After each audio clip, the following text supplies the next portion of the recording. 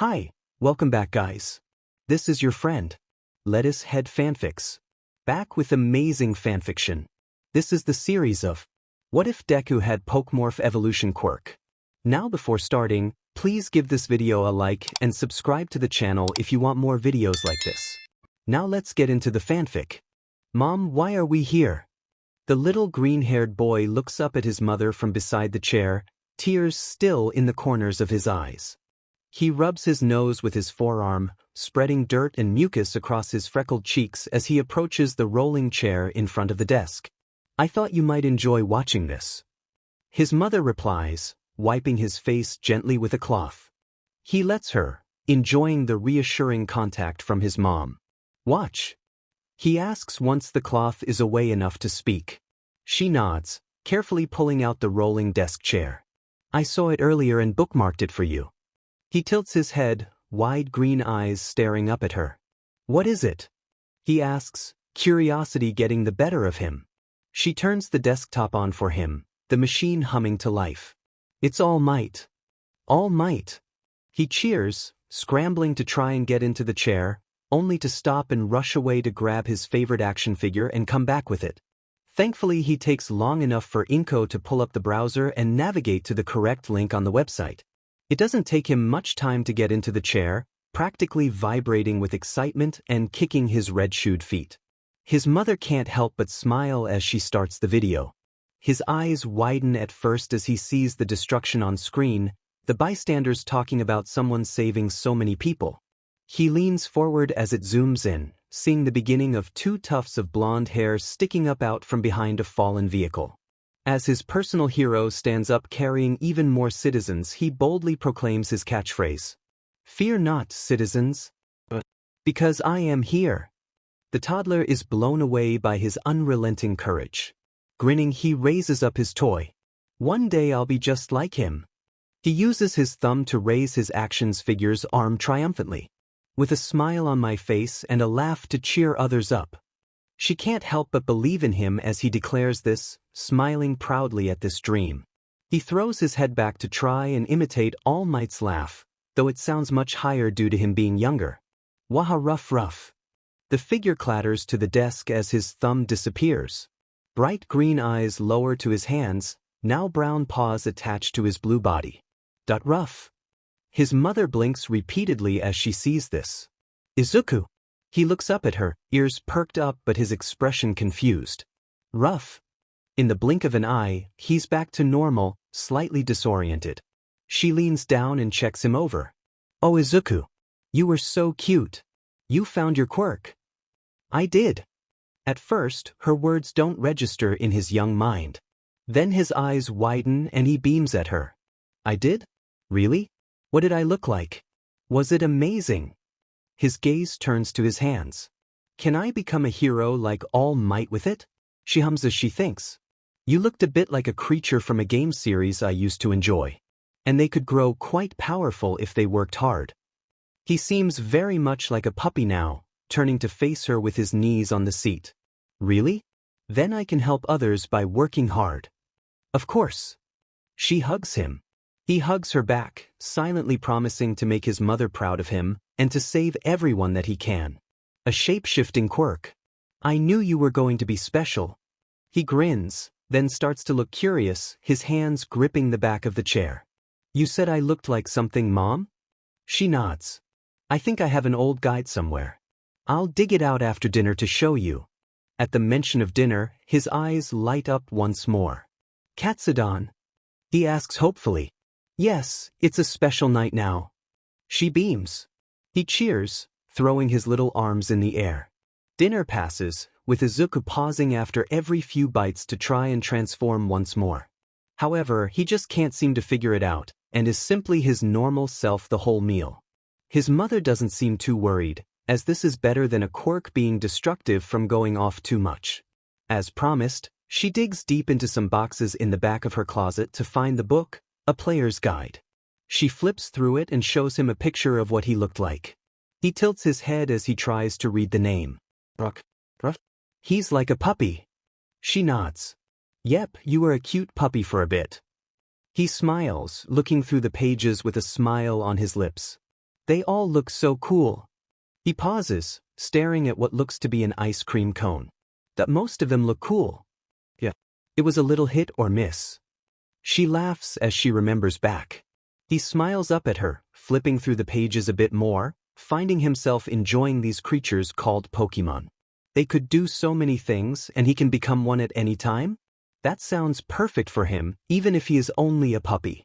He flips back to Rockruff to see what it can turn into, and is startled to find 3 different forms staring back at him. Why are there so many? Well, in the game, sometimes the circumstances they found themselves in determined what they'd turn into. This one was associated with day, this one night, and this one was a special one somewhere in between. He tilts his head as he tries to wrap his young mind around this. Will I turn into one of these? I'm not sure. This isn't like my Quirk or the other ones in the family. She admits. He considers this, trying to ponder it until his ponderer is sore. His vision blurs for the briefest moment before his mind and sight suddenly clear. This, combined with a sudden change in size, causes him to let go of the book. Tiny white arms fumble to catch it, though the green bow-like fringe over his eyes makes it hard to see, and it falls to the floor. His mother picks it up as she looks at him. Well now, that one's new. She picks him up and brings him over to a mirror so he can see himself. He has to move his fringe, but the first thing to catch his eyes is his rose-colored eyes. His gaze slowly trails up to the odd red shapes poking out the front and back of his head. All in all, he was tiny and his first thoughts were, "Where's my nose?" The woman giggles at this. Their anatomy isn't exactly one-to-one with us. His blinks, looking up at the shining beacon of positivity, filing that away since his mind is more preoccupied with the thought, "Moms really can read minds." "It's more that yours is very loud, Izuku." She corrects him. He changes back right before intelligently responds, "Huh. You were talking with your mind," she clarifies, tapping her head. He frowns, tilting his head. Pokemon can talk with their minds? Some can. They come in quite the variety. Like Quirks. Really? He looks at the book. Fingers itching to search through their pages once more. Which one do you like the most? Well, it's been a while. But one of the older forms of the shape you just took tended to be one I kept an eye out for. She floats a small picture of the 2 of them off her nightstand and back onto it. It reminded me of me, but different. Izuku just considers this for a bit, then nods to himself, saying that they must have been pretty to remind Mom of herself. "Oh, you little charmer." She hugs him and sniffs. He hugs her back, slightly confused but always up for hugs. "I guess we'll see what else your Quirk can do as you get older. You've already got variety with even just 2. He perks up. "Wait, I might change into even more?" He reaches for the book to try and see what Pokemon he might want to gain. "We don't know yet, but let's work with what you've already got. If you end up doing more, then it's like a bonus." Still, she can't help but beam at his enthusiasm. He nods, even as he grips the book. "Let's look up the newest one, and why you looked shiny." "I looked shiny?" She repeats curiously. "Yeah, like something glowed off you." He smiles at her. "It felt nice." It sounds like you're definitely getting abilities from these forms." She nods. He blinks again, the green-haired kid not quite understanding. "Aren't these forms my Quirk?" That's definitely what it seems like, but it may not just be for appearance. He tilts his head, hoping she can explain further. "You see, Izuku, all these creatures have what could be explained as quirks of their own." His emerald eyes light up in excitement. "They're like heroes?" "Some act like it, yes." She nods. He raises his hand in the air. "Then that means I'll be a great hero." He laughs cheerfully, trying to mimic All Might once more. "I'm sure you will." She rubs his head. "Just remember, even All Might had to train to become a hero. It's not going to happen overnight." He jolts a bit. "Oh, right. Thanks, Mom." He starts doing toe touches, then stops to regard his mother. How do I train if I'm not a Pokemon?" We'll need to figure out how things connect, but we have time, you're still little right now." She pats his head. Izuku blinks. "But I won't be little forever, right?" "Of course not, you grow every day." So why is being little a bad thing? Yes. I didn't say it was. Now he just looks adorably confused. How about we just celebrate for tonight and look into how to train it after we practice a bit more? He smiles and nods, ready to celebrate. We should tell Aunt Mizuki and Kaken, right? They can sell bait with us. It's a little late to invite someone over, she says tactfully. He tilts his head. Should we tell them tomorrow? You can if you want to, she says, understanding how excited kids can be about quirks. He winds up to cheer, but yawns instead, swaying slightly. Looks like it's getting time for someone to be in bed, she says, picking him up. Izuku murmurs and rests his head on her shoulder. Time passes and the boy is now 11.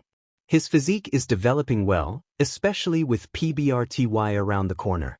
Morning jogs and weightlifting give him a defined build, but this doesn't help him maintain any of his forms, instead giving them a bit more strength. While this is not what he expected, he is more than welcoming of anything that might help him be a better hero. As he gathers another armful of scrap, he reflects on the day he found this beach, heading back towards his mother with a small smile. Helping others, even if he won't get recognized for it, leaves a warm sensation in his heart. She has her own workout outfit on, finding that bonding through healthy exercise was something she enjoys doing with her son. This being his project though, she mostly jogs while he works and makes sure he takes breaks. She always makes sure to bring a backpack of food and first aid kit just in case. He sets the stack down on a wheelbarrow, dusting off his hands and sighing to himself. The child turns to what appears to be a broken fridge, frowning a bit. Some of this seems too heavy for the waves to bring in. He walks around to the other side, slowly pushing the appliance closer to their transport and the steps. You'd be surprised what water can carry, his mom replies, glancing at the truck nearby, but I agree, I think some people might have just dumped some things here. That's not very nice of them, he says, now simply leaning against the fridge. But how do I get this up the stairs? He calls to his mom over his shoulder. I would suggest either waiting for PBRTY to hit, or, if you're impatient, asking for help. A voice speaks up behind him. Oh, that makes sense. Izuku turns with a grateful smile. T-dash. His voice cuts off as he freezes, staring wide-eyed at the sickly-looking figure before them. Arms and legs thin as twigs, eyes sunken into his face and mouth drawn into what appears to be a permanent grimace, spindly body poking out of much too baggy clothes. What would draw most people's attention, the two strands of blonde hair hanging down before his face, were looked over in favor of the four stand in his grip, as Izuku was too busy worrying for the man's health or lack thereof. Oh my gosh, he lets out all at once, abandoning the fridge to approach the man. Are you all right? His mother rises to come see what the fuss is about. She also looks concerned as she sees the man. He chuckles and waves him off. It's nothing, young man. He barely gets it out before a bit of blood escapes from the corner of his mouth. Predictably, Izuku screams out in shock. His next response is to turn into Ralts and gather water in his stubby hands. Life do. The stranger startles at not only the transformation, but at the sudden voice in his head and the water that looks to be an attack. He looks to the boy's mother, sunken eyes full of panic. She looks a little surprised, but not worried, holding up a hand to the man as she tries to get the words out fast enough that he is not in danger. Before he can even turn incredulous, he gets a small splash, barely enough to wet his face, yet he feels much better than he has in the last few months. He rubs the water off himself, mildly bemused.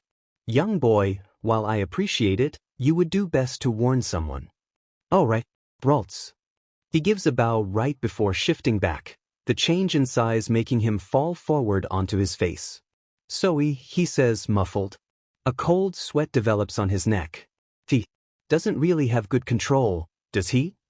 He asks, glancing at Inko. She smiles sheepishly, bowing quickly before pulling her son back onto his feet and dusting him off. I apologize for that, sir, though I assure you he only had good intentions. As for your question, we're still working on it and figuring out all the specifics of his quirk. Ah, I see. He watches the kid eat an energy bar for a second before turning back to the mother. So his quirk turns him into a Ralts? He tries to clarify, missing as Izuku heads back to the fridge.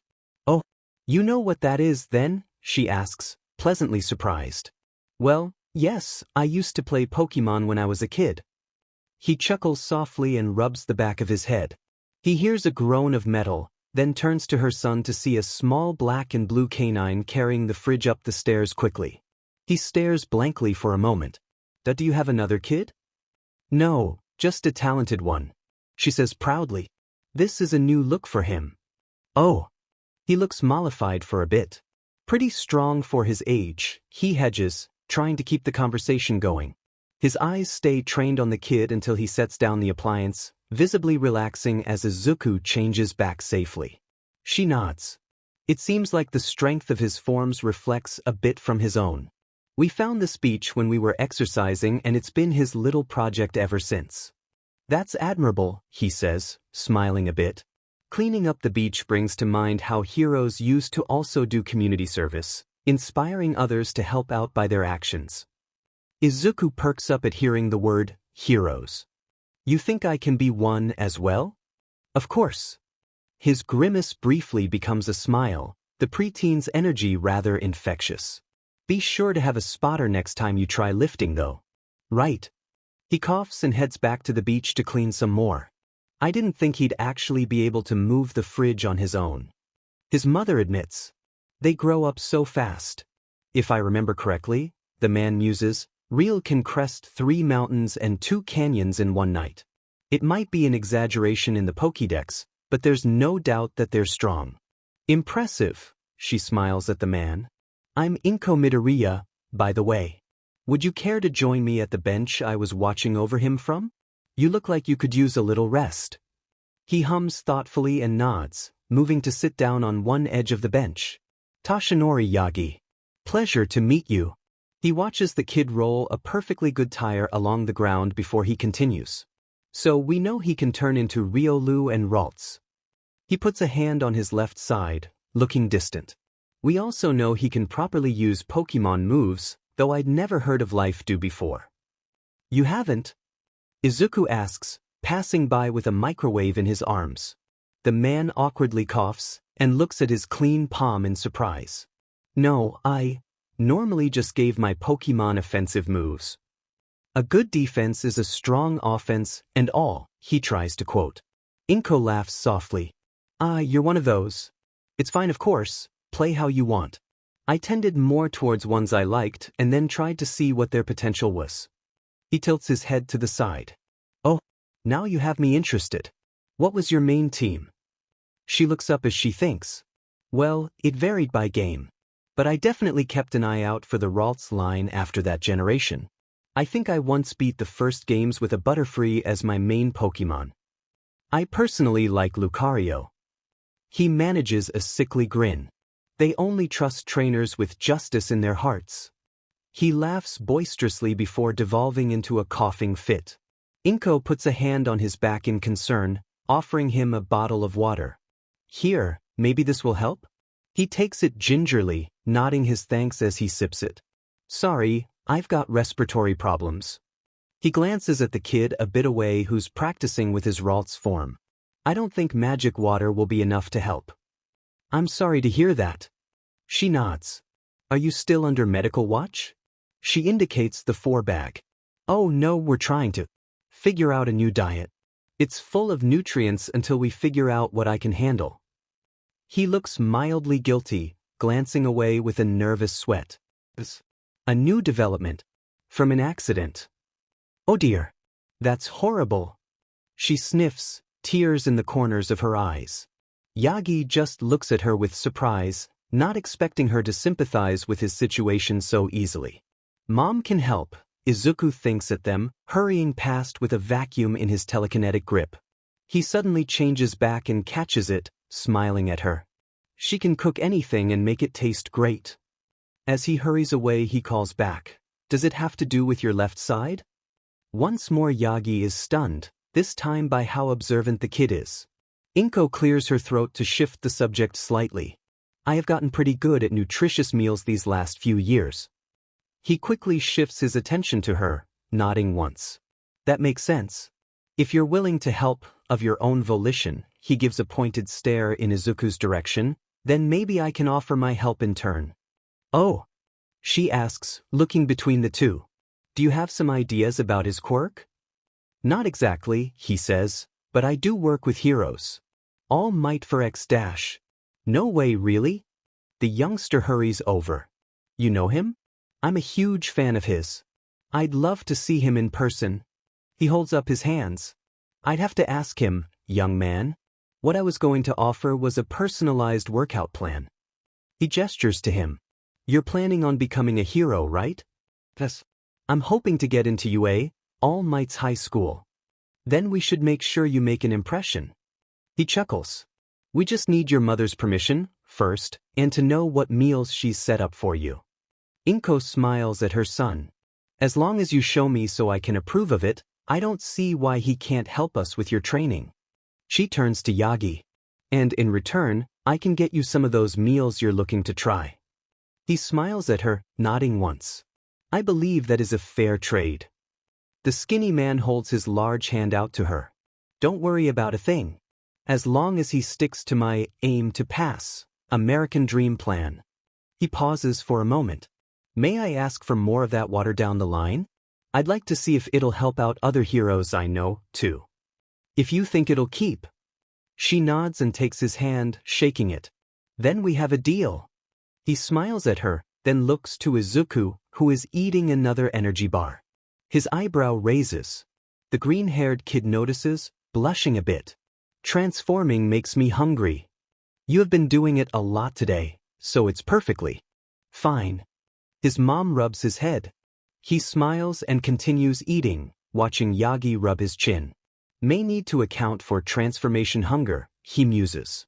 Can't let your quirk get weak, after all. Oh yes, we've been trying to narrow down what makes it happen, but it seems rather spontaneous. She informs him. Well, it might be a good idea to do a few tests to see what affects his quirk, Yagi proposes. As I recall, certain natures had preferred foods. Maybe that's a place to start. Did they? Thinks. Oh right, the berries. Berries? Izuku asks, finishing off his bar. You mean like blueberries? No, made-up ones. She explains. It was more the flavor that mattered. Too true. Yagi proclaims with a grand gesture of his arms. Of course, figuring out whether your forms even have natures will be tricky, much less what those natures are. He taps his chin, then stands up. I'll be back with several food items. You two keep training and working out. With a wave he hurries up the stairs, leaving behind mother and son. She looks to him. He definitely seems more chipper than when he got here. He seemed nice. Izuku considers this. Maybe health points are vitality instead of damage? He muses, covering his mouth as he thinks. Of course, that might make sense. Pokemon faint instead of dying, so surely it's unlikely for health to actually mean damage unless it's specifically stated somewhere I haven't read yet, but if Mom doesn't know then maybe Tashinori-san might, and he did say that he'd help us. However, does that include experimenting with moves, or maybe I need to try at a hospital or with a tired hero to start because I don't want to raise hopes only to dash them on accident dash. Okay. She smiles and pats his head. I'm glad you've put thought into it. He blushes brightly, even his ears turning red. I did it again, didn't I? I find it endearing and it shows off your big brain. She laughs. He smiles up at her, glowing at the praise. Before he can say anything, Yagi is back with arms filled with groceries. Alright, so it was hard to find something dry, so I went with grape skins. He holds up a bag of peeled grape skins and another bag of skinless grapes. It's the favorite of Pokemon whose nature favors special attacks, so it might help with your Ralts form? He suggests, offering it to Izuku. Really, it's hard to find something astringent. She blinks at his rapid return, getting up to help him. Wow, you prepared so quickly and bought so much. Headed to a superhero market. They supply almost everything one might need for a quirk, and quickly in case of emergency. He shrugs as the kid tries the skins, shuddering at the taste. That's so weird, he mutters. It tastes both bitter and sour. Weirdly enough, that's what dry tastes like, Yagi says, offering Inko the other bag of grapes. I always thought it meant the texture. Inko admits. That too, he says, chuckling to himself. So, young man, are any of your forms calling to you right now? Izuku closes his eyes, and then suddenly there's what looks to be a reptilian toddler sitting before them. He blinks and looks around, the lightning bolt protruding from his forehead moving along with him. That means Ralts doesn't have a special attack preference, he says, nodding his head once. Oh, that's a new one. Inko notes, looking to Yagi. Reminds me of when he was younger. He does look to be a baby, he muses, shrugging a bit. Young Izuku, please bear with us while we see how long you can stay in this form for. He gives a defeated sigh of toxel before he simply sits down on his lighter purple bottom, eyes narrowing at the spot on his chest that looks like a bib. Should we have him do anything? She asks, seeing him bored. What is Toxel's moveset? Yagi asks. I'm not entirely sure what this baby Pokemon can really do. Tox! He cries out indignantly, crossing his arms petulantly before him. I think he's saying he's not a baby. His mother translates. I'm not saying you are, young man, the tall man tries to reassure. That's just the type that Pokemon is. And even small ones can be powerful, and that's before they grow up. Inko assures him. Izuku tilts his head before nodding once. In the meantime, we should see what else he might like or dislike, Yagi states, holding up his bags. How long do his forms normally last? He asks, pulling out chili peppers. Usually it varies, but I'd say long enough for him to accomplish what got him into them. Izuku waves to get their attention, then raises a certain number of fingers before miming a ceiling. Yagi raises an eyebrow. 3 minutes max? Well, so far you're beating it. 4 and counting. Do you think that's because he's not done much? She asks. Possibly. He shrugs, then watches as Izuku eats a pepper and becomes dizzy, his eyes becoming swirls.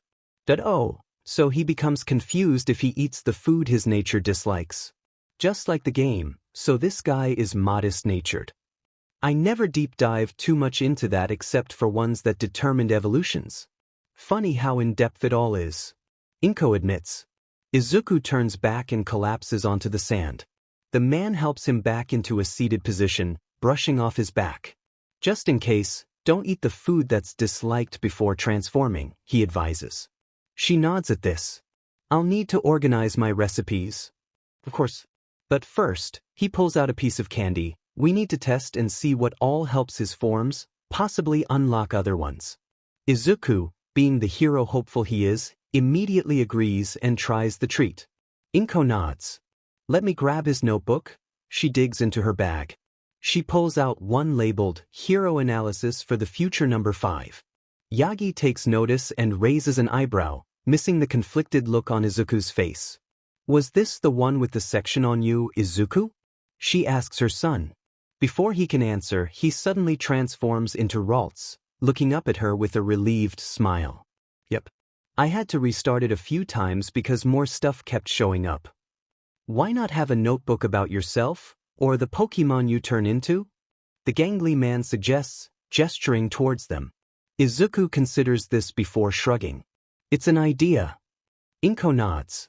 That way you don't have to start over unless something major happens. He thinks about it a bit more before nodding. By the way, what was wrong? You took a bit to transform there. Yagi asks, mildly concerned.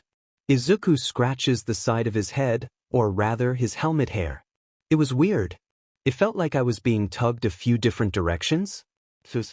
This form out of the 3 because it was familiar, and I can talk to you. I see. He taps his chin, looking at the tiny Pokemon. 3 different ones that like sweet. So they must all have a boost in speed. He nods, offering the notebook to the green-haired kid so he can add to his notes. Another mystery solved. So what he eats makes it easier to choose his form? She clarifies, watching smoke form from the tip of the levitating pen as it writes multiple notes and theories to the pages within. It seems that way, he says, then gestures towards the beach. Young Izuku, see how long you can carry things back up the stairs in this form. Yes, sir. He hands the book to his mother and hurries off, stubby legs carrying him quickly. You seem to be a natural at this training and testing quirks thing. Inko observes. He starts a bit, then gives a bit of a laugh. I did say I worked with heroes before. You could even say it's my job.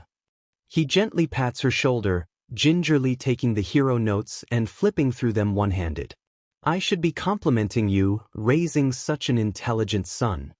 She blushes softly, looking out to him. I've certainly tried to do my best, and I couldn't ask for a better son. I'm sure most parents would love a child like yours, he replies, watching Izuku as he carries several pieces of scrap metal without touching them. She sighs softly as she watches him. Thank you. He's my world. As the kid walks back, he looks in their direction. Mom, do you think we should get his number? Yagi blinks before nodding, smacking a fist into his open palm. Right, so we can better communicate.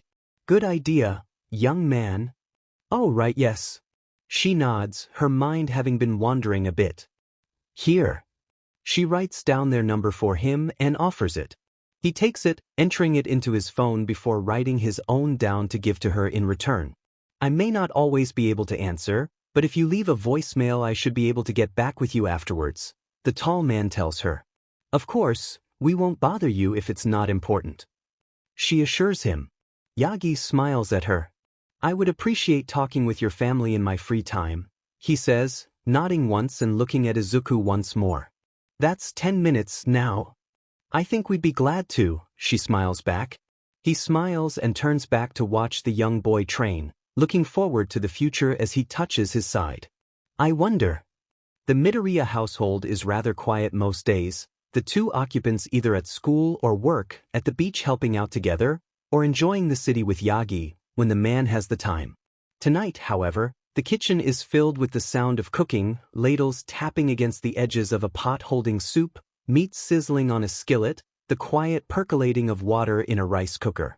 A pitcher of ice-cold water sets down on the table, and our favorite green-haired teen quickly dries the condensation on his hands with his pants. Inko checks a few more things in the kitchen as she calls her son. Izuku, is the table ready? Almost. He calls back, glancing around the table to make sure he isn't missing anything important. A few years older now, he has well-developed muscles that somewhat force his t-shirt to conform to his physique. His fault for buying a shirt that shrank a size in the wash. He grabs the last few items, a glass for each of the 3 placements, before he hears a knock at the door. I'll get it, he calls to his mom, quickly setting down the glasses in a stack by the pitcher as he hurries towards the door. He opens it to find a dirty Yagi, his curious baggy clothes covered in a layer of filth that hides most of its details.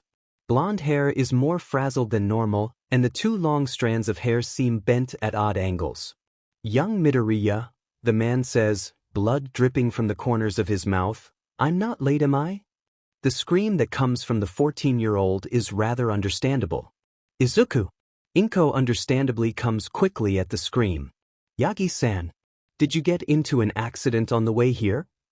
Quickly, come inside. He does so, mindful enough to remove his darkened yellow boots in the doorway, and walks through the house at the mother's behest. I apologize for the mess. There was a fire on the way here and I was compelled to help get people out. He wipes the corner of his mouth, finally noticing the blood. I must have overused my quirk a bit. A wet cloth floats over to Inko and she offers it to him. Well, that certainly explains things. I'm glad you were helping, but do be careful of your own health. As he takes it, he notices the distant stare Izuku has. He waves his hand in front of the boy's face, snapping him back to reality. Young Midoriya, is something the matter? Usually when you zone out you start muttering. He shakes his head, giving him a shaky smile. Nope, all good. Just give me a moment. He hurries to the dining room, pulling out his phone and loading up the news app. One hand distractedly sets the glasses around the table as he scours the section he visits the most, partially out of habit. Didn't your doctors tell you to be careful when you used your quirk? Inko quietly clicks her tongue at Yagi while her son is occupied. Yes, but I can't just let people be hurt, he tries to respond, almost sounding like an retort. He starts wiping himself and his clothes with the cloth, mostly smudging the black substance into the fabric. Besides, they almost missed a little girl. How could I live with myself, knowing I could have helped her? Inko struggles to find a response as one large hand tenderly reaches for her. Izuku, meanwhile, stares at an article posted not too long ago about a fire in Mustafu, how no one was lost but several had smoke damage to their lungs. It mentions how there was one hero who helped out because he was the closest when it happened. Mom. He calls back, his voice a bit weak with his realization. The slender lady jolts, backing up enough to see her son through the dining room opening. Yes, Izuku? She calls back, wondering what happened. The fire. The hero there was Dash. He turns around and stops, staring first at the two bangs dangling from Yagi's forehead, then the yellow boots by the door, and finally down at the now clean spot on his red, white, and blue outfit hanging from his frame. Young Midoriya? He asks, concerned, taking a step closer. The teen collapses into a chair, mouth hanging open. That you're All Might? I healed All Might. His eyes bug out of his head. My mom is dating All Might. Wait. New. Inko exclaims before she looks at Yagi. Wait. She eyes him now, looking over his withered frame. You are. The two men stare at each other, daring the other to go first. There is a lot of gesturing and pointing before Yagi is the first to back down, sighing briefly. He closes his eyes and slowly inflates, gaining the musculature to fill out the costume in less than 10 seconds. He strikes a pose, saluting and grinning at a blushing Inko before he's suddenly skin and bones once more, spewing out blood. I didn't want you to worry about me too much, he confides, wiping his mouth with his sleeve. And I did say I worked with heroes, he said with a dry laugh. Izuku rubs the back of his neck, now that both their attention is now on him.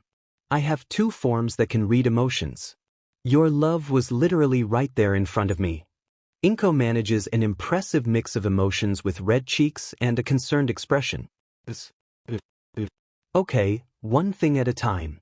She pats her cheeks and tries to breathe. Tashinori walks over, gently taking her hand to guide her to the table.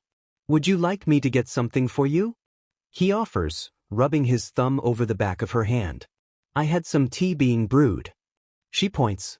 As he hurries to grab it, Izuku sits down and turns to his mom, waiting for her reaction. Yagi comes back, setting her drink down in front of her and taking the seat on her other side. She brings it up and sips it, taking the time to sort out her thoughts. She turns to her son first. So, you knew we were seeing each other? Ever since. I think the day after the first date? He tilts his head to the side, frowning.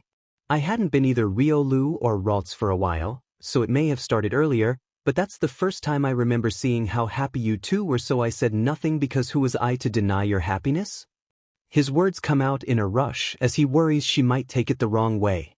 Oh, Izuku. She sniffs and there are small tears in her eyes as she hugs him, managing to lift him up slightly off his chair. Yagi watches them hug with a smile. Thank you, young Midoriya, for caring so much for your mother. Thank you, he responds with a watery smile, for making Mom happy. She recovers after a moment, wiping her eyes and turning to the man. You didn't deny it, so. Are you really him? He nods, looking bashful. Yes. I really am All Might. But you're so skinny, Izuku blurts out, blushing right after. As you saw earlier, I can change my form a bit too. He points up in the air. It's kind of like a man posturing at the poolside. Inko can't help but giggle softly at the thought. You do strike a certain figure. He blushes at this and continues. Besides that, I can only hold it for so long. I want to be sure I can keep you safe, he responds, looking at his folded hands. If I lead my enemies to you, then what kind of hero am I? She puts a hand on his. I'm sure you'd never do something to endanger us. At least not on purpose, Izuku adds. Even if you did do that, I know you'd do your best to save us. He smiles at Yagi's grateful look, then becomes somber. That said, why do you have a time limit? Didn't I heal you after we met? Surely you weren't hurt again? He grimaces, moving his hand to his left side before dropping it to his lap. No, I haven't been injured since, but the damage from back then was overwhelming. Even with Quirk and hospital healing? Inko asks. His gaze flickers between mother and son before he sighs and reaches for the hem of his shirt. He carefully tugs it away, revealing angry red spiderwebbing scars all along his left side, right where his stomach would be. I lost half my lung and my entire stomach. He confides in them, his voice wavering with the slightest hint of vulnerability. I got injured around the time we first met. Of course, Izuku leans close, trying to see if there was some way he could help. Oh no, that's why you had your 4-bag. She covers her mouth. He nods quietly, looking down at the scar himself. Thanks to young Izuku, I am still able to use my quirk for 5 hours, but any longer causes me to start dash. He stops when he feels water splashing onto his face, his throat starting to feel better. He stares at the Ralts suddenly sitting across from him for a second before nodding in gratitude. That start bleeding inside, he continues, running his tongue around the inside of his mouth.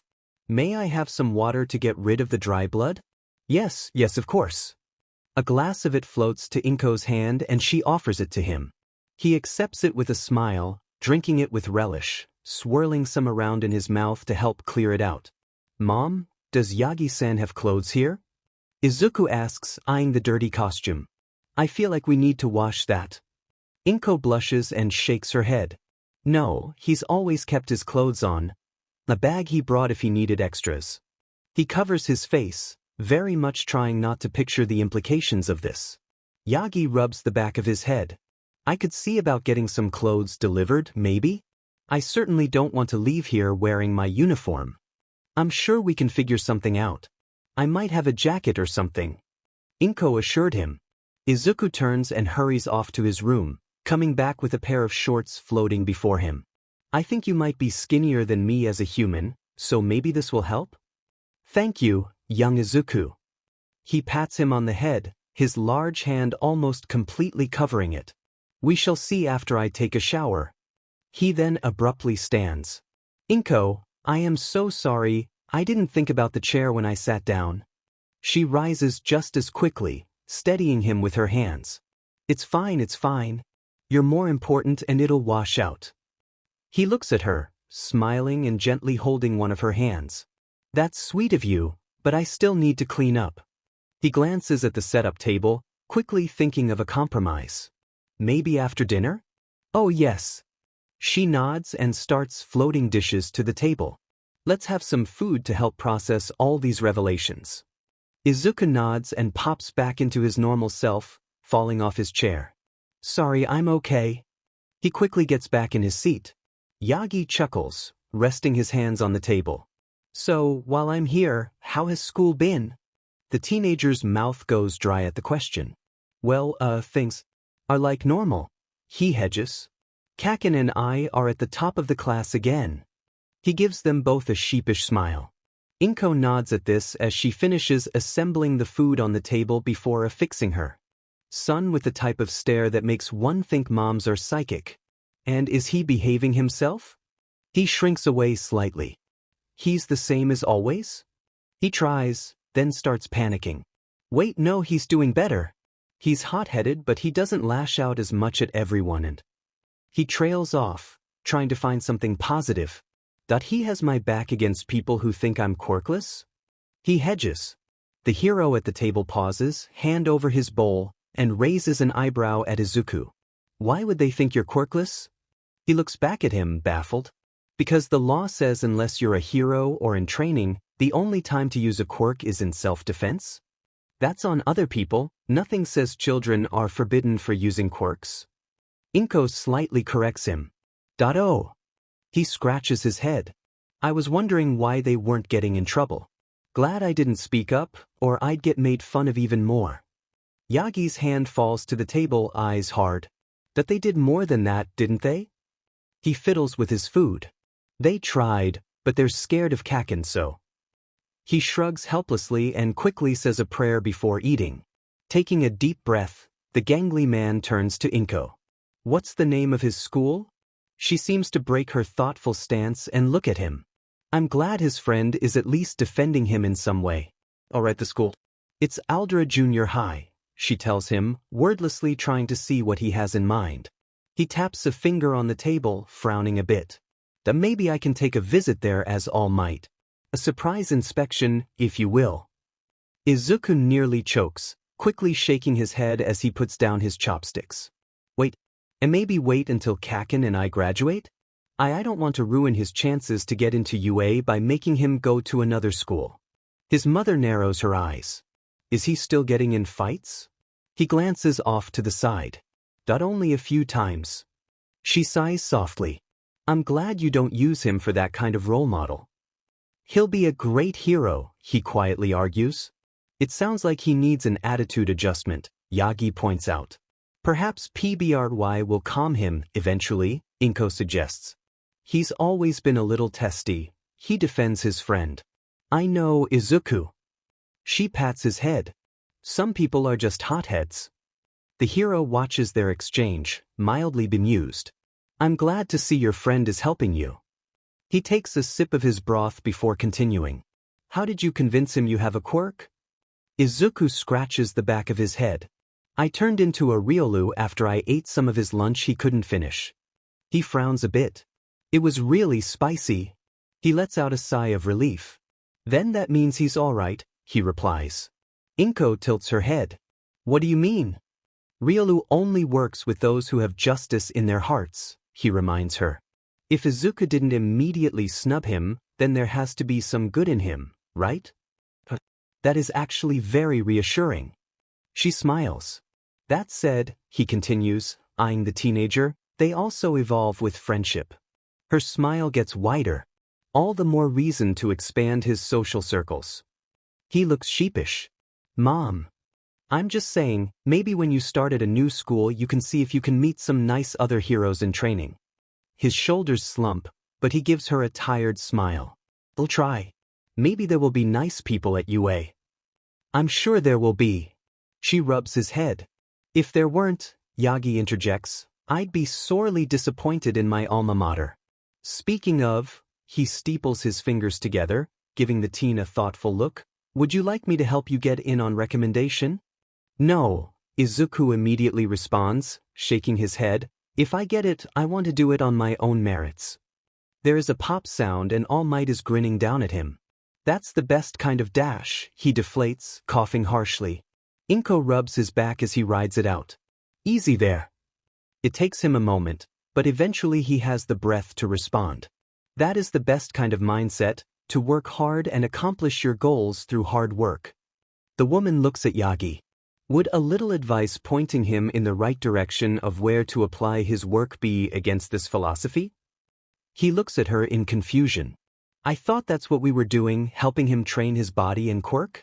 There's no harm in giving or receiving advice from those who care. Oh good. She lets out a small sigh. I want to help without undermining him. The tall man tilts his head slightly in acknowledgement. It's not wrong to want to help. She nods. Right. Izuku smiles at both of them. Thank you. I promise to make you both proud of me. I don't doubt it. For now, he takes a sip of his soup and hums appreciatively, let's eat this lovely meal your mom made. The dining room lapses into a peaceful kind of silence soon after, everyone enjoying the food in the presence of loved ones.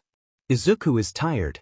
Strike that. Izuku has that bone-deep exhaustion that he never thought he would have until he was in his later years.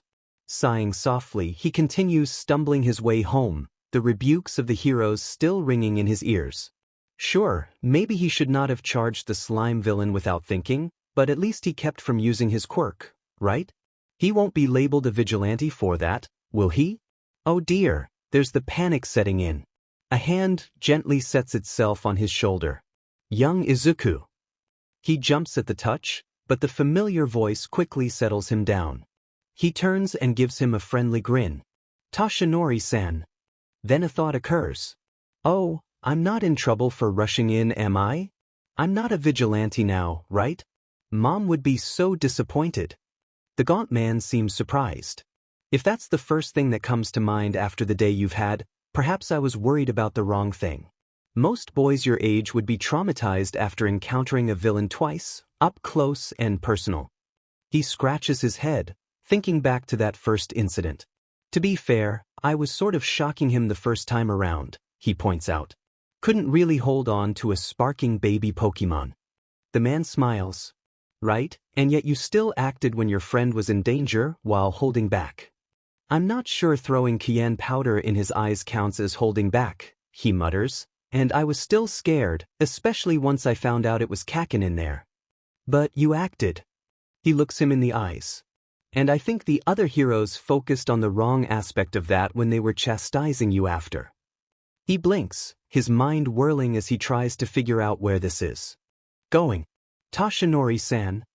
Young Izuku, you acted when even the pro-heroes hesitated because you saw someone in danger. Because of you, everyone including me, acted and young Bakugo was saved.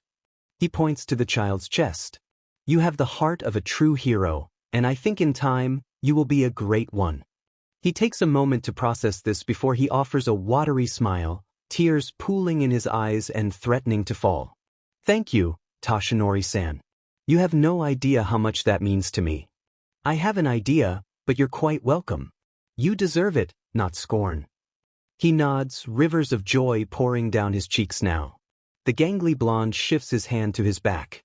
Come on, I'll walk you home. Don't want any more incidents today. He nods gratefully, leaning into the taller man as they start to head home. It takes a bit for him to calm down, but when he does, he asks, "That's so what happened, Toshinori-san? I thought you caught him." He scratches his cheek, looking out to the horizon. It seems the bottle wasn't exactly secure containment. Izuku blinks a couple times. That he fell out of your pocket, didn't he? Sometimes improvising isn't as successful as one might like. What's important is you learn. He says quickly, coughing into his hand. While he could tease the man dating his mother, he has too much respect towards him. The teen nods, looking off towards the sun. So, you chased him after you lost him, right? I did, but someone whose form is that malleable can go places I can't without having to smash through things. He explains. Oh. He scratches his head. So you ran out of time, then? Something like that, yes. He nods understandingly, then frowns. Wait, did you push yourself again to rescue us? He clears his throat. Only slightly. Let's perhaps not tell your mother. He finds a Ralts beside him, splashing him with life dew once more. I don't think either of us can keep a secret from Mom, he points out. The man sighs, rubbing the healing water off his face with one hand. True. Maybe focus on the good points, then. Are you sure it'll work? Izuku asks right before changing back into a human, stumbling mid-step. Yagi carefully holds the boy up around his arms so that he doesn't faceplant. We can try. Knowing how best to talk to civilians is also a hero trait. It's how we avoid undue panic. Right, that makes sense. He pulls out his charred hero analysis for the future number 13 and starts writing down this advice. Getting better at talking in general is a good way to develop the skills to persuade others to calm down, but only 2 of my forms have the capacity to talk, so that would make it harder to calm others down unless there's a move they can learn to help lower emotions. He trails off as he pulls out his Pokemon analysis for the future notebook beside it, comparing notes from both of them. Calm mind only works on myself, though. Don't forget that you can always talk to them as yourself. Right? Thank you for reminding me, Toshinori-san. He nods as he glances between both books. Oh, and there was a new hero today who only seemed in it for fame. And lady, she called herself. The man sighs and rubs the back of his head. Well, you can't always tell a person from their surface. People are complicated, young Izuku. While her attitude may seem spoiled and self-righteous, at the end of the day she is still putting her life on the line. With time, perhaps she will mature to be more of an ideal hero. The same can be said of your hot-headed friend. True, he absent-mindedly says, too engrossed in his notebooks to notice the words denigrating his friend. Seeing as he's busy with his books, Yagi turns to making sure their way home goes smoothly. His piercing blue eyes find a head of spiky blonde hair poking out from behind a wall. He doesn't mention it, waiting to see what happens. A red eye becomes visible, and then a tall woman emerges attached to it. Oh good, it's you too. Inko was worried something happened since you were taking so long. She looks to Izuku. Why is there slime in his hair? Midoriya promptly looks up and panics, unsure what to say. There was a villain incident on the way home and young Izuku here got unfortunately hit by some of the mess. Yagi explains, absently picking out a bit of the greenish substance. Oh. She nods. You should clean that out or Inko might think the worst happened. After a moment's pause, she sighs and places her hand on her hip. That's not why I was waiting. The brat is refusing to say thank you, so I'm saying it in his place. Thanks for saving him. She bows, making the teen freeze, having not expected that.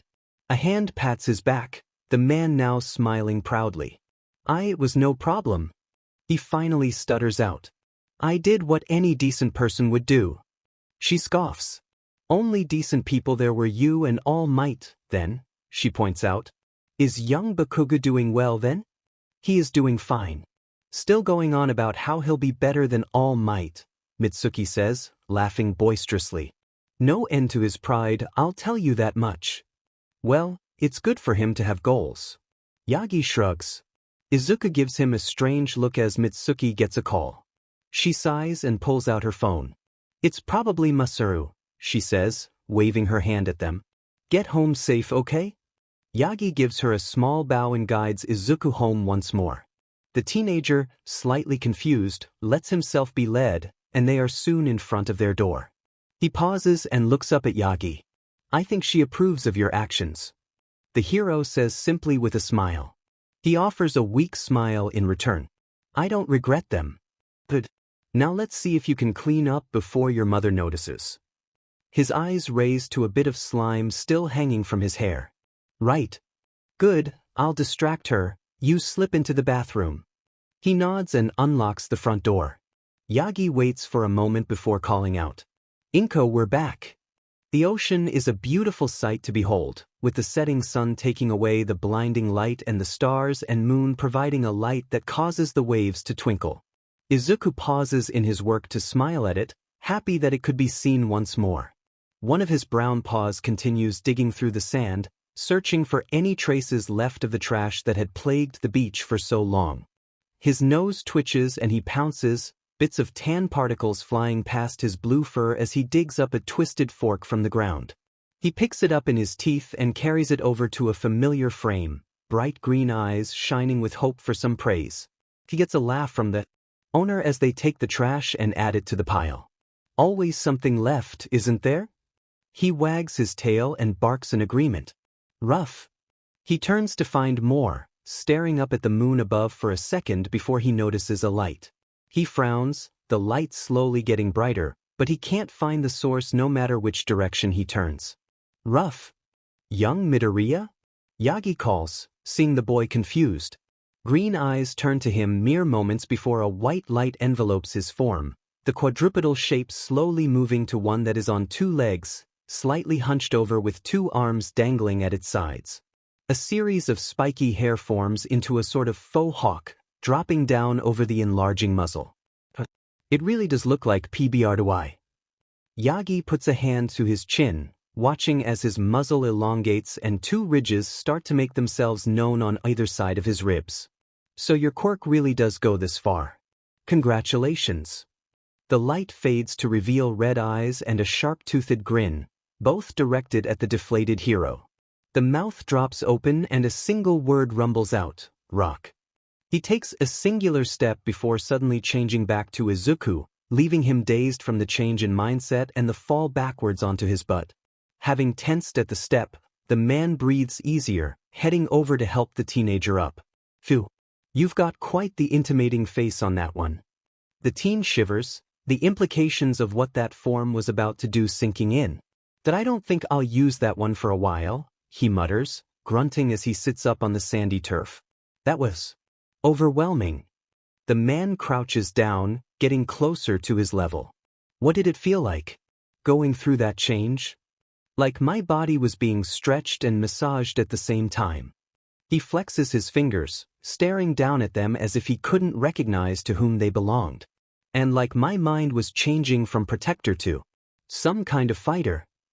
The hero in baggy casual clothes leans back on his heels, rubbing his chin as he looks him over. I wonder if that's due to the way those Pokemon think. The form you took is the more offense-oriented one. Izuku trembles, his hands dropping onto his lap as he stares up at Toshinori. Am I going to lose myself each time I transform into that, now? Yagi shakes his head, placing a hand on the green-haired boy's shoulder to reassure him. I doubt it. You haven't had control issues with any of the other ones. I think perhaps it was just because it was new. The teen looks a bit doubtful but nods in agreement, quickly seeking a new subject to focus on. I think that should be the last of it. He scans the sands for any more trash, but nothing obvious sticks out. He wasn't going to chance that new Pokemon just to make sure. He'll come back with a metal detector, if he could find one to rent. Well then, come up here, young Midoriya. Yagi leads him to the small ridge just before the beach. Once there, he turns the boy around to survey his work. What do you feel when you see this? He looks out on the shoreline, smiling a bit as he leans on the concrete barrier. Content. It's very relaxing, hearing the waves and watching the water lap at the sand. The man nods, gesturing broadly to the beach before them. You made this little section of the shore better. No one asked, yet you did it anyway because of your own initiative, and you saw it through to the end. He blushes bashfully, rubbing the back of his head. You and Mom helped, Toshinori-san, and it still took years. He tries to downplay it. He chuckles, clapping the teen's back fondly. Don't sell yourself short. This was your project. Izuku just shyly laughs, averting his gaze back to the ocean. It just felt like the right thing to do. Exactly, he taps his chin, his gaze also turning toward the water briefly. I actually think I may have a bit of a reward for you once we get you home today. He blinks, then brightens up a bit. Katsudan. You'll see. He has a glint in his eye, the kind where he tries to surprise Inko with something he's sure she'll like. Though mildly confused, Izuku gives him a nod in understanding.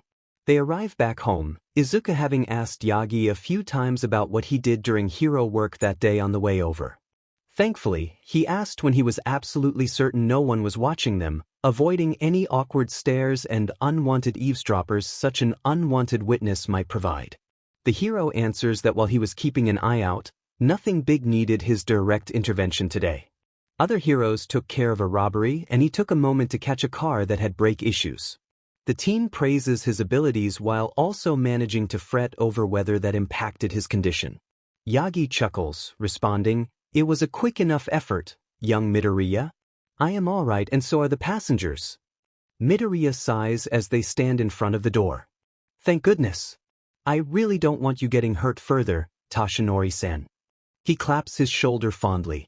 You, your mother, my doctor all say the same thing. I do try to keep from getting hurt, you know. I know, but I can't help worrying, he points out.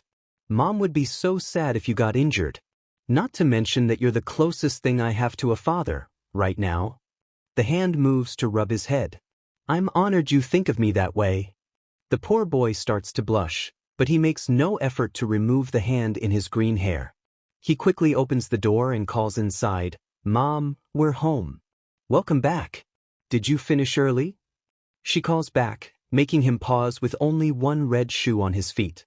Izuku goes quiet for a moment, remembering the moment that he became a werewolf instead of a puppy. Realizing he might be taking too long, he hesitantly replies, Yes. Good. Come tell me all about it. There's a laugh at the end of her statement. He looks up at Yagi and gestures for him to go first as he takes off his other shoe. The man nods and heads in, beginning the tale of their evening. After getting slippers on, the teenager moves to join him and add his own thoughts.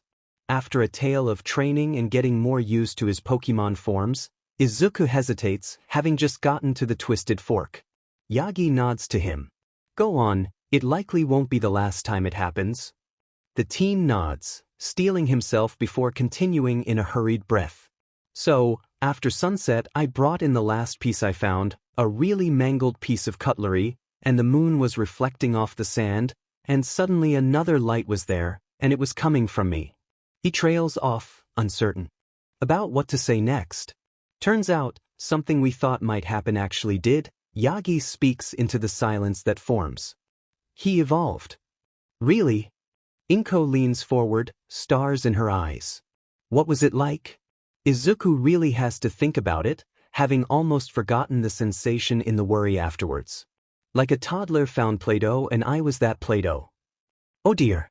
I thought it would be like you're shifting but slower. She admits, slumping back into her seat with a small frown. It wasn't painful. He hurries to assuage her disappointment. Just a bit disorienting. And I did feel stronger. So that's something, right? Rapid PBY indeed. She nods, the corners of her lips quirking up as she tries not to laugh. His face turns scarlet at the implications. Mom. What? You grew up fast. She explains, her lips spreading apart into a grin. Like you grew all at once. He opens his mouth but is found lacking, unable to find the words to disagree. Yagi nods, figuring now is the time to give his own input. Turns out the change in the influence of the Pokemon's nature was there as well. Yeah. A lot of influence. Izuku stuffs food in his mouth in an attempt to avoid expanding on it. His mom eyes him a bit at that, but her boyfriend grabs her attention with his next words. I wanted to bring something up now that Izuku has finished this long project of his. Izuku pauses, a pork cutlet between his lips. He pulls it out to give his full attention to the gangly man. So, how much do you know of my quirk? He glances between the two of them, even though he knows who is more likely to answer. Izuku proves him right by speaking up. There's a lot of debate as to what your quirk actually is. Nobody's ever figured it out. He cuts himself off to shake his head. It's one of the world's greatest mysteries. People are constantly talking about it online. From simple strengthening to increased power around injustice to a boost the more people believe in you. That last one explains why you keep this form a secret. He trails off into muttering. Yagi chuckles softly. There's a good reason, well many reasons, I've never talked about it publicly. He blinks, then looks at him with wide eyes. Are you about to tell us your power? Is that the gift you were talking about before? In a way. He nods, steepling his fingers in front of his face. What if instead, I offered to give you my power? Inko's eyes widen. Izuku just stares at him, dumbfounded.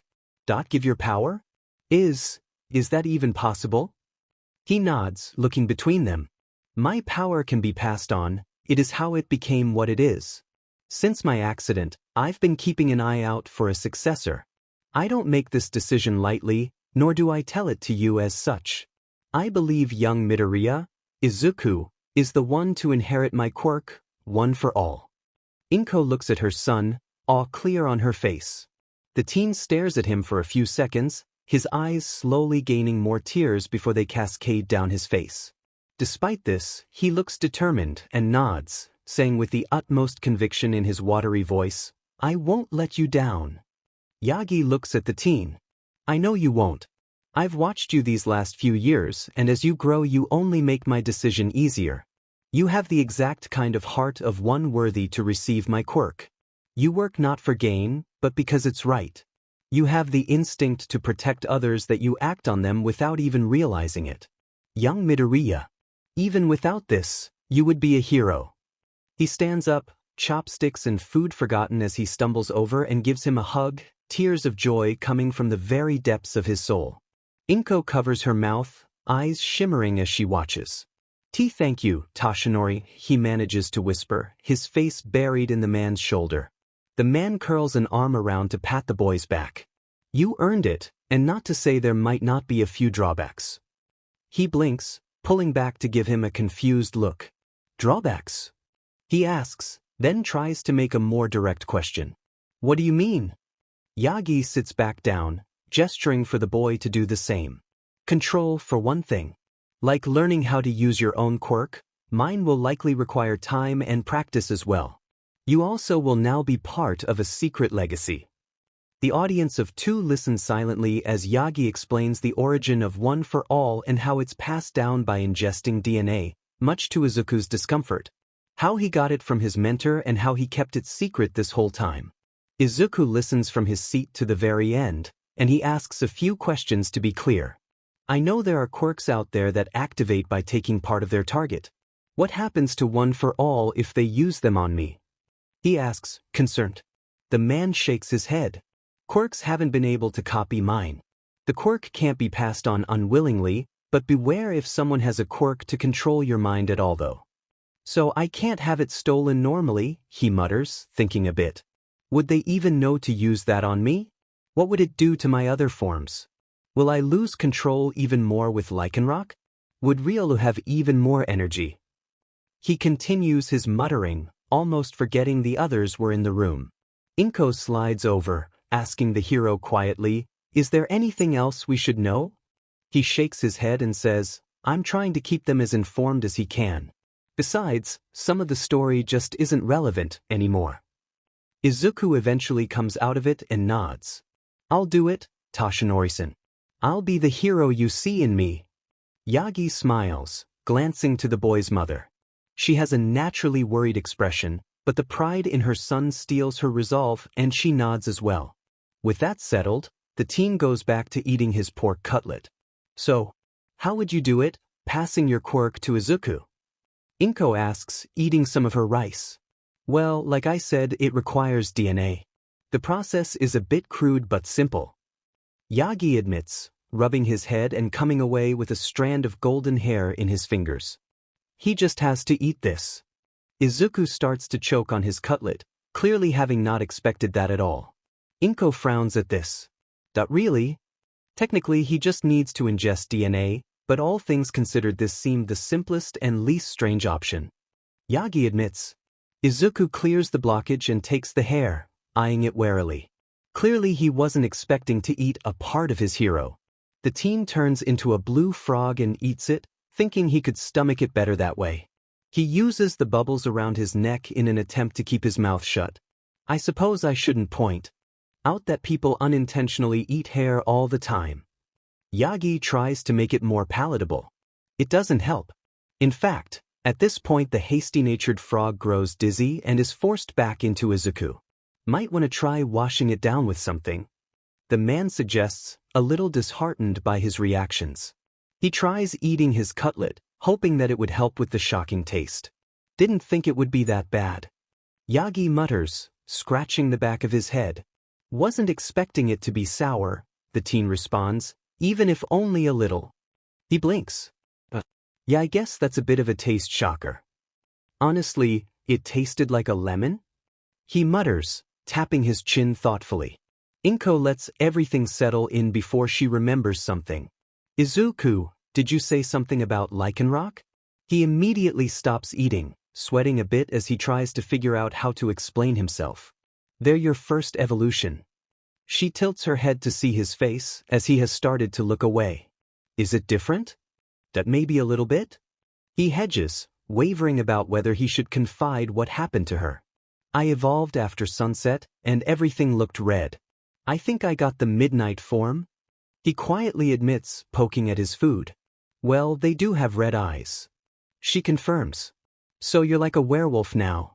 At least that means you're bipedal again, right? I am ya. He nods, scratching his head.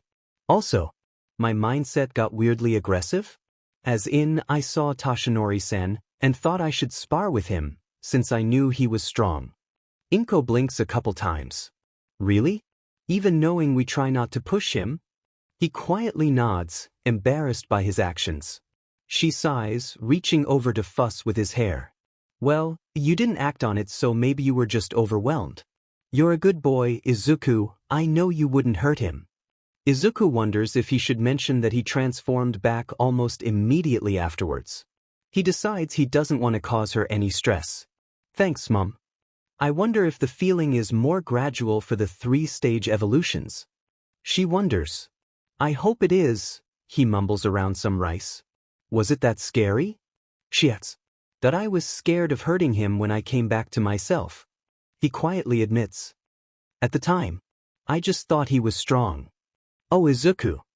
She gets teary and hugs him. He hugs her back, barely able to hold in his own tears.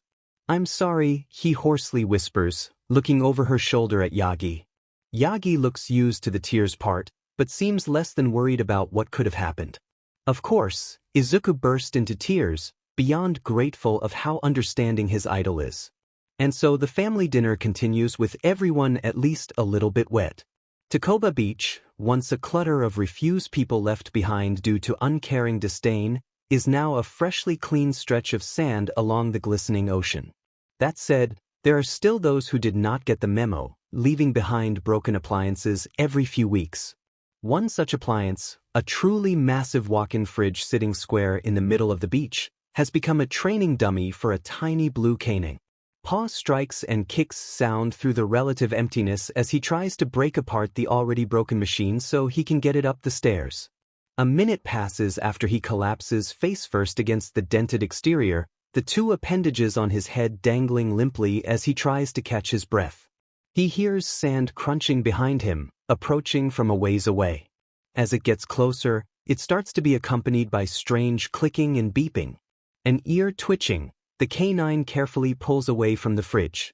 He turns and looks for the source, certain there must be someone else on the beach. He sees a girl coming down the beach. She has brown hair and is wearing simple shirts, shorts, and sandals. She seems to be waving a long device with a disc at the end back and forth across the sand while wearing a set of headphones attached to it. He tilts his little head, staring at the machine, ears twitching with every little noise it gives off. A metal detector? Oh, that would be helpful finding anything I missed. He hurries over to try and share his idea with the girl, still focused on the device. The girl doesn't seem to notice him until his shadow crosses her feet. She looks and actually stands there blinking for a moment as she registers what she's seeing. She pulls back the headphones, letting her hair fall and frame her face as she crouches down and smiles at him. "Hey there, little guy." "Rio." He finally looks up at her face, his red eyes widening in surprise. "A cute girl." He visibly blushes, arms up by his sides as he tries to bring himself to say something. She giggles and pets his head, ignoring or ignorant of his embarrassment. "I wonder if you're someone's Quirk or something." He quickly nods and points at her, ducking away from her hand in the same motion. "Lou." "Oh, I got it? All right." She laughs, pulling her hand back from the apparently shy pup. "Are you looking for things too?" He shakes his head and points at the fridge further down the beach. "Lou. Rio Lou." He walks over and starts punching it once more. She follows him, looking at the large object resting on the sand. "Maybe I can get a few parts from this." "Why are you punching it?" The little canine looks at her before turning back to the machine, digging his paws beneath it and trying to lift. He only gets it a few inches up before dropping it, face slamming into the side of it. In a daze, Izuku calls on his back, hand covering his nose. "Oh hey, I'm back," he belatedly mutters. The girl takes a step back, eyes wide at the sudden change. "Wait, a boy." She then leans down, a hand extended in an awkward attempt to help. "You okay? You hit that pretty hard." He sits up, focusing on his face so that he doesn't panic from her proximity. "I don't think anything is broken. I might have a bruise later." The girl quietly nods, accepting what he said since there is no reason to lie about it. "So, you were trying to move that?" She points to the fridge. "Yes." He nods, moving closer while taking something out of his pocket. "I worked really hard cleaning up this beach, but people keep leaving stuff here." Huffing, he eats the pepper.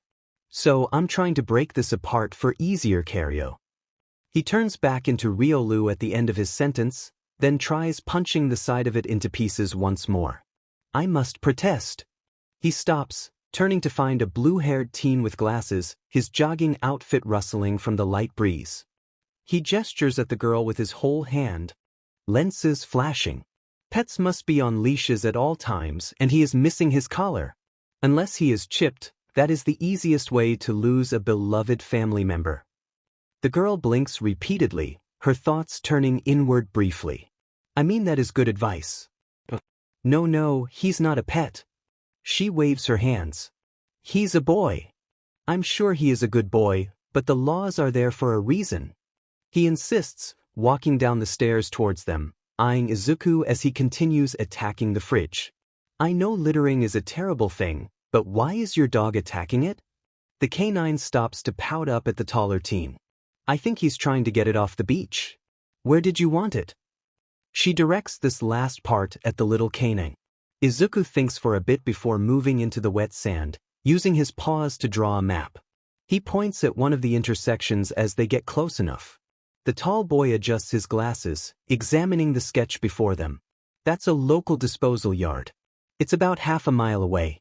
Your dog is incredibly smart, but is he strong enough to take it there? He inquires. Not a dog, the girl says once more before looking at the fridge and lightly slapping a hand on it.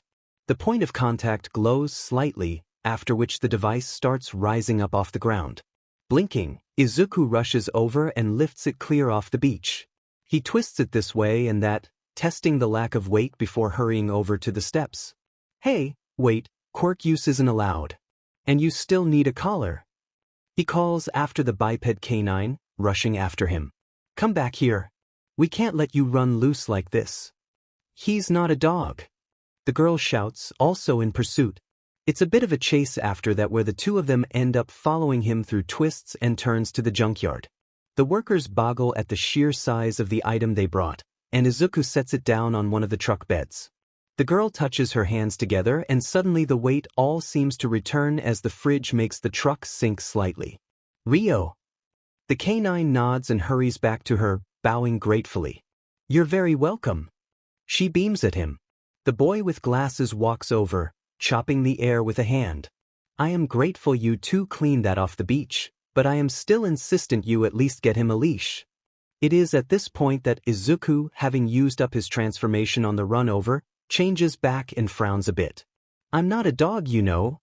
The other boy takes a step back, stunned by this revelation. I tried to keep telling you, the girl says, smiling a bit. So you did. He bows at a perfect 90-degree angle to the both of them. I apologize for my mistake. Izuku, flustered, waves his hands and tries to get him to stand up straight. It's no problem really. Anyone can make that mistake. The girl stands there smiling, waving her own hand. Don't worry about it. He straightens up, nodding once. Your generosity knows no bounds. He holds out a hand. My name is Tenya Ida. May I have the honor of knowing your names? She gingerly takes his hand and shakes it. I'm Ochako Uraraka. I'm Izuku Midoriya, the green-haired teen says, nodding his head at both of them. It's nice to meet you too. Noticing the lack of a pause, Ida glances between the two of them. You two aren't already friends? I just stumbled across him today. Ochako informs him. I didn't realize he was a boy at first, which is a bit embarrassing in hindsight. You didn't do anything embarrassing. Izuku proclaims without thinking. I was the one who slammed his face into that fridge. He pauses, face turning red as his own words register. She lets out a small laugh before covering her mouth. You didn't hurt yourself too bad doing that, right? Not really. He thinks a bit, considering his own nose as he gingerly touches it. Even if it still stings a bit, I can probably heal myself up with Ralts. I must insist that you don't use your quirk in public. Ida speaks up, chopping the air in his direction. Healing might fall under rescue work, which is explicitly only done by licensed heroes. Even if it's yourself? Uraraka asks. He opens his mouth to reply, then stops, frowning as he tries to puzzle out that answer. In the meantime, Izuku looks at Uraraka, smiling nervously. So, do you? He manages to choke out. Do I what? She tilts her head, not sure what he's referring to. Friends? He blurts out, blushing. With me? Ida looks curious at this exchange. He almost wants to say something, but manages to refrain. She takes a moment to put it together before laughing. Oh sure. I'd be friends with you. Great. He glances at Ida, slightly hesitant. And you? He jolts to attention, surprised. Me? Why not? You seem to care. The girl points out. The taller teen thinks for barely a second before nodding and placing a hand on his chest. It would honor me to be your friend. Should we exchange contact info? Weiss, of course. Izuku pulls out his phone. He stares at it for a few seconds. I think my mom called me a few times. Oh, hope everything's okay. Ochako tilts her head, eyes on the device as she touches her fingers together. I'll just let her know I'm okay. He wanders off to make the call. While he's distracted, Ida turns to Uraraka. So that dog was his quirk? I had no idea that they could cause such a drastic change. I've seen some pretty crazy ones, but not one quite like his. She nods in agreement. He nods, adjusting his glasses. My family's quirk makes engines in our bodies, but this is another level. Izuku whips his head around, jaw dropping slightly. Engines? Are you related to Ingenium? Surprised that he was paying attention, Ida can only respond. Yes, he's my brother. I knew your last name sounded familiar. He grins in delight before remembering who all is there and blushing brightly. Are you planning to become a hero too? Chaco asks the tall boy. Of course. He nods, making the chopping motions once more. In fact, I was planning on taking UA's entrance exam. Really? So was I. Izuku says, sounding excited. It's All Might's alma mater, so I wanted to go there as well. Me too. Wow, what a coincidence. Ochako beams as a questioning sound comes from the phone. This is astounding. Ida says as the other boy puts the phone back to his ear. What are the odds? Yes, Mom. Izuku asks his mother, partially turning away again. Oh, they're a couple kids I just met at the beach. No, we're at the garbage dump now. The girl giggles. Reminds me of when my parents call. I'd like to think we're getting along, Izuku says, somehow missing Uraraka's comment. I'm lucky to have met them.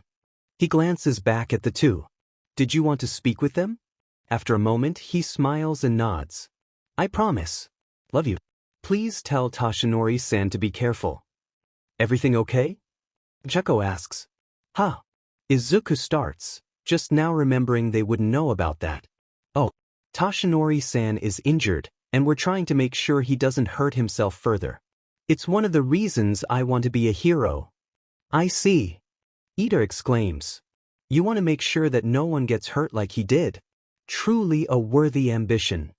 Ochako presses her hands together with a smile. Agreed, that's a great reason. So, were you training with the fridge or something?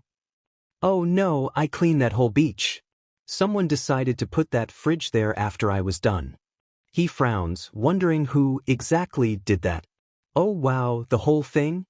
Her eyebrows raise and her hands lower. Maybe you didn't need my help after all. And no, I was struggling with that, so I needed the help, he admits. I think it's made of a really hard metal. If that beach really is dangerous, then it's a good thing Uraraka-san here has the metal detector. Ida gestures to her stiffly. We can find anything metal left under the sand. She looks down as if just remembering she had it on. Oh, good idea. I was doing that anyway to see if something valuable was buried. Izuku blinks. Valuable?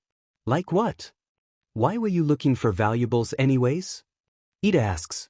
Just. For some extra money. She says slightly evasively. Oh. The green-haired teen gestures a thumb over his shoulder at the fridge. Did you want the cash they're gonna give for that, then? They do that? She asks, eyes widening. This one did as a way to motivate people to pick up Takoba Beach. He tries to explain, raising a finger in the air before curling it around his chin. Not that it really helped, it was a mess. Oh well, I wouldn't feel right taking it. You brought it here, and it's something you've been doing anyway. She glances away, though she seems the slightest bit reluctant. But I wouldn't have been able to get it here in one piece without you. He protests. Just split it, their new friend says, chopping the air between them as if demonstrating. If you two can't decide, then do that. Yeah, I guess that sounds fair. Ochako nods, much to Izuku's relief. It only takes a moment to check, but they get 60,000 yen each for the sheer size of the scrap. Oh wow. That's so much more than I normally can get for stuff I find. Ochako looks at the bills in awe. Even in its dented state, it was still salvageable. Ida gestures to the machine with a knife hand. So they could probably still use the parts in it. It might be because of a girl who comes here for parts, Izuku suggests, remembering the workers gossiping about her at some point in the past. Guess that's supply and demand for you. She laughs, pocketing her half of the money. He just shrugs in agreement, looking back to the beach and pulling out a jelly bean, figuring he'll have to be fast to be back there soon. He chews on it, though the tart flavor startles him. Wait, this is dry dash. He changes into Toxel right before he can finish the last word.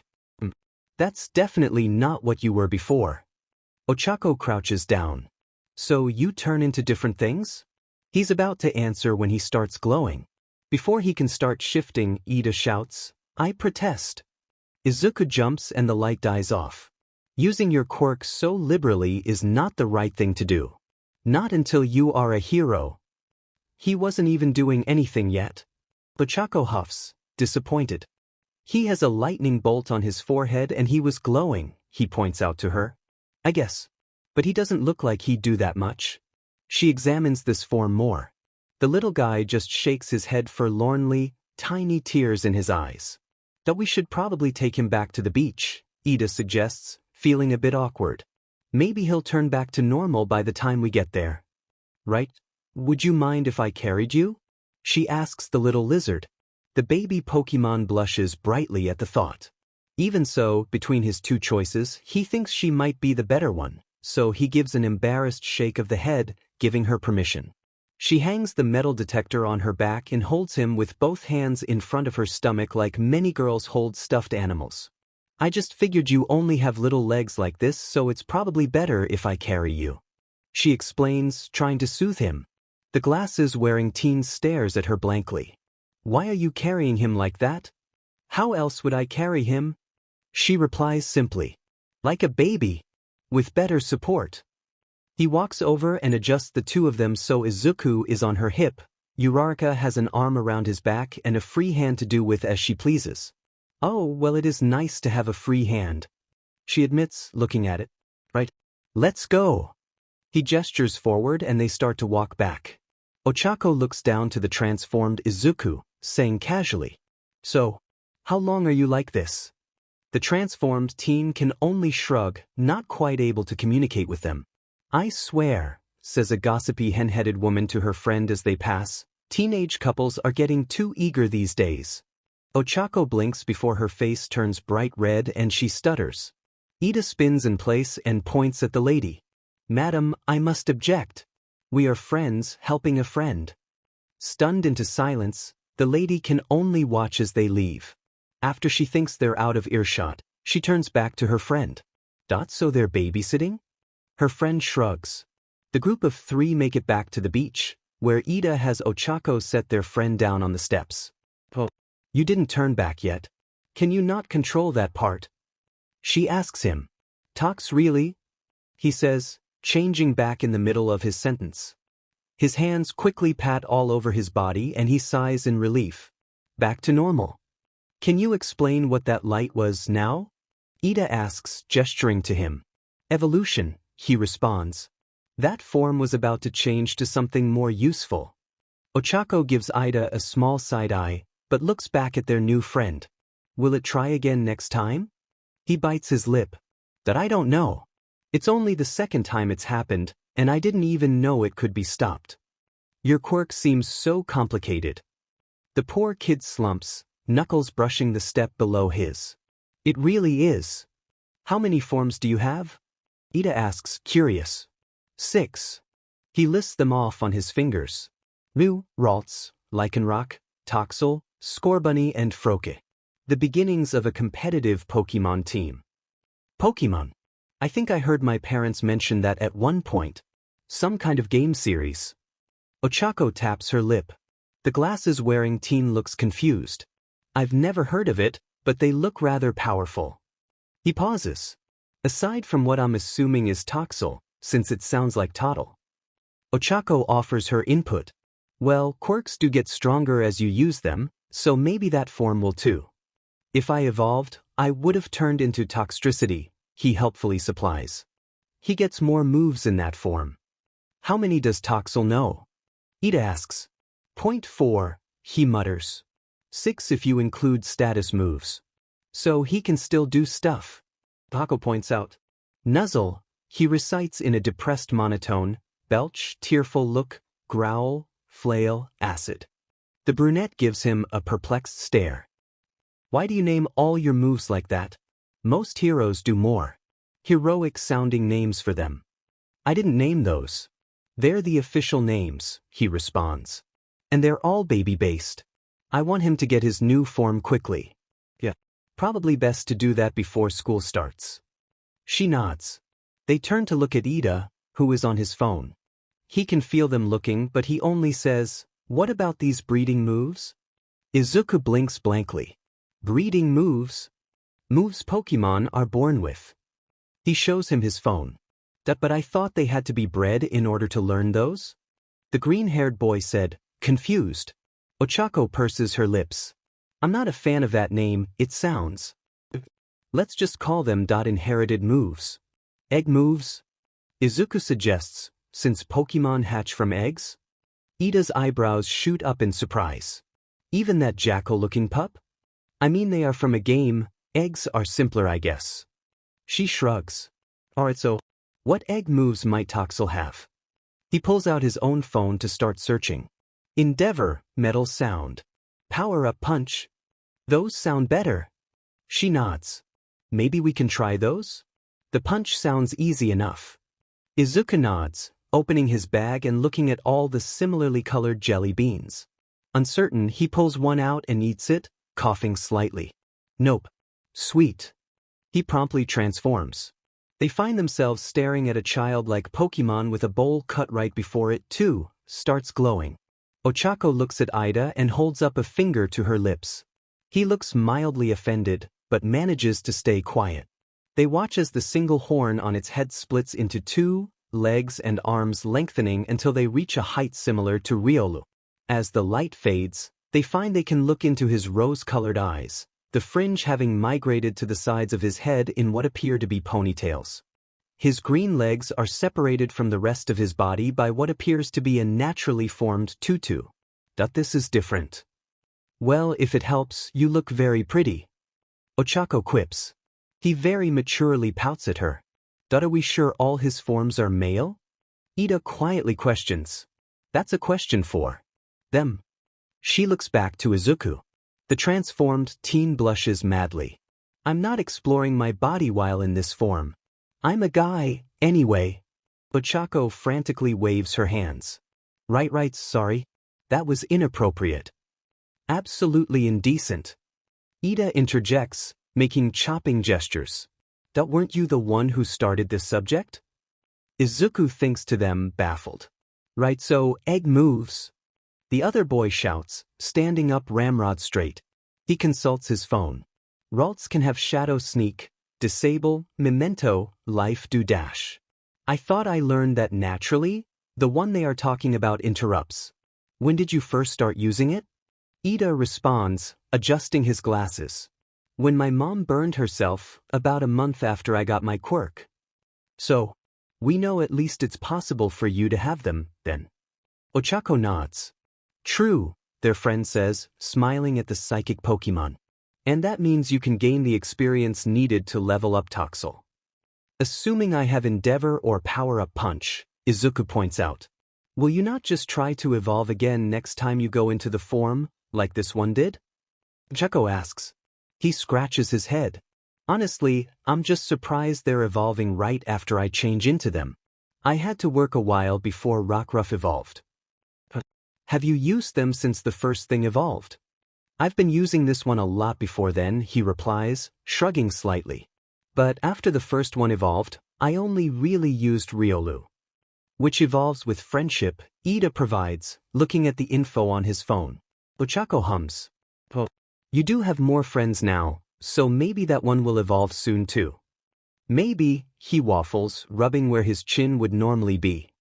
What do I do while I have this form, right now? Glasses flash as the owner looks over the sands. How about searching the beach for anything extra? We do have a metal detector, like you said earlier. It might be a bit big for them.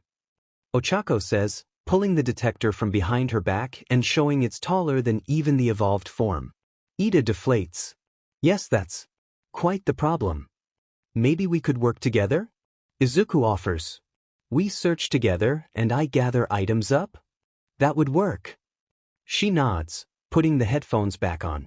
At least I don't have to worry about her hearing me, the Pokémorph muses, following her onto the beach. Ida watches them, unsure what he can do to help. Ochako waves the machine back and forth on the beach, giving Ida a wave as she sees him. He offers a polite smile and waves back, glancing out over the sand. A part of him wonders what the beach looked like before Izuku cleaned it, since this is only his second time seeing it. After a moment, Ochako stops and points down. I'm getting a small reading. Izuku, not quite used to using psychic powers on items he can't see, decides to dig with his hands. After a few moments he yelps, pulling back a slightly burned hand. "Kr. What happened? Did it cut you?" Ochako crouches down to see. She finds an iron pail, still smoking slightly from the contact point. "It burned me," he manages to say, shaking the hand as if it will get rid of the pain. Ida, having rushed over, scrolls through his phone, brow furrowing. Kirlia is part fairy type, which is weak to steel. Does that mean all metal hurts him? That could be bad given we're in a city. Ochako mutters. It might just be iron, like the Western fairy tales, he points out, watching him use water to heal the burn completely. Izuku eyes her metal detector. That's made of aluminum, right? I think so. She nods. He reaches over to poke it, then holds his arm there when nothing happens, brow furrowed. Might just be items with iron in them. He looks down at the steel of Ida's engines and pokes that, hissing as he pulls his hand away. Yep. Iron. We definitely need to be careful then, if each of your forms have weaknesses. Ochako nods. His already white face pales somehow. All Pokemon have weaknesses. There's a lot to keep track of. Well, that's part of learning about yourself, right? She tries encouraging him. He quietly nods, then looks at both of them. Come to think of it, what are your quirks? I forgot to ask. He makes his notebook and pen appear so he can jot everything down. Oh, right, well. She shows him her hand and the small, slightly darker circles on the finger pads.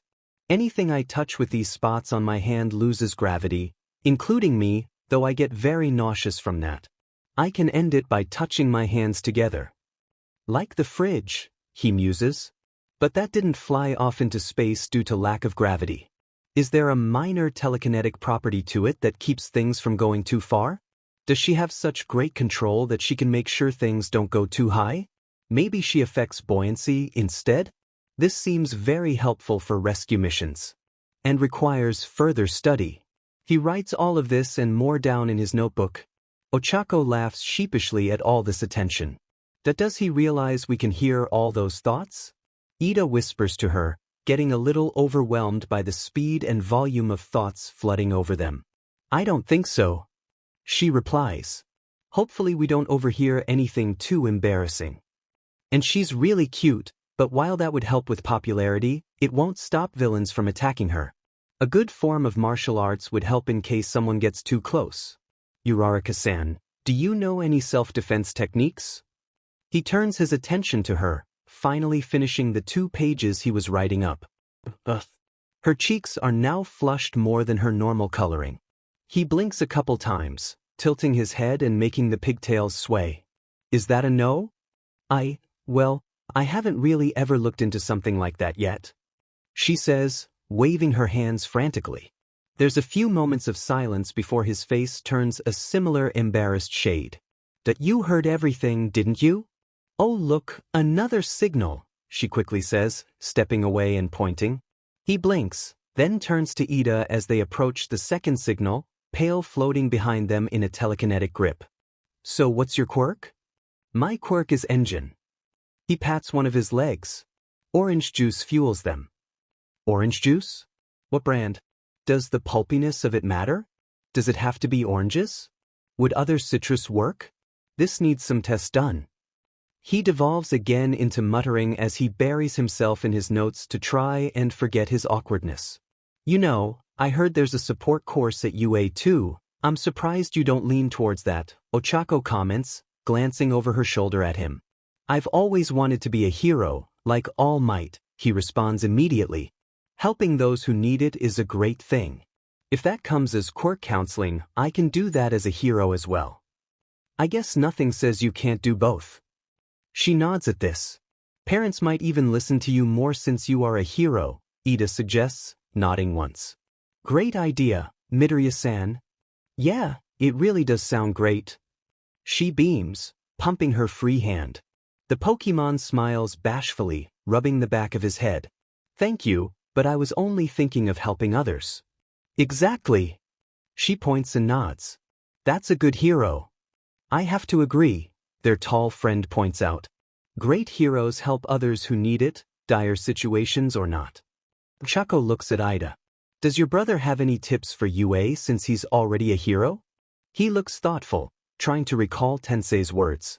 Study hard, go beyond what they ask of you, plus ultra. Those were the pieces of advice I remember at the moment. Izuku is blindly digging around in the sand, trying to find something of which he was not told the location. She looks thoughtful while she taps the detector above where she heard a faint beep. Sounds like normal school advice. He heads over there to dig, sand getting under his nails. He stops, looking at his human hands. Oh, I'm back. Is it such a smooth transformation that you don't notice? Chaco asks. Surprisingly, I need a better way to tell when I change back. He goes back to his book, scribbling in it and mumbling. Maybe a watch or some kind of beacon with a noise when it reappears. Oh, so he does that in any form, Ida says, mildly surprised. So I guess that's a him thing, not a them thing. She laughs. The boy shrugs a bit. He does make a good point, though. I've never actually tried any orange juice besides the one my mom buys. And I never thought about close combat. She admits. Izuku suddenly stops writing. You know, now that I'm back, I could always. He nods and quietly hands his notebook to Ochako.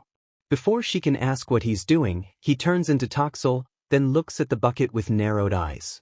Wait, he can transform without eating anything? Ida questions. Ochako rubs her neck. I guess? We haven't exactly quizzed him like he did to us. They turn back to see the purple lizard punching at the pail to little success. Aren't you supposed to power up a power-up punch? Ida comments. Izuku thinks over this for a moment before raising his fist. He punches, a red wave going up his body. Another punch which dents the pail, and another wave forms. Oh, so the punch makes him stronger, Ida belatedly realizes. So it's not a punch you power up, it's a punch that powers you up. Cool, and he can use it. She gives a thumbs up. One last punch makes the pail utterly useless as anything but scrap metal, and drives it into the sand. I think you got it. Jesus stunned. He stares in shock at his handiwork. Talks. Their friend just looks confused. Why isn't he evolving? Maybe it wasn't enough for something? She guesses. Well, I'm not fighting a baby, Tenya says, backing away with his hands raised. That's not what I said, he hasn't fought anyone and he's doing fine before now. She shakes her head. True, but it's how a Pokemon gets the most experience, he points out. I mean, we're just assuming he works by the same rules, but he's clearly done stuff without fighting. She points out. Didn't you find him punching that fridge? It counters with a raised eyebrow. She raises a finger before pausing. Okay, you got me there. Izuku just looks between the two of them, uncertain. Toxel? We're talking about what makes you evolve. She lets him know. He thinks for a bit before lifting up the pail and offering it to them. Ida's eyebrows raise. Do you want more stuff to beat up? You don't want to fight us. He nods once, agreeing. Oh good. Ochako sighs and takes the bucket. But Uraraka-san, the tallest one there says, he also said you could use martial arts, and how can you practice without a training partner? He gestures to Izuku. If you work together, I'm sure both goals can be achieved. I mean, I might be all for that once I actually have any clue of what I'm doing. She rubs her head. I wouldn't even know where to start. Izuku holds up a piece of paper for her. She takes it and looks at it. I have a family friend who might be able to help. Would you like to meet him? It reads. Oh, I'm sure. She nods. Thank you. He nods, then pats over his body, only to frown softly. Your phone doesn't stay on you? Ida asks, mildly disappointed. I mean his clothes don't either. Ochako points out before blinking, looking to Izuku, then blushing and looking away. Since this sets off Izuku blushing as well, the blue-haired teen just sighs at the two of them. Pokemon don't wear clothes in general. We could get him a scarf if it really bothers you that much. No, it's just. Strange thoughts for a moment. She clears her throat. It's fine. Izuku crawls over and gently pats her leg, then turns to leave, stumbling as he changes back into himself, falling face first into the sand such that his shirt bunches up around his upper chest. Ida rubs his chin thoughtfully. I see. So if you can't control when you change back, then transforming without food causes a significant drop in the time limit. Were you timing it? Ochako asks as she helps the boy up. He shakes his head. No, but it was noticeably shorter. He helps brush off Izuku's shirt, offering his towel for his face. You okay? Ochako asks, watching him clean off the sand. I'm fine, I just hurt my dignity. He gives her a sheepish smile. I must say that your quirk is incredible, Ida says. I'm sure you'll get into UA with it. He quietly nods, then looks through his pockets. Thanks. I'm going to call Toshinori-san and see if he'll help train you guys too. He walks away, scrolling through his contacts and leaving the two of them alone. That he is very well developed, isn't he? He muses with Ochako. From the way you were staring, you must have noticed. Huh. She blinks owlishly at him. His muscles, he says, looking at her. You were looking at his back, so I assumed you noticed too? I mean, he was on his front, so his back was all I could see. She rubs the back of her head, still with her natural slight flush. Today's been a lot. Indeed it has been, he agrees. Toshinori-san said yes. Izuku calls out, heading back over to them. He'll help get training ideas for all of us. Wow, he must have connections, huh? Ochako asks. He does work with a lot of heroes, he points out, smiling. And with about a couple weeks until the exam, I'm sure we can get a solid base to build on. He pauses. Oh, right, I should probably mention this to her too, he mumbles, texting one other person. Ida frowns a bit, a hand on his chin. Well, I'd be happy to have help, but I think Tensei would be happy to work with me. He hits send and pauses, feeling a bit awkward. Okay, that's fine then. Everything okay? She asks, looking between the two. I was hoping to introduce him to both of you at the same time. He admits, rubbing the back of his neck. But it would be rude to have to turn down a gift like this, especially if he's right there in front of us. Ida responds, uncertain. I'd feel bad if I couldn't accept due to prior obligations. Ochako claps her hands together. I'm sure we could explain if something happened. Life gets busy sometimes and it doesn't mean we don't appreciate it. Izuku nods, looking at his phone once more. Can you guys come here tomorrow? He says he'll have everything we need. Well, I'll have to tell my parents, but I'm sure it can be done, Ida says, nodding once. Same here, Ochako agrees. You sure it's okay to bother them to come meet us? I'm sure it's okay. He smiles at her. Toshinori-san likes helping people. He must be a great guy if you speak so highly of him, Ida comments. He's the best person I know. He pauses, blushing a bit. Why, you guys are great too, of course. It's not a contest. Ochako laughs. Though it is nice of you to consider us so highly despite only meeting us today, the engine user agrees. Izuku looks a bit awkward at that. You are the nicest kids I know my age. Not that I know many. Well, hey, quality over quantity, right? She raises her fist encouragingly. He smiles a bit and raises his own just like hers. Yep. Though I certainly wouldn't mind more like you guys. There's always the chance to find them at UA, Tenya points out, making his chopping motions. That's true, Midoriya mumbles, looking at his book. I wonder what quirks they'll have. There's no telling, but that's half the fun of finding out. She laughs. He smiles, nodding in agreement. That's true. Maybe I can come up with something to help them too. With not much else to say, the three of them finish cleaning up the beach together, solidifying the bond of friendship with each piece they remove. Saturday was such a deceptively slow day that Izuku could have sworn that 3 days had passed. He pulls out his phone to check the time, only to be proven wrong. That was, indeed, still a good 1.5 hours before their meeting time. Shrugging a bit, he shifts the packages hanging from his other arm as he nears the stairs to Takoba Beach, making certain that they don't cut off his circulation. When he gets there, he finds out he wasn't actually the first to arrive. A form is already on the beach, standing at the edge of the waterline, hips and blonde hair swaying back and forth to some unheard tune as they stare out to sea. He blinks, mind scrambling to figure out who would be here before him. The blonde hair made him think of Tashinori-san, but he immediately throws that out the window when he sees the figure and her clothes. The oversized tan top was absolutely ringing bells. That oh yeah, she wore those when we first met. He smiles and raises a hand to greet her. Toga-san. Churros. Around, grinning toothily. Izuku-kun. She starts happily approaching him, crunching across the sand. He blushes brightly from the familiarity, his eyes roaming over her cat-like eyes and fangs as he flashes back to the first time he saw her. The park is a quiet place, and with the lack of shifting sands, it is the perfect place to practice moving, getting a baseline and seeing where to improve. As of right now, a white rabbit with red-tipped ears runs around and vaults over benches, paws pattering in a simple rhythm that reminds him of a pre-Quirk band his mom listens to. He pauses after a bit, rubbing the yellow square over his nose as he thinks. What was it called again? Something to do with undead. As he's doing a lap, a set of hands suddenly grabs him around his middle. The transformed boy suddenly finds himself held in the grip of a huggy schoolgirl.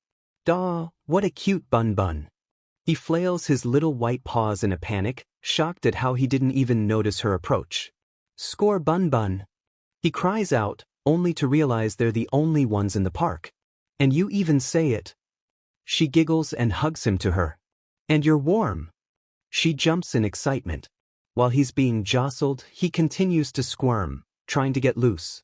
Score bun go please. He freezes, realizing he's back to normal and being hugged by a girl. His whole being flushes bright pink. She blinks, hands patting his chest. Huh. She pulls back and holds him at arm's length. He gives her a shaky wave, his face still warm. Hello. Can you please let me go? She quickly does so, backing off a step and looking down. Sorry. I thought you were. No, it's fine. Perfectly understandable. He tries consoling her, setting his phone down on a bench before transforming into Scorbunny again. He quickly taps a message out to explain. It's my Quirk, Pokémorph. The device says aloud. She crouches down to look at him, a toothy smile growing quickly on her face. So cute and cool. He blinks a couple times, noticing her fangs. He reaches out and puts his paws on her cheeks, gazing at the cat-like irises she has. Tilting his head, he pulls away to type. What's your quirk? Feline type, perhaps? She touches her cheek with a hand, smile wider with a flush on her face. Not quite. She giggles. But it's kind of like yours in that it lets me turn into things. His eyes seem to twinkle as he starts to mumble, all of it only coming out as parts of Scorbunny's name. He assumes his thinking pose, paw mostly covering his mouth before he looks back up at her. He types out, "Can you show me?" She looks hesitant, her hand gripping her knee. Most people don't like it. In fact, I think I'm the only one that does. He tilts his head to the side, blinking his wide eyes at her. Bun bun, he says, then blushes, remembering that she won't know what he is saying. He starts typing, pausing once he notices his paw turn back into a hand. Do you pop in and out of being a cute rabbit often? She asks, now sitting on her knees in front of him to be more at his rabbit height. The transformation has random lengths of time, he confides. And it isn't my only one. Anyways, why wouldn't others like it? He asks, trying to get the conversation back on track. Transforming quirks are cool. She smiles once more. You really think so? Yeah. He smiles, then rubs the back of his head. Though I'm probably biased, to be fair. The blonde girl laughs. Nice, and you don't take yourself too seriously. I like that. Thanks, it's the dash. He stops, then shakes his head. We're getting a bit off topic. He pulls out his notebook and smiles at her hopefully as he cracks it open. So, what is it called? She looks thoughtful, watching him with a curious eye. Well, I don't know if the name is as exciting as yours, I just call it Transform. He nods, sketching her and writing down the name of her quirk, along with everything he can note from just observing her. He's already filled out one page. What does it do? He asks, eager to learn more. She laughs, seeming to loosen up slightly. So forward with personal questions. Sure. His energy seems to be getting to her in a good way. So, it lets me turn into other people. He tilts his head as he taps his pen tip against the paper. Only people? Have you tried animals? Why have the fangs and cat eyes? Is it like a Nikomata? I haven't tried animals. I've barely been able to try it much at all because of how it works. She grins, showing off her pointy teeth. The fangs are part of that, but I think it also scares people. He looks up at her, eyes twinkling with interest. Speaking of, how does it work? Do you touch them? Picture them in your mind? Mold your own body like clay? Blood. She replies cheerfully. Blood, he writes down, then pauses once more. How much blood? Does this mean your body has changed to better digest it? Is it an important part of your diet, like how some quirks require fruits or wood? He looks up at her, pen against the page. What's it like to transform? Do you stay yourself mentally? Do you get their memories? Would you be willing to try the animal test with one of my Pokémon? Her eyes sparkle and she leans closer to him. You want to know more? You're not scared? Izuku blinks a few times. In order, yes, and why would I be? It's your quirk, but it's not like you're going to attack me for blood, right? He shrugs a bit. Besides, you seem nice. It'd be silly to be scared. She wiggles in place, giggling. You're nice too. Let's see. She switches to a pose, bracing her weight on her hand with her legs out to one side. Well, before I tell you more, I'm Himiko Toga. What's your name? Izuku Midoriya, he says, smiling at her. Nice to meet you, Toga-san. Izuku-kun. That's a good name. She giggles. Well, I haven't had much time to practice my quirk. Most people think it's weird that I have to drink blood for it to work. He blinks a couple times from the casual address before responding. That's a shame. You could be a great underground hero with that power. He rubs his chin as he mutters about whether they can run tests for her quirk to see its limits. But I do know one thing. I get their clothes when I transform, she continues. He looks up at her with wide eyes, the corner of his mouth twitching. Does that mean you leave them naked? She quickly waves a hand. No. That'd be so embarrassing and weird. I mean, I get the clothes they were wearing when I turn into them. He lets out a single laugh before latching onto that. Wait, the clothes they were wearing. When you got the blood, or the clothes they're wearing when you transform? She pauses, having to consider that. I don't know. I don't usually try to be around them when I do it. He thinks for a bit before shrugging. Simple enough to test. Just gotta. He frowns, looking at himself as he thinks. That is there a way to get blood without hurting myself too much? He ponders aloud. That's the part that sticks with everyone. She holds up a finger. He looks at her finger, turns his eyes towards his own, and shrugs. He slides his finger along the side of a page, giving himself a paper cut that allows a single drop of blood through. He flinches as the expected pain appears, but then touches his finger to hers, transferring that drop. Don't drink it yet. Her eyes linger on the drop, glancing back to him. Okay. He sits on the bench and quickly takes off his white socks and red shoes, putting the former inside the latter. Then he changes into Ralts, using life dew to heal his cut. Now you can. Toga licks the blood off her finger, giving a giggle as it goes down.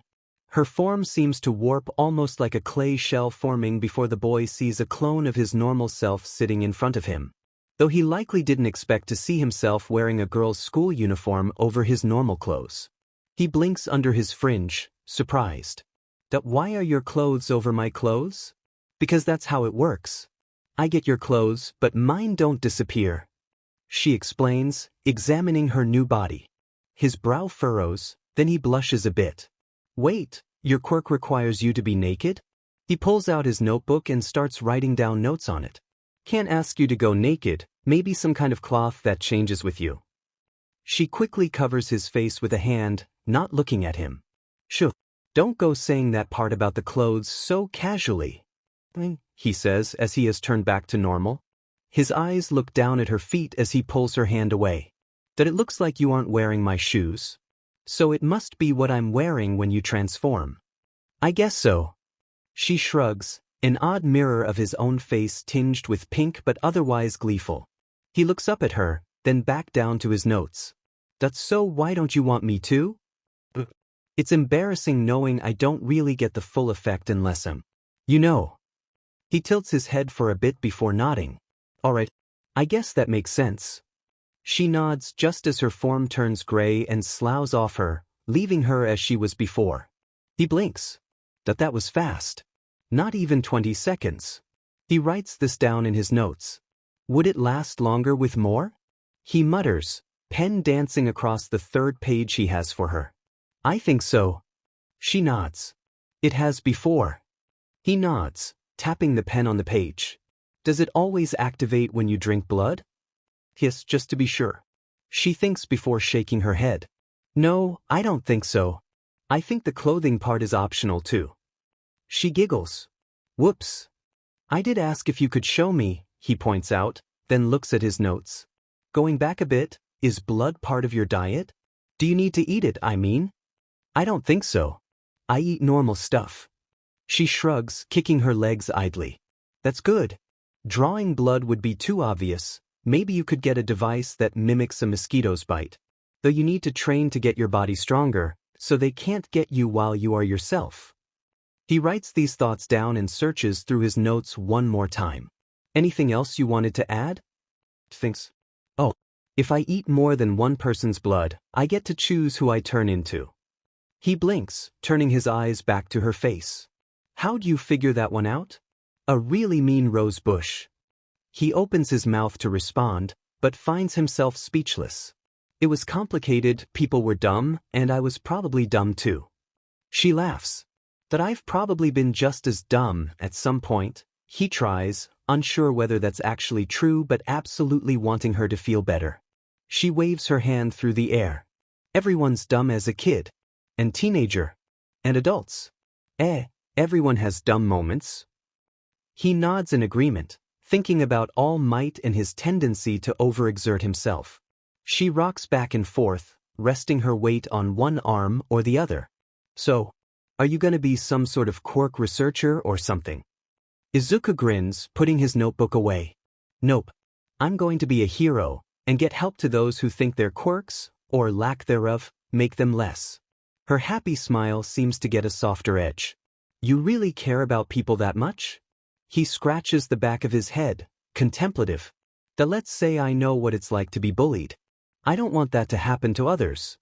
She smiles back to normal. I like you. Wanna be friends? The green-haired boy starts, eyes wide in shock. Friends? With me? But you. And I. He takes a breath, trying to calm himself and his flushed face. That sure? Surprise new friend, he mutters, looking off in the distance. While he's not looking, she grabs his phone and enters her number into it. There you go. Wait, Wadash. Looking back on it, she seemed a bit lonely. He smiles and hurries over, giving her a proper bow. I'm sorry if you were waiting here long, Toga-san. She pulls him up and gives him a big smile while holding one of his hands in hers. I'm just glad you wanted to meet with me. He blinks, his mind trying to catch up even as his mouth blurts out. I hope you don't mind meeting my other friends and my trainer. Oh. Her head tilts. You have other friends? Are they nice? He thinks a bit, then nods. I met them only recently, he admits, but my Riolu form didn't get mad at them, so I'm sure they are at least good people. It's a start. She nods, oddly serious for a second. A start? He asks, mildly confused. Don't worry. She skips away a few steps. He scratches his head, unsure, before taking notice of another set of steps. His gaze moves to the stairs and he smiles brightly. This-san. I'm glad you could make it. He nods, hurrying over. I didn't think I was going to come, but my brother suggested that I join you. He does his usual chopping motions. He said he needed to hurry off somewhere today, so we wished each other luck. I think we'd need more skill than luck, Izuku idly says. Nothing says you can't have both, says Toga as she leans out from behind Izuku. While the shorter boy jumps in surprise, Ida turns and offers her his hand. Greetings. My name is Tenya Ida and I currently go to Sumai Dash. He stops when Izuku gives him a head tilt. Right, that might be too. Forward. She seems to analyze him with a surprisingly neutral expression before giving a small smile and a curtsy. Good to meet you, Ida-san. He nods, then pushes up his glasses. May I have your name, miss? Miss. She laughs more cheerfully. Himiko Toga. Toga-san. It is nice to meet you. He bows at a right angle since she didn't accept his handshake. Very proper. He passes. Maybe a bit stiff, but hey, still nice. She looks to Izuku. The green-haired boy blinks at her in surprise. Passes. Ida stands up straight and gestures to her with a knife hand. Would you please elaborate, Toga-san? She mimics his motion, unable to not laugh after. I mean, you seem good. I would hope so, he says, nodding once and chopping the air in sync. I'm aiming to be a hero.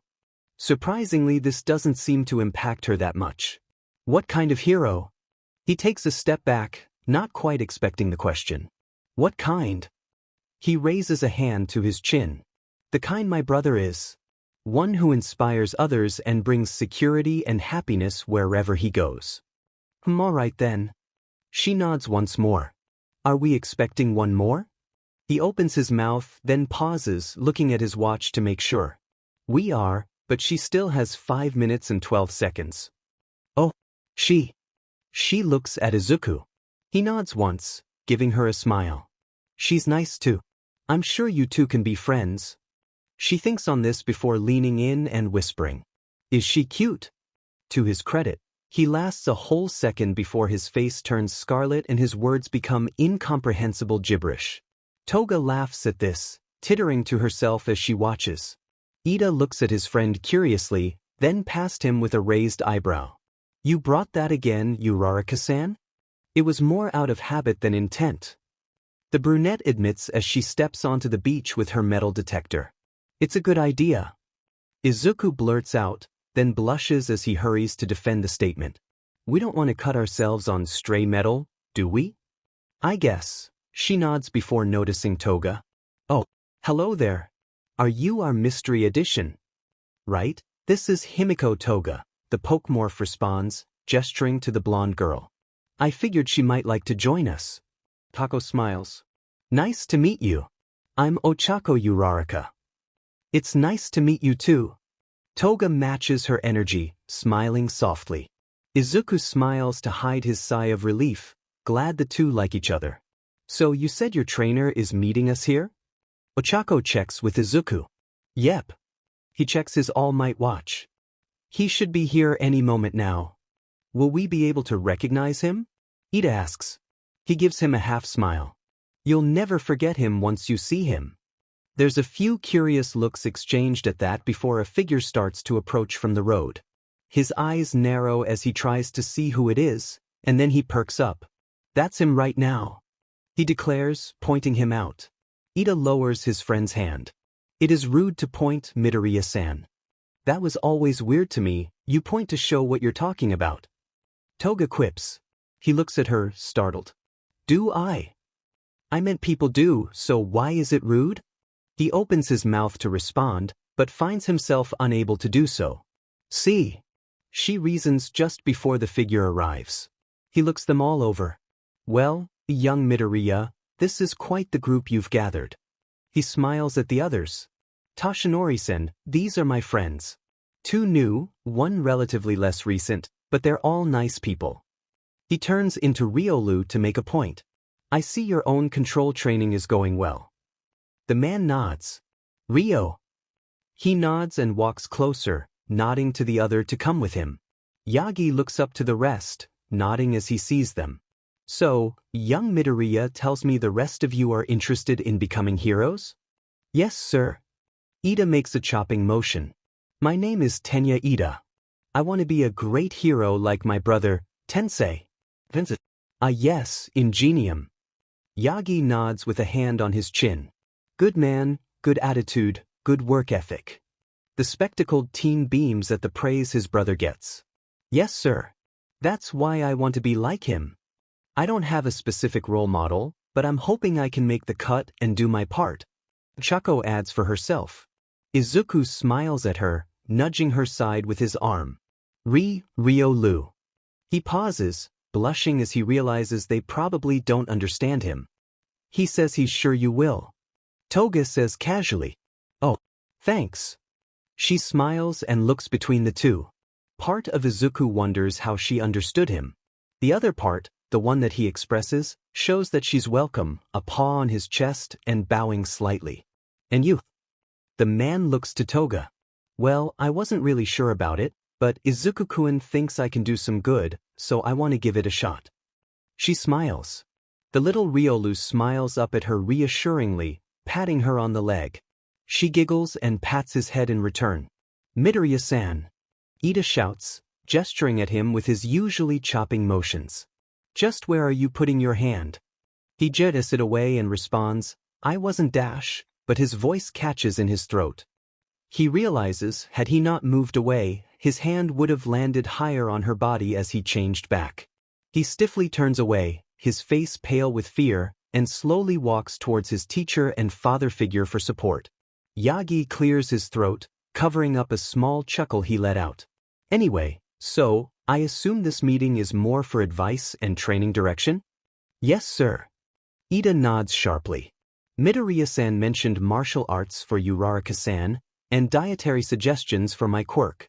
I also wanted to ask if he ever considered Shotokan or Muay Thai, both of which involve the legs as a major component. Izuku whispers to Yagi, still a little pale, such that his freckles are clearly visible in stark contrast. He hands him the notebook with all of his current observations and questions he wanted to ask. Still the avid note-taker, He peruses the book. If you're this detailed, part of me wonders why you'd even need me. Because you make great plans. He says, and everyone can tell he means it. I remember that American Dream workout plan you made for me years ago. It was well thought out, even the dietary part. He turns and gestures to his friends. I was hoping you'd be able to help them too. Yagi rubs his chin. Well, I guess I could consider it practice for something I was looking into anyway. Izuku gives him a curious look. Practice for what, Tashinori-san? He pauses for a moment. Also, did you need any life dew? I forgot to ask. Don't worry about either. He waves a hand dismissively. The first is a surprise for another time. For the second, I took my time. He smiles in relief. That's good to hear. Mom will like hearing that too. I'm guessing he's known him for a while if his mom knows him. Ochako comments taught he other too. Maybe she recommended him to Tashinori-san? Ida suggests shrugging a bit. Yagi clears his throat. Well, for my first bit of advice I think it could apply to all of you. Don't just rely on your quirk. It's a known quantity in the hero business, so having other skills or being well-rounded can be quite valuable if you find yourself unable to use your quirk. Like with Eraserhead, right? Izuku pipes up, pulling out another notebook. He's an underground hero who can cancel other people's quirks by looking at them. Right. The man nods. But he also trains in the use of an unconventional weapon and evasive fighting styles. I see. Ida nods, then turns more fully towards Yagi. What would you recommend for me, Tashinori-san? I would suggest something mental perhaps. Tactical or creative approaches to problems in addition to the straightforward ones. He considers this for a moment before declaring. So tackling mazes and alleys as well as streets. You are incredibly insightful, sir. I'm sure young Midoriya here would have gotten to that eventually. But you're great at it. The teen in question tries to protest. Much better than me. Don't sell yourself short. At least I don't have to worry about you getting cocky. He just has an expression like a lost puppy. But you are better, he says. He shakes his head with a small chuckle. No one's perfect, kid. He goes back to his book and reads Ochako's section next. The close combat training for her is a good idea. I think I know someone who could fit well, and he even has a class for this sort of thing. The brunette perks up. Oh, that'd be great. Izuku turns to her with a bright smile. That's great. She can be an even better hero. And get more opportunities to use her quirk to disable villains. Yagi adds. Ochako's eyes are shining, having not thought this far ahead. Izuku flashes her a smile, glad that he could somehow help one of his new friends. Toga walks forward now. What about me?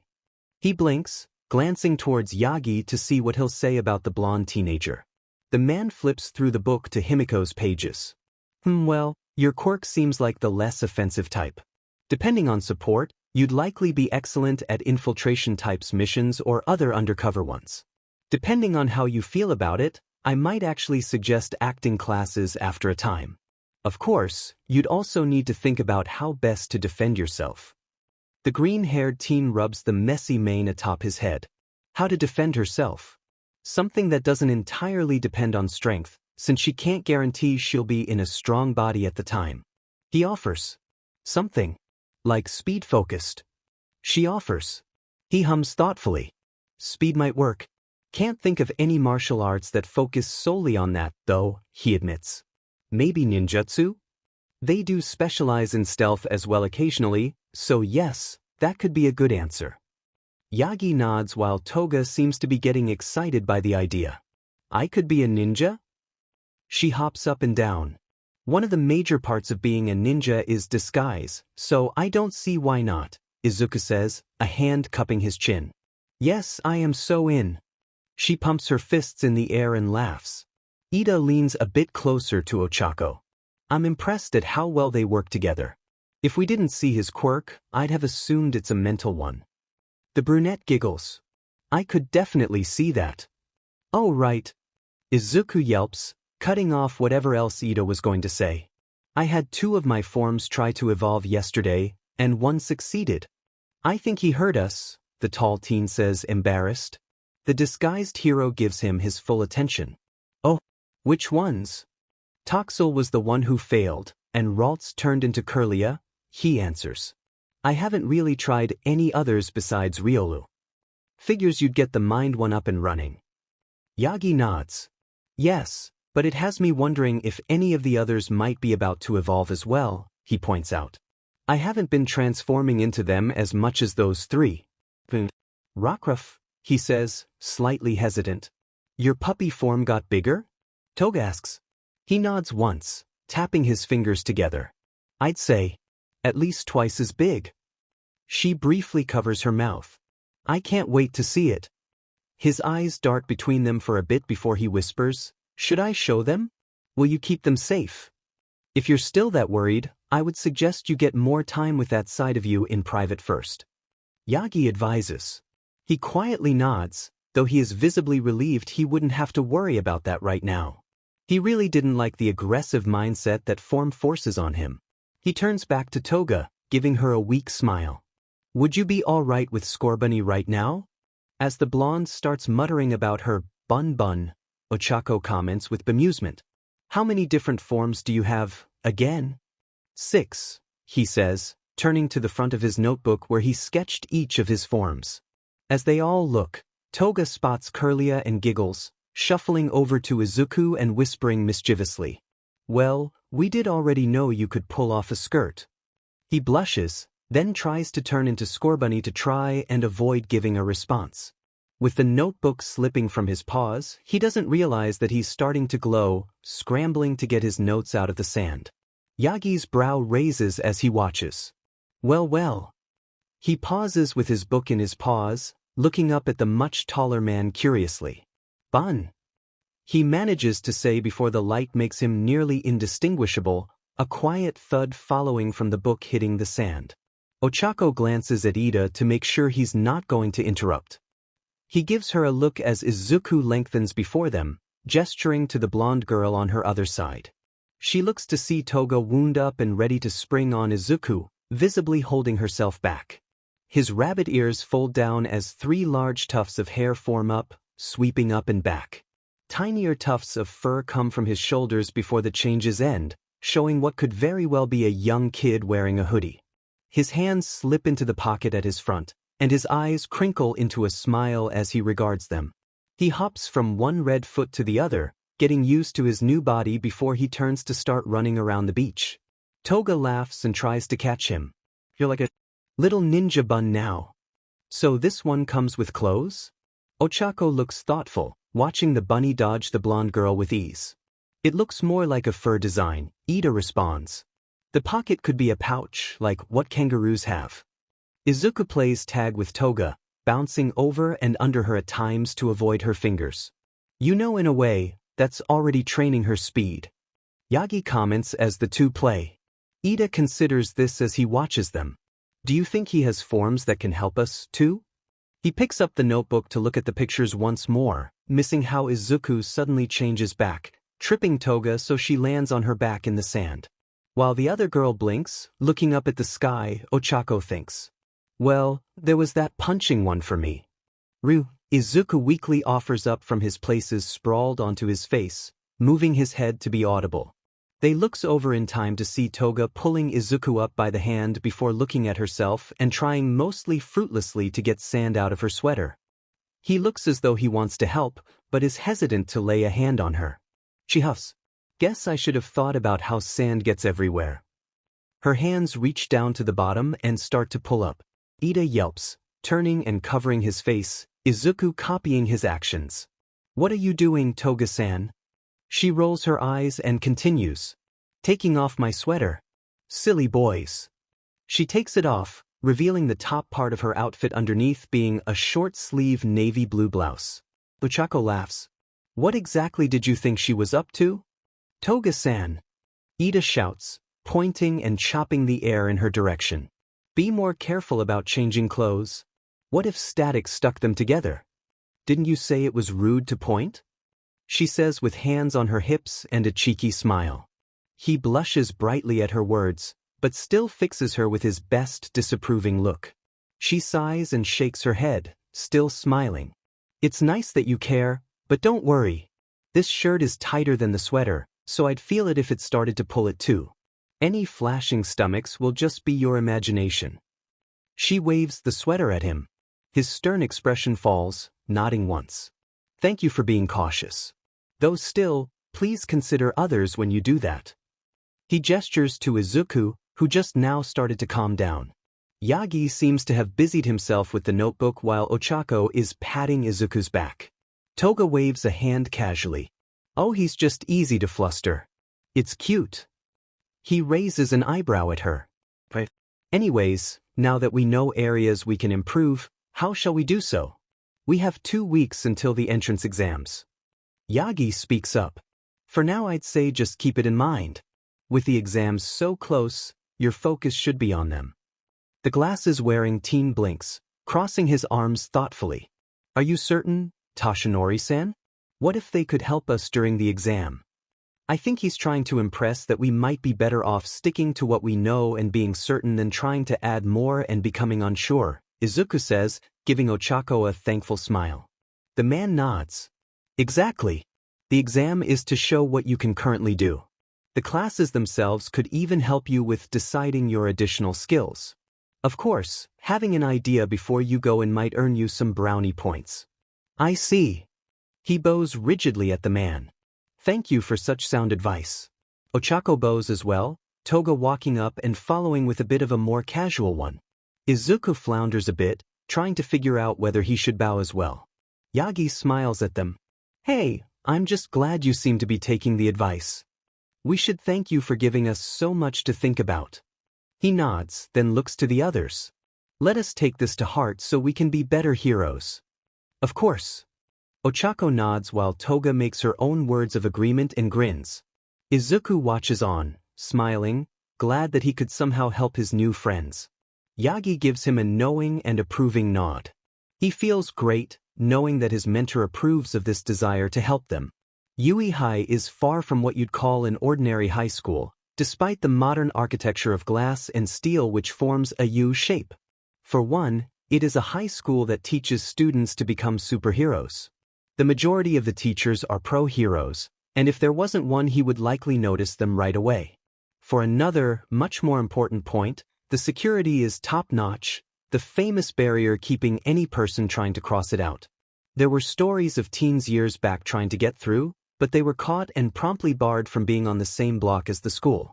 Izuku looks up at the school of his dreams, fingers rubbing the edges of the guest pass. Every prospective student has to get past the barrier.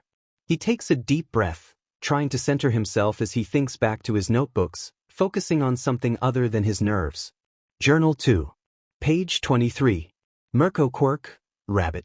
Height, 159 centimeters. Weight dash.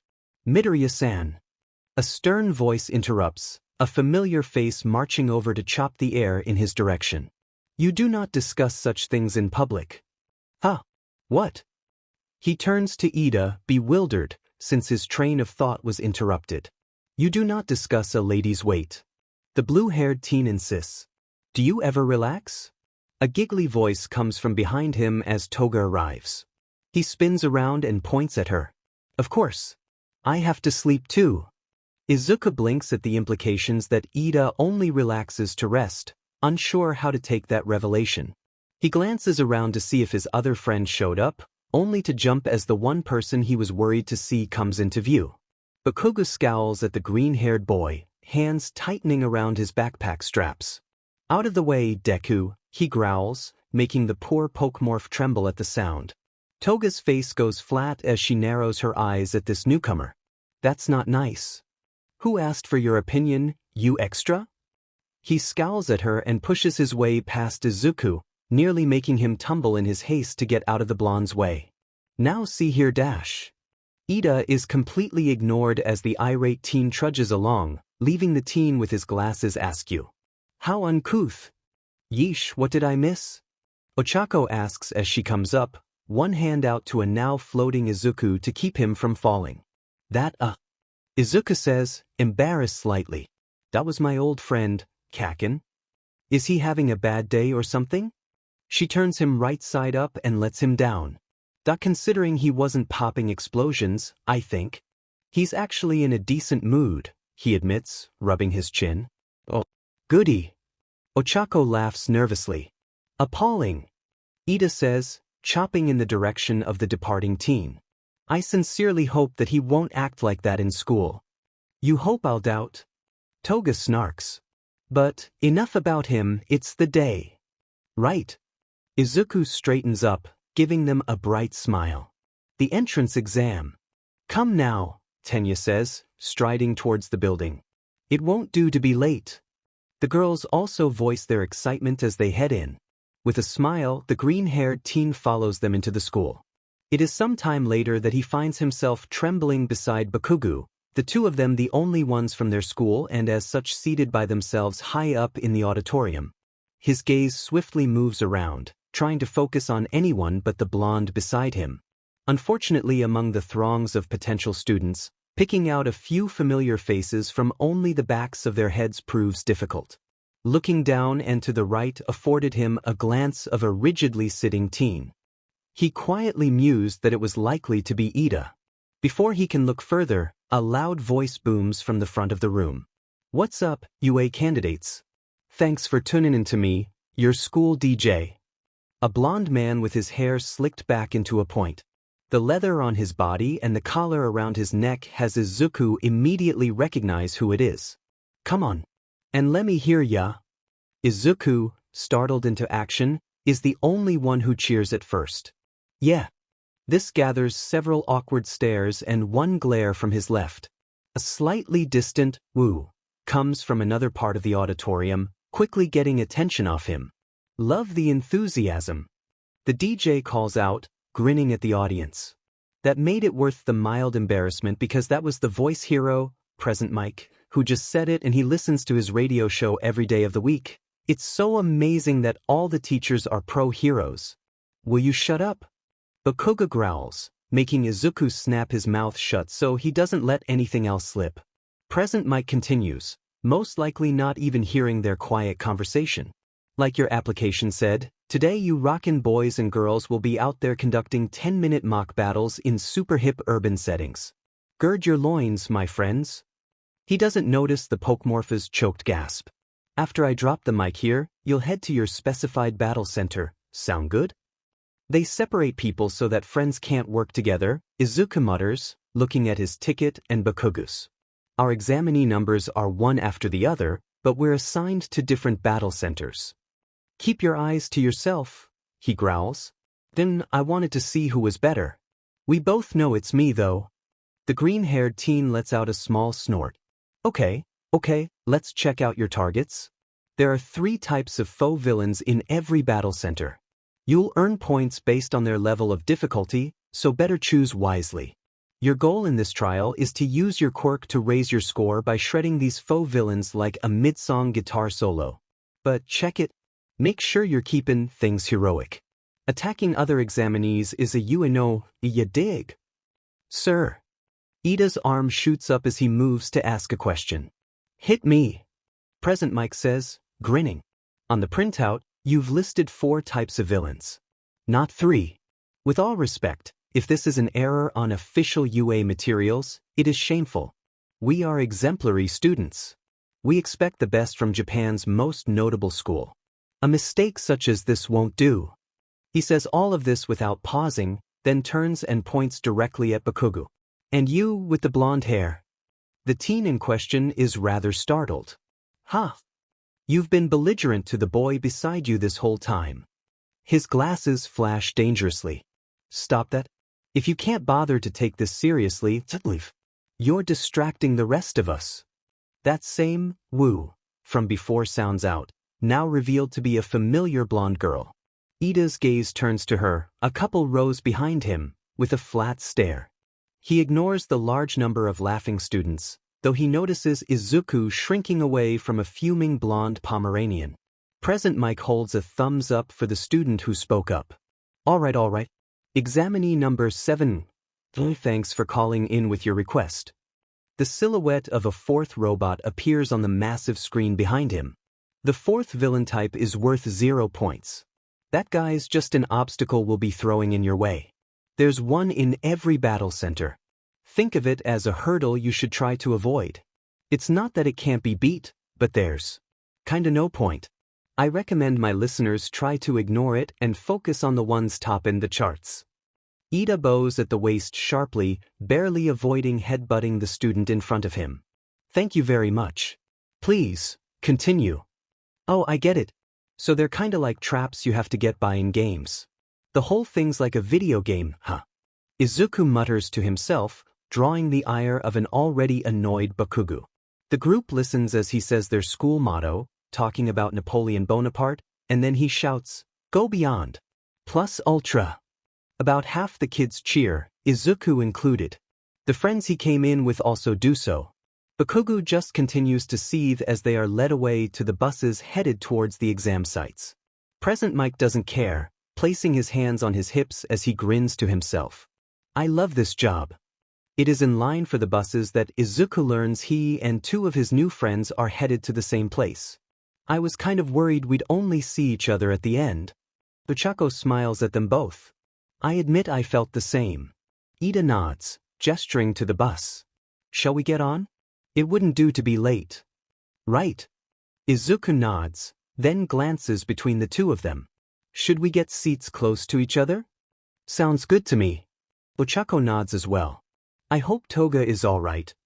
Which exam site do you think she's going to? He asks, mildly curious as they climb into the bus. I think I saw her on one of the first ones. She answers, pointing to a loaded bus. He glances over and then does a double take, standing still on the top of the stairs. That's the one Kaken got on. Oh dear. Well, actually she seemed pretty good at standing up to him. Maybe she'll be okay. We can hope so, Ida says, nodding once as he takes a seat up near the front. Ochako sits behind him. Izuku sits across from them, giving them an awkward smile. So, how do you feel about the written exam? Honestly, that part felt like normal school tests. She rubs the back of her head. It was about the level of the tests at Some. Ida agrees, chopping the back of his seat by habit. Does that hurt your hand? She asks. No, not really, he says, looking at the mildly padded leather. I really shouldn't disrespect the place where our fellow students have sat, though, he admits, pulling his hand away with a bit of effort. She laughs. Old habits die hard. He gives an awkward smile as Izuku chuckles, enjoying the companionship. As the trio converse, a tense standoff is occurring in a bus headed in a different direction. Ikugu, the angry boy that he is, sits in his seat, glaring at the person who had parked herself directly in front of him. After a minute of this, the subject cranes her head back and to the side, a wide grin on her face. Something wrong, Boom Boy? He grits his teeth at the nickname, a vein becoming visible on his forehead. How the F, do you know Deku? He growls out, visibly restraining himself from doing anything else. She looks at him with that same smile for a few seconds before answering. I don't know anyone with that name. He narrows his eyes, hands gripping his knees. You know who I'm talking about. The hopeless hero dweeb who can't stop trying to help others. His eyes glance out the window, noting a sign that says their exam grounds are the closest ones. That's not a nice name for Izuku. She says to him. And I know him because we became friends a while back. Her voice reflects a bit of pride at this statement. He turns his glare back to her. Bullshit. You want something from him, don't you? His eyes narrow. That's the only reason people cozy up to the little sheet. She blinks at this, her head tilting. He tends to be used? This has happened before? He scoffs, arms crossing over his chest as he stares out the window. The FING extras think that since he turns into those pocket monsters, he must follow directions like one. He clenches his jaw. Like some kind of FING show pony or some sheet like that. She turns more, her arm now hanging over the back of her seat. We definitely can't have that. Did you scare them off good and firm so they don't get those bad ideas anymore? He narrows his eyes at her, clenching his arms. What do you take me for? Of course I chased off the DMN extras. Can't have them thinking Deku is their lackey. He JRKS his thumb at himself. He's not as good as me, but he'll be a hero, demand it. Can't be my sidekick if he isn't. She laughs, fully turning around now and crossing her arms on top of the seat, resting her chin on them. I'm glad you're looking out for Izuku-kun. You don't need to worry about me, we met in the park one day and talked. He helped me see things differently. He seems like he loves to help. He sighs, leaning back on his seat and staring at her. That's his problem. He's too generous with himself, he can't just let a problem go. Is that not a good hero trait? She tilts her head. He goes silent, glaring at her. A finger taps on his upper arm, and the harsh breaths through his nose tell that he is trying not to yell at her. After a few seconds he growls out, when you don't even consider that they're taking advantage of you, you might end up helping the wrong side. She looks at him for a moment longer. I wouldn't want that. Do you think about this a lot? Maybe, he grumbles, silently wondering why he's being so open with this girl before him. I think I'm starting to see why Izuku talks fondly of you. She smiles once more. He narrows his eyes at her. If you tell him about this conversation, I'll blow your butt up, if and cat. She grins wider at him, giggling. Not without a few scars of your own. But this can stay between us, and I can keep an eye out for him when I'm around. Fine. He turns to the window again, though his body seems slightly less tense than before. She looks at him for a moment longer before turning around back to the front of the bus, looking very pleased. You're still a hiffing cat? He jabs at her. Meow meow, Boom Boy. He snorts at this, shoulders shaking as he forces his lips into a thin line. The trio make their way into the crowd in front of the massive walls, Izuku idly wondering to himself if there are titans inside. They chat some more before Present Mike suddenly shouts at the crowd. Go! Izuku, startled and not quite sure what to do, starts running. Ida, though caught flat-foot, immediately chases after him. Midoriya-san. He calls out, causing the majority of the crowd to stare at their group. Ochako sighs and runs after them. I guess a low profile isn't going to score points. She watches as, between blinks, Izuku turns into Rabbit and kicks a robot's head, the force and heat knocking it off cleanly. Behind her, She can hear the hero proclaiming that life doesn't have a countdown. The bunny turns and points behind Ida.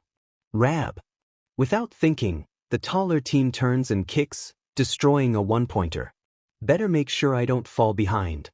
She starts scanning for her own targets. A larger three-pointer appears around a building, leveling its rocket launchers at her. She yelps, darting towards it in order to throw the angle off its aim and make contact. It tries to adjust its aim, but the launchers stop moving after reaching a certain point. It launches anyways, the impact on the ground sending her stumbling forward as it tries to back up. Whoa, whoa!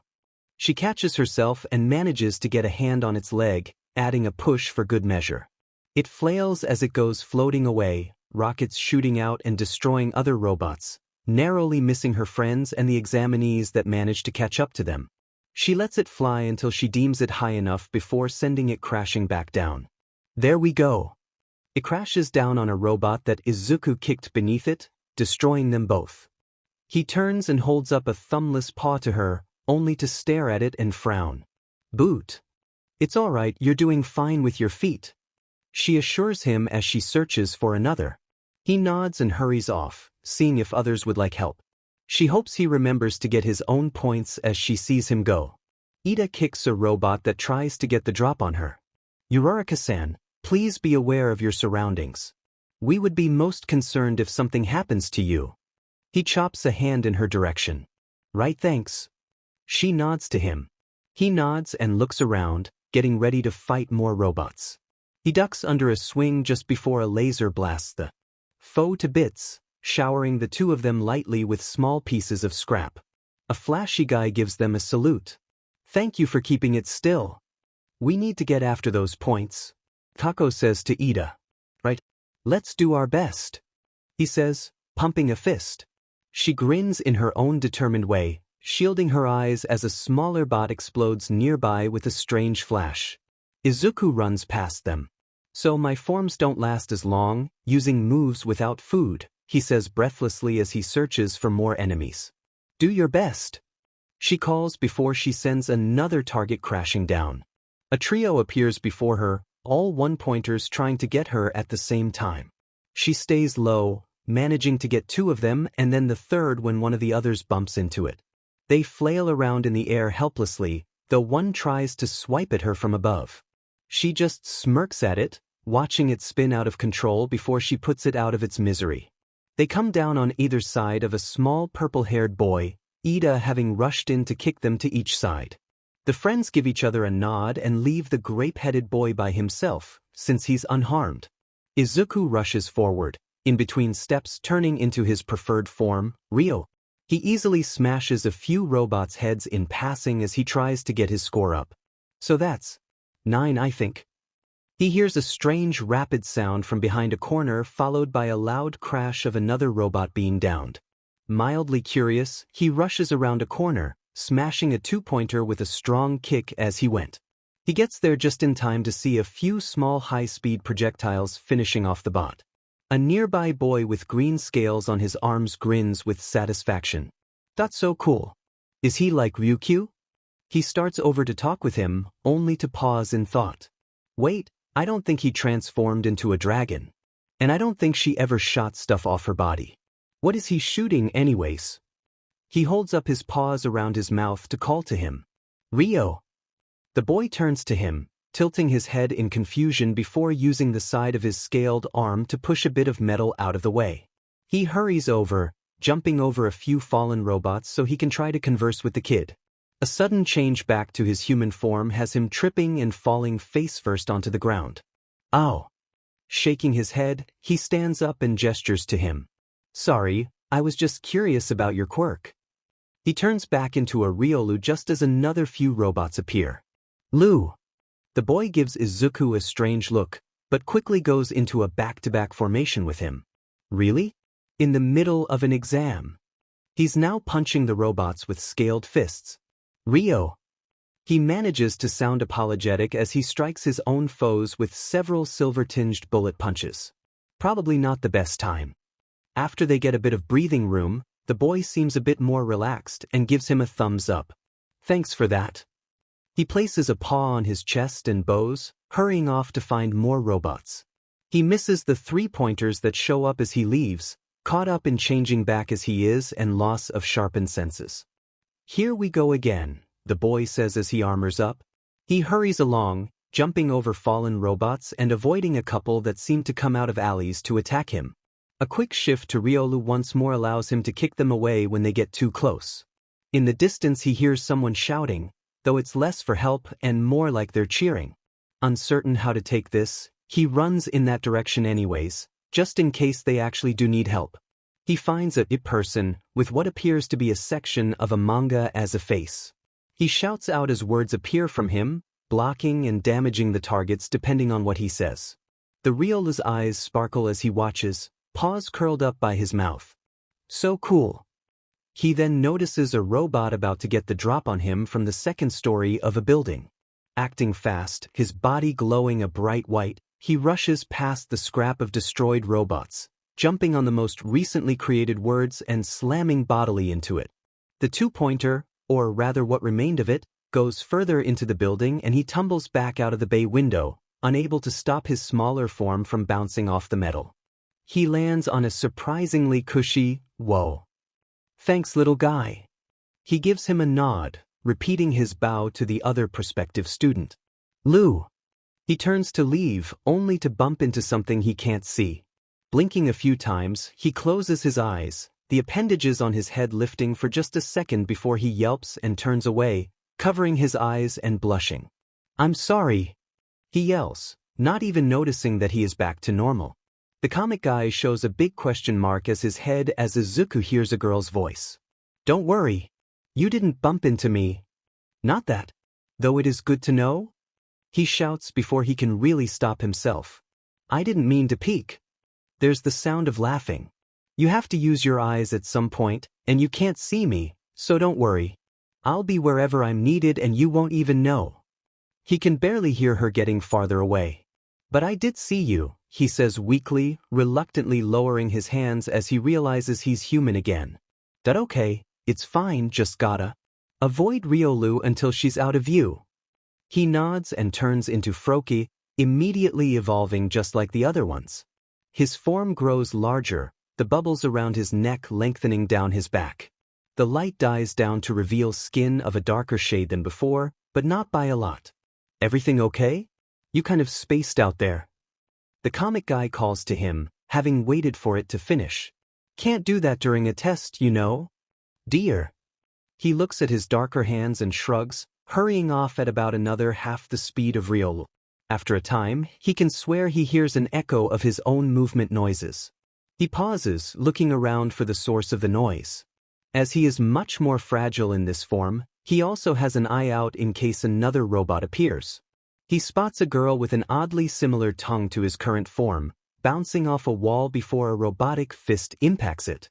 "Frogadier." He jumps over to try and help, intercepting a fist by flinging a bubble-covered piece of rubble and sticking it in the joint.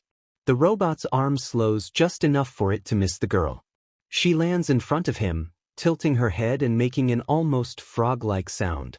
"Don't remember seeing you, but thanks."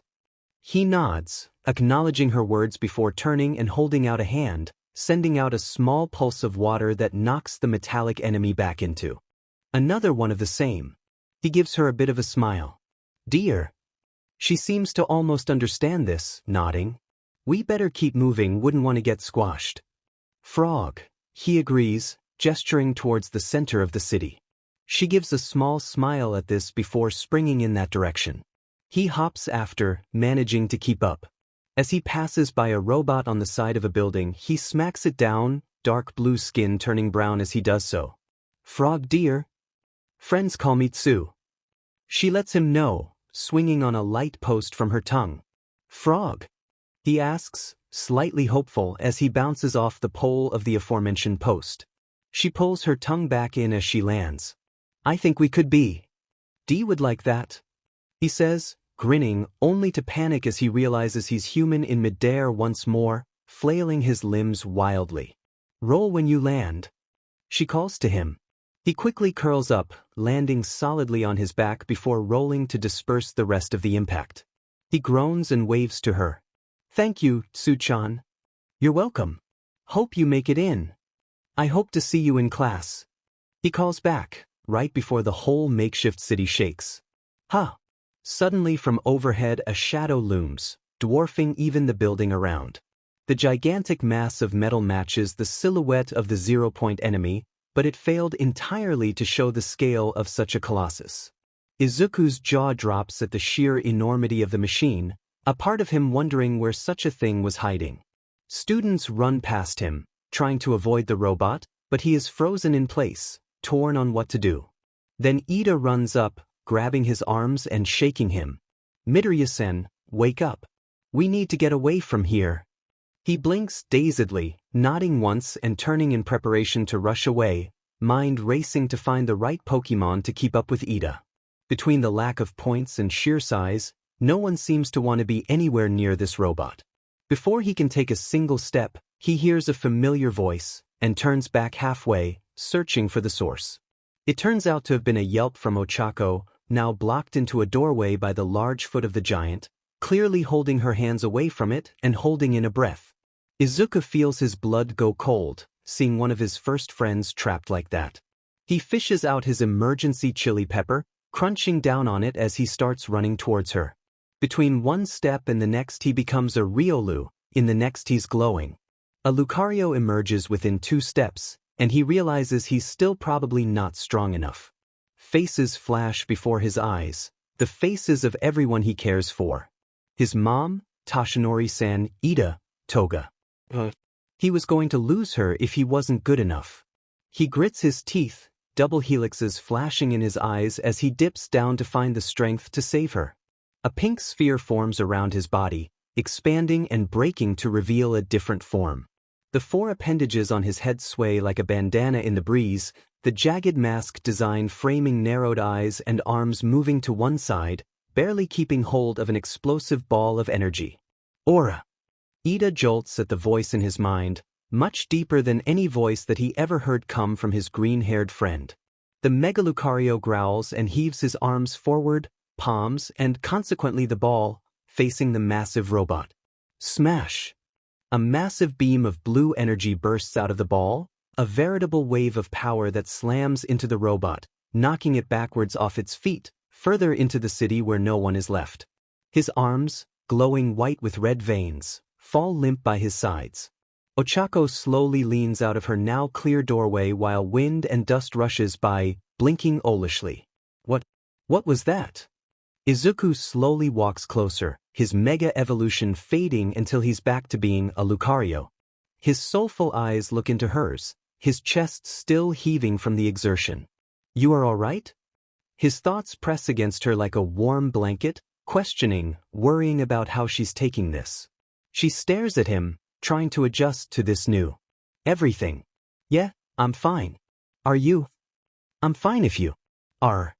His adrenaline wears out, and he collapses, falling towards her as his transformation runs its course. She rushes forward and touches his shoulders so he starts floating. Looking him over, she quickly starts looking around for help. Time's up. Present Mike yells from his spot by the gates. A quieter, holy sheet, in English soon follows. Ida hurries over to Uraraka, still rather overwhelmed by everything he saw. His gaze wanders to Izuku, then to his dark purple arms flopping about uselessly beneath his gaunt body. The tapping of a cane behind him has the teen turn around to ask for help, but his voice dies down when his gaze falls lower onto the little old lady with the visor. Every year someone pushes themselves too far. She murmurs, shuffling past him. Ida steps back, though he feels obliged to defend his friend. To be fair, Miss Uraraka-san was trapped in that building by the robot. The doorway it was locked. The girl says quietly, I know, dears, I know. She waves her syringe cane. Let's see. Severely damaged arms, emaciation. We'll get him to the infirmary. The glasses-wearing teen jolts, shocked by this news. Emaciation? But he's the healthiest person I know. He protests. Perhaps he was, but it seems to me that little display he pulled had some backlash to it. She counters, waving her cane at him. There's always a balance to these things. He looks to his friend, concern growing even more. That is true. Is there anything we can do to help him? She waves him off. I've got this. It's my job to take care of you all. There's a few others to gather as well, but he's the one that can't walk. Then maybe we can come with you so he's easier to carry? He gestures to his other friend.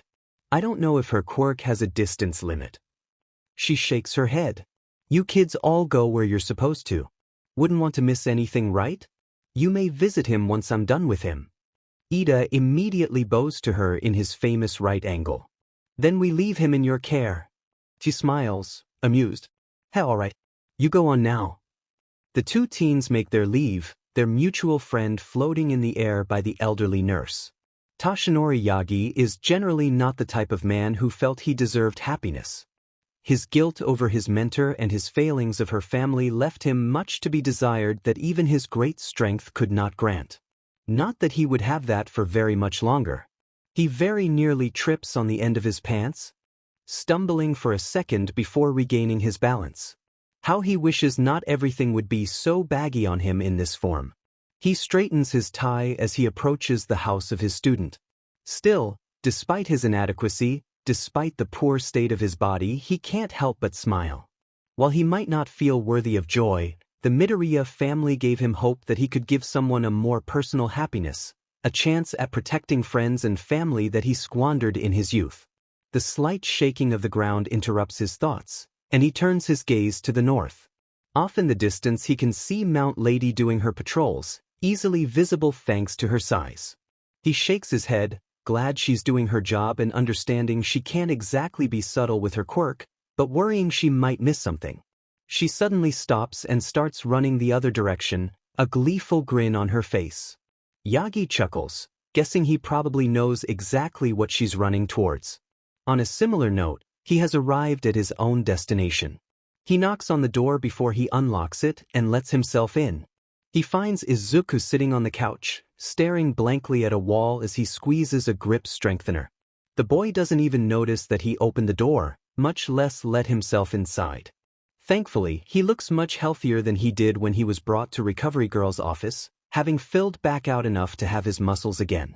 He observes him for a minute, expecting him to be noticed at any moment, but the lack of recognition or even acknowledgement drives him to make the first move.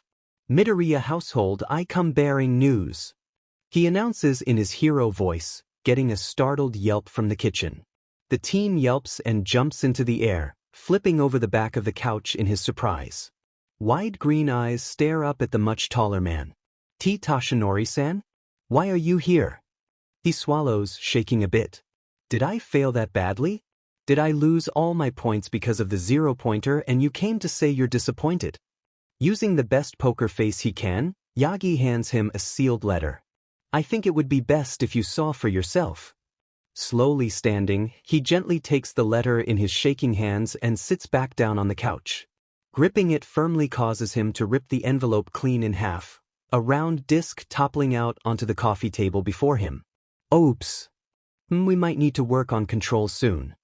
Yagi says with his hand on his chin. He gives him a sheepish smile, picking up the device and turning it over in his hand. So, the letter is a hologram? They feel it's more personal, not everyone has someone to deliver the news. The teen is about to respond when the device turns on.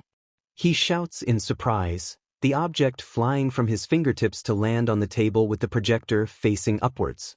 Your guard is non-existent right now, He asks as Inko peeks in. What's going on in here? She asks. Izuku looks to his mother, blushing brightly and pointing at the activated disc. The letters here. She gasps, darting back into the kitchen to turn something off before quickly coming to sit on the couch next to him to watch it. Izuku gives her a small smile just as the picture starts to form. I have come in the form of a projection. All Might shouts at them once the video clears. The teen's head turns so sharply to the video he almost gives himself whiplash. Wait, what? How much surprise could you have left in you? Yagi asks quietly, getting a giggle from Inko. But this is from UA? He looks between the projection and the skinny man beside him. WIRU? I know it's been a while, but with great power comes a great amount of paperwork. The man in the video awkwardly coughs, then makes a hand gesture. My apologies, young Midoriya. The truth is, I didn't come to this city just to fight villains. You're looking at the newest UA faculty member. Izuku looks even more confused. But you're dating my mom? Inko blushes while Yagi clears his throat. That would be my personal life and thus not relevant in an official school notice. I did also tell you a while back that I had a surprise related to UA. The teen laughs sheepishly. Right? I forgot about that. A hand comes from off-camera and makes a hurry-up gesture.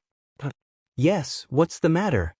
His brows furrow, but he keeps the signature smile. Who's showboating? The hand points right at his face. Oh, sorry. I'll wrap it up, but I have to show him something first. He pauses for a few seconds as another arm comes into view so the hand can point at its watch. He recoils, taking a step back. Wait, I have to do how many of these things? He sighs, clapping his hands together. Right. So, moving on. And that's one reason why I came to deliver it myself. The man shakes his head. Part of me wonders if having me do it was their way of initiating me. Even though you aced the written test, you got 25 combat points in the practical exam. I'm sorry, but that isn't enough to get in. Izuku's head falls, hands gripping at his knees as his eyes grow glossy. I knew it. Fortunately, there were other factors. All Might's voice causes him to look back up, confusion shining in his watery eyes. Yagi stays quiet, but has a smile on his face. You have a strong quirk, yes. But it's your actions that inspire others. And that's why I am here. He gestures to himself, then holds up a single finger. You see, the practical exam was not graded on combat alone. How could a hero course reject someone who is committed to saving others, no matter the consequences to himself? He wags the finger reproachfully. After all, that is what makes a hero. And that's what my alma mater is all about. Training those who would risk their lives for the greater good. He raises a second finger, his grin. So, we have rescue points. A panel of judges watches, and they award points for heroic acts beyond just fighting villains. A scoreboard appears, with 2 number 1 rankings, including Izuku Midoriya, 60 rescue points. Inko gasps, hands coming up to cover her mouth. All Might shrugs a bit. You may have tied with Bakugu. He points at the score of 77 villain points and 8 rescue points. If you want more details, you can always ask. He looks off screen. I'm not saying ask us, no sir. They were keeping me on task. Yagi explains. The teen snorts a bit from the humor, then gives him a watery smile. The projection holds his hand out in invitation. Welcome, Izuku. You have made it. You're now a part of the Hero Academia. Yagi pats his back. Congratulations. Inko sniffs and hugs her boy, tears silently going down her face. He hugs her back, openly crying tears of joy. I made it. I made it. Then he turns and hugs Toshinori as well, overwhelmed by happiness to the point he really doesn't think about it. Yagi hesitates, but gently returns the hug as he chuckles. When the green-haired teen looks up at him, he grins. I promise I won't let you down, Toshinori-sen. I know you won't. He nods with authority. You got in with your hard work, no strings pulled from me. Izuku nods as well, patting his cheeks. Right. I need to see how my friends are doing. I wonder how high they ranked. He turns away and starts texting them. The boy doesn't see it, but Yagi pulls a small face at that. Inko spots it, but doesn't say anything yet. He nods, putting his phone away. All right, I asked them to come by so we can discuss the test. The teen hums softly, before looking a bit sheepish. When does the school year start again? Yagi chuckles and hands him a brochure of information. Here you go. He opens it up and looks through it, brow furrowing slightly. April 4th. Okay, that's a month away, so that should be enough time to gather school supplies. He nods. This part is pretty much like normal school. He's silent a bit longer before his phone vibrates. Pulling it out, he lets his emerald eyes wander over the screen. It looks like they're all coming. And Toga-san wants Kaken's contact info. Now? Inko asks. He looks at his phone, humming thoughtfully. About lunchtime, so a few hours away. Why? She looks thoughtful. I'll need to make more food. Oh. He moves to stand, having rushed to send Toga the information. Do we need to go shopping? I can help. She hums in thought. You're having friends over. Why don't you get the house ready while Toshinori and I go get them? He blinks. Wait me? I don't mean to impose. I came over to see young Izuku's reaction and answer questions. Nonsense. Plus I like seeing you dressed up. She laughs. Sure. Izuku answers, finally snapping back into focus from the thought of his friends greeting his trainer with his mom. I'll get started right away. He gathers up the torn letter, then pauses at the disc. Should I hide this? He asks them. Up to you, they all got one. He lets him know. Yes, but mine kind of implies that you know me? He says, sheepishly smiling as he offers it to him. Sign it, please? He laughs, doing so. Have I signed everything in your room by this point? Only the All Might stuff, he answers without thinking. His cheeks turn cherry red as he realizes what he said, and he rushes about to clean, offering a hurried, thank you, as he disappears down the hallway. It's so nice to see him happy and with friends coming over. Inko says softly. Yagi nods, smiling a bit. A kid like him deserves happiness.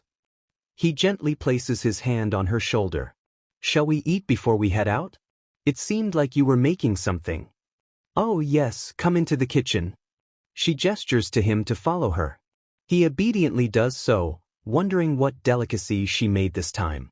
Some time later, the house is cleaner and filled with the smell of good cooking waiting to welcome guests. Izuku, the fretter he is trying to clean the area behind the television, just in case. The doorbell rings, and he pauses to get it, glancing at the clock as he passes by. 11:55. He opens the door to reveal Ida, standing there in what he has come to recognize as his casual clothes. Midoriya-san. He bows in the doorway. Thank you for inviting me to your house. I brought a gift of chocolates for your mother, since I was unsure what else to bring. He holds up a box of expensive candy. Izuku's jaw drops. He calls back over his shoulder. Yes, Izuku? She comes out of the kitchen in a light blue apron. He nervously nods towards the bar of fancy chocolate being offered them. What should I do with such a wonderful gift? He hurries the last part of his question out upon realizing his friend's falling expression. Take it and put it on the table. Maybe we can all have some. She looks to the boy at the door. Thank you for bringing this. He bows rigidly, grateful. Thank you for letting me into your home. Izuku takes the chocolate and carries it into the dining room, watching Ida remove his shoes from the doorway. Inko heads back into the kitchen. Lunch will be done soon, so you're right on time. I appreciate the kind gesture. He calls out to her. Midoriya-san mentioned that you're an outstanding chef. Daw. He hears a sniff. Thank you, Izuku. It's the truth. He calls back to her, then gestures to the table. So, how was your week? It's been productive. He responds, chopping the air.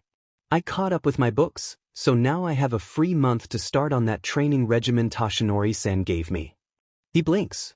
Your books? Of course. Ida nods firmly. Just because it's a break, doesn't mean one should forget everything they learned. As they chat, the doorbell goes off. Izuku glances over, then back to his friend as he gets up. If that helps you, I don't see why it would cause problems. The taller teen watches, confused, as the other goes to answer the door. Why would it cause a problem in other circumstances? He asks himself. On the other side of the door is revealed to be a smiling Ochako and one surprisingly half-hiding Himiko. He smiles at both of them before stepping aside and gesturing inwards. Hello. I'm glad you made it over safely. Thanks for the invite. Ochako beams before motioning to Himiko. Come on, you know he won't bite.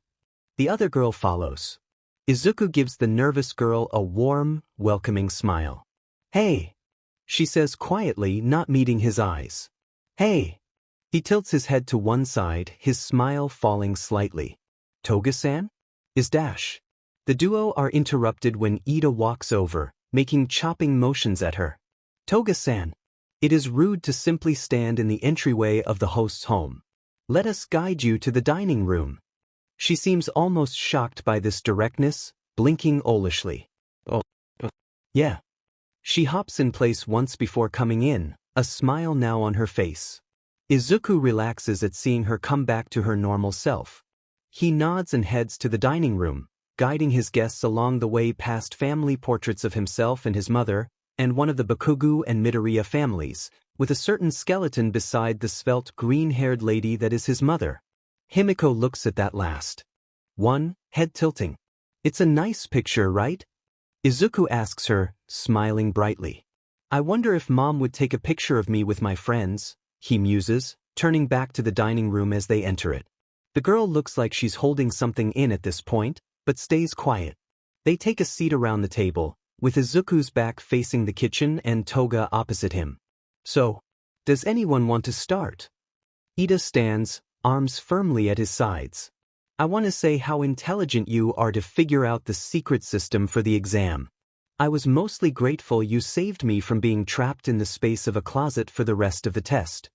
Chaco adds. He blushes, having not expected this train of thought. Why, I would have done it regardless of if it gave points? I had no idea it was part of the system. They did say it was secret. Still, thanks. She smiles at him. He gives her a shy smile, then looks to their only friend who has not said anything since sitting down. Toga-san? Is something wrong? She taps her fingers together before taking a breath. I didn't make it into the hero course, I'm sorry. Izuku blinks, opening his mouth, before pausing to pull out his phone, rapidly tapping on it. Ida rests a hand on her shoulder, offering a sympathetic smile. You don't have to be in the hero course to be our friend, he says, nodding once. Thank you. I really did try. She assures them. It's just I couldn't really use my quirk at all on robots, so I was mostly stuck running around doing what I could. She pouts with a small huff. It felt more like I was in the background. It appears some heroes agree, saying that the test seems skewed towards those with powerhouse or flashy quirks. Izuku mumbles out as he surfs the web. He raises his gaze to meet her eyes. It's not your fault, Toga-san. I didn't think it was. I'm just sad we'll be in different classes now. I still got into the school, just the regular stuff. Izuku perks up, giving her a bright smile. You got into general studies? That's great news. The glasses-wearing teen gives him a strange look, watching as he types a bit more. You'll have to explain that. Before he can answer, his Pokemon-themed cell phone rings. Mildly confused, he answers it and immediately gets blasted by sound. Deku, put me on the speaker. The phone in his hands rumbles with the volume of the shout, and he nearly drops it before scrambling to press the button. Yo, you there, you demon cat? She seems almost amused by him even in her current mood. Yeah, I'm here. You want to be a hero? He says, his harsh voice a bit crackly over the phone. Earn it. She actually bares her teeth and hisses at that, hands slapping on the table as she stands. Hey, what do you think I was trying to do? Shut up. He snaps, and the sound of mini explosions come from his side. Let me get to my point. You can still be a hero if you effing earn it. Ida blinks blankly, his mind shorting a bit from all the cursing. Erase her head. I know Deku mentioned him to you. He didn't pass the entrance exam for the hero course. Did he give up? He slams his hand into something on his side, garnering shouts from outside his room. He worked his butt off to be better than the extras. Then he won his way into the hero course. I didn't know that. She murmurs before beaming like her usual self. Thanks, Boom Boy. You're right. Ochako mouths silently to Izuku and Ida. Boom Boy. Izuku shrugs while Ida seems to have blue-screened. Of course I am. Look at Midnight. She made her way in by winning her sports festival. So that means you have at least a month to get your sorry but in shape, Yuden cat. He pauses a moment to take a breath. You have to be your best, because I'm not letting a loser hang out with Deku. You'll rub off your negative sheet on him. She laughs at this. Well, I wouldn't want to lose Izuku-en. I'll just have to try harder each time. Good. There's a dial tone as he hangs up. Izuku blinks, staring blankly at his phone. I completely forgot that you could earn a place in the hero course. He scratches his head awkwardly. I was just happy you'll be able to go to school with us. We can spend time together during lunch. Yeah. She bounces in her seat. So that means all of us made it in some way, right? Ochako asks with a slightly awkward smile. I'm glad. Ida quickly comes back to himself, nodding once. So am I. I want to enjoy Yui with my friends, especially since you're my only ones. On that note, he glances at Himiko. Are you and Bakugo-san friends? Is the cat thing a nickname? He doesn't seem to call anybody by their names. She observes. But if you read between the angry and vulgar lines, yes, I think we're friends. She smiles. Ha. Izuku drops his hand to the table, tapping a finger on the surface. Usually the closest thing he considers a friend is a rival. I don't think our quirks are really comparable, so maybe this is his alternative. The blonde shrugs. Maybe you were a rival in other ways? He scratches his head. You could have caught his attention somehow? Not sure how. She shrugs. It may always remain a mystery, Ida muses, then stands up and smacks the table with his palm. Now, we must talk about helping our friend prepare for her next test. I thought this was a celebration of you all getting in. Himiko argues. It was more to share stories about what happened during the test and how we could improve, Izuku admits, giving her a smile. Mom made us food so we could do a celebration. Now that we have a goal to get you into class with us, though, it would be great if we can find a way to help you. I mean, yeah, but we're not even in school yet. She says. How about we enjoy today? Ochako offers. Sure. Izuku quickly says, blushing a bit. He hurries to add on to his response. What do you think we should do after eating? We could talk about the crazy thing you did during the test. Ochako supplies. What? I missed something crazy? Tell me. Himiko leans in. Midoriya-san evolved twice during the last minute, Ida says, gesturing to the friend in question. I think I'm mega evolved. He tries to weakly clarify, slightly uncomfortable with the attention on him suddenly. That sounds so cool. Himiko exclaims. It really was. Ochako laughs. I only did it to help my friends. He tries to downplay his feat. I'm not even sure I could do it again. But you beat the towering robot. Ochako insists.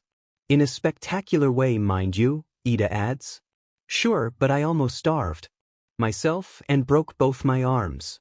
He looks down at the table, frowning a bit. Himiko winces. Ouch. That beam was still amazing, though. His taller friend tries to continue. What did you call it again? Or a smash? He startles, staring at him, then at Ochako. Wait, so you both actually heard what I was saying? Well, yeah, your voice was projected and deep. She explains. Izuku blinks, mildly confused. Deep? Really? Was it manly? Himiko asks bluntly, making the other girl make a sound of surprise as her cheeks pin-ken with her inability to answer. I believe that would be a yes, Ida comments, crossing his arms. It rather reminded me of All Might. Izuku looks at him, eyes wide. Really? He quickly turns into Lucario, the regular version. This form sounds like All Might? A bit. Ochako answers while Himiko seems more interested in looking this new form over.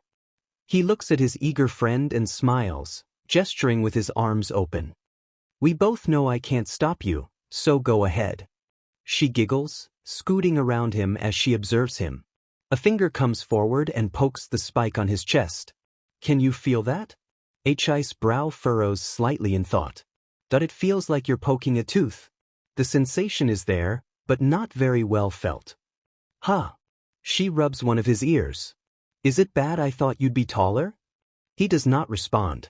He can't respond because his eyes are closed, the canine leaning into her hand. Car. Ida quietly clears his throat, making a chopping motion at Himiko. Could you stop so he can give you his answer? This is fun too.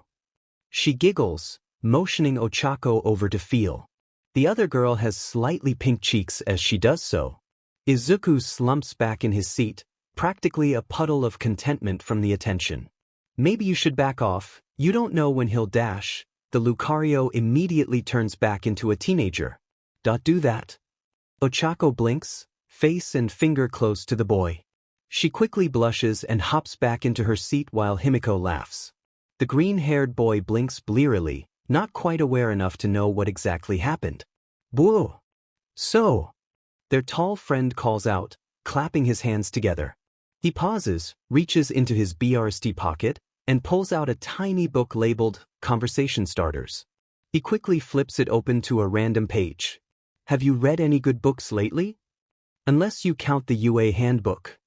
Ochako says sheepishly. I read Rising of the Shield Hero. Izuku offers. Had a rough beginning, but it was a good story, he admits. Interesting, I'll have to look into it. The engine user rubs his chin, then continues, I read a story, but I wouldn't recommend it. The characters were flat and the plot was all over the place. What one was that? The brunette asks. That you'll laugh if I tell you, he says, glancing away briefly before looking at Himiko. What about you, Toga-san? Any good books? Thinks. There was this one. I think it was called Overlord. Really? He leans forward without putting his arms on the table. What is it like? It's one of those Ice Guy ones, but of an MMO player who now runs a super powerful guild of monsters. It's interesting seeing how he thinks, and how he reacts to having all this power now while having to deal with the skewed morals of his subordinates. Does he at least still have his morals? Ida asks, mildly concerned. He has things he values. She says tactfully. He's very nice when he's interacting with the guild and when it comes to finding his old friends, but everyone else. She waves a hand. Probably put him on a nice neutral karma. He can do both good and evil depending on what he gets. The blonde pauses. I might need to make sure I read better influencing books. Read One Punch Man, he immediately responds. Or Spy X Family. They're both very good.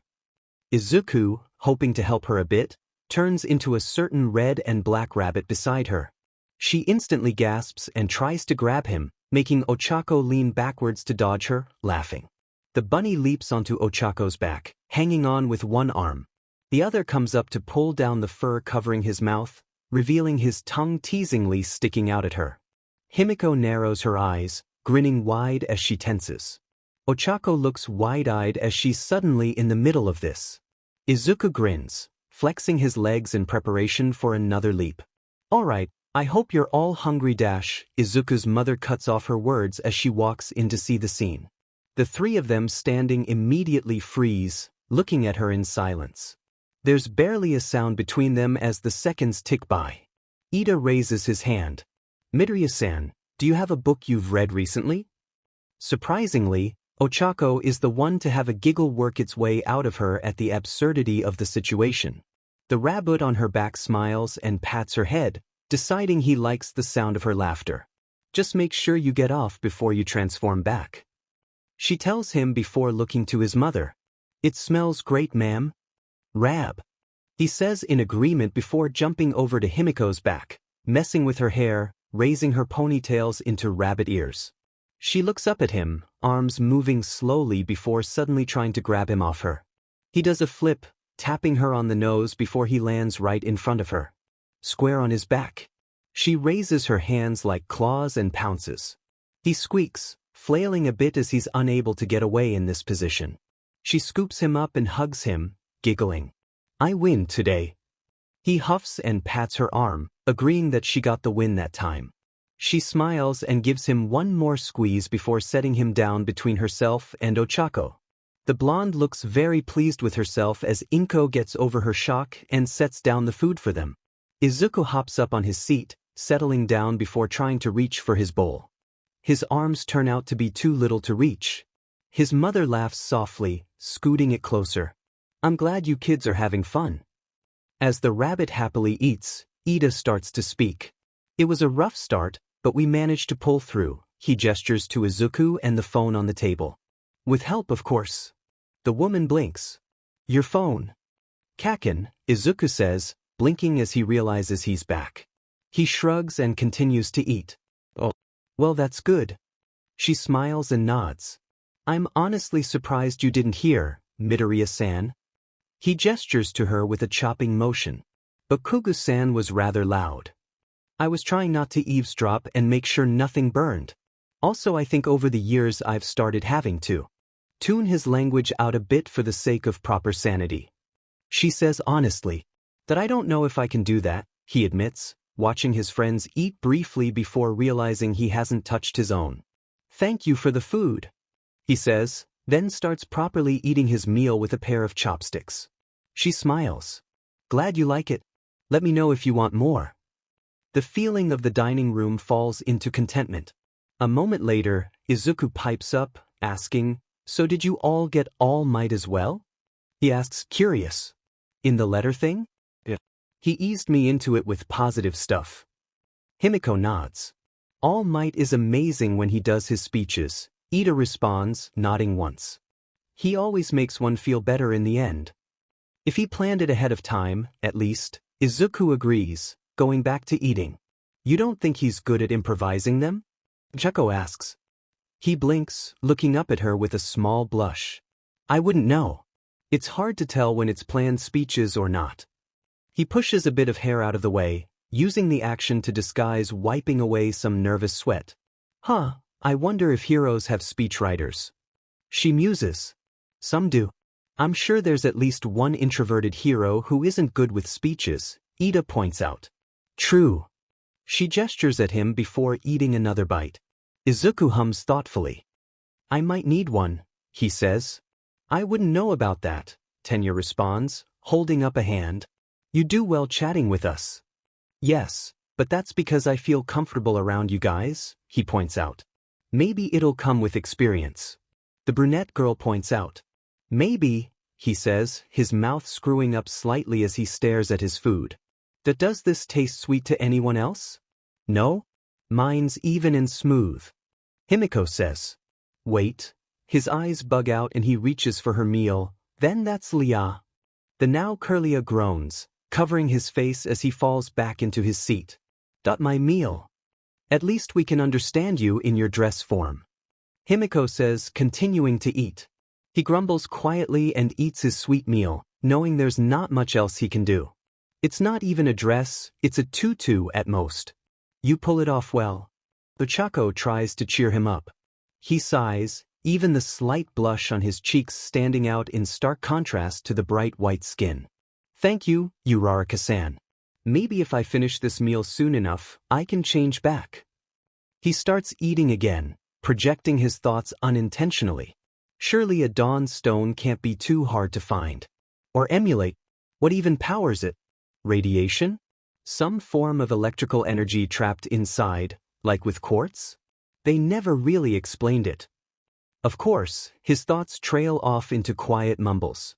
The brunette giggles, finishing her own food so as not to make the transformed one self-conscious.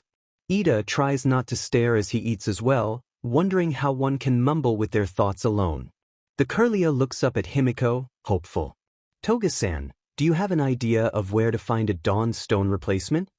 What, like one of those kinds of rocks that absorbs heat? She guesses. He frowns a bit, setting down his chopsticks. I'm not sure that's quite right. That stuff solar panels are made of? She offers next. He frowns a bit, trying to think. Do you mean pure silicon? Where would we find that? I was going to suggest a computer shop, Ida begins, but if it needs to be pure. Do you have an example of this kind of thing that's worked before? Ochako asks, spoon in her mouth. He shakes his head, crossing his arms in thought. The only other special evolution methods my Pokemon use involved leveling up at night and having a large amount of friendship. Don't suppose you have a rock collection? She asks. He shakes his head. No, I collect All Might merch dash. He stops mid-thought, his whole face slowly turning the red of his horns. Ochako laughs. No shame in that. Really? He asks, not losing any of his blush. Do you collect anything? Coupons? She says with a small sheepish blush. Izuku blinks a couple times. Oh, that sounds responsible. Mom asks for my help with that, sometimes. He nods once, then gives her a shy smile. If you ever need help with finding more, just let me know. Oh, I'm sure you have better things to do. She waves a hand. Don't worry about it. We have school to focus on. Oh, right. He nods, though he can't help feeling a bit disappointed. I'm sure we'll hang out even when school is on. Himiko assures him. Sure. He gives her a little smile. We could even form a study group? That is a wonderful idea. Ida exclaims wholeheartedly. Will we be studying the same stuff? The blonde asks, frowning softly. Even if we aren't, Izuku points out, we could still help you out. We could even make sure you're up to date with ours, if it doesn't match. He holds up a hand in what might have been a thumbs up, if he had fingers. That way you won't have to worry about playing catch up once you join us. She smiles once more, taking his small hand and shaking it. Deal. Then it's agreed. Ida nods, surprising Izuku into falling off his chair, human once more. I look forward to a productive school year. They all raise their glasses up, cheering to that as they keep eating and laughing. Yui is a large school, one that has several stories on 2 towers rising from the base. Seeing it a second time, knowing that he's going to be a student, Izuku Midoriya can't help but feel awe yet again. He sways on his feet, staring up at the shining glass building with rising anxiety. A hand pats his back, leading him to look to the blonde girl next to him. You're not going to faint on the first day of school, are you? She teases. Nope. He yelps, taking a stiff step forward. We're finally here. He gives her a big, gleaming grin. We made it to Yui, and we'll soon both be heroes. Yeah, just gotta get past your head start. She elbows him gently. Good luck. You too. He pats her on the head and hurries off, not really thinking about it since she acts so familiar with him as well. He can barely hear a giggle behind him before the doors separate them. Alright, so 1A, right? He hurries down the hall to the left, stopping at the first classroom on his right. That was fast. And these doors are massive. He looks up at it, muttering for a bit. Could it be to allow access for quirks that make them larger? He wonders, grabbing the handle and tugging on it. I wonder who will be my classmates. But Koga-san. Ida's voice greets him as the taller teen points at the shoes on the desk. Put your feet down at once. Be respectful to the furniture that our seniors once sat in.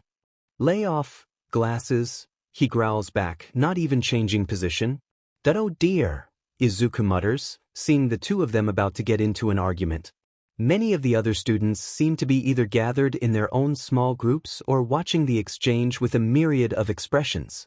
One student, a girl with long black hair in a ponytail, sighs and talks to him from her seat. Could you possibly calm down? Bakugu immediately whips around, shouting at her, what was that? Or turn it down. Mutters another girl with short purple hair. He growls at her. Shut up, earlobes. Izuku sighs and walks over, getting Bakugu's attention. Hey Kaken. Maybe you should listen to them? He starts to wilt a bit under his glare. We don't know how things work here? He manages, slumping when his childhood friend turns away, sitting sideways in his chair. Well, it's a start. A familiar green-haired girl with big eyes nods, holding a finger to the side of her mouth. The green-eyed boy perks up when his eyes land on her. Oh, you're in this class too? Yep, glad to see you made it in. Tsu nods at him. He smiles at her, nodding once. I'm glad you made it in too, Azui-san. Call me Tsu. She gently but firmly corrects. He falters slightly. Alright. Sorry, as dash. He clears his throat when he feels her stare intensify, squeaking out, Tsuhun. With that, the door to the classroom opens once more and 2 more forms come in, one familiar and one not. Morning. An enthusiastic and visible exclamation is directed towards the newcomers from the manga-looking boy Izuku met yesterday. A boy with a black bolt in his yellow hair starts counting people, frowning a bit. That's 19 now. Is that everyone? The blonde beside him gives him a wary look, his tail twitching slightly. You forgot to count yourself. Did you think someone wouldn't show up? Asks a floating school uniform behind them. I was expecting someone to be delayed due to a villain attack, he says. It'd be the kind of neat story to tell, wouldn't it?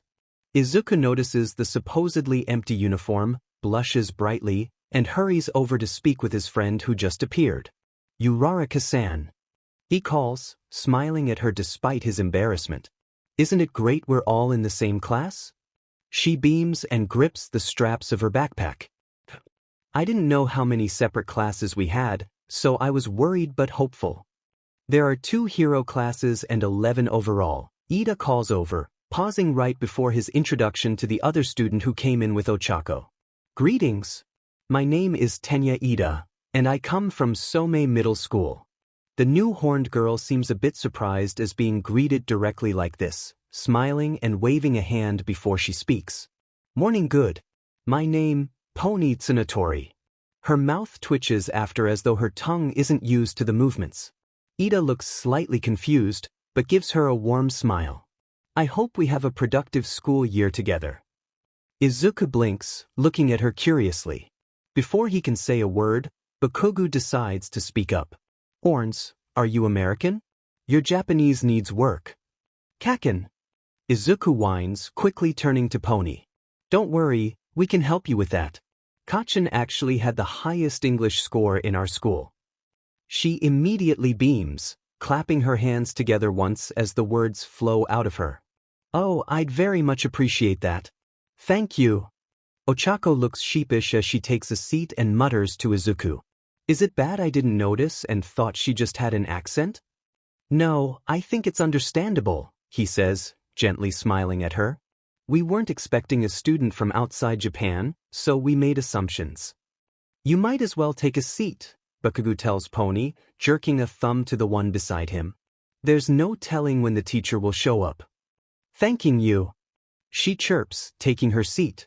A few seats behind them, a boy with pointed red hair nudges the scarred boy next to him. Looks like someone has a soft spot. This second boy doesn't comment. A third boy to their other side poses with hands on his cheeks, watching the angry blonde try to explain the right words to the happy blonde.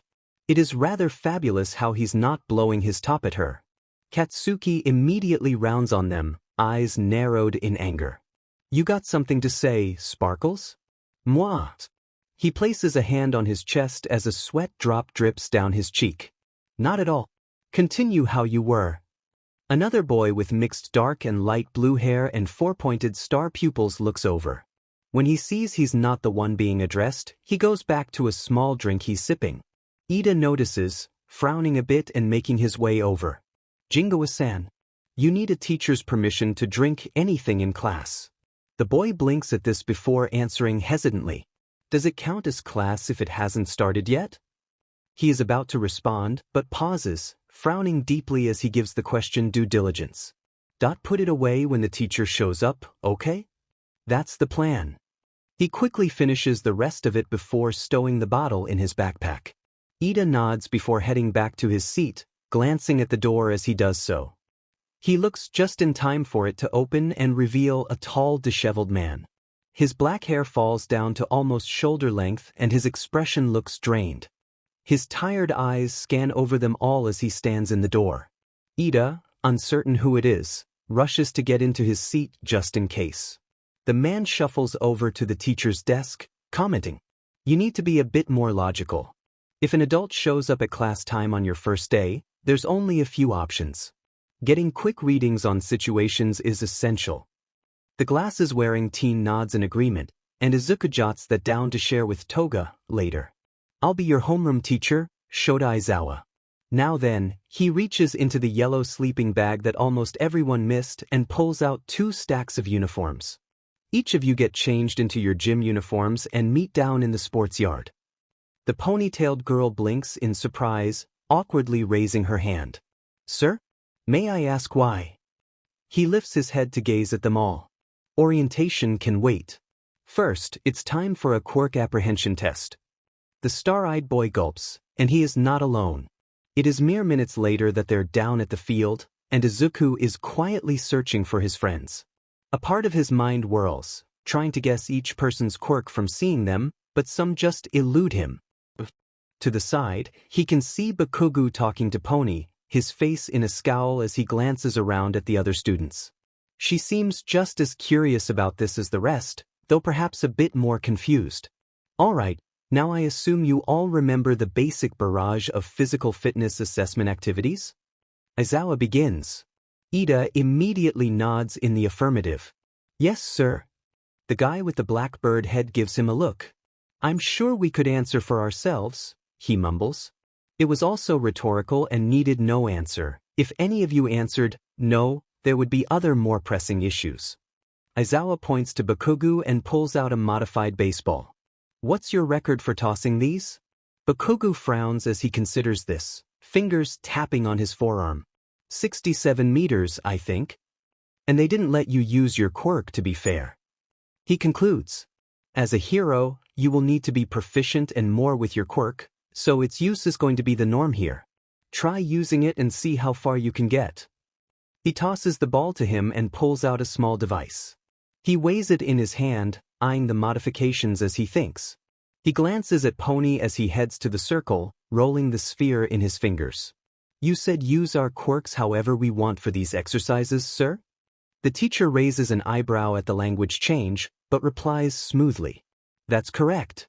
Pony pumps her fist, as though she is confirming what she thought she heard. He grins, turning and reeling his arm back, small pops of smoke forming around his fingers. He performs a perfect pitch, punctuated by a precise explosion that sends the ball soaring and single word in a scream. Die! While some students make sounds of amazement, Aizawa calmly checks the device. 705.2 meters, quite a bit more than without. That's amazing. A pink-skinned girl by Uraraka says, fists clenched. As expected from the top scorer. Bakugo turns to her with a scowl. I'm not the top scorer. I'm one of two. He points at Izuku, smirking a bit. He's the other, but I'll beat him soon enough. Good, because there's a point in today's activities. Aizawa interrupts. I'll be using these tests to gauge your potential. Whoever comes in last has none, and will be expelled immediately. Several faces pale. But that's not fair. The pink girl from before exclaims. Who said it was? He levels a look at her.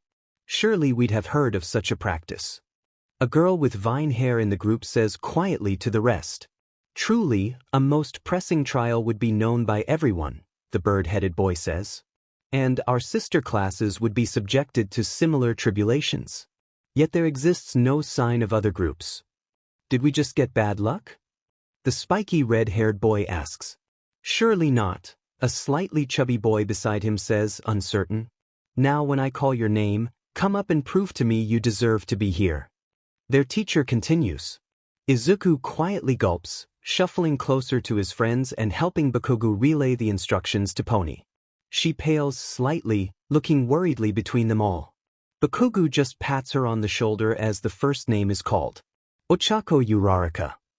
The brunette that Izuku knows well steps up and takes a ball. She takes a breath and throws it, sending it soaring into the air. Where it doesn't stop. There's a slightly awkward 60 seconds of everyone waiting before the device in the teacher's hand beeps and simply shows an infinity symbol. Wow. The manga boy's voice and face say what they are all thinking. Izuku smiles and politely applauds for her. Nairenjiki Shoda. The chubby boy walks up, taking the ball and standing in the circle. Taking a breath, he punches the sphere and chucks it into the air, the trajectory appearing rather normal. Suddenly, it gains a second boost at the peak of its arch, going much farther away than it would have before. Pony Tsunatori. The girl approaches and looks determined. When she's handed the ball, she reaches up and stabs it on one of her horns, getting a few odd looks. She tilts her head down before said horn suddenly launches off, ball included. Bakugo is speechless, not having expected that. Izuku is writing in his notebook, having somehow smuggled it out onto the field. He mutters about possible uses for the quirk and wonders how long she can control them for, if at all. The blonde explosion user leans closer, reading over Izuku's shoulder. Let's see if her legs gained extra power? He quotes. I mean she does have hoof dash. Ochako's observation is cut off as Pony runs up to the group, looking excited and slightly asymmetrical. Hope I did good, she says. Izuku looks up at the score, smiling at her. You did great. Hey, how much control do you have over your horns? How fast do they grow back? Are your legs stronger than normal? He asks his questions rapid fire, pen poised over his notebook, ready to record her answers. The barrage seems to stun her as she tries to process it, ending up only answering one question. No worry. They grow back. As she says this, a new horn exactly like the old one pops out of her head, fully grown. The green-haired boy stares for a moment before rapidly writing this down, muttering to himself all the while. Bakugo sighs quietly and repeats the question slower, in English. Deku wants to know if you control them, and if your legs are strong. Ochako looks over at the name, but Pony answers happily. Oh, listen. I think so. The writing becomes more pronounced, as well as the mumbles. Catching a bit, Bakugo looks at the teen with a raised eyebrow, then back to the half-American. Can you ride on them? She blinks, looking thoughtful. I never tried. Hozuru Jingawa. Their teacher announces the next student, having continued while they were talking. Izuku finishes just in time to look up, seeing what he can gather from this next student. Less heat, more density. Hozuru mutters as he winds his arm back and tosses. Two things. One is the ball, but the other appears to be a white star of just smaller size. As the two soar off, the star goes in a straight line while the ball begins to dip, but suddenly it rises up and over the star, coming back down on the other side as it starts an orbit.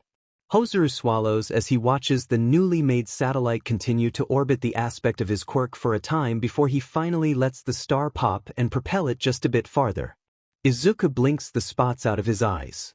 That how is he not blinding himself? Is he related to 13? Ochako tilts her head. Question. Izuku Midoriya. Izuku blinks once more and steps into the circle. Taking the ball, he gently grasps it, staring down at his hand for a moment. He quickly runs through his team in his mind, his expression growing panicked with each one he dismisses.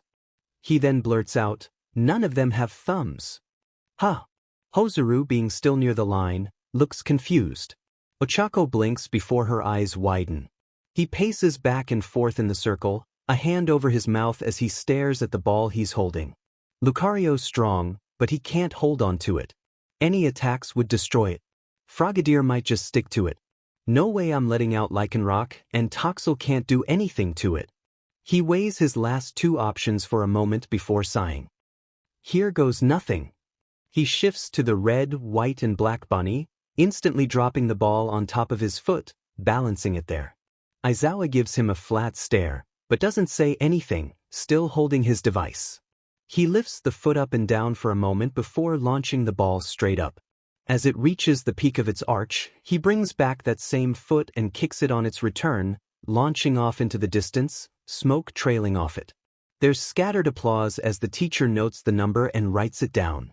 He hurries back over to Ochako, looking up at her with a beaming grin, visible past the hoodie-styled fur over his mouth. She raises a hand to him so he can clap it. He jumps up and smacks it, laughing boisterously once he lands. Bakugo stares at him, brow furrowed in confusion. But is this really the same Deku? He mutters. He doesn't get too much time to think on it as the teacher herds them to the next activity of many. Aizawa guides them to a short track and lines some of them up. One at a time, 50-meter dash. Tenya Ida. He nods and gets down into position, his engines quietly rumbling to life. As soon as the gun sounds to start, he's off, legs a blur and the machine within roaring with exertion. He passes the finish line quickly enough.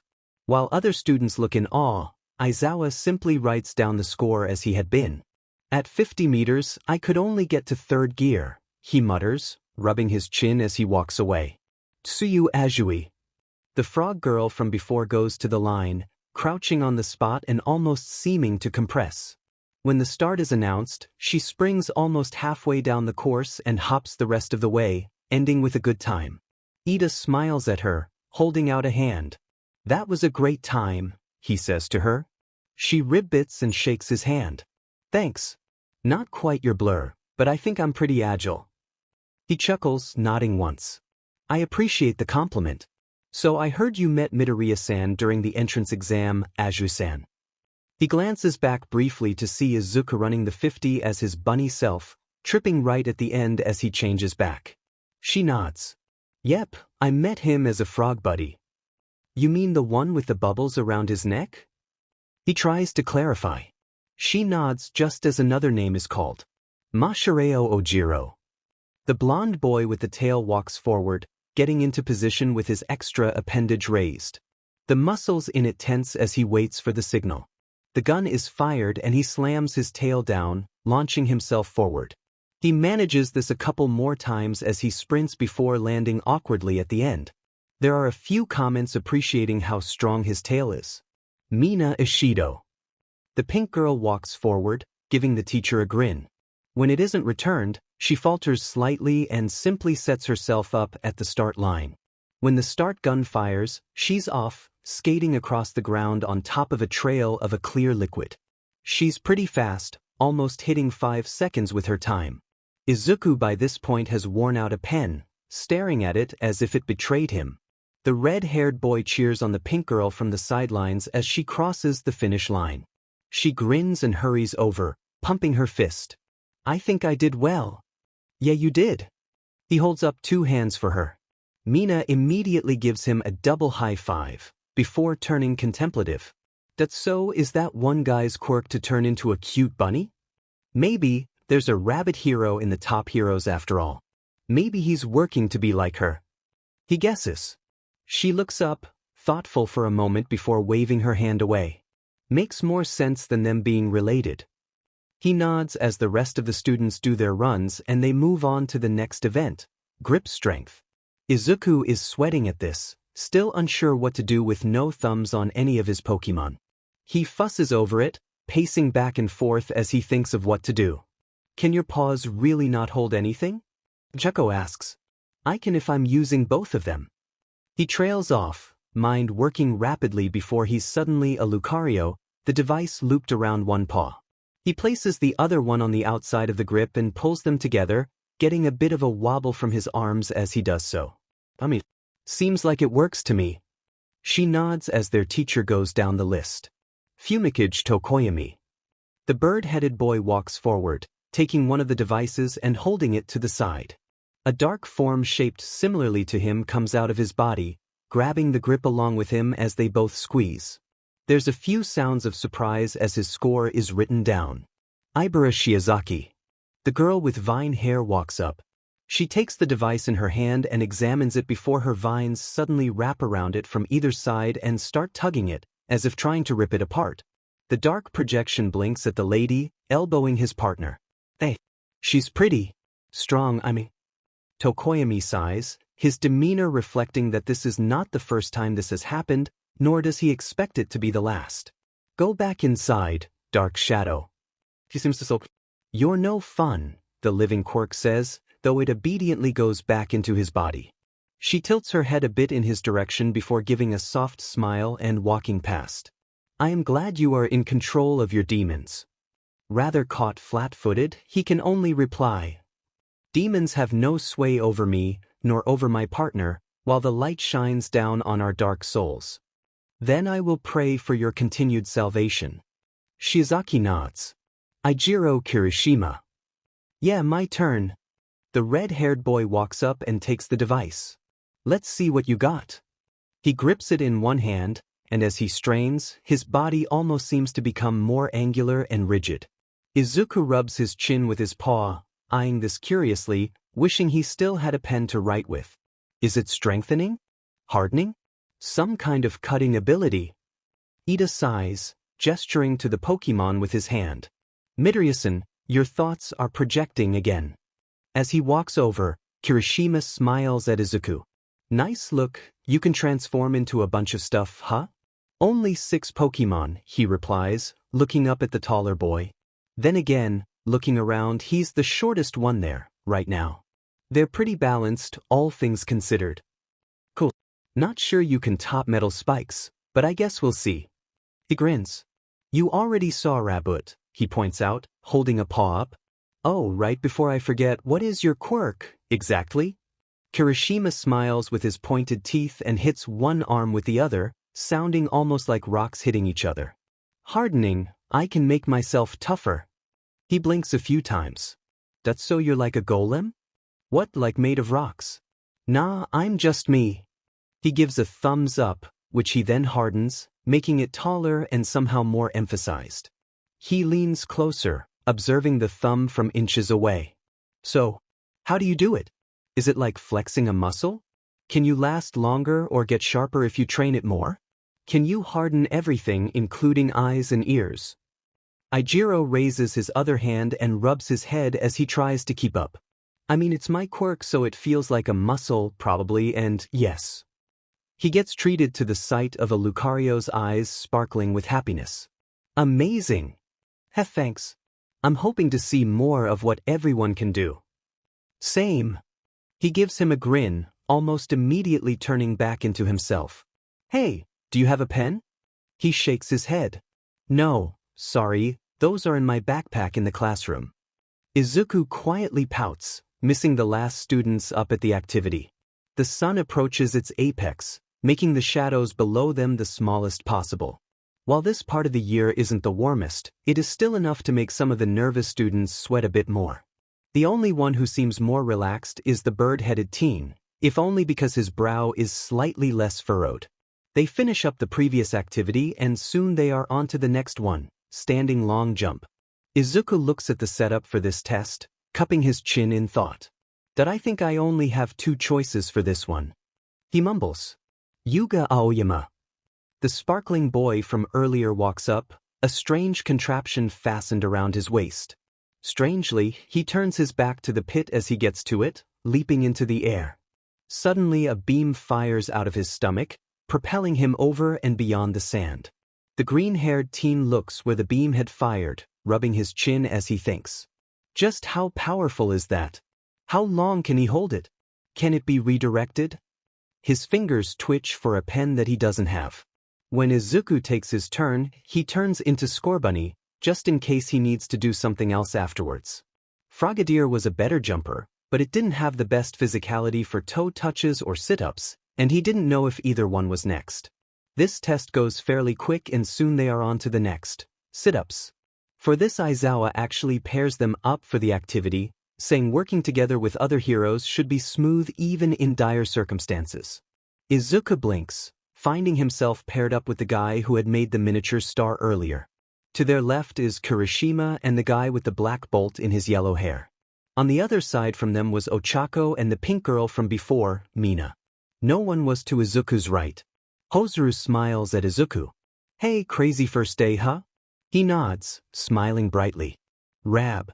He pauses, looking down at himself, then back up at him. Rabbit. He stops trying, pouting a bit. He shrugs, then lays down on the ground, knowing he has no idea when he'll change back. Oh, I guess you can't talk like this. The boy assumes.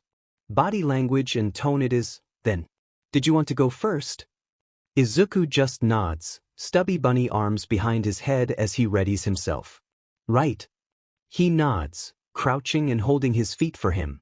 The fluffy rabbit half his size starts once he's secure, his little body actually helping quite a bit due to its lightweight and athletic tone.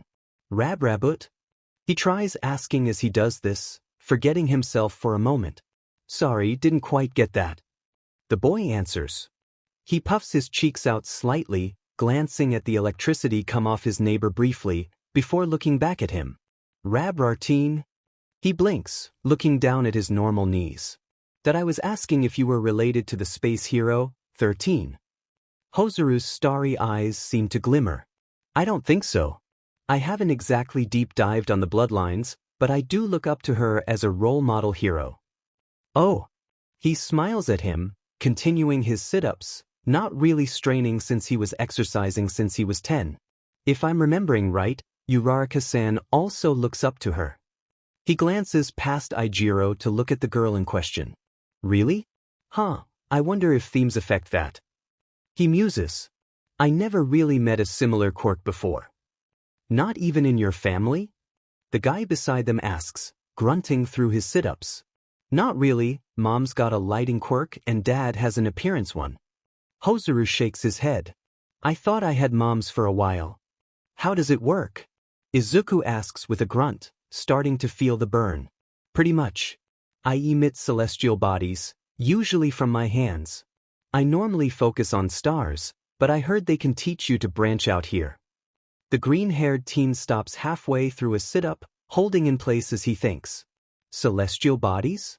Can you make nebulas? Form rings around yourself? Are you limited in the kinds of stars? Can you make black holes? How do you not blind yourself? He asks this all at once, running out of breath and completing the rep so he can collapse on his back to capture more air. I've tried making nebulas before, but with mixed results. It also left me pretty drained. He admits. Does yours leave you tired after transforming? Mostly hungry, he freely admits. If I used too much power, I could starve my body. Dude, that sounds rough, the boy beside them says. If I overdo mine, I just get dumb for a bit. Wait, really? Hozuru asks.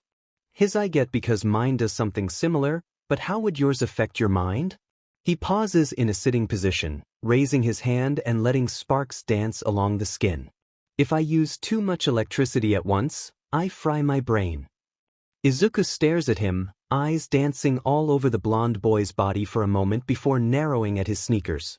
Kaminari-san, was it? Denki Kaminari, yeah, that's my name. He gives a cheesy little grin. What's up?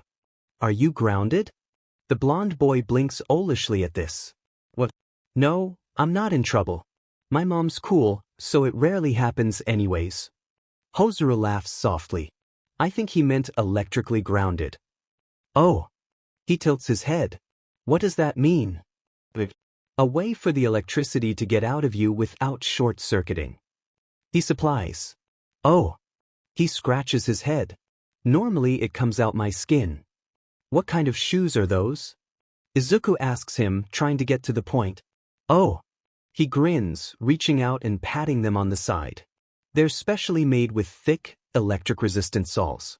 We had to get them because I used to just melt my other ones. How old were you when this happened? The smart boy continues. Denki scratches his head, thinking. About 5? I didn't really have a grasp on my quirk back then, I remember that much. Huh, I wonder if they could make you more specialized ones here. I did see a section about preliminary costumes. Hozuru muses. He blinks, scratching his head in confusion. Why would I need new ones? As though suddenly remembering, he gets back to his sit-ups, not wanting to fall to the bottom of the class. Mostly so you don't overload your brain so much, Izuku says, getting back to his own. 10 more and we switch, right? He asks Hozuru, watching as the other two switch places. He nods. Sure. I'm surprised he didn't tell us to. Izuku nods, continuing his sit-ups as well as he can do them. They are rapidly moved onto the next event after a time. Toe touches. For this, Aizawa actually just lines them all up and walks down the line to score them. Izuku ends up between Ochako and the invisible girl. He keeps his eyes averted from the latter, still embarrassed from what he saw during the entrance exam. He frowns upon seeing he can't quite reach, mind looking through his transformations for one that can help him. As Ochako carefully touches her toes with just the ends of her fingers, Izuku hears a cheerful voice from his other side. Hey again. He yelps, glancing at her briefly. Hey. He sees her bent over, or at least her uniform is, and the tops of her shoes pressed flat. Hanging in there with all this? He pauses, staring at her in such shock that he almost slips into another form. How are you not straining? I'm actually really flexible. It helps confuse people who try to make contact even when they can't see me. She giggles. I'm Toru, I didn't have a chance to tell you that last time. He blushes brightly, turning back to his own feet. I was the one who freaked out. But I feel like I should mention that you were mistaken too? What do you mean? Her torso rotates to show she's looking fully at him. In his peripheral, he can see Ochako curiously looking over more subtly. So, turns out, that El Lucario can. He suddenly pops into his Curlia form out of embarrassment. See invisible people. Toru stays silent while Ochako tilts her head. The invisible girl quietly whispers, "Really?" He nods, thinking of something that he could say without being accused of being a pervert. "Your hair is shoulder length and messy?" The silence comes back, stronger this time, as one stares and the other avoids her gaze. Suddenly Toru curls up into a surprisingly tight ball as there's a soft, high-pitched shriek from her. "I'm sorry." He mentally wails, which really means only the two closest to him can understand what is being said. Everyone else gets a burst of white noise. There's a few groans from the other kids who now look confused. Ochako leans over and pats Izuku. No. You both freaking out doesn't help. But I have to apologize. What I did wasn't right." He tries to argue, collapsing onto his own legs, folded perfectly in half. "At the very least, I have to own up to it. Maybe offer ideas so she isn't naked with her quirk? Her hair. She could have the ones doing our uniforms figure out why it goes invisible and use it for her costume. Then she would not only be covered, but better protected." His mind rattles the ideas off quickly, trying to find some way to make up for his accidental transgression. "Can we just stop talking about it?" comes Toru's voice. Ochako has the look of a 1,000-yard stare. "Right, sorry," he meekly says, trying to quiet his thoughts. "Hey, focus," comes a stern warning from their teacher. Izuku nods, green pigtails swaying and arms flopping to lay past his points of feet. In a slightly stuffy silence following, the results are tallied and some back are popped as he sets everyone up for the next and last event, the distance run. Izuku shrinks in on himself, still mortified by what he did. Then he stops a few meters away from the starting line, frowning as he wonders why he can't get over it. Is my mind affected in this form as well? Maybe. Ochako offers nearby while the uniform shell containing Toru happily walks a bit further away. "Your quirk has a lot of details." "That's true," he admits, stumbling as he changes back mid-step. "Why is it so complicated? I don't know any other quirk with such detail." He guides her to the outside of the line with two students, the boy with half-white half-red hair and the girl with the high, spiky ponytail. Most of them are pretty clear with what can and can't be done. I mean, some heroes can do crazy things with their quirk after training. Maybe you just started with some of the potential options already obvious. She guesses. "Yeah, I turn into 6-set Pokemon. And they evolve." He scratches his head. "That's still so strangely varied though." Well, she's cut off by the announcement from Aizawa. "Momo Yayorozu." The girl with the ponytail steps forward, her expression somehow a mix of nerves and calm. She faces away from the others and lifts up her top, a scooter falling out that she mounts and rides away on. Ochako blinks. "Wait, what?" There's no way she had enough room for that in there. No matter how she stops herself. Izuku scratches his head, pondering. "Do you think there's a pocket dimension on her front? Maybe she took it from home just now." "Maybe? That'd be pretty convenient." She admits as the next person steps up, one that hasn't said much of anything so far with half-red half-white hair. Keeping his eye on the quiet guy, her friend responds, "It's either that or she just built it from scratch right then." "With her chest?" she asks skeptically. "Shoto Todoroki." The quiet boy doesn't say a word, just staring down the track. When the signal is given, suddenly ice shoots from one of his hands and lines the entirety of the track while he skates down it at speed. Izuku just blinks. That one, on the other hand, is much more straightforward. Also really powerful. Ochako murmurs. She looks at him to see a cheeky rabbit smiling up at her. "Getting plenty of use out of this one today, huh?" she asks him. "Rab," he says, shrugging a bit. Aizawa calls his name. "Good luck." Ochako calls. He gives her a salute before leaving.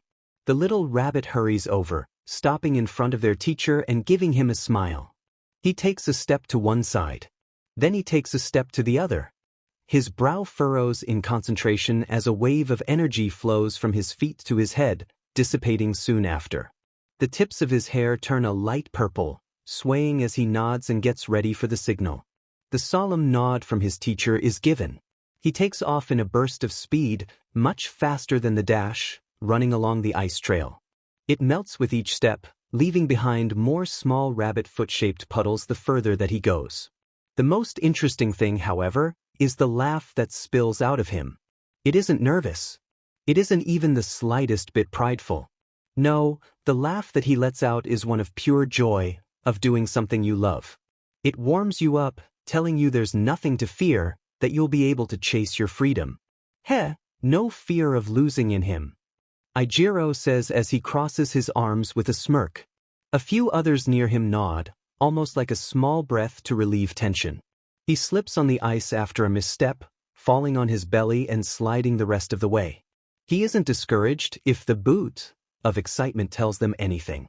He ends up slamming into the back of the ice boy's shins, still grinning brightly. He looks down at the creature with a flat expression before simply turning and walking back towards the teacher. He hurries after him, trying to match his longer strides without going too fast. Rabbit? Shoto doesn't even acknowledge him. He slows down, his smile dying a quick death at the lack of response. Rabroki-san. He turns so that the right half of his face is peering over his shoulder at him. He gives an awkward smile, rubbing the back of his neck. I'd like to apologize for sliding into you. Is there a way I can help you to make up for it? There's no need. He blinks in surprise. Are you sure? Maybe I can give you some ideas with your quirk. He rubs his chin. It's ice, right? Yes. He tilts his head thoughtfully. That can be powerful depending on how you use it. Is it only ice, or can you also make cold water? He holds up a finger. I imagine pure ice wouldn't work very well against a villain using fire, right? The eye narrows. My ice will be power enough. And if they melt it? He responds. Or break it apart. Backup plans are always a good thing to have. I'll make more. He grumbles, starting to turn back forward. Hurrying next to him, Izuku tries to continue the conversation. At the very least, you should see if you can make anything with your ice. Like a staff or armor. I can make armor. He starts walking again. The green-haired teen eyes him curiously. You're not very talkative, are you? I don't need to be. Sure, I guess you don't have to be, he admits, waving to Ochako as they approach. I guess you could find friends that don't mind. I certainly don't, though it does make conversations one-sided, he babbles, quickly closing his mouth as he realizes he's doing so. Todoroki gives him a flat look mixed with confusion. You should focus on the task. Our places here are on the line. You mean in this exam? Izuku scratches his head, curly hair shifting beneath his fingers. True, but there's nothing saying we can't be friends, right? Ida gestures to them. Midoriya-san. You need to hurry up, for Aizawa-sensei is almost done. Shoto takes the opportunity to walk away as chatting picks up. Emotions are all over the place as their teacher tallies things up, and his ultimatum from earlier reemerges. Izuku stands between his friends, watching anxiously as all the nervousness comes back to him. Right here are the scores. With little ceremony, Aizawa presents their results on a large board, many eyes drifting to the bottom or to familiar names. Denki Kaminari, the boy with electric powers, tenses up as he stares at the bottom of the list. Dang! I'm in last place. Me too. Comes the sad voice of Toru. Aizawa clears his throat. Now for those of you wondering about the expulsion. Denki closes his eyes, gritting his teeth to steel himself. That you should stay, Hagakure-sen, he whispers to the girl next to him. What? But she barely gets 2 words out as their teacher continues. None of you will be being expelled today. This statement is followed by silence from the crowd of students as they face him, seeing now a wide, almost manic smile. That was just a little ruse to get you to try your best. Denki practically collapses, all of his tension leaving at once. Oh, thank God I wasn't ready to be kicked out. The uniform that is Toru slumps. Me too, the exam was hard enough. I could probably help you study, Izuku says without thinking, blushing brightly right after. Sorry, I heard the word exam and I just. No, dude, if you can help us, we're all for it. Denki grins. Especially if your idea about my shoes is right. I meant more the physical portion, but yeah, that'd be great. Toru does a hop. I could help with exercises too, he offers, scratching the back of his head. That'd be great. Like a fitness study group. She hops again. Izuku tries to keep eye contact, remembering what her face looked like from the exam. That would be a good way to put it, yes, but I'm not entirely certain my house would be able to hold many people, should our fitness study group. He stumbles over the name for it. Grow. Ida walks over, bringing Ochako with him. How about my home? The green-haired teen looks at him curiously. I thought your family was known for their humble housing? The engine user leans forward, his glasses sliding down his nose. Right, how foolish of me. Our living room is only twice the size of yours. It might not be enough. I guess bigger families need bigger rooms. Ochako observes. Right. Ida straightens up, gesturing to Ochako. How is your living room? She quickly waves her hands. I don't think mine will work. Oh, okay then. He looks to Denki, who simply shakes his head. He barely glances at Bakugu and the half-American he's talking to, before looking to where he assumes Toru's eyes are. What about you, Hagakure-san? Any room at your home for a study group? Not really. Can't we just use the gym if it's open? She suggests, one sleeve toward her head. Ida thinks for a bit before nodding. We'll have to request it, I believe, but I don't see why not. He holds up a finger. But what about the study part? I mean, anywhere with a table would work for that. Ochako points out. His mouth opens to reply, but then he thinks about it. While that is true, a comfortable place might help with concentration. I'm sure we can think of something, school just started after all. Toru quips. But proper planning is essential to success. He tries to argue. Maybe we should get back? Denki suggests, pointing at their classmates who are walking away. Oh, let's not get left behind. Ochako says, starting to walk a few paces and waiting for them. Izuku readily moves after her, and the rest soon follow their example. Denki stopped to grab his shoes from where he'd left them at the start of the distance run. When he rejoins them, there's an ashen quality to his face and his gaze is lost on the horizon. When asked, he shakes his head, not wanting to elaborate. One would think the rest of the day would go smoothly after that, but a sudden summons Tati Nurse's office after class threatens that thought. Quickly giving his friends a shaky thumbs up, Izuku hurries off to answer the call. When he arrives, he sees Recovery Girl at her desk, writing something down. Ah, there you are. Trembling slightly, Izuku speaks up. I'm sorry for the intrusion. Am I in trouble? He blurts the question out before clamping his jaw shut. Should you be? She asks, turning to him. No. He almost fervently shakes his head. Not that I know of, at least. Good, then we can get to why I called you here. She spins around in her seat. Now, I've heard your quirk is quite flexible and powerful. I saw that last part for myself. He blinks, considering her words for a moment before blushing slightly. So you saw? You hurt yourself with your quirk? Who did you think for you up and running after? She smiles. Thank you for healing me. Izuku blurts. He quickly bows deep, smacking his head on her desk with a yelp. She pokes his head with her walking stick. Now, don't go giving yourself a concussion. That's be the opposite of thanking me by undoing my work. I'm sorry, he groans before shifting to Curlia, gathering water for the bruise on his forehead. She watches him with attentive gaze. He briefly dunks his head in the liquid, shivering from the cold but relaxing once the bruise fades away. Does that affect your stamina at all? She asks. He lets the water ore burst, the free liquid quickly evaporating as he thinks about his answer. I don't actually know. I've never really used it in quick succession.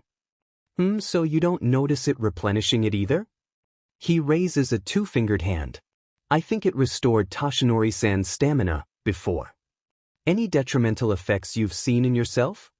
He scratches his head, turning back just before he speaks.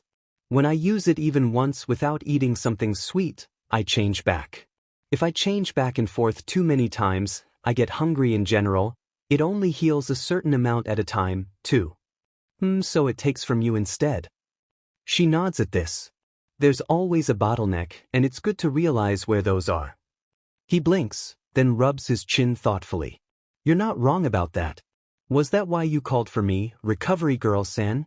In a way. I wanted to confirm that part of your quirk can restore others. The number of heroes with those kinds of quirks are few, and thus very of note. He scratches his head once more. Really? Would that include your kids, then? Heh, no such people, dear. She shakes her head with a smile. Too busy keeping everyone else's alive. The teen gives a concerned frown. That's kind of you, but I guess I always assumed a hero like you had kids. She laughs. Very kind of you, but we're getting off topic. I called you here because I was wondering if you'd be interested in helping out. Izuku blinks, actually caught off guard by this. Helping out? What do you mean, Recovery Girl-san? What I mean is, if there's ever a need for some extra healing, would you be willing to assist? It would look good on your school record and you might earn to use it better. He stares for a second before giving her a bright smile. Sure. I wouldn't mind helping others. There's a good attitude. She nods at him. I'll try not to make it too much of a balancing act for you. He returns to being confused. Balancing act? Between your studies and this extracurricular. Oh, that makes sense, he sheepishly admits. Not everything is as complicated as you think. She smiles. I did have this thorough plan Toshinori-sen gave me, he offers, pulling it up on his phone. Maybe I can ask him how to fit this in? She gives it a glance. At least he left time for socializing, but I don't think you understand. I don't plan healing in advance, it's when it's needed. Right. He puts his phone away, knowing he can't hide the red dusting his cheeks. But unless it's an emergency, I won't pull you out of class. She clarifies. He nods, smiling at her. I'm perfectly fine with that. Good. Well, don't let me keep you. I'm sure you have much to discuss about your first day with your friends and family. Oh, right. He bows once more, mindful of his head. Thank you, and I hope you have a wonderful evening. She laughs, smiling at him. I hope the same for you. He waves as he hurries out the door, hoping to catch up with his friends. For a superhero high school, Izuku muses, the biggest difference he could see was that heroes were the teachers. How they managed that while also doing patrols and taking care of themselves is enough to make him scratch his head as he puzzles that schedule out. Of course, the mumbling is rather distracting, especially when it's the end of present mixed English class. That it was all in English did not really help his case, though it did impress their teacher at the very least for how fluidly his thoughts were expressed. I think his mumbling has been worse today than normal. Chaco comments quietly to Ida. He must be really excited. He nods quietly in agreement. We should probably stop him. This isn't part of the course material. She thinks before grabbing an eraser from her desk, touching it, and pushing it over Izuku before canceling her quirk so it gently bops his head. Ah. He jolts, looking around in surprise. Who hit me? She waves a hand, getting his attention. Sorry about that, I was just worried you'd miss something while you were in your head. He slowly calms down, blushing softly. That was I disrupting class? He remembered how his school dealt with him when he went on mumble sprees. She puts her finger and thumb close to each other. Just a smidge. He wasn't mad. The bell for the end of class chimes. Present Mike just shrugs, giving everyone a grin and a thumbs up. That's it for now, listeners. Be sure to do your assignments and enjoy your lunch. A few of the students immediately rise, some stretching as they grab their bags and start chatting. I wonder if the food here is better than a normal school. Ponders Hoser. Only one way to know for sure. Mina proclaims, grinning brightly at him. He smiles and nods. True, and let's see if the classic tip holds here too. Get there early to avoid the line. He hefts his bag and turns to the door. As it turns out, most of the class agreed and were already out the door. Wow, Izuku mutters, they move fast. Yeah, we don't want to be left behind. Ochako shoulders her own pack. I agree. Ida says, grabbing his bag and joining them. Let us hurry to the cafeteria. Sure. The green-haired teen smiles. Do you think we'll find Toga-san there? If we all have lunch at the same time, I bet she'll find us. Ochako laughs. Most likely, their tall friend agrees, readjusting his glasses. Hozuru takes a peek into the hall. Not many out here yet, but I can practically feel the crowd coming. Then we should hurry. Izuku nods, sidling past him out the door. Excuse me, sorry. Hozuru lets him pass before simply ending up next to him again as he power walks in the same direction. Ochako tilts her head as she watches this, but exits as well soon after. Mina easily keeps pace with her, grinning at her cheekily. So you seem to know Midoriya-san, Uraraka-san. She manages a teasing tone, even as her expression turns thoughtful. The brunette nods as they go. Yeah, we met during the break with a couple other friends. Oh, is that all? She skips ahead of her, walking backwards and grinning. No holiday romance with a boy with freckles? Her voice gets progressively higher-pitched as her cheeks redden past her natural flush. Please stop causing Uraraka-san distress, Ashido-san, Ida says from behind his friend, bemused.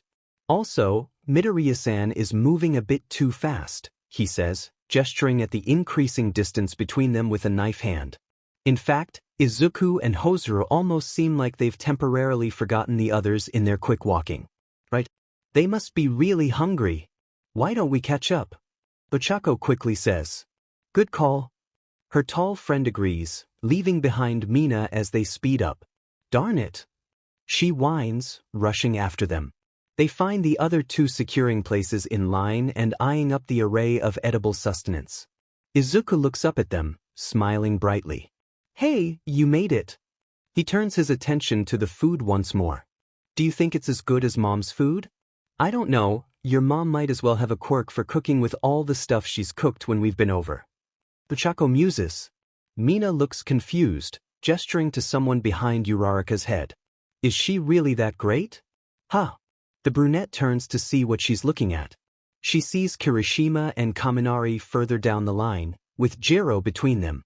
But they're just in line. She answers, unsure what she's getting at. Now the pink girl is even more baffled. I was letting them know where we are? Oh. Ochako quickly rotates to just face the food. You never answered my question.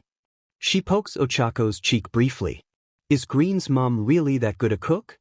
She laughs sheepishly. I think so. She's good at catering to a number of tastes. Mom even makes great diet food, Izuku professes, looking up from his tray of food.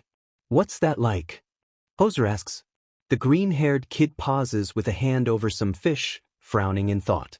Usually it depends on what the diet allows. She made some pizza for a keto diet once. She also makes a special soup for Toshinori-san. I've never actually tried diet food. The other boy admits piling on food and looking a bit thinner than he did this morning. He blinks, quickly taking this in. Oh, is it because of your quirk? Hozuru nods, smiling as he gets another spoonful of food. I have to fuel whatever I make, so if I use it a lot I have to keep eating and drinking to not get malnourished. On the bright side, I get my money's worth from buffets. Then you should eat your fill, Ida points out as he grabs a carton of orange juice. We have hero studies after lunch. Oh yeah, I didn't think about that. After yesterday's morning quirk test scare I went home and tried a few different ways to apply my quirk in case Mr. Aizawa did something like that today again. I'm still getting the fuel back. Oh. Izuku pulls out his notebook, clicking his pen with a smile. What did you try? Did it work? How much energy would you say it used? As Hozuru opens his mouth, Ochako interjects. Maybe wait until we get to the table so you can carry your tray? He blinks, tucking his notebook away sheepishly. Right, sorry. Hozuru smiles and chuckles. I don't mind, he brings up a few things I didn't think of some of the time. Izuku gives the starry student a grateful smile, picking up his tray and looking out over the tables. Do you think Toga-san can see us? Izuku-in, calls the voice of the one he mentioned, waving from a vacant table with a beaming smile. He blinks, then waves back with a warm smile. We'll be right there. Ida hums thoughtfully. She must have gotten here early. She has had practice chasing him. Ochako muses. Mina leans forward, grinning cheekily. Ooh, is she your romantic rival? Shiaha. The brunette's cheeks go bright red again and her tray shakes as she looks back and forth. Stop teasing Uraraka-san, Ida berates the girl, who holds her tray of food up as a wall for him to surmount before further chastisement. They make it to the table, only to find a tired-looking kid with purple hair standing on the other side, tray still in hand. I'm glad I managed to find you guys. Himiko chirps as they sit down. I was worried we might have different lunch times or something, Izuku admits, smiling at her and glancing at the now confused tired boy. You don't need to. Stay standing. Any friend of Toga-san is a friend of ours. His expression turns strange, as if he ate 5 lemons, but he joins them, sitting beside Himiko. Who are these people? He asks her in a stage whisper. She beams and gestures to half their group. These are my friends. I don't know Star Boy or Pink Girl yet, but if the others like them, I bet they're cool. Right, introductions. Ida says, chopping the air towards the Pink Girl. This is Mina Ashido-san. The girl in question pouts at him. I could have introduced myself. Surprised, the glasses-wearing teen stands up and bows. My deepest apologies. Not even a new school loosened him up, huh? Himiko says with a grin to Izuku. Feels like old times. He smiles back at her, then decides to start off properly. My name is Izuku Midoriya. It's nice to meet you. The purple-haired kid looks a bit confused. That's strange. I would have thought you'd introduce your quirk like everyone else at this school. His words are rather terse, but manages to stay polite despite that. Hozuru blinks, swallowing as he had already started eating. They do that. People put more stock in their quirks nowadays, the boy huffs, picking at his fries. Well, they are important. Ochako says, sipping her drink. I'm Ochako Uraraka. Hitoshi Shinso, he replies, nodding once before stuffing a fry in his mouth. I'm Mina Ashido, as someone already pointed out. She sticks her tongue out at a flabbergasted Ida and moves to sit beside Shinso. Nice to meet you. That you too. He seems even more confused and even a bit wary now. See? I told you it'd be fine. Himiko nudges him. I'm waiting for the other shoe to drop. He deadpans at her. She blows a raspberry.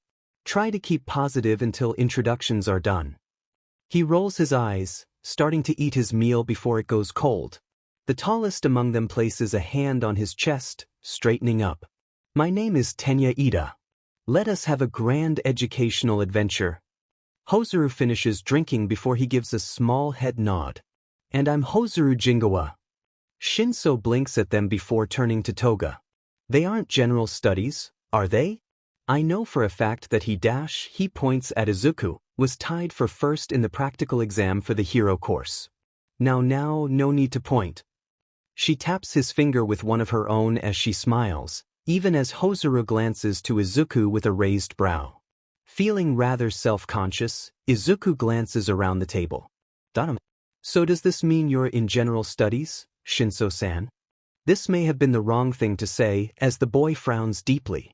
Yes, I am. But not for long. Himiko nudges him. He's like me in that he wants to move up as soon as possible. The green-haired boy gives both of them a wide smile. In that case, I hope you both make it. Though I could try and suggest a training method for Shinso-san once I know more about him. The boy in question tenses, eyes narrowing at Izuku. What exactly do you want to know? If I had to guess, everything. Hozuru chuckles. Izuku quickly turns to his food in embarrassment.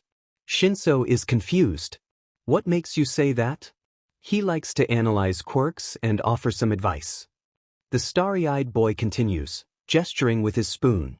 Half the time there are questions I didn't even think about. It's like seeing it from someone else's perspective. He gives the blushing boy a quiet stare before glancing at Himiko. You're sure he won't judge me? He didn't judge mine, and he even helped me think it was cool. She declares, stating it as the fact that it is. He blinks, looking at Izuku with a discerning eye. Truly? Of course, he says, nodding eagerly. With her quirk, she could easily become an underground hero. She could even bring down gangs if she was careful enough. Himiko giggles as Ochako nods. See? He makes it sound so cool. Oh cool. So if he wants to be a hero, what's his quirk? Mina asks, eyeing the boy as if there would be a visible tell. Shinso gives her a flat stare, looking away and muttering. I'm sorry, what was that? She turns her head, trying to get an ear facing him. His mouth scrunches up in distaste. That I don't want to say it, but I could. Show it. Great. She claps her hands. Go right ahead. He closes his eyes, sighing a bit in resignation. That I need a volunteer. Sure, I can dash. Izuku stops mid-sentence, eyes glazing over. His fork hangs limp in his hand as he stares at nothing. Take the strawberry from my cake, Shinso says, pointing at it. The boy immediately does so, no questions asked, and then blinks, clarity coming back to his eyes. He stares at the fruit on his fork, then at a spot over Ochako's shoulder. That he can make you hallucinate? He guesses, looking a little weirded out. Hozuru actually stops eating to muse. A psychic control quirk? Izuku blinks, looking around at his friends curiously. Wait, so he? Looks like he took control of you, Ida confirms, readjusting his glasses. I don't remember. The teenager says, staring at the fruit for a moment before offering it back to Shinso. That's pretty cool, actually. If you use it properly, you could stop a villain before they can cause more damage, or get them to release any hostages they might have. I'd need to know more about how it works before I can give you tips, though. The purple-haired kid's mouth pops open, surprised by his response. But I'm sorry? Getting a confused look from the kid sitting opposite him, he continues. You aren't upset that I just controlled you? Why would I? You asked for a volunteer, and I offered. He gently shakes the strawberry, which Shinso slowly reaches out to take it back. See? Himiko nudges him with a wide grin. He doesn't judge. He nods, thinking to himself. That I can control people if they respond to me, he quietly offers. It's called brainwashing. He gives a little grimace, gaze falling to his dessert. Not my choice of name. Izuku taps his fork against his bowl thoughtfully. That need to cover his mouth so they can't tell it's him talking. If that's the case, then voice acting might help to disguise his voice and then ventriloquism to hide where his voice is coming from. He has a thin build, so maybe training speed and evasiveness with him as well.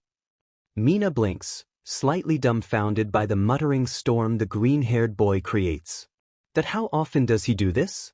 Ochako and Himiko answer simultaneously when he learns something new. The two blink at each other before laughing. Midoriya gets startled out of his thoughts, blushing softly. Did I do it? Again? He asks, embarrassed. Hey, everyone gets lost in their thoughts. Hozuru says with a small smile. No worries. Right? He nods, glad someone agrees with him. He glances around the room to make sure he didn't draw attention beyond their table, but pauses when glancing behind Mina. His mouth pops open as he stares at a couple kids sitting by themselves, which would not have been remarkable if they weren't Bakugu and Tsunatori. He tries to act natural, eyes sweeping in their direction once more as he fails to play off his shock. Anyways, depending on what you can have others do, you could get information from villains without them realizing it, he points out to a mildly impressed Hitoshi. Especially if they don't remember. Ochako adds while Himiko had followed Izuku's gaze and spotted the other table, her grin growing wider as her eyes narrow. That's so my quirk can be used for heroics? He mumbles, crossing his arms. A step towards him opening up more, it seems, but there seemed to be something holding him back from truly connecting with them. Before Izuku could ask about this, Mina follows Himiko's stare to the seats behind her, eyes widening. Ooh, is that another class couple? The Pokémorph blinks in confusion. Another? Maybe. Himiko sips her juice. Not many get close to Boom Boy. The pink girl nearly chokes on her drink, collapsing from laughter. Himiko giggles as well as she observes Mina, her smile soft and sincere. She grins back at her, eyes twinkling. Can I borrow that? It's just too good. The blonde actually looks thoughtful at this. I'm not sure how he'd take it coming from anyone but me. Use at your own risk. What? I'm sure it'll be fine. She grins and turns around in her seat, waving to Bakugo. Hey Boon Boy. He slams his hands on the table, clattering empty dishes and glaring murder at the acid user. The F, did you call me Raccoon Eyes? A few nearby tables quiet down, including theirs as Himiko shakes her head. I thought so. Boom. Boy. Pony rolls the words around on her tongue. Katsuki slowly drags a hand down his face, groaning softly. A nickname the DMN cat gave me. Don't call me it. Okay. She gives him a thumbs up. He offers her a reluctant thumbs up and goes back to pointing at the book on the table. So this word is explosion. Good hero name, right? She hums and nods while at the other table, Himiko raises her eyebrows and murmurs. She put out his fuse. Izuku looks up from his journal, blinking back into focus. Did you say something, Toga-san? Nothing big. She assures him, shaking her head a bit too quickly. How's class been so far? He hums quietly, tapping his chopsticks against his bowl. So far? Mostly normal. I did sort of derail the last class though. Only a little at the end, don't worry. Ochako assures him. Yeah, and then after lunch we're doing hero studies. Mina says, grinning brightly. But enough of that. Is there a triangle I'm seeing? Huh. Izuku looks even more confused. Triangle? What? A few of the others also look confused, while Himiko meets Mina's eyes with a grin and a giggle. Boys don't seem to see them as easily. Do you mean a love triangle? Ida says, humming softly, earning narrowed eyes from his pink classmate. I don't know which one you're talking about. Mina stands abruptly, shaking their table. There's more than one? So much dramatic standing today. Hozuru laughs as he finishes his food. Izuku quietly nods before finishing his own meal, making sure he's getting enough protein. With hero studies coming up, it was better to be safe than sorry. The conversation winds down as it draws near the end of the lunch PRD, with contact info exchanged and a workout and study session planned for the weekend. After lunch, the students find themselves once more in their classroom waiting for their teacher. Every single one sits in their seats, not knowing who will be coming through that door or whether their lack of readiness will get back to their homeroom teacher. The silence is almost stifling. Kaminari can't take it anymore. He leans over in his seat, whispering to his neighbor. Hey, did you hear the rumors about who's going to teach hero studies? No, who did you hear about? Another hero? Asks the empty uniform next to him. No, sort of. He scratches his head, trying to focus on her invisible face and not let his gaze fall further. You know how All Might recorded our videos? I heard that's because he's a new teacher here. Oh, you think we'll get to be taught by the number one hero? Toru giggles in excitement. It's possible, he says, grinning at her. Do you think he'll have great advice for us, like Midoriya-san does? The boy in question looks up from a notebook, glancing around for the person who said his name. Maybe. I haven't heard much of what he's like as a mentor. He's always off doing his own thing. She muses. Izuku has to put his head back in his notebook to not give anything away. I'm sure he'll be awesome, Denki says, giving her a thumbs up. He's got all sorts of experience. Doesn't he finish most fights in a few punches, though? Shota asks, turning partway around in his seat. He shrugs, trying to defend his thoughts. Still has to be smart about them, though, right? The invisible girl pumps her arms. Yeah, he didn't get to be number one on just power. The chubby boy shrugs slightly. I'm just saying, I'm not sure what he could teach us, exactly. Izuku slowly pulls down his notebook, frowning at his idol being discounted like that. I bet dash. The girl is cut off as the door to their classroom is suddenly slammed open to the sound of, I am here. Most of the kids are startled, but Denki immediately blurts out, see, I was right. Izuku can't help but laugh, giving his family friend a grin. A drop of sweat forms on his brow when Bakugo gives him a suspicious look. All Might, in full heroic form and fashion, steps up behind the desk as he looks to them all. I hope you all are ready for today's lesson. He's wearing his Silver Age costume. The green-haired boy whispers, covering his mouth to try and avoid disrupting the class. Is that rare? Hoser asks, Many fans point to that as being the time when his popularity was rising, but Kuga mutters, his face less stressed than normal. All Might laughs at their chatter. Now, this will potentially be your most important class here at UA High. Think of it as. Here in 101 foot. Kaminari smiles to himself. I knew it. This is more important than science. Science would have told you that you needed to be grounded, but Kuga retorts. Here you will learn the basic of being a pro, and what it means to fight in the name of good. Their teacher continues. One of the students raises their hand. It is rather easy to guess who it is. Sir, will there be text to read for this class? All Might actually pauses at this. Perhaps later, but today's lesson will be more of a practical one. Shota shifts in his seat, uncertain. Practical? He nods. Today's lesson will pull no punches. Fight training in a battle trial. Already?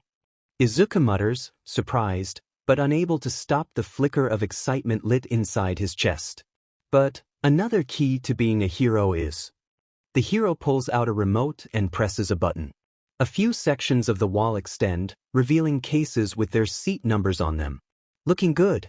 In these are costumes designed for you based on your Quirk registration forms and the requests you sent in before school started. The class cheers, and they take turns hurrying over and grabbing the ones assigned to them. With Bakugo and Izuku being the closest, they got theirs first. Izuku pulls out his, which have been put into a rather large backpack. He checks the pockets to make sure everything is there, nodding to himself before looking up at All Might with a smile. I have to remember to thank Mom and Toshinori-san. They helped me with the design. Bakugo glances back at him, an eyebrow raised. Your mom's still dating that skeleton, Deku? Surely she has better prospects. He simply shakes his head, giving him an awkward smile. No, I'm pretty sure they're in love. He jumps at the squeal from somewhere else in the classroom, frantically looking around for the source. Most everyone else seems too distracted by peeking at their own costumes, chatter rapidly increasing. Get yourselves suited up, then meet me at Training Ground Beta. The blonde pro hero continues his instructions with his signature grin. As they stand to do so, a certain blonde scratches his head in confusion.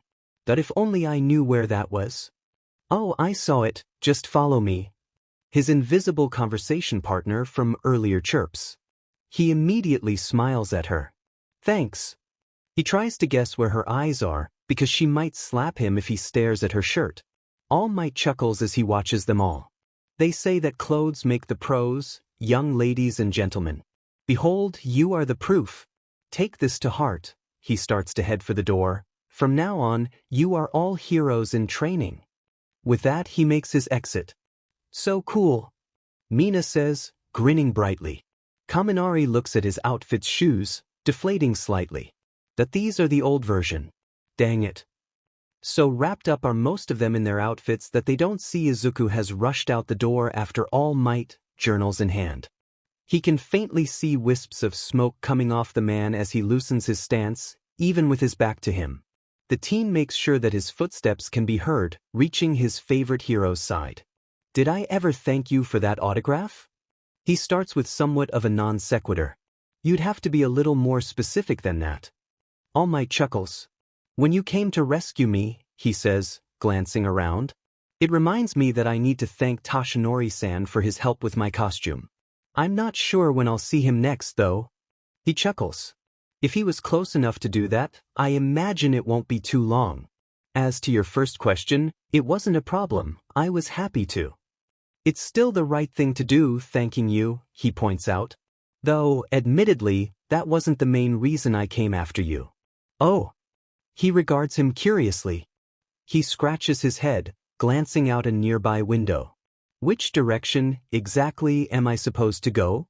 All Might pauses before sighing. I thought they had given the maps out in the orientation.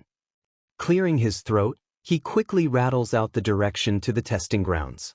It's still on the school grounds, so it's just a small walk.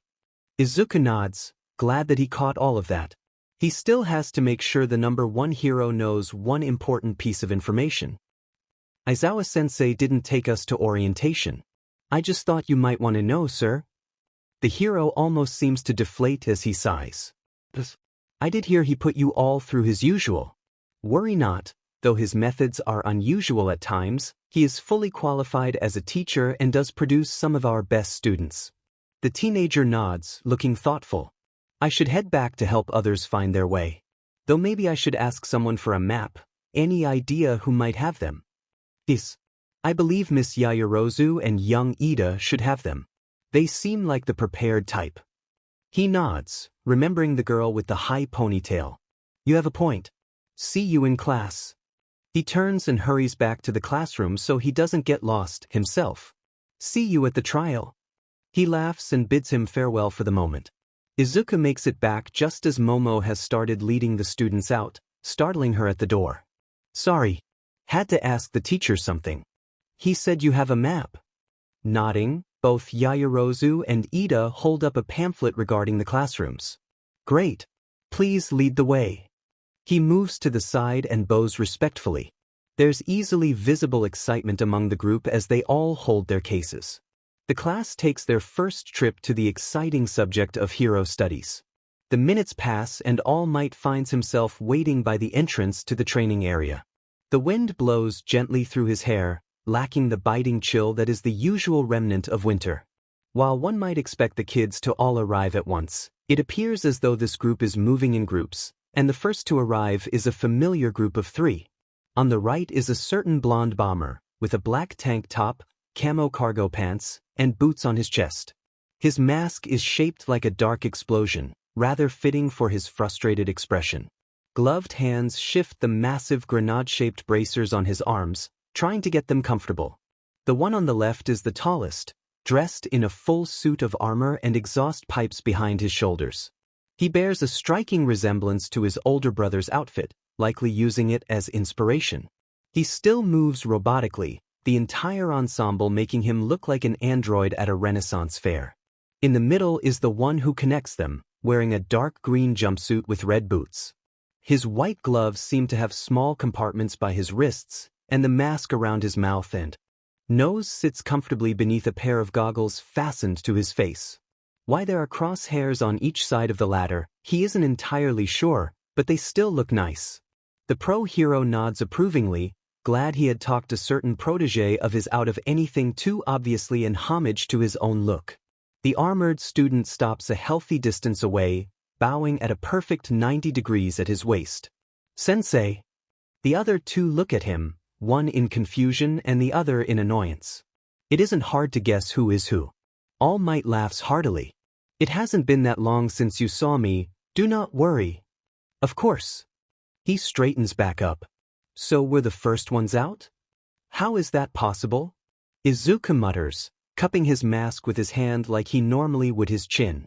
You're wearing a suit of armor, and Kakin has multiple pieces. Perhaps it was how focused you were on class. Quite the compliment. The hero beams. Spiky Hair was talking to Sparky in the locker room, but Kogu grunts, finally lowering his arms. There's the sound of more approaching as All Might actually pauses at that. Ah, I see.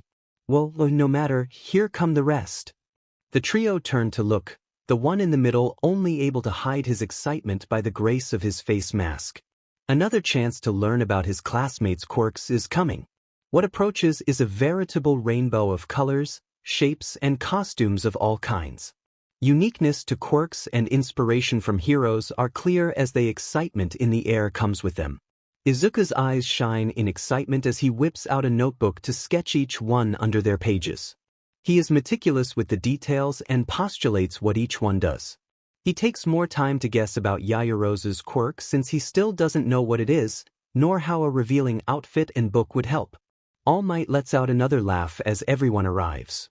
Ah, seeing you all geared up gets me pumped. Shall we get started, you buncha newbies?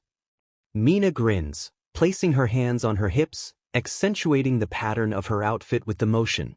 Sure. This should be better than yesterday. Kaminari eyes All Might nervously, scratching behind one of his headphones. You won't expel us if we fail, will you? He shakes his head. What? No, of course not. You can learn a lot from failure, and the point of school is to learn. He sags in relief, looking to the empty air at his right. Good news for us, yeah? Aha! A glove comes up to give a thumbs up. Bakugo steps forward, hand twitching slightly. So this is practical stuff, right? How hard should we go? These will be actual battles against your fellow students. One of the goals will be capture, and free use of your mind and quirk is encouraged. I shall step in if things go too far. He replies. Ida raises his hand for formality's sake as Bakugo steps back to do breathing exercises. Sir, this is the fake city from our entrance exam. Does that mean that we'll be conducting urban battles again? In a sense. Today's exercise will be about indoor encounters, as statistically that will be where many of your most dastardly encounters happen. Evil lairs, backroom deals, home invasions. He lists a few examples, missing the rather smug look Kaminari shoots Shota. Mina raises an eyebrow. How many evil lairs have you busted into? I never counted. He puts a hand to his chin, somehow making it still look heroic. Quite a few. The intelligent villains almost always have a lair. Then this is an important lesson. Ida declares, bowing and almost hitting the starry-eyed teen in the process. As Hozuru straightens his almost cosmic scarf he has on, All Might continues. For this exercise, you'll be split into teams of 2, some playing the roles of good guys and others of bad guys.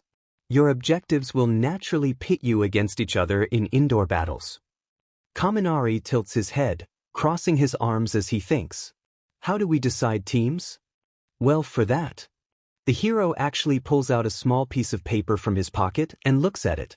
Izuku smiles, able to imagine others asking whether those are cue cards. So, these are your mission briefings. The villains have hidden a nuclear missile somewhere in their hideout. The heroes must try to foil their plans. To do that, the good guys have to either catch the evildoers or recover the weapon. Likewise, the bad guys succeed if they catch the heroes or protect their payload. How do we do that?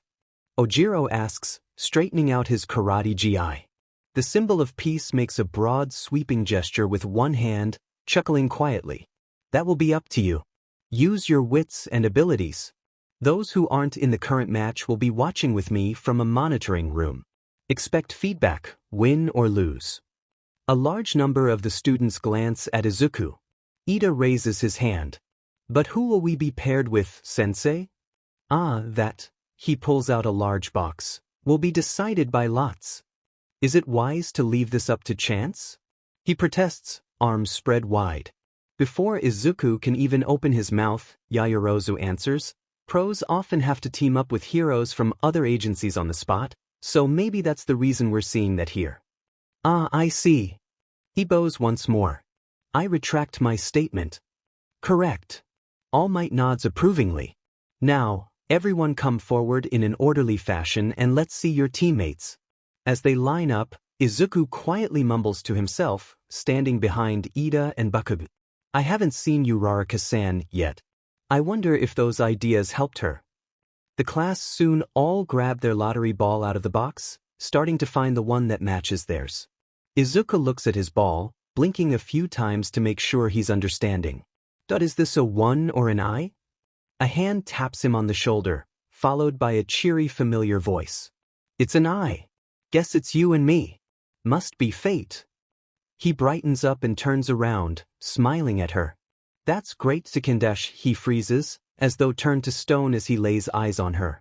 Ochako is dressed in a black and pink bodysuit with pink accessories including boots, helmet, and a small backpack. She continues her words to him as he takes this all in. Sorry it took me a little longer. I wasn't sure this was mine at first, but then I realized I must not have specified the base part because they ended up making it a skin-tight bodysuit. She pulls at a part on her thigh and it makes a small snap as it goes right back to hugging against her. The boy's face turns beet red, though he manages to squeak out, "You look great." But what did you tell them? Exactly.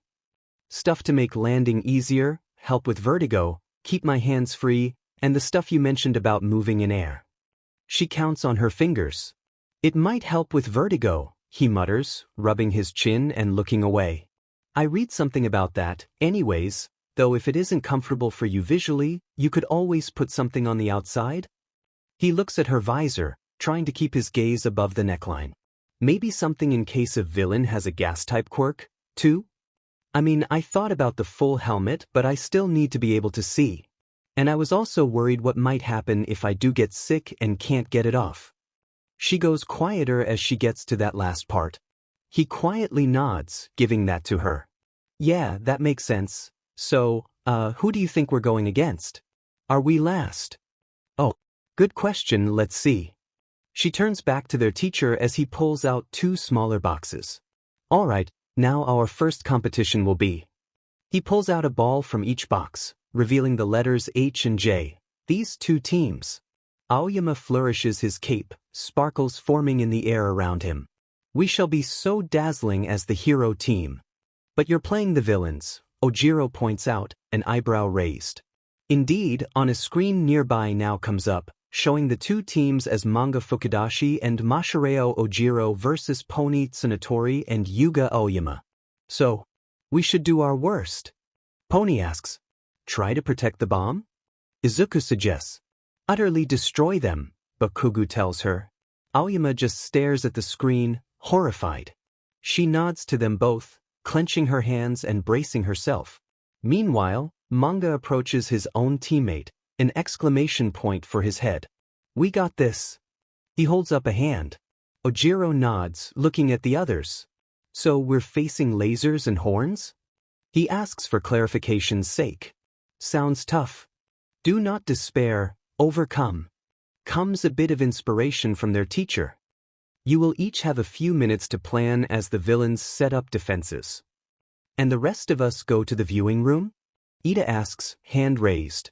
Correct, follow me. He waves them all to do so. The majority of the class does, leaving the 2 who go in the building and the 2 who wait outside. The teen in the karate outfit looks to his teammate. How good do you think our odds are? The ink-bottled hero taps his finger against an ellipses bubble he's made. I haven't seen them fight, so I can only go off us. Yesterday gave us glimpses of what to prepare for. That makes sense, he says, nodding a bit. So is that what you do?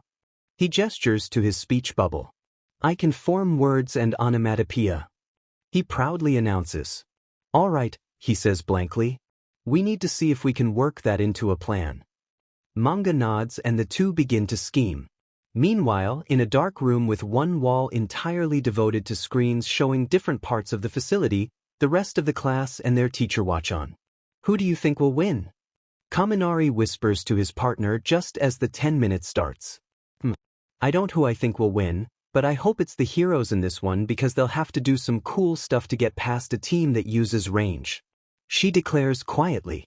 That makes sense. He gestures towards Izuku, who is mumbling about manga at that moment. More than he is right now, at least. Who can even keep up with all of that? The air next to him agrees. Yeah. If I didn't see him transform, I'd think he had some sort of analyze quirk. Same. Oh, what? He stares at the screen. How'd they catch the laser guy? They had Fukudashi-san make a reflecting word, Yayarosa responds. Though I can't quite make out what word it was that they used. We missed it? You can practically hear the invisible girls pout. We can still see the fight between them and Pony-san. Kaminari says, grinning a bit. Izuku stops mumbling to look at him in confusion. Isn't Pony her given name? Is it? The electric teen says, uncertain. I don't know. She doesn't seem to mind being called it. Tur points out. That too. He says, pointing at the empty air beside him. The green-haired teen blinks, nodding once in embarrassed agreement. They all turn just in time to see Pony hanging from the ceiling by twin horns embedded in it, providing more fired from her head to make them back off and leaving rough terrain behind. How many can she control? Midoriya wonders, cupping his chin. Looks like it might be 3. I'm not sure, but she's keeping them on their toes by curving them. Ochako replies from next to him. He nods, silently agreeing with her. How does one strengthen a quirk like that? He wonders aloud. I don't know, but she almost pinned tail, just then, but Koga butts in. Wait, those are sticking in stone. If they hit him dash, Ochako winces. Don't be a pansy, the fiery blonde grumbles. It almost got his J, not him. Oh, yeah, maybe that was too negative. She laughs sheepishly. You were round face, he confirms, ignoring Izuku's disappointed pout. She pats her cheeks, quietly murmuring, "Are they that round?" Izuku flounders a bit, trying to reassure her that they look wonderful, but Bakugo interrupts him with a proud roar. Yeah. Get that dumb tail, horns? They look back to see Pony finishing up as she pins Ojiro's arms and legs to a wall with horns like staples, working on the tail next. Why isn't she using the capture tape? Izuku asks, rather baffled.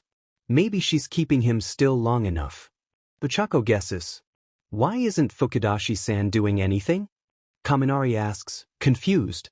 Because they got separated, Yayarosa says, as if it were obvious.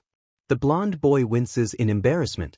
On screen, they see the tail boy's teammate surveying his situation from a distance around a corner, seemingly planning. Come on. Mina cheers, hands to her mouth. Save your partner. When Pony turns the other way to try and look for him, Manga dashes forward as they see the word, whoosh, erupt from him and sweep the girl off her feet and away.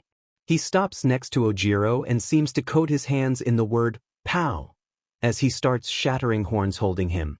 The room hears scribbling and muttering fill the air, turning as one to see Izuku has pulled a notebook out from somewhere to write down this quirk now that he has more information about it. He's wondering what drawbacks it must have? Kaminari mutters, barely able to catch that phrase in the verbal onslaught. It's a good question. Hoser recounts. There's no perk that's flawless. He considers that for a moment, then points to all. He doesn't have a flaw, though. Maybe he overcame it? The star-eyed boy guesses. He crosses his arms, frowning a bit. I guess. There's the sound of an alarm bell before they all look and see the round is over with Pony under a large bold crush, and Ojiro putting the capture tape on her. Bakugo grunts as people shake him in their celebration. All Might rubs his chin as he looks at the students on screen. Hard fought, but both sides could improve, and it looks like they want to. He chuckles when he sees Pony still trying to lift the words off herself. Both sides? Mina says, shocked. They pulled off an underdog victory. What do they need to improve on? They didn't fight as a unit as well as they could have, and likely could have secured victory faster if they closed in and kept up pressure. He states. She stares with her mouth agape. He chuckles. It's fine, you're all still new at this, so the only way to learn is to try and accept criticism. She eyes the stoic boy that is her partner for a second. Might be a bit difficult, she admits. Try your best and we can work from there. He assures her. Speaking of. He turns on a microphone. The winner of the first match is the hero team.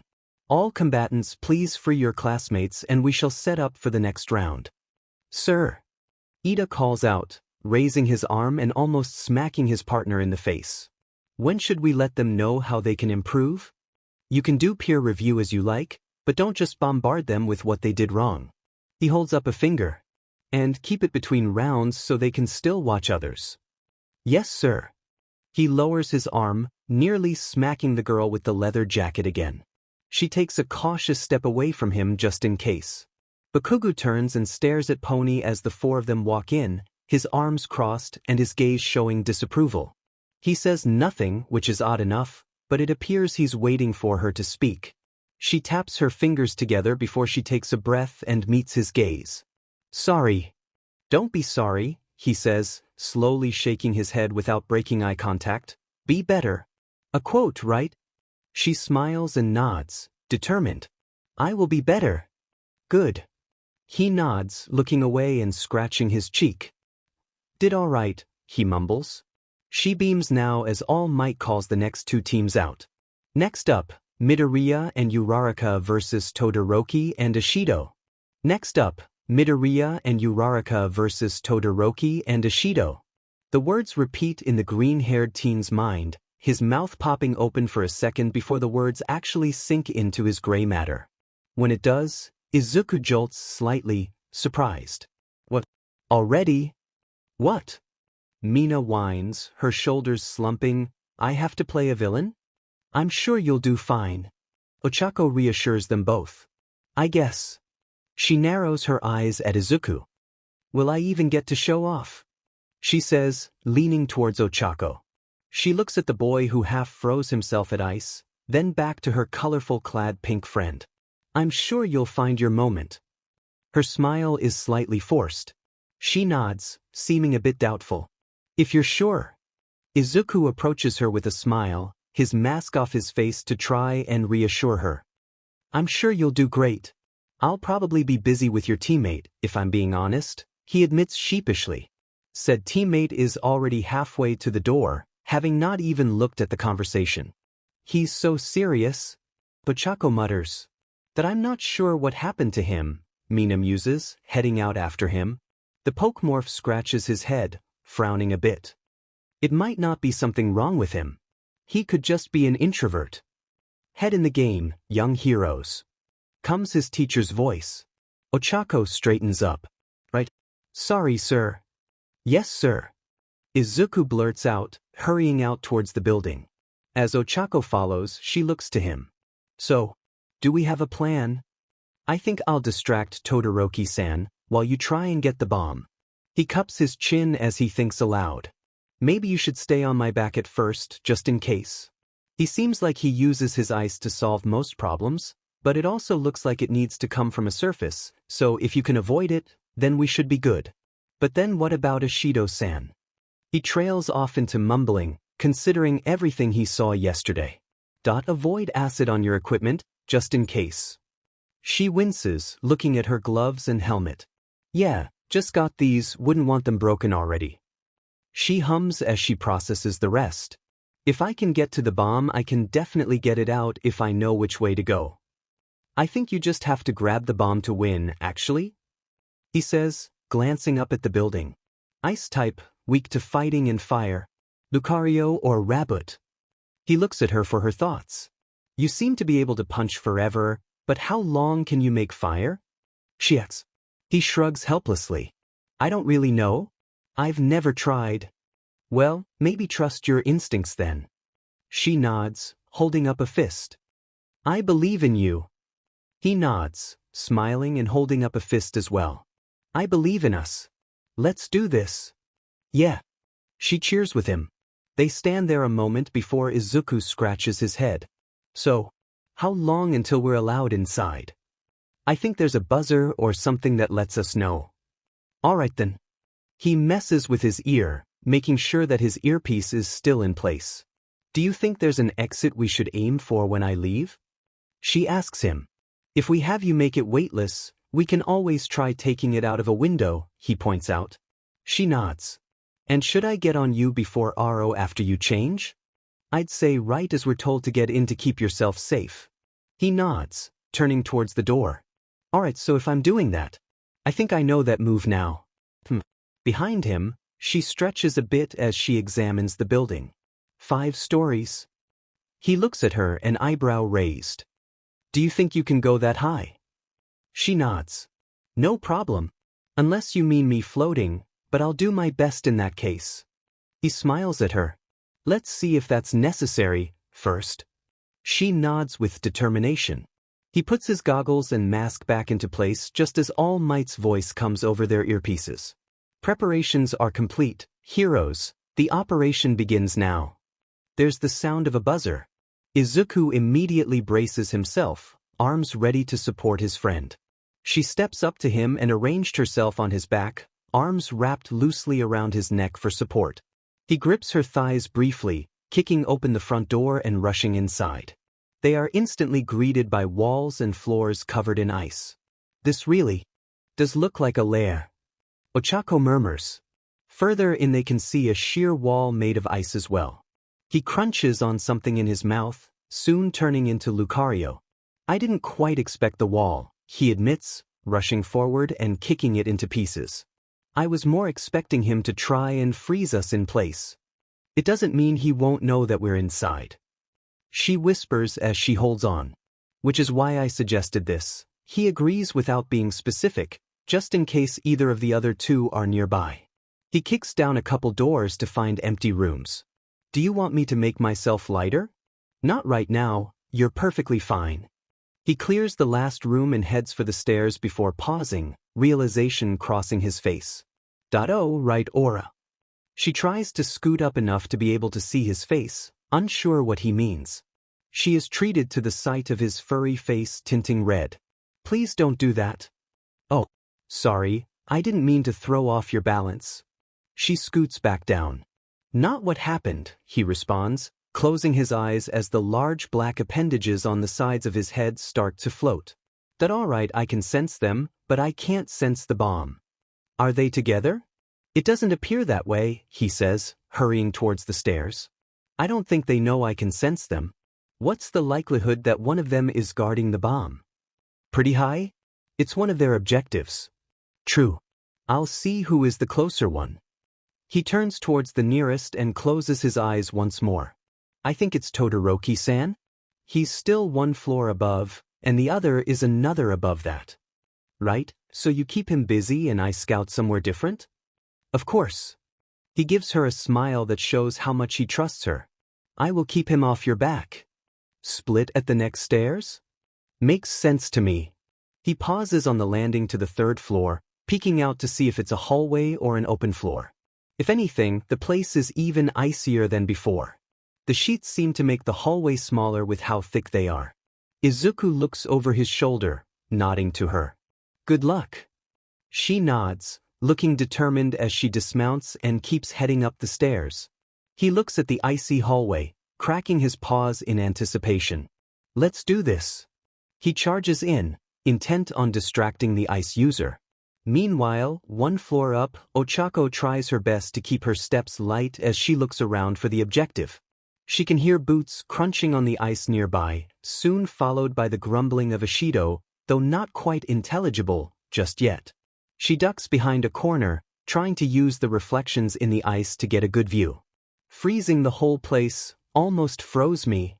She continues to grumble, rubbing her arms to try and warm herself up. Clothes aren't helping. Ochako frowns sympathetically, but keeps her eyes on the prize to see if she can spot the bomb at all. It appears she pokes her head out too far because the other girl shouts, "Hey!" throwing a ball of acid in her direction, trickling down the ice where it hits. Remembering the critiques from the first round, she pats her cheeks to psych herself up before she touches a palm with a finger. As she starts to lift, she grabs onto the floor and small vents open up on her backpack. Mina stops mid-throw, staring at her in confusion. Huh! Suddenly a burst of air comes from the pack, propelling her forward as she pulls along the ice, zipping forward just above the ground. What? Wide-eyed, she tries to catch her with her acid, throwing ball after ball. Ochako's eyes stay focused as she uses her hands to claw onto the ice, pushing herself in different directions in the air while staying close enough to the ground to not trigger her nausea as much. Stay still. She chases after her, acid spraying from holes in her boots to propel her forward. The pink and black-suited girl's eyes widen at her foe's mobility. She tries zipping past her to get a layout and form a plan. Izuku peers around the nearest corner, feeling the chill of the ice against his paws but determined not to let it distract him. Do you always go head-on into problems? Asks a calm voice. Car. He jumps and turns around, paws raised. Then he realizes he was asked a question by the other boy. That I prefer to analyze, really? He supplies, searching for him. So I've noticed. Comes a response before a literal wall of ice taking up the entire corridor shoots towards him. Lucario's inner focus. Somehow not panicking, he immediately shoves both palms forward, glowing blue. Force palm. The ice shatters, but only enough to prevent him from getting hit. He follows running forward and repeatedly punching the ice to pieces so he can get closer. He barely sees movement before suddenly the ice comes from below instead of forward. His arm glows with brown energy as he swings it downwards, shattering the ice before it can hit him. Rock smash. He vaults off what is left as he continues searching. Do you know where the bomb is? Doesn't really matter if you'll never get to it. A pillar of ice shoots from the wall. He slides underneath it, smashing it as he goes to make sure he doesn't bodily slam into it. Then that means you don't care about sharing it. So share. He rounds a corner as he finishes that thought.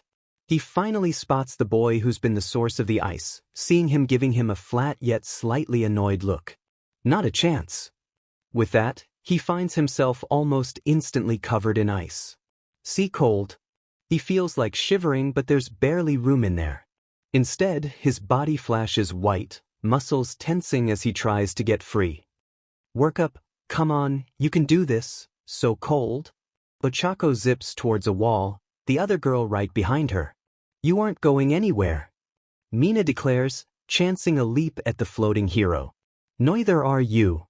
Ochako tries to flip in midair and impact the wall with her feet to rebound back at her classmate, hands outstretched.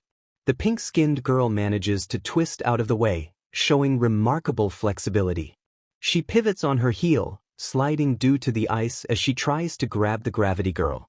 Ochako tries to correct herself, but the now melted floor doesn't provide the solid necessary to adjust her trajectory. Ashido ends up falling flat on her face as her boots lose traction, her hand only managing to make the brown-haired girl spin. Whoa whoa whoa. Ochako tries to readjust herself with her backpack, but is soon holding her stomach as the spinning gets to her. That this is a tragedy, Mina ums from her spot on the floor. Hey, come on. We're not done yet. Ochako encourages her. Right. She suddenly lunges up and grabs the other girl. Going down. She bodily slams her back into the ground, making her bounce off it as her jetpack impacts it. The straps melt on her shoulders, and the attached device skitters away. Villains don't play fair. Just a warning. Why you dash? Ochako touches her fingers together and lands on her feet, shaking for a moment before she grits her teeth. All right, old-fashioned way then. Yep. She grins and holds her arms up, acid pooling in her palms. Though it's really not that hard. I just need to avoid your hands. What makes you think that? The brunette grins as she takes a stance. Suddenly she darts into a nearby hall. W.T. She runs after her, arms dropping for a lower center of gravity on the slippery ice. Shoto looks at his opponent trapped in ice. He nods after a moment and turns to start walking towards the stairs. He hears a cracking noise from behind him. Work up. The cracking gets louder, followed by a shuddering groan. Force palm. The noise turns into a cacophony of shattering ice as the blast frees his torso. His arms slam into the ice around his legs, shattering that as well, but without using a move. He raises his arms and forms a blue ball between them, eyes narrowing. Let's try this again. Or a sphere. The blue orb of energy leaves his paws a split second before he turns back into himself, startling the boy as he looks at his hands. Shoot. Shoto jumps to the side to avoid the sphere, looking to where it hit the wall. It punches a hole through the ice, spiderweb cracks forming from the point of impact as it turns the area about 2 inches around it into ice shards. He eyes this briefly before turning back to Izuku and sending ice at the other boy's feet even as he backs up. Izuku stops himself from crunching on something, quickly turning into Rabbit and melting the ice as it makes contact. Rab. He jumps into the air, brown energy coalescing around his form as he nears the apex of his arc. Shoto grits his teeth, breath visible as he backs up. White energy mixes with the brown, and he gains a sudden, brief boost of speed, managing to slam his shin into Todoroki's knee before bouncing away, hitting the ground and wall with his body. The boy grunts and falls to one knee, notable frost patches on his non-frozen side. He hears the sound of boots crunching on ice as Izuku walks over, holding his shoulder. Are you okay? Your quirk seems to be. You should worry more about yourself. He breathes for a moment more before more ice starts to emerge. Izuku quickly turns into Lucario, backhanding it into pieces. It's getting slower. Are you getting colder? He takes a step forward, his good arm reaching out. I'll wrap the tape and get you heated back up. I haven't lost, he says before the ceiling starts to lower with ice and he moves away. Izuku throws his arm up, a force palm shattering the ice and forcing him to change back. He feels the shards pelt his body, cradling his hand to his chest.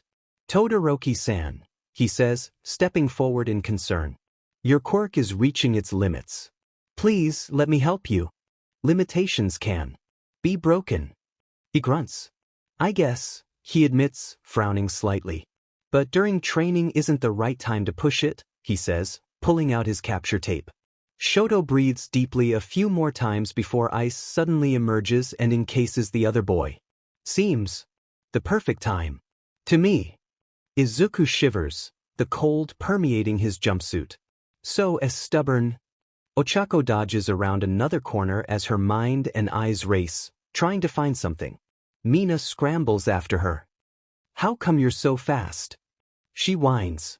I had a quicker time in the sprint. Corners aren't sprinting. She counters. Potato.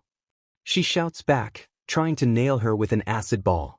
This almost unbalances her on the slippery surface. I should still be faster. Come on. She goes around another corner before suddenly stopping, waiting, and springing out at Mina. She yelps as they both tumble onto the cold, partially melted floor, sliding down the hall in the direction opposite the one Ochako first took. Mina quickly shoves the other girl away, scrambling to get back to her feet. She finds she can't quite get her footing or her balance as she hears Ochako mutter quietly. Phew. Finally. Ashido frowns, going limp and scowling at the other girl. Not cool. I was only acting the part. And I was doing my part, now come here you. She takes out her tape and debates tying her up. Nah, don't want more of my costume melted. You hang there while I go complete the mission. She barely turns away before she's tackled from behind, hands starting to turn red from irritation. You aren't going anywhere. She declares. What the get off? The brunette tries to shake her off, wiggling her body. No. The pink-haired student wraps her legs around the girl, pinning her arms to her body. I'm going to do my part, dang it. So am I. Even if it's with you as a backpack. She keeps walking. You'd slip on the stairs. She jeers at her, tightening her grip.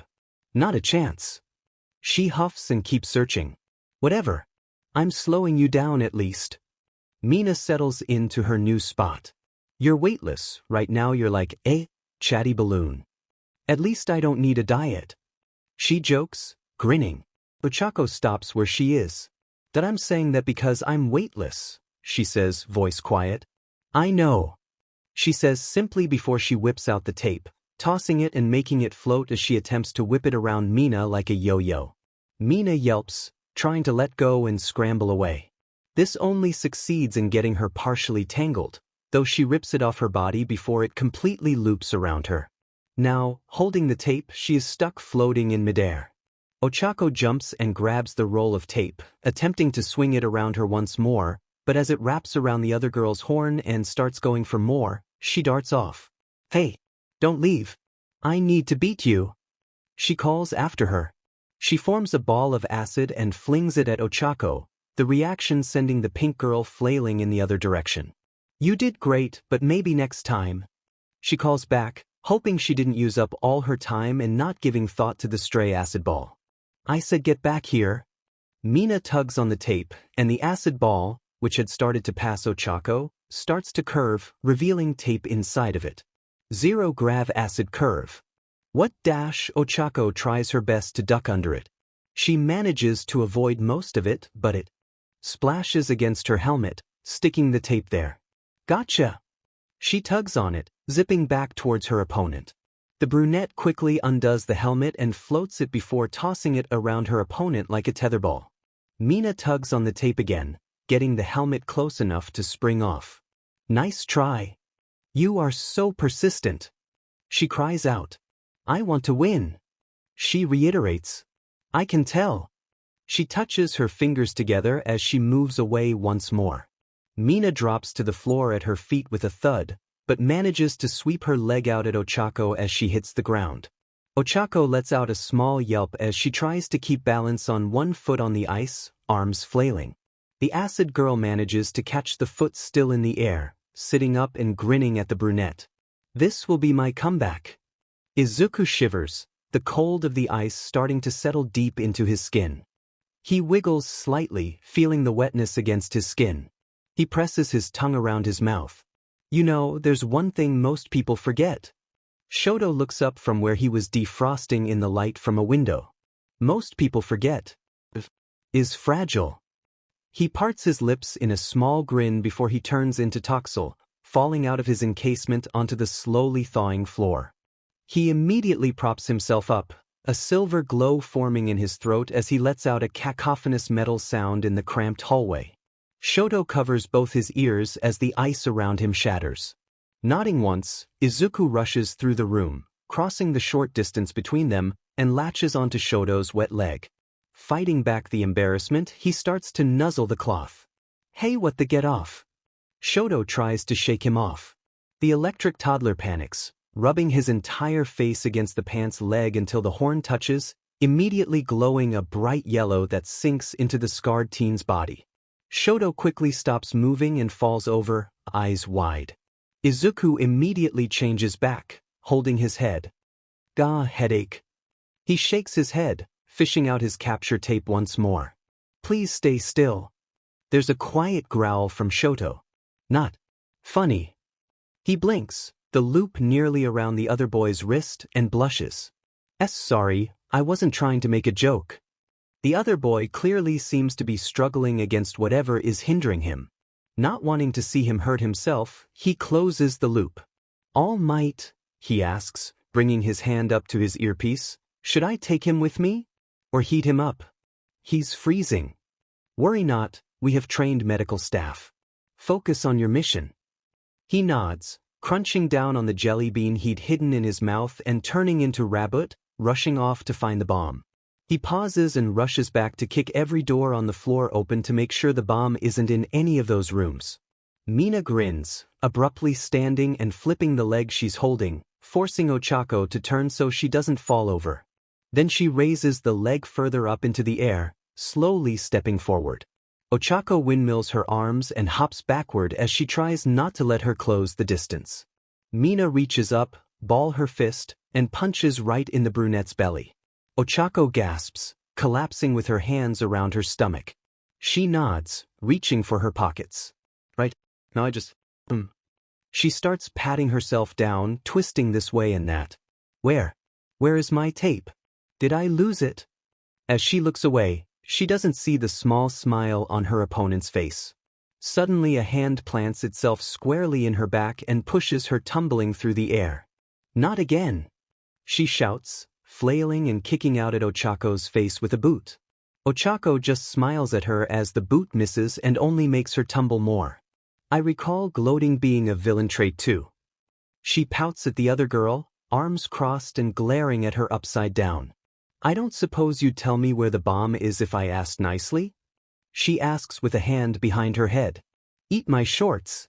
She cedes at her. "You're wearing tights," she says slightly sheepishly. "Well, I guess it was a long shot." She nods, feeling a bit woozy. "Did I think blood's rushing to my head? I'm not falling for that." She flails her arms. "Dang it. Anyway, good game, gotta go." She waves and heads off. "Hey!" she cries after her. "Come back here and face me like a woman." "I did," she calls back, shaking her head. "No." She can hear her voice echo. Ochako rounds the corner to the stairwell, nearly tripping over the rabbit on his way up. "Hey!" She looks at him.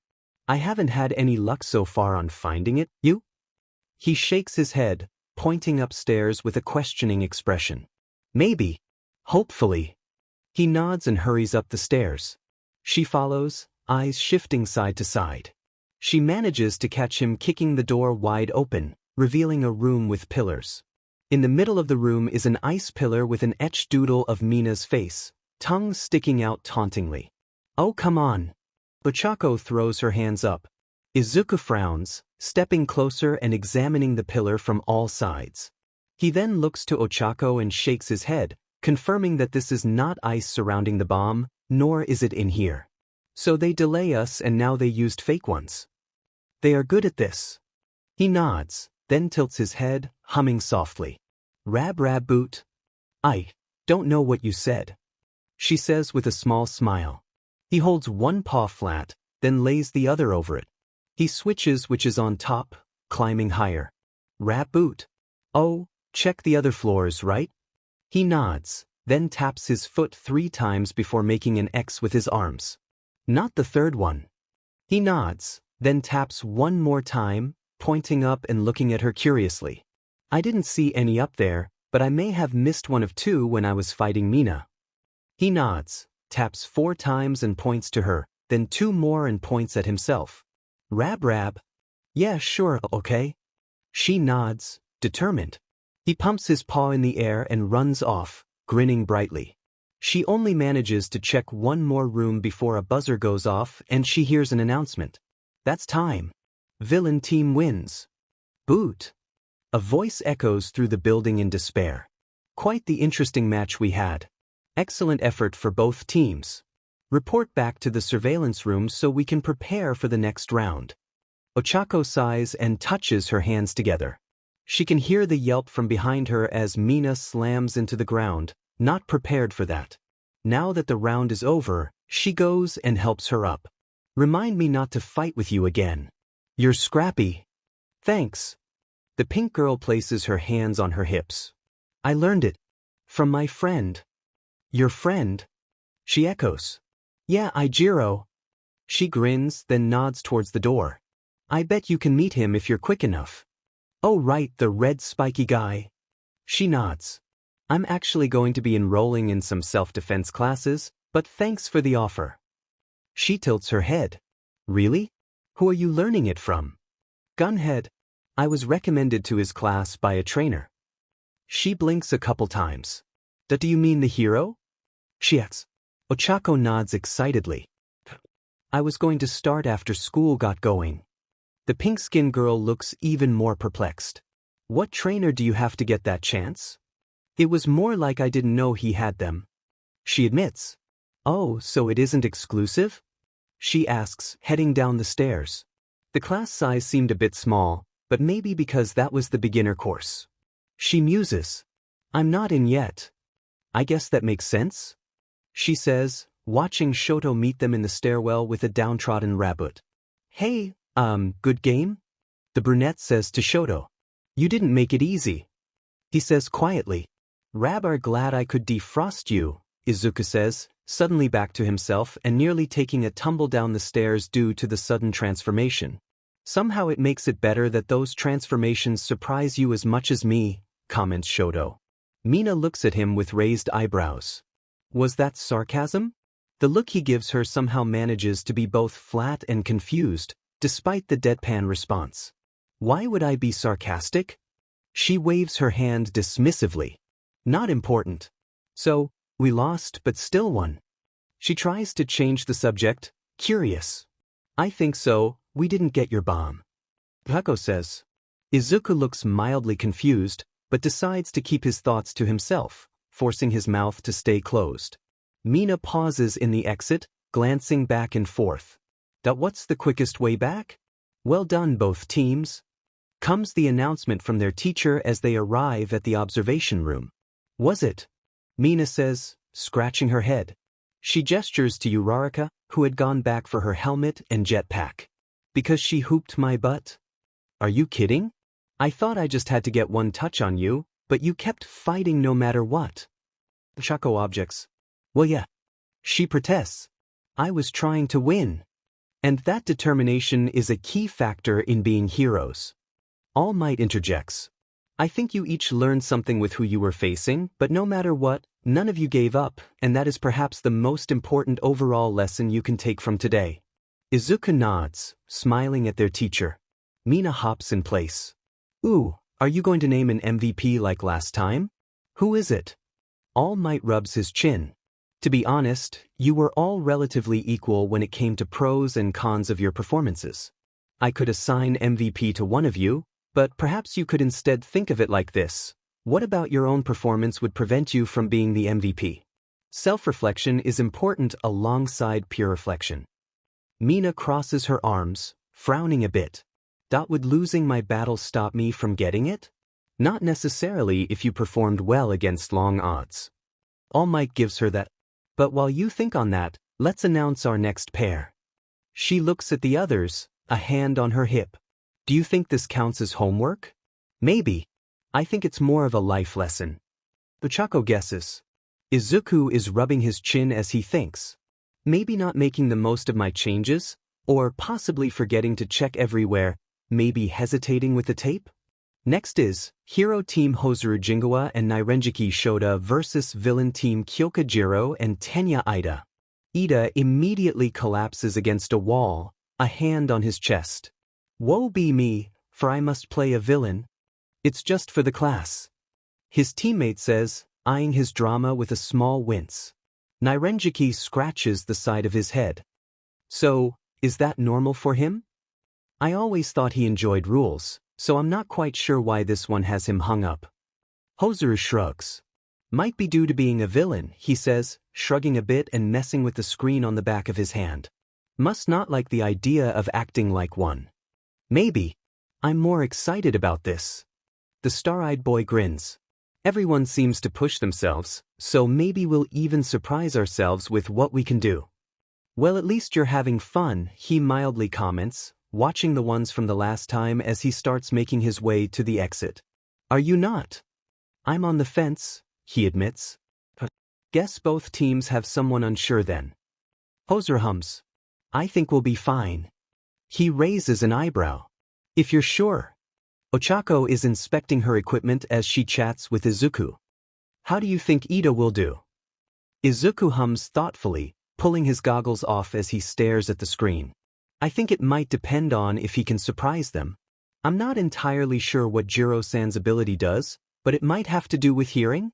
So she could possibly help him locate them. So you think they'll actively hunt instead of waiting for the other team? It might be the best idea, or set up a trap of some sort, he suggests. But I'm curious how the other two will try to counter.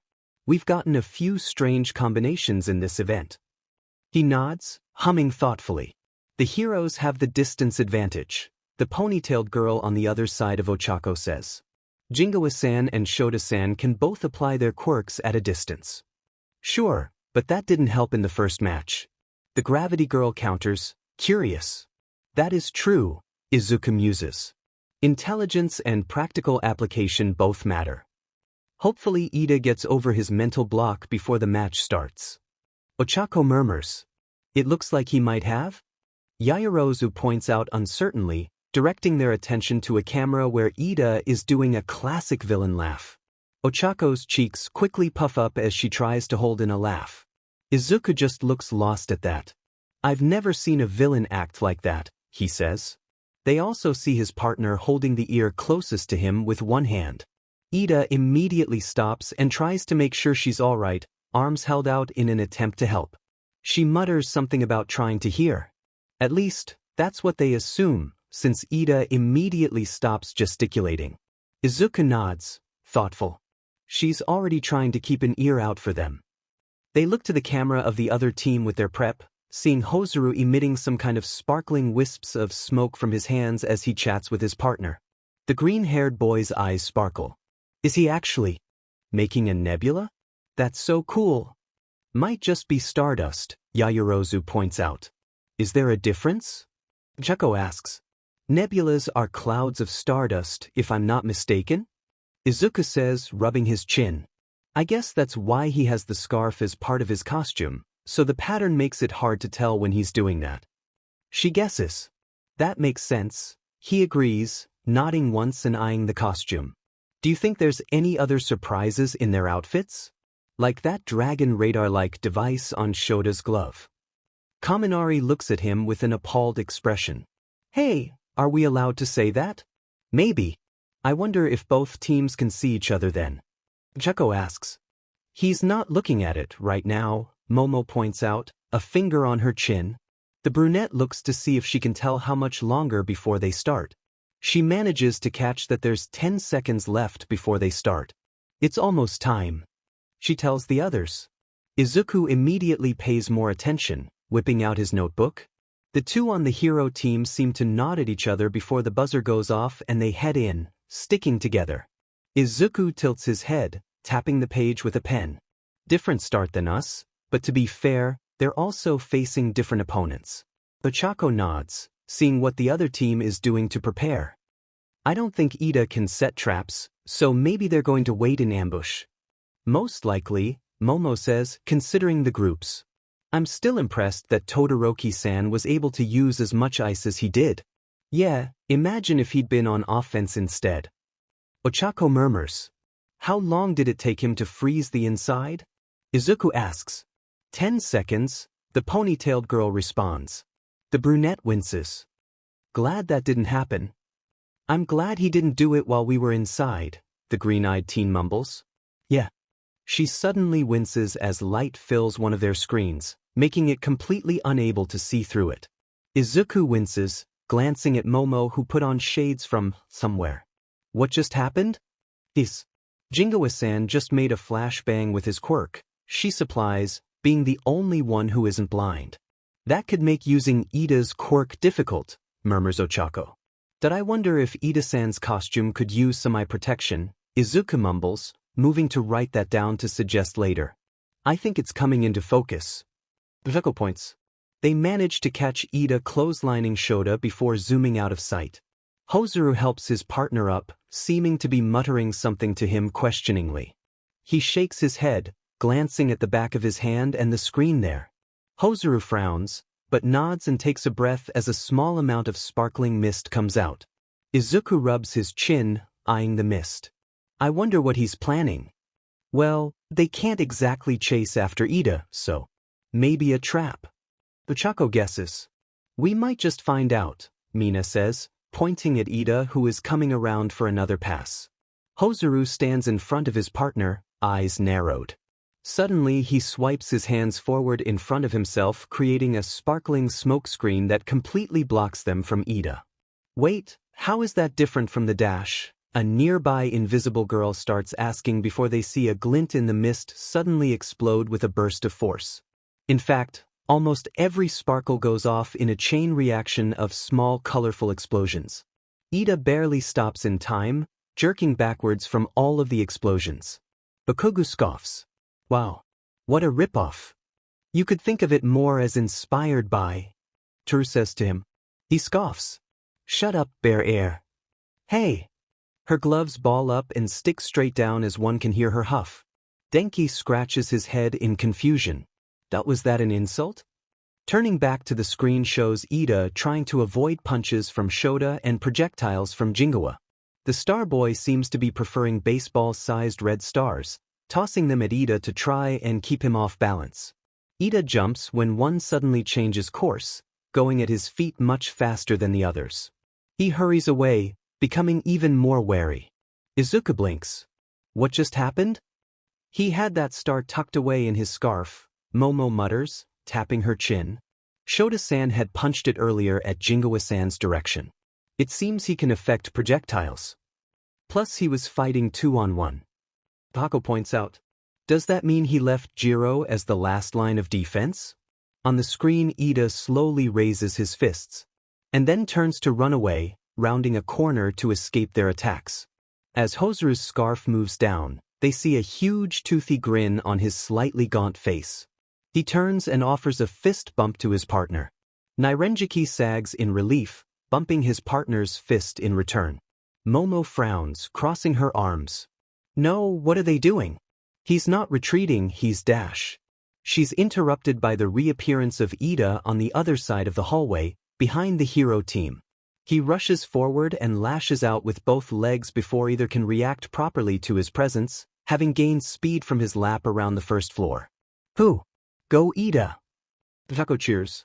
Izuku cheers as well, though he gasps when his friend grabs the Starboy's scarf and starts dragging him away, still at full speed. Wait, is that safe for a training exercise? It turns out to be a moot question as Hozuru starts freeing himself from the garment, revealing the similar but darker outfit underneath. Ida runs clear and rounds the corner once more, leaving them by themselves. He hurries up the stairs, dropping the scarf out a window. Hozuru shakes his head, eyes narrowed as they see a small bit of light clenched in one of his hands. He glances at his partner once more quizzically. Shota smiles and nods, giving him a thumbs up. There appears to be a dot on the back of his glove, and it's moving. Hozuru nods and rolls his shoulders, starting to move onward as he looks around. Momo leans forward as Nairenjiki starts following him, frowning at the screen. Interesting. I wonder what he uses that glove for. It's the first time it's popped up, so what changed? Toru asks. Did I think he tagged Ida-san? Izuku mutters, rubbing his chin. Ochako nods. Ida's been the one making contact, not the other way around. Maybe he snuck it in somewhere? Mina says, shrugging a bit. How sneaky is that guy? I don't think he's that sneaky. The local invisible girl comments. Not as sneaky as you, she retorts, making finger guns at her. They hear a small giggle. Denki bites his lip to stop himself from reacting to this. Between whatever's going on there and in Jingawa-san's hand, I hope Ida has his guard up.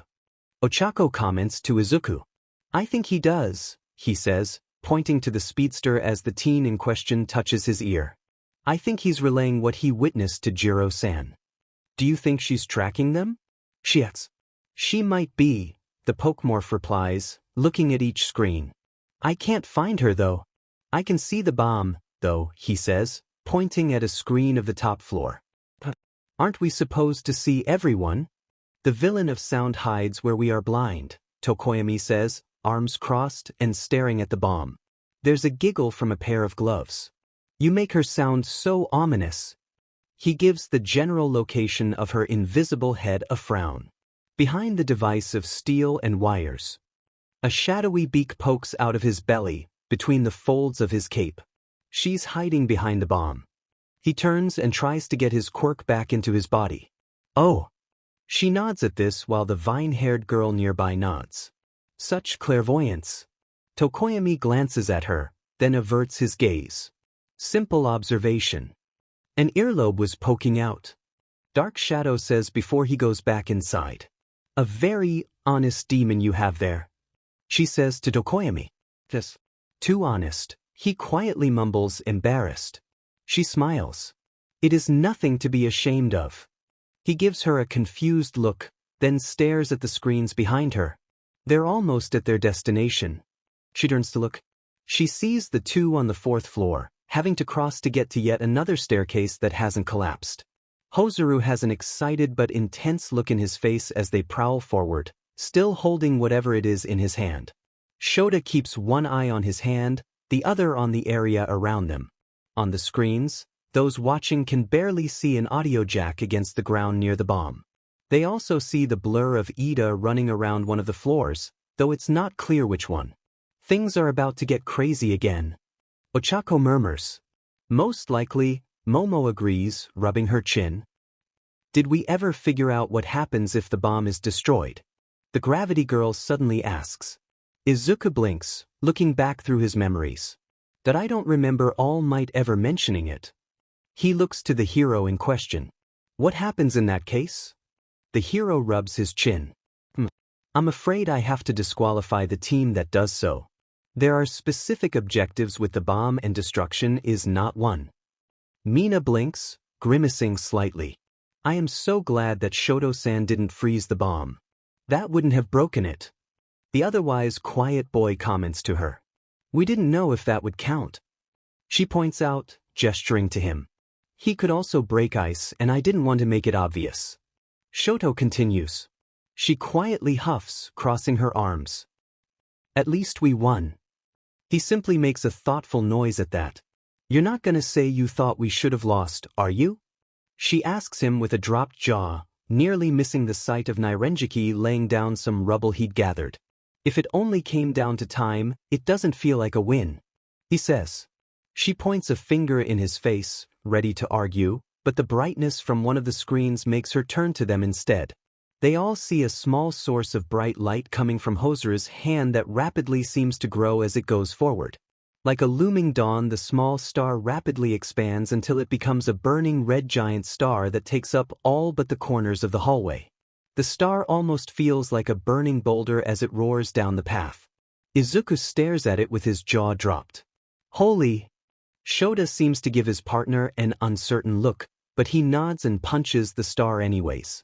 The Star Maker still has that grin on his face as he actually runs right after the star, flames almost liking him. Ida rushes up from behind, leg pulled back as he leaps to intercept Hoseru. He doesn't notice the other hero move his fist in his direction, But he does notice when his legs suddenly jerks off course, going high over the star-eyed boy's head. Hozuru continues his charge with a grin to his teammate. That was actually smart, Mina says, sulking a bit. Anyone else concerned about the giant ball of fire hurtling down the hall? Toru pipes up. Red giants are supposed to be less hot than other stars, Momo replies, shaking her head. They're simply much bigger. Oh, is that all? One can practically hear the disbelief on her invisible face. I'm sure he's being careful, Izuku gently argues. I don't think he'd purposely hurt others. Or at least not too much. He starts sounding uncertain. We do have to battle in this class. I don't think any of us would really try to cause harm to the others. Ochako agrees. Bakugo actually has to think about this idea for a bit before shrugging, though only Ochako really sees it through the crowd of students. She narrows her eyes, but is distracted as they see the star and the creator approaching the bomb. Jiro looks increasingly nervous as she starts messing with her shoes. Ida touched the side of his helmet, likely talking to his teammate. He tries to get up, surprised that they just left him. He tries to see if he has capture tape anywhere on him, since he can't feel it through the armor. As the other team charges, Jiro plugs her jacks into her shoes and twists a knob on them. Suddenly the feed seems to start shaking as she holds her ears. Shota immediately collapses, holding his ears in pain. He clearly didn't know what he was running into. Hozuru stumbles in his charge, feet still moving, but more shaky now as he grins his teeth and squints his eyes. The ball in front of him seems to warp and become unstable. Is that a bad thing? Mina asks, eyeing the red giant in concern. Depends if it blows or fizzles. Manga assesses. I'm more impressed he's still standing, Momo admits, rubbing her chin. He's pushing himself. All Might adds in a rare comment not to the participants of a current match. What, like Ishido-san did against Ochako-san? Denki asks, jerking a thumb in their direction. Each has their own way, but you will find perseverance and going beyond what you thought you could do to be quite the trait to have as a hero. He replies, form and heroic pose silhouetted as one of the monitors flares bright once more before the star on it dissipates. Izuku stares at the man in awe before pulling out his notebook to write the words down verbatim. Ochako glances at him before silently laughing. Not bad advice, Denki mumbles, shoving his hands in his pockets as he watches Jingawa get dragged away from the others by Ida. Jiro breathes a small sigh of relief as she watches the gaunt star shooter be forced to make distance. Shota clenches his fist, raising his head enough to see her. Something bright reveals itself for a split second in the window before he punches forward, the object hurtling at Kyoka rapidly. She tries to direct her sound waves at this now, hoping to dissipate it like the least one. Shota takes the chance to charge at her, now that her attention is elsewhere. Fate, however, seems to be looking out for her, as the star seems to curve from the sound waves. The students in the viewing room see his eyes widen in surprise for a split second before it smacks him in the face, knocking him flat on his back. She smiles in relief, now placing herself in front of the bomb as she scans for the next target.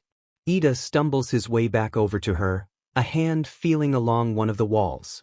Jiro gives him a look before jumping as a loud buzzer goes off. Time's up. Villain team wins. Another time victory. This means the teams are roughly even. Good job. Blinking a few times, Ida gives a thumbs up to the bomb behind Kyoka, drawing a bit of concern from Izuku in the observation room. Everyone seems to breathe a sigh of relief now that it's done, all four slowly filtering out of the building.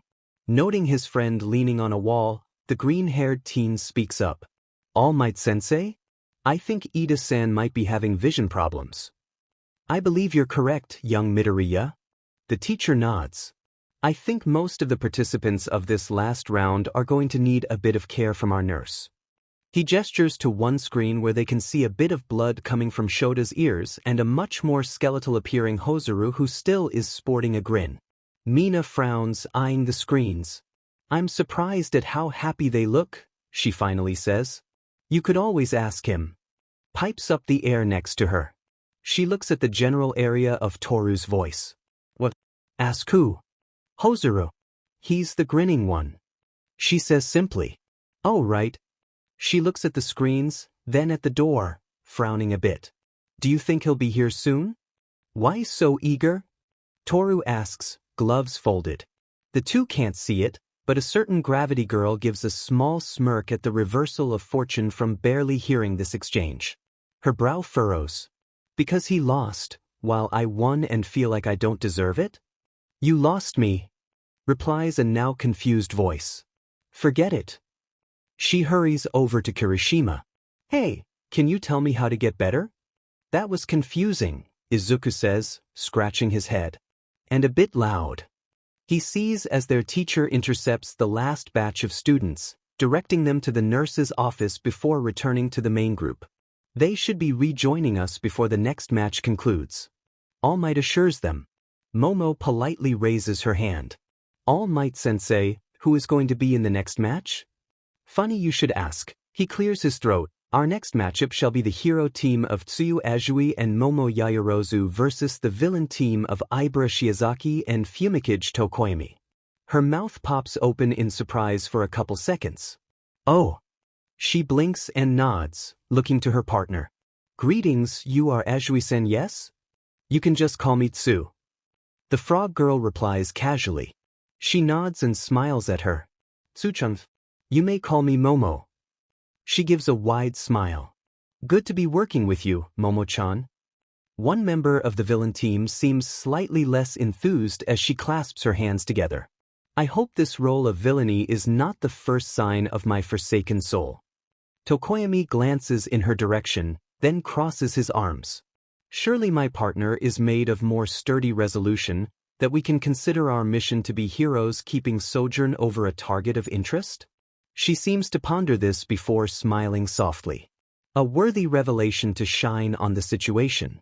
He grunts in agreement, turning slightly away to try and hide his blush. Go ahead and start your prep time, teams. Try to apply what you've gleaned from watching the others. Momo rubs her chin, frowning a bit. Be willing to fight hard. Remember we can use capture tape. I don't know why they forgot that so often. Adrenaline? Tsu guesses. Entirely possible, she concedes, watching the other group leave before them. Do you think we should plan on our way over? We could just chat if you prefer. Tsu says as she crouches. She blinks, surprise crossing her features. Chat. You'll wear out if you're serious all the time. She quips. But I have my family name to uphold, she tries to refute, frowning slightly. Well, I don't really know about that, but you live your life how you want to. She does a mid-hop shrug. Momo quietly considers this as they walk, looking down at her new friend's costume. So, are you planning to be a rescue hero? Tsu nods. Yep. I want to help wherever I can. That sounds wonderful. She smiles at Tsu. I plan to be a ranking hero, she quietly admits as they reach the building the other team is in, but I never truly decided on what kind I wanted to be. Well, that's something to learn here, right? That's true, she agrees, cupping her chin as she stares at the building. Before solving that, however, we should solve this. She nods in agreement. Yep. It hasn't been easy for anyone. She hums softly, fingers tracing the ear with her communication device. I have a few ideas, but maybe I should run them by All Might Sensei to make sure they aren't too much. I would feel horrible if I injured someone seriously. I don't know if we have time for that. He's watching, so I'm sure he'd stop it if he thought it'd be dangerous. Momo quietly nods. You're probably right. So here's my plan. Tsu listens with wide eyes, nodding slowly. Inside the building, Tokoyami leans against the door to the room he and his teammate are in, frowning as he stares at her. So you mean to tell me there's no way either of us can set remote traps? She nods solemnly, eyes closed. I'm afraid I just actively use my blessing as it is part of me. Dark shadow emerges, placing his elbow on the bird-headed teen's shoulder.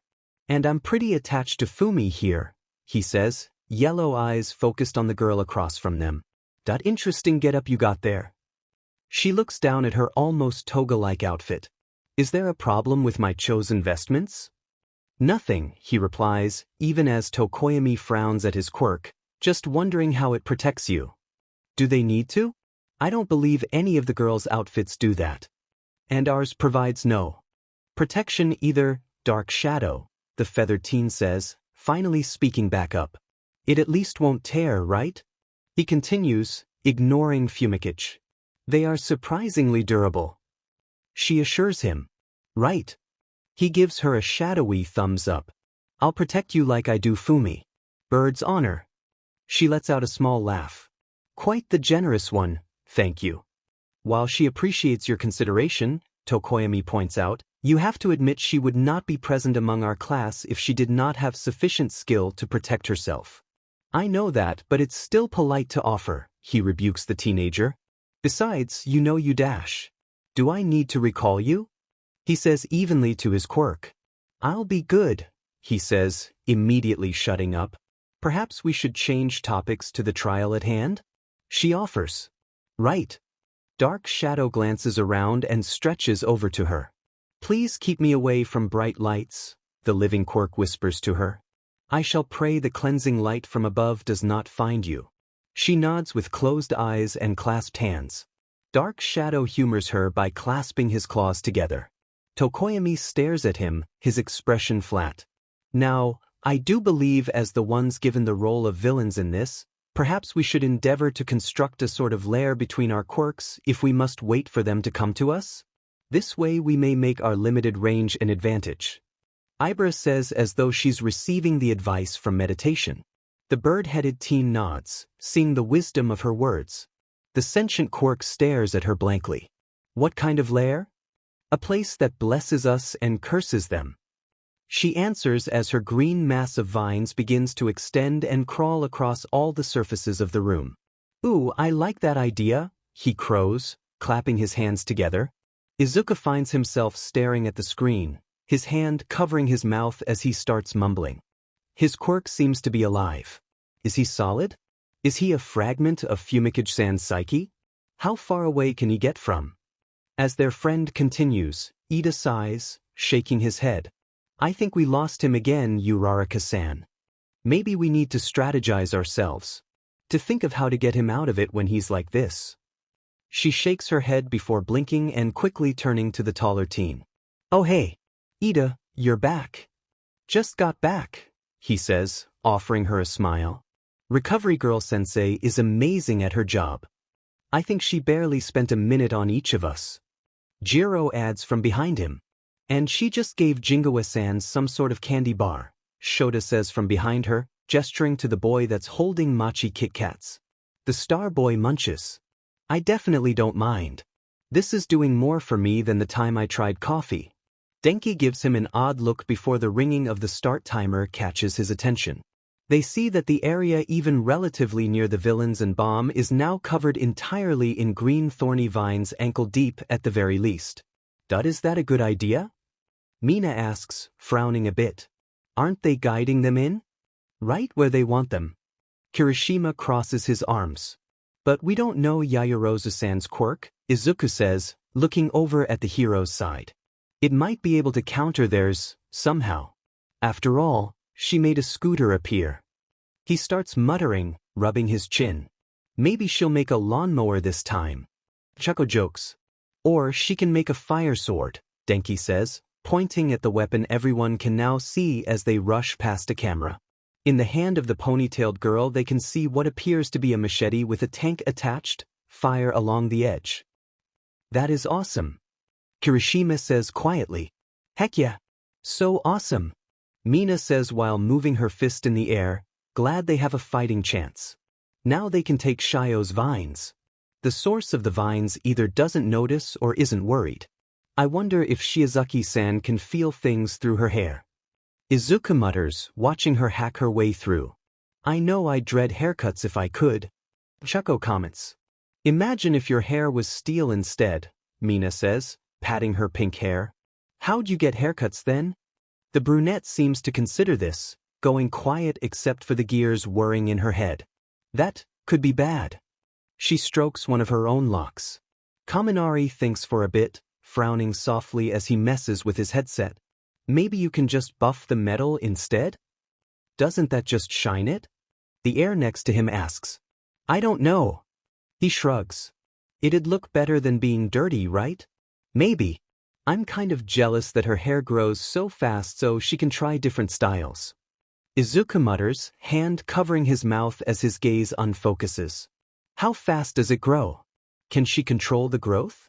If it can be separated without pain, can she use it in ways besides an obstacle? Should we find him an outlet for this? Ochako asks Ida quietly. I thought he had notebooks for this. The glasses-wearing teen admits, frowning a bit. Maybe his current one ran out of room? Oh, that might be it. She taps a fist into her other palm. What are you talking about? Mina asks, peeking around the engine user.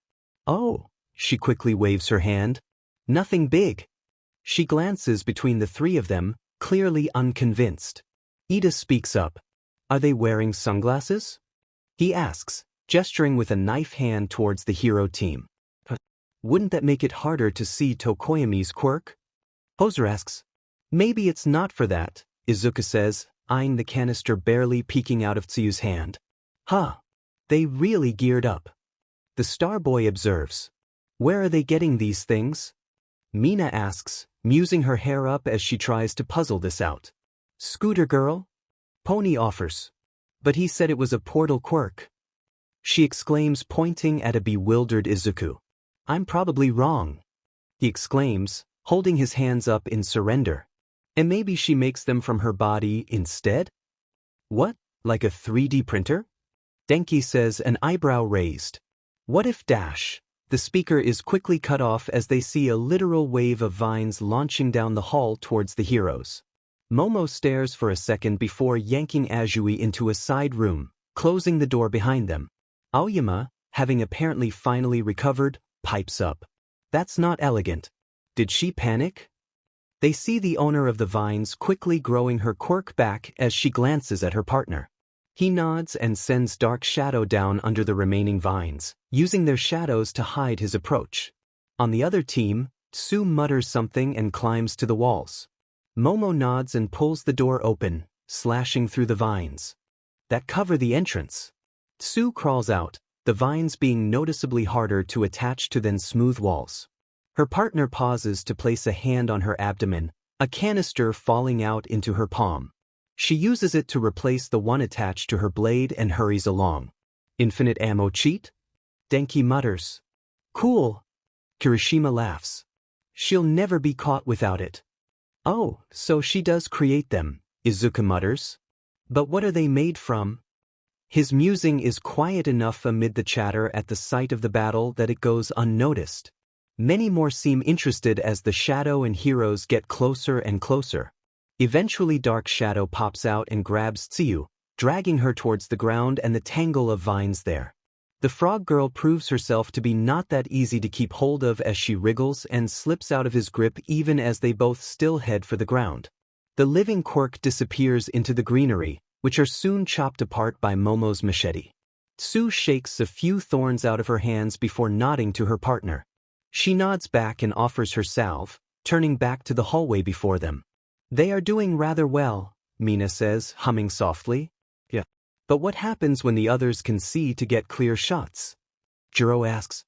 They have that can, Denki points out. Maybe it's to blind them? Maybe.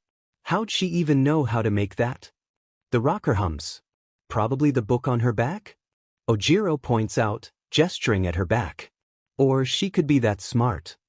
She opens her mouth but is cut off as the two teams finally make eye contact and the villains take full advantage. The vines on the floor lift up and quickly attempt to bind the other team, starting with the hand holding the fiery weapon. She jumps back and swings down on reflex, slicing with her blade. She barely has time to realize what she did before Dark Shadow grabs her around the waist and shoulders. She quickly turns to Tsuyu. Her partner hops to the ceiling, sticking to it and tossing the cylinder from earlier right at the villains. Shiozaki, who had maintained the same pose with hands clasped the entire fight, still doesn't move. Instead, her hair vines rise up behind her as they rapidly try to form a shield. The vines get shot, preventing them from forming anything and in fact breaking some of them off. The observers take notice of the cannon that fell out of Momo's abdomen and the slightly stretched state of her uniform. She's like a walking arsenal. Kirishima whistles. But if she uses it too much, then won't her costume fall off? Mina asks, pointing at the stretched part of the clothes. Every single boy in the class keeps their mouth strategically shut after that statement. She stares at each in turn with narrowed eyes, arms crossed. How many of you are hoping for that? While silence reigns, a bright flash from the screens distracts her and has her eyes facing forward. As a few of the cameras go white, All Might presses a button and switches to thermal vision. They barely catch Momo getting free and rushing the vine-haired girl. They see Shiozaki actually take a reflexive step back as she tries to have her vines overwhelm the other girl from the side opposite her armed hand. Momo stops at the sight of this and runs to the side, tackling a stunned Tokoyami to the ground. A forgotten Tsu takes the distraction opportunity to wrap her tongue around the vine girl and toss her through the air behind them, getting a surprised yelp. Momo gets up, whipping out her capture tape and quickly wrapping it around the sole male in the building. Got him, she calls to her partner. Tsu withdraws her tongue, shaking it as there are a few thorns in it now. She's not making it easy. Even as she says that, down the hall vines are almost pouring from their foe's head into an ever-increasing mass. I'll try to slow her down, Momo declares, bringing her sword up to bear.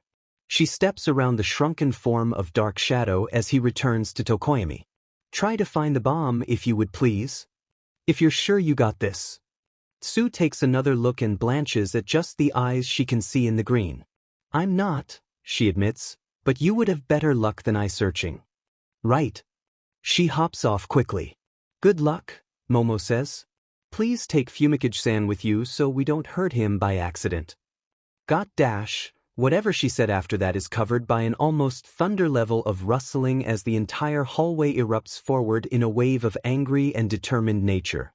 The creation user quickly forms another canister, tossing it directly at Shiozaki's face. A trio of vines quickly wrap around it this time, cocooning it while the others continue. Momo stares, determined, as she slips on a gas mask. Her eyes narrow as she raises her weapon, cutting down vines that try to grab her. Tokoyami blinks spots out of his eyes, raising his head just enough to see smoke coming out of the floral cocoon. The eyes beyond the curtain of vines narrow as the entire mass approaches, attempting to overwhelm. It is with a loud bang the can explodes, causing the vines to wither between them. Of course, it also makes a huge cloud that neither can see through. Through the thermal vision, the class can see Shiozaki covering her mouth and coughing. Momo stumbles forward, blindly searching with one hand while the other still holds up her weapon. A trio of vines suddenly swipe through the cloud, trying to clear it and her simultaneously. It doesn't work on the smoke, but the attack does slam her into a wall. Groaning, the ponytailed girl slices the vines and tries to stumble away, checking her mask with her free hand to make sure it isn't damaged. As she manages to find the wall, a sudden buzzer spooks both of them. And it's over. With a successful bomb capture, the heroes win. Momo sighs in relief, then calls out. Shiozaki-san, where are you? I've got a mask. Her voice comes out muffled, but hopefully loud enough to be heard regardless.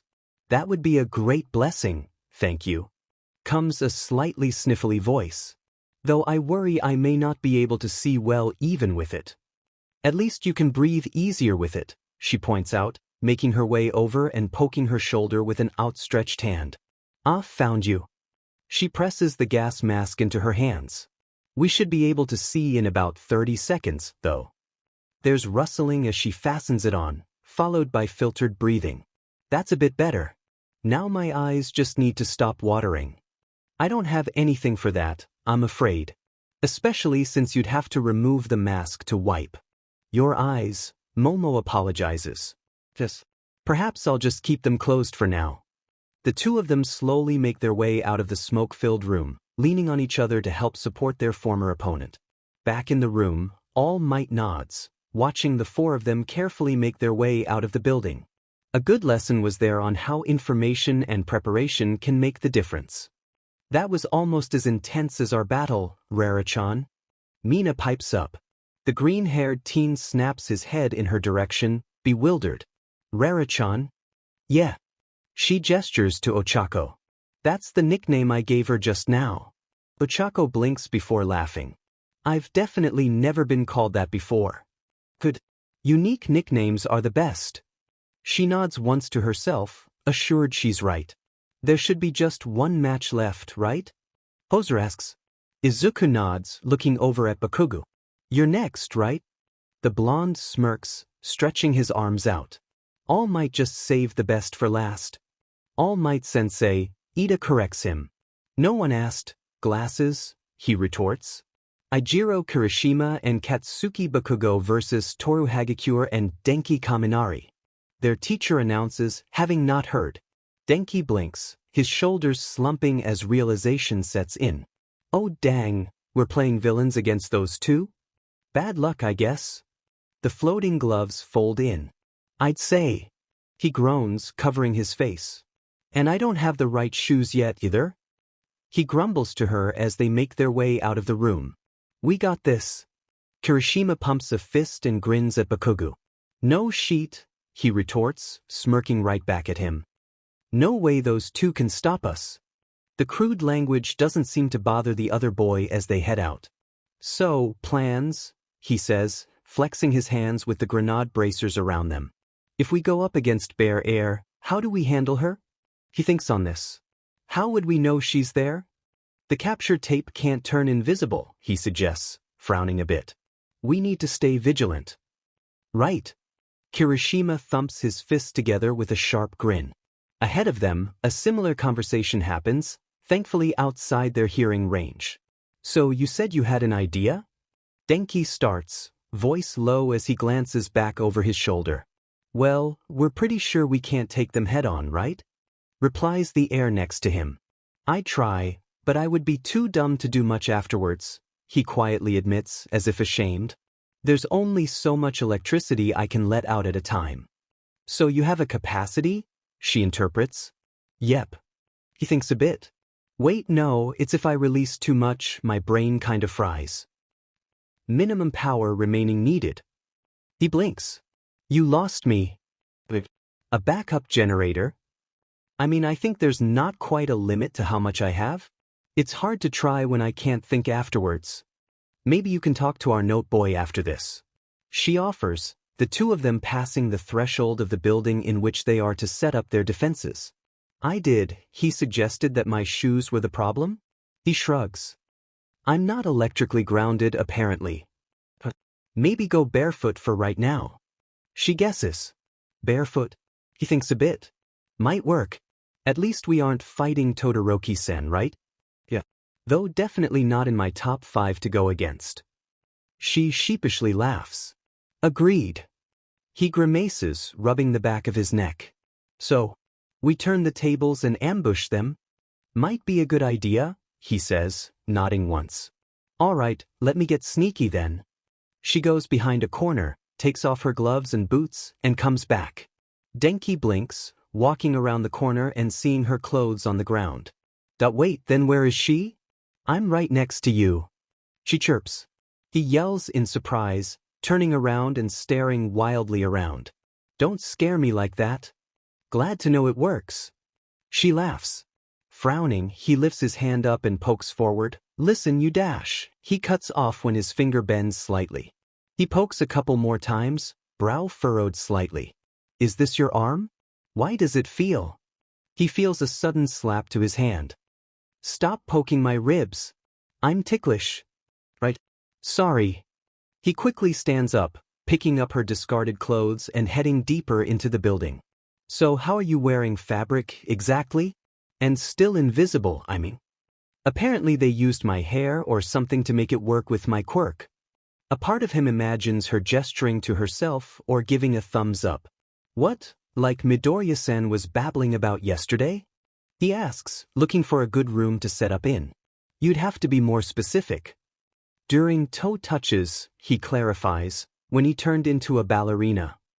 Still drawing a bit of a blank, but maybe we save that for after, yeah?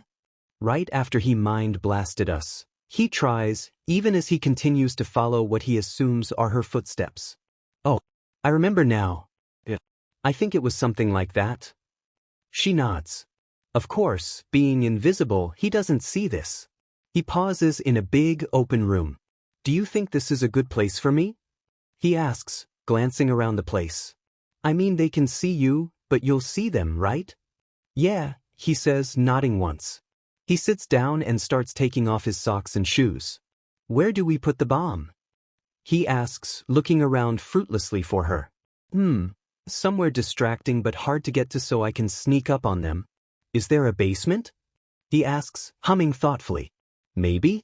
We didn't exactly get a map. It's strange, though, if there were, since none of the others used one, he points out. Yeah. Maybe there isn't one then. He sighs, looking up at the ceiling. I guess your best option might be a higher floor. She answers thoughtfully. Yeah, I'll go find a place. You stay here and think of how to be distracting? Sure thing. I'll leave the gloves and boots next to me so they think you're in here. He drops them on the floor, making it seem like they were removed in a hurry. Gotcha. He gives a thumbs up with his back to the door leading further in. Let's do our best. We got this, she echoes his energy before things go silent once more. He rocks back and forth on his heels, looking around the room a bit. His inability to be still was a detriment in a normal setting, much less when he was trying to be patient. Wonder if this place has proper wiring. Back in the viewing room, Izuku and Ochako stand together, the former eyeing the screens. Any idea where she might be? Ochako shakes her head. No, she took off her boots too. I guess she's keeping the tape in a pocket or something. Maybe she's got it in her mouth, Mina says, smirking a bit. Food disappears the moment she gets it past her lips, after all. All Might chuckles at the outside the box thinking. Oh, it looks like Bakugu is pouring some liquid out of his gauntlets. She continues, pointing at the camera on the hero team outside. Izuku narrows his eyes a bit at this. I think that's his sweat. Leg, Jiro pulls a face. He waves his hands frantically. No, see, the sweat from his palms is nitroglycerin. That's how he makes explosions. There's a few simultaneous Os and Hozuru saying. That makes sense now. Momo blinks.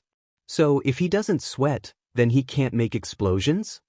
How would you stop sweating? Chuko asks. She points at Todoroki as subtly as she can. Oh, not really something I can use then. She says quietly. Could also try striking fast and hard, Mina suggests. Prevent him from working up a sweat. You knew him from before all this, right? Ochako asks Izuku. Do you think it'd work? You'd have to prevent him from firing off that first explosion, he mutters, thinking aloud, since he can use that to build up more sweat. Not easy to take someone out in one shot. Tsu comments, having arrived back with the others. Could force him into a situation that he couldn't win, Tokoyami says, walking in beside her. What would that even be? Jiro asks. He seems like he'd fight anything. If his explosions would only hurt himself, he says as an example. Hozuru nods sagely at this. Oh yeah, scalded my hands a few times like that. So what, just tie his hands together? Mina says, uncertain. I feel like that'll make him creative. Ochako says with narrowed eyes. I don't think he'd give up without trying all kinds of things. Why are we discussing this? Izuku mutters, flustered. Aren't we supposed to be watching their match? Manga answers. Because they hadn't really gotten going yet dash. He's cut off as a screen suddenly flashes. Oh, there we go. Momo watches, delicately cupping her chin. They're rushing through the building without checking the side rooms. Are they trying to go for a capture the villain's victory? Maybe? No one else did. Tsu puts a finger to her own chin in thought. Aside from Midoriya-san and Yayarosa-san, Ojiro tries to point out.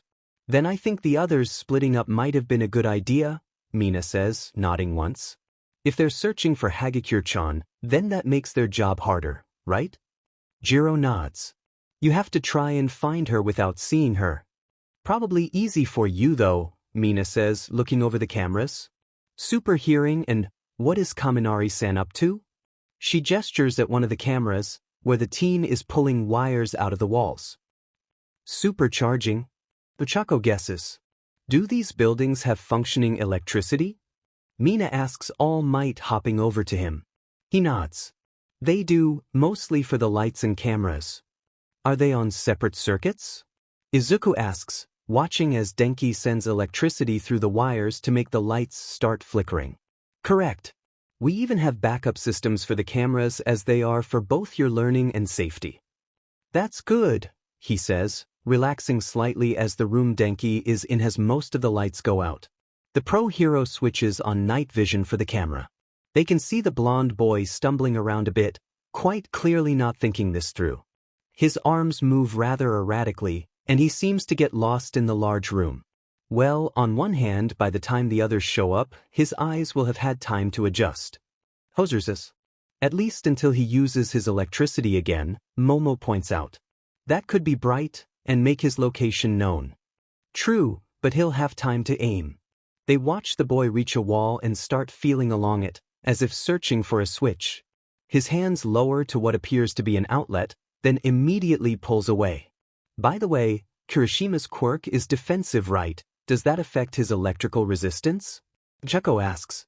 I have no idea, Izuku says, slowly descending into a mutter storm. I think we're about to find out. Jiro points to a screen. Bakugo barges into the room, almost instantly stopping when met with darkness. He holds up his hands, frowning as he stares into the shadows, the bright light of the hallway at his back. Kirishima charges up a moment later, his shape looking very angular. He makes a few steps into the room. A few sparks come from one corner, and Bakugo turns, quickly blasting the spot. Mina stares on in confusion. Where's he aiming? Kaminari-san's by the exit? He did mess with the wiring, maybe it's doing something? Achako theorizes. Sparks come from the left of Kirishima. He aims a punch solidly at the spot. He promptly gets zapped. Izuku perks up. Is Kaminari-san using wires? Did he bring them with him or pull them out of the walls? Let's see if you can figure it out. All Might says vaguely with a chuckle. If they're from the walls, then they couldn't possibly allow a strong current through them, Momo says with absolute certainty. But outlets can have enough current to spark, right? Hoser asks. But he just zapped Kirishima-san, she points out. And they both knocked out Kaminari-san, Shota says, pointing at the screens. They then see a tiny speck on the screen appear just behind the two as they look to the fallen. I guess the wires weren't enough to stop them, Mina muses. Oh, at least Bakugo-san is checking Kaminari-san. Momo follows where the pink girl is pointing. He's prodding him with his boot. I'm more curious about that speck on the screen. I think that's our missing girl. Tsuyu says just before the speck extends into a line and loops itself around Kirishima's waist. Bakugo whirls around and lets loose an explosion, just short of where the tape originated from but far enough to stop it from being completed. Kirishima flinches, though whether it's from the explosion of the shriek that followed is unknown. Either way, he seems unscathed. The brash blonde tugs Kirishima away, glancing around wildly. Dim, bare air disappeared. We've got to go somewhere we can see better. Got it. She can't stop us if we try to charge out. The redhead raises his hands defensively. Meanwhile, the observation room can see more barely visible bits of tape being laid as tripwires. Bakugo nods, turning and letting out another blast of bright light to illuminate the way, bright enough to make Tokoyami in the viewing room cringe. Those in the viewing room can barely catch the tape wheel. Disappearing. I'll clear the way. The bomb isn't in this room. He nudges Kirishima back and lets out one more explosion, sending the wires still on the floor flying, catching a few pieces of tape as they do so. Well, there goes that. Jiro mutters. Kaken is a lot more observant than people give him credit for, Izuku says, smiling a bit. Bad news for someone relying on hiding from them. She twirls one of her ear jacks around a finger. He still doesn't know where she is, exactly, Mina points out. She could try to surprise him as he's making noise. Like footsteps. Or, explosions. She'll need to have swiftness. Shiozaki adds. Very much so, Mina agrees, calling out to the screens, Go, Haru-chan. Ida gives her a confused look. Haru-chan. She waves a hand in his face. Hagakure and Toru, does it really matter? Beat Boom Boy. Bakugo visibly becomes annoyed on the screens.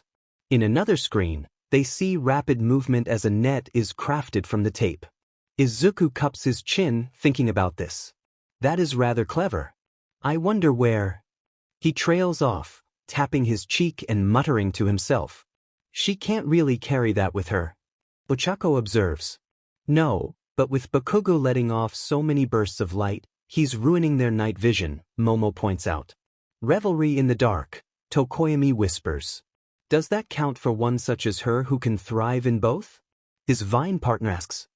He blinks owlishly at her, having not expected her to hear. Such a boon should not be taken lightly, true.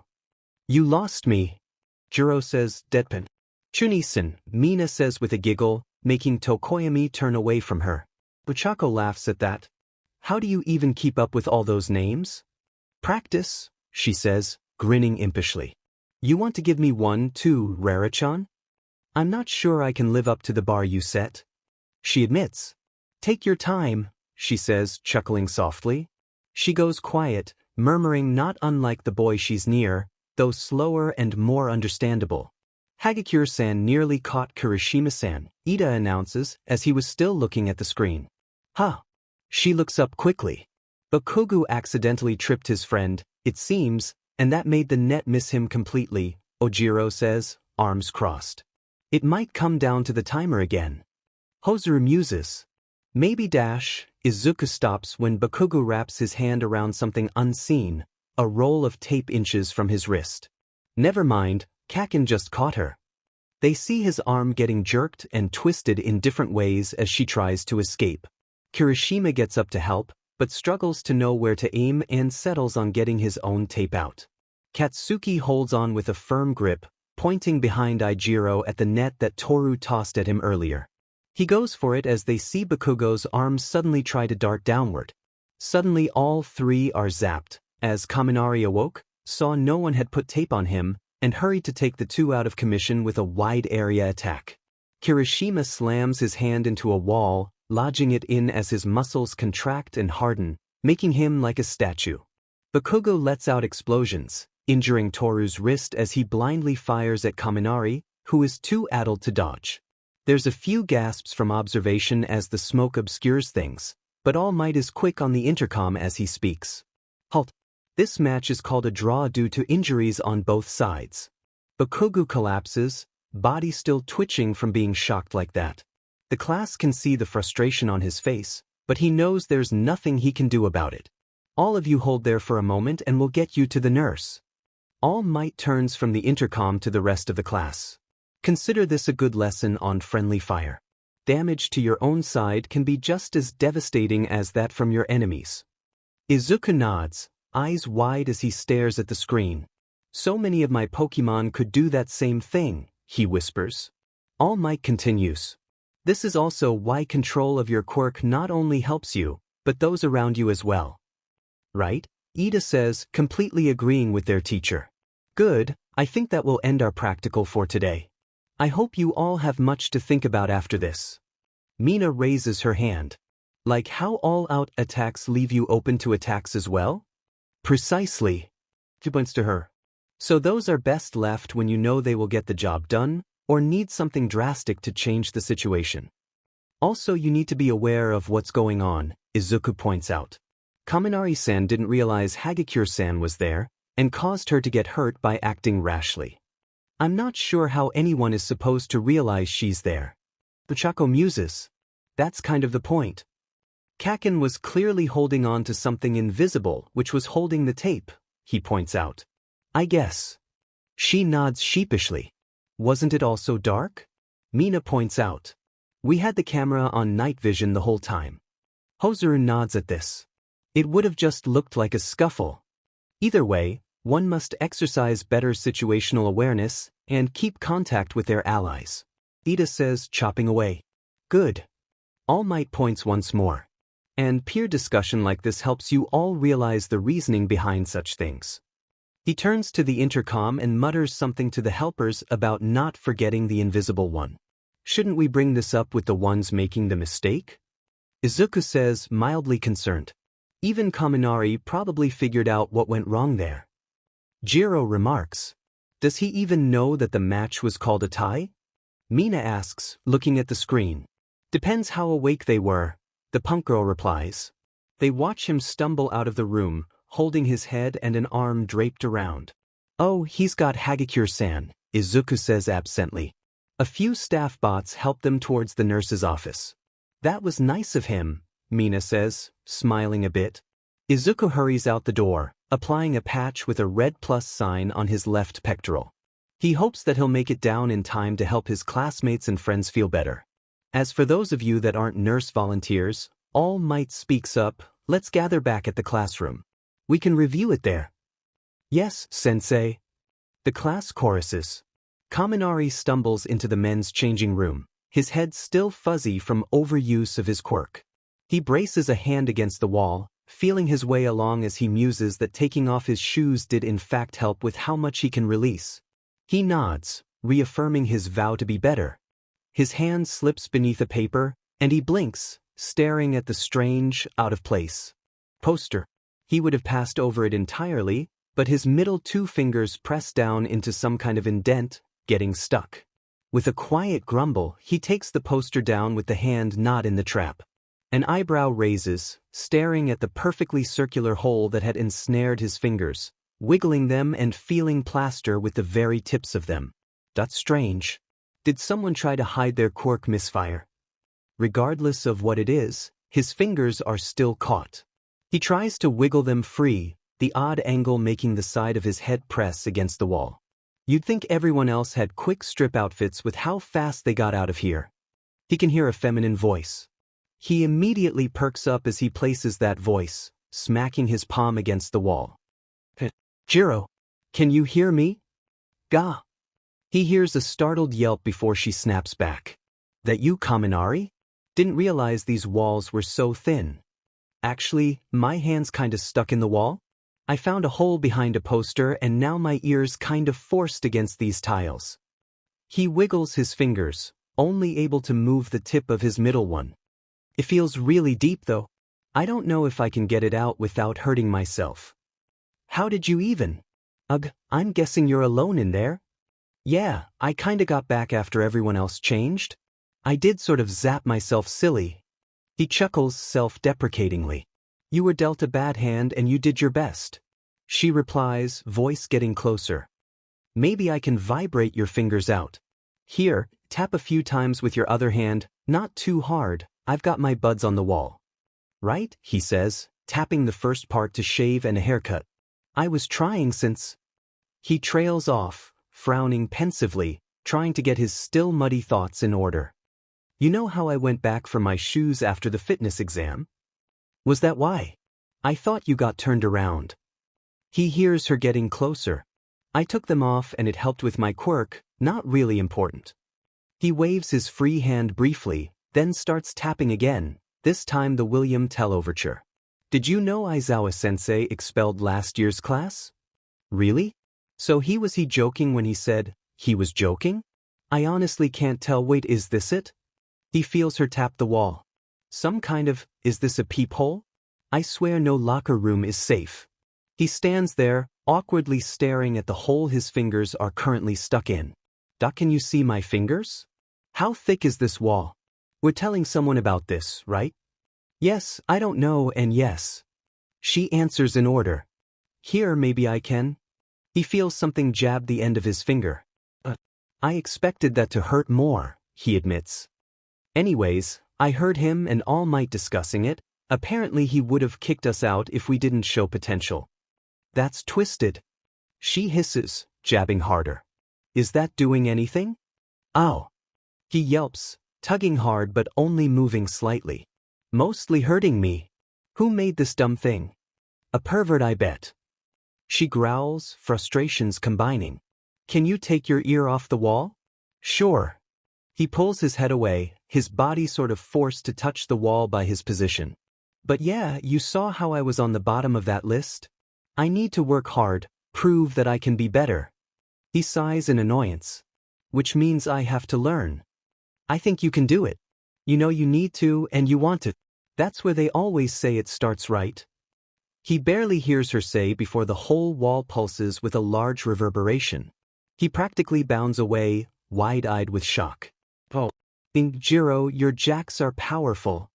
He pumps his fist, grinning in excitement. Awesome. Then his gaze falls to his closed fist and he blinks. Oh, and my hand's free. Thank you. You can thank me by helping me pick out a new speaker, you big doof. Comes a not unkind answer. It didn't break your finger, right? Because what I used on my end got fried. Kaminari tilts his head, staring at the wall as if trying to see through it. Wait, you didn't just use your jacks directly? What got fried? My travel speaker. My jacks can take in sound well, but to project it I need stuff to use. Oh cool. He tilts his head. Sorry it got fried freeing me. I'll get changed and we can get you a new speaker after school? He offers, starting to feel awkward talking to a wall. Sounds good. Come on then, we don't want to be late. I'm covering up the hole on our side. And I'll go with you later to tell Aizawa-sensei. He nods to himself as he puts the poster back in its place. Don't want the wrong people finding this, right? He thinks to her outfit, fighting to force down his blush. Then again, if it's Jiro... He shakes his head, pressing on the tape with more force than necessary. No, don't be a creep, he quietly scolds himself, turning to go get changed. A few minutes later finds him stumbling out of the locker room, trying to figure out how his tie came undone and how to tie it up once more. In his haste, he nearly collides with Jiro, awkwardly turning his body to avoid her. Shoot. Sorry. A firm hand goes to his shoulder, ending with him with his back to her. You aren't still loopy, right? Yeah, I guess I am. He turns, laughing at himself and rubbing his neck.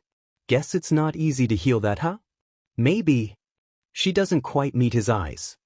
Just be careful what you say, okay? Denki blinks, standing there just a moment. I mean, I can try. When I go overboard, I don't really have control of what I say and do. He sees one jack become slightly pink before she quickly speaks. Let's just go before we're late. Right? Gotta make sure no one suffers from perverts. He gives her a thumbs up before walking away, scratching his head. Hope we have time to get back to class. Well, come on, she pulls up next to him. I'll make sure you don't get lost. He chuckles, glancing at her with a smile. I'll probably need it. Thanks. In another part of UA, other students seem to have had a decidedly less exciting day. I thought school would be a little different once we got to this level, but it's all still the same. Himiko Toga pouts as she walks down the hallway towards the lockers.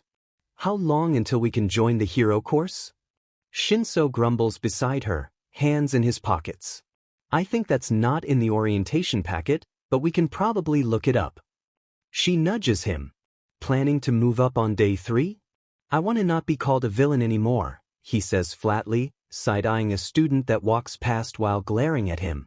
Only way to do that is to become a hero. Not gonna aim for neutral? Be student council president? That's usually someone pretty goody two-shoes. Shit. And have people accused me of stealing votes? He huffs, shaking his head. Not likely. You can be a real downer, you know? She blows a raspberry. And yet you're still my friend. He looks down at the ground for a couple seconds. Thank you. She smiles and playfully nudges him. Spooky friends together, right? He stumbles slightly, giving her a wry smile in response. Sure. Spooky friends. There we go. She looks ahead to see the lockers, heading for hers and loosening her tie. Hey, Udaman cat, a familiar voice says behind her, though with barely any heat to it. It's still enough to cause Shinso to groan in annoyance. She turns, arms halfway in a sweater she pulled from her locker. Hey Bakugu. Something up? He frowns a bit more, then tries to straighten out his face. Come with me. He gives a pointed stare at the purple-haired student beside her. Alone. Shinso rolls his eyes, getting his shoes on. Whatever. See you tomorrow, Toga. Bye, Shin. She waves to him. He huffs out a quiet laugh and walks away, leaving the two of them alone. Bakugu crosses his arms, glaring down at them as he tries to figure out a way to word this without messing up. She finishes putting on her sweater, humming to herself as she dons her shoes after. You're purposely taking your time, aren't you? It's less a question and more a slightly sulking statement. I figured you don't like being rushed, she says with a smirk. He glares at her without any real heat. Whatever. About lunch. It's a bit late for that, but I could go for a snack. She chirps. Or should we make plans? He slams the locker beside her head, leaning in with a scowl. God damn it, I'm trying to be serious. His voice comes out like a rumble of thunder. He lifts a finger and points it at her nose. Raccoon eyes isn't allowed. Horns isn't allowed. You are. Anyone else will get a beat down. She tilts her head at him, those eyes he names her after blinking as she reads him. Suddenly they widen. Oh, what I call you? He nods, trying to force his lips into a straight line. Just glad we're clear on that. He lets his hand drop from the locker to her shoulder, patting it once. Knew you were smart, you demon cat. He smirks at her and turns to leave. Is that really all you wanted to say? She leans forward to peek around his side. He stops, giving her a puzzled frown. Oh, right, Raccoon Eyes said you were jealous of Horns? I don't have any FING idea where she got that from. She looks up as she thinks. Oh right, I mean, I don't know about jealous, but I thought it was cute that you and she have almost your own special language. He slowly blinks, frown deepening. We were speaking in English. She's not good at Japanese, so Deku and I are helping her. Ah, that explains it. I barely scraped by in that class. He stares at her for a moment before sighing, stuffing his hands in his pockets. Do you want me to teach you as well? She waves a hand. Nah, I'll be okay. It's probably more important she learn Japanese first. Just take the effing lessons, he grumbles, raising his eyes to the ceiling. Keep your eyes on us and learn at the same time. Simple FNG solution. Pushy. Well, thanks. She grins widely. Glad you still have time for me outside your class. How else will I make sure you're worth Deku's time? He retorts, eyes narrowed at her. Her own gaze narrows back at him even as her smile stays. You'd be surprised what I'd do to prove that. Oh. He steps back towards her, grinning cockily. Is that a challenge? Have something in mind? She meets his expression. He points in her face again. We'll see. Go to the beach this weekend. We'll see how confident you are then. She suddenly beams. Sure thing. See you there? Of course, he says, waving over his shoulder at her. Who else would be testing you? She giggles to herself, but nods. All right, see you then. He says nothing, just giving a single nod without turning around. He walks away, leaving her by herself. I knew it. Not entirely by herself, it seems, as Mina pokes out of the adjoining hallway in the opposite direction Katsuki went in. Love triangle. Ha! Toga tilts her head. Where? She points an accusing finger. You, Tsunatori, and Bakugu.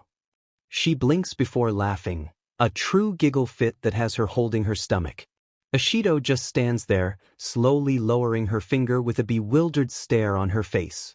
Toga calms down after a minute, wiping her eyes. Ooh. Oh, that was a good laugh. Another giggle comes out. Thanks for that.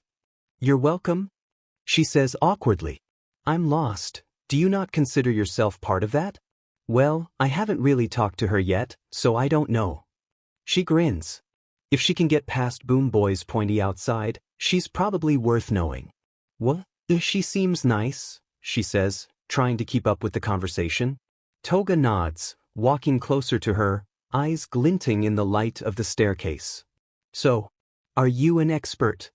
Maybe. She looks around, her body tense as if she'd walked into the lion's den. Really? She claps her hands once, jumping on the spot. Mind if I ask you some things, then? Mina flinches at the sound, trying to relax, certain she is imagining the sensation of a tiger nearby. Sure. How do you know if you're in a love triangle? She tilts her head and looks quizzical. She blinks, much of her anxiety slipping away due to the new question. Well, you and another want to spend time with the same person, You get butterflies in your belly when you think of them. She shrugs, distinctly awkward about having to describe the feeling of affection. Toga thinks on this. What if you feel that for more than one person? Mina pauses, her brow furrowed slightly. I guess you could feel that for more than one person, but you should probably figure out who you'd want to spend your life with. She leans closer. Love triangles are fun to think about, but it would be difficult to keep up as an actual relationship. Well, I'm not in a rush and I do like fun. She grins. Do you have a favorite? Favorite? She pulls back, confused. What, like a favorite person? A favorite love triangle. She chirps back, eyes sparkling. Mina blinks, thinking a bit. That they haven't really interacted much in public, but Hawks, Mirko, and Ryukyu? I don't know some of those. Toga settles on a bench and rests her head on a hand. What makes you think they're a thing? She joins her, smiling and feeling more at ease. Well, for starters, Mirko and Hawks like to make jabs at each other. Morning finds a certain group of 4 strolling out of the train station closest to their school. Spirits are high as the hero students chat among themselves, regaling their blonde friend with tales of the first heroics class. She listens with stars in her eyes and a grin on her face. So you got to go all out? On day 2? That's crazy. And not entirely all out, Izuku stutters, blushing slightly in embarrassment and the fact that a cute girl is right in his face. Of course. His blue-haired friend says, chopping the air. If Midoriya-san went all out, he might accidentally destroy the building, not to mention the bomb. Well, really? When did you get that strong? She looks somehow even more excited. He turns his chopping towards her now, lightly chiding. You didn't forget what we said about the entrance exam, did you? Well, no, but it's like hearing it from a different perspective. She defends sheepishly. He gives her a look that says he doesn't believe her. Sure. But for now, we should dash. His voice cuts off as he stares at the scene before them. What in the world? There seems to be a bit of commotion in front of their school gates. The normally welcoming sight is almost completely blocked by clamoring and squabbling adults all focused ahead of them. Izuku looks at the group, frowning in thought. That's a lot of cameras and microphones, reporters, maybe? Are they here because of All Might? His eyes narrow slightly. Wait, is that Kaken? Ida stares as the blonde suddenly leans forward, audibly yelling even from this distance. What did they say to garner that reaction? He wonders aloud. Achiko turns her head. Something about sludge? The green-haired teen immediately grimaces. I think they hit a sore spot. He just has a short fuse. Toga says with a smirk.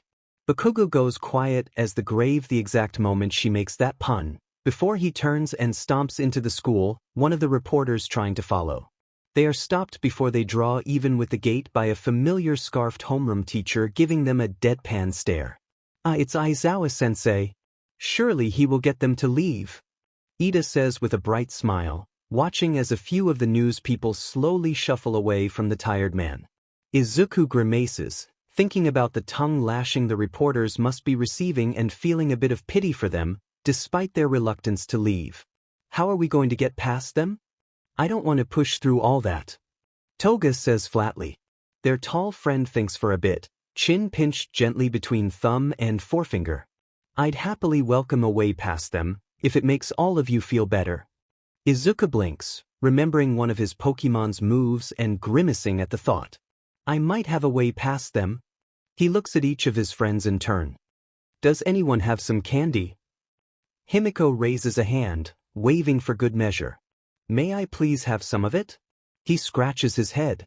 I don't know if I can take you all at once or need to do multiple trips. You have a plan?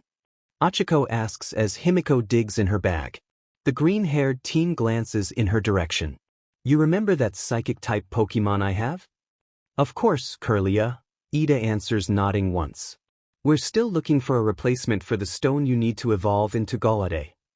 Izuku tenses up slightly. So one of the first moves they learn is teleport. That's so awesome. The brunette chirps, punching the air. Have you tried it yet? Not quite, he admits, avoiding her gaze. I know how to do it, somehow, but I've never tried it. Did you want a particular flavor? Himiko interjects. Anything sweet should be fine, he replies, looking to her. She nods and comes up with a small bag of gummy bears. Izuku smiles gratefully and takes a small handful, chewing them all at once in the hopes of keeping his form activated long enough, and to ignore the slight iron taste. With a hard swallow, he's suddenly a Curlia. Seconds later he's kneeling on the sidewalk, coughing harshly. Hey, did you choke? What happened? Achiko asks and she and the others crouch next to him. Sorry, he thinks to them while continuing to cough. Forgot my throat is smaller like this. Never really thought about size changing. Himiko hums.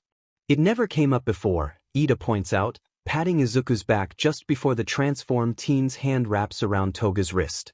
A collapsing light, like an old television turning off, and the three of them have disappeared from the street.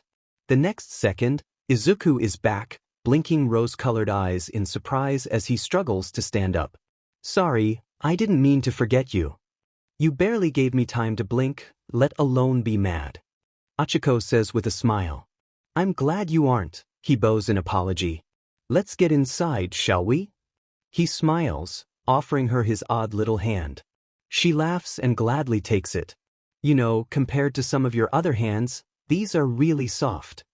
She watches his white face turn red with embarrassment before they're off, squeezing through a tube that feels much too small for them before ending up right in the nurse's office with the others. Achiko holds her head and shakes it softly. Okay. Little too much like floating there. Izuku pats her leg in apology before the door slams open, a woman in a white leotard leaping through and ripping open her sleeve. The Pokemon less than half Achiko's size stares at her in awe. Oh my gosh, is that Midnight? Her Quirk somnambulist affects those attracted to her more easily. Then, his thoughts trail off as the pink gas released gets to him and falls asleep on his friend's thigh. Midnight stands there, herself and Ochako the only ones still conscious. She stares at the dissipating cloud from her Quirk, the uniforms on those present, then at the message from her phone about intruders. Well, sheet. Izuku groans as he stirs, finding himself in a strangely familiar warmth and pressure on his body. Déjà vu. He mumbles to himself as he forces his eyes to open. To his surprise, he's still in the nurse's office and in a bed, but with no pain. He carefully props himself up on his elbows, glancing around the room to see whether his friends are still nearby. He spots them in their own beds nearby just before a voice comes from behind him. Ah, you're awake, good, wouldn't want you to miss your whole day. Izuku jolts in place and turns around, wondering who is behind him and how he didn't notice. An anthropomorphic mouse. Just shorter than him stands there. Despite the scar over one eye, his appearance is friendly and his clothes quite professional. He stares blankly for a moment, his mind still slightly sluggish from the pink cloud he can remember. Oh my gosh, it's Pro-Hero Nzu. Wait, I wasn't sleeping on you, was I? I'm sorry. He quickly turns and kneels, bowing so far he rests his head on his hands. I'll take that as a compliment to the status of my coat today. The mouse responds with a smile. Of course, as we are now, I think my other title is of more importance. That of the principal of our UA high school. Oh, right, the principal. I've heard about this. He's the one who made UA into such a prestigious school. There are forums dedicated entirely to the school and he occupies so many of the threads since they can't figure out what kind of creature he is. Bear? Mouse? Neither of them sound right when looking at him up close. If anything, the white coat, dark eyes and teeth make me think he's more of a stoat or ermine, which is amazing, a respected leader from one of the most recent endangered species, especially one so known for being fierce.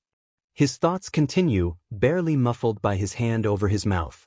He hardly leans up halfway before his thoughts consume him, mumbles filling the air and causing his friends to stir. Toga is the first other one to speak, mumbling. What set him off now? Wait, why am I in a bed? I'm not sure, Ida says, sounding both drowsy and like his normal exuberant self, which is an odd combination for the ears. Maybe it's a side effect of teleportation? Izuku cuts himself off to correct Ida, but pauses, eyes wide. Wait, are we in trouble? I just wanted to avoid the media, and I offered to let my friends join. His statement comes off more as a question and a plea. I hardly think it would be prudent to punish you for attempting to come to school. Principal Nizu sips from a small teacup he had on the nurse's desk. We had hoped to avoid such an influx of the media, but they had better ears this time than we expected. That's why we had Mr. Aizawa out to deflect questions and keep an eye out for students. It is truly a mark of how wonderful this school is that such a case is accounted for. Ida nods, sitting up to look at everyone. So all of us made it? Achiko yawns and stretches as she awakens. Himiko hums and nods. That's our little group for today. Izuku nods, sagging slightly in relief. Thank you, sir. Though, if we aren't in trouble, could we possibly head off to class? Even as his face remains pleasant, the principal holds up a hand and speaks firmly. In a moment. First, there's the matter of you four bypassing our security system. Granted, it wasn't fully activated, but this does still present a problem. He can feel the hair on the back of his neck stand on end. It does. We were just trying to get into school, that's not bad, right? Achiko quickly tries to interrupt. Maybe it isn't the why, Ida interjects, but how? Warping quirks are rare, are they not? Quite right. Nizu nods. And this was not a combination of quirks, just yours, yes? He looks to Izuku. He quietly nods, his hands fidgeting. Yes, sir. Teleport, when I was in the form of a Curlia. Right? Well then, Mr. Midoriya, if you'd come to my office after school, I'd like to talk to you about your abilities so that we can improve our security against such things in the future. He pauses before adding, I assure you, you're not in trouble. He blinks, staring at him in surprise. You'd want my help, sir? Recovery girl asks for your help, Ida points out. Why is this any different? Because this is the principal, by extension all of UA, that is asking for my help. He says, heart rate increasing with his panic. What if I let them down? Achiko and Himiko both reach out a hand at the same time, patting shoulder and side respectively as it's what they can reach.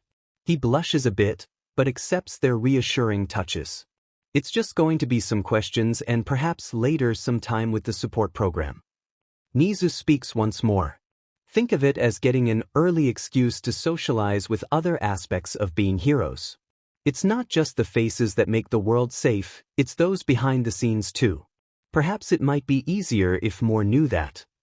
He seems to say that last part half to himself. He blinks. Oh, are they the ones who helped with our costumes? No, those are made by a few companies we have ties with. Our support engineers are more specialized, he explains. Oh. He considers this for a moment before nodding. Sure. Safety is important, and if I can help, I will. Though, he glances at his friends, can they possibly come with me? I don't see why not. The principal nods. Hey, speaking of what happened to the lady with the...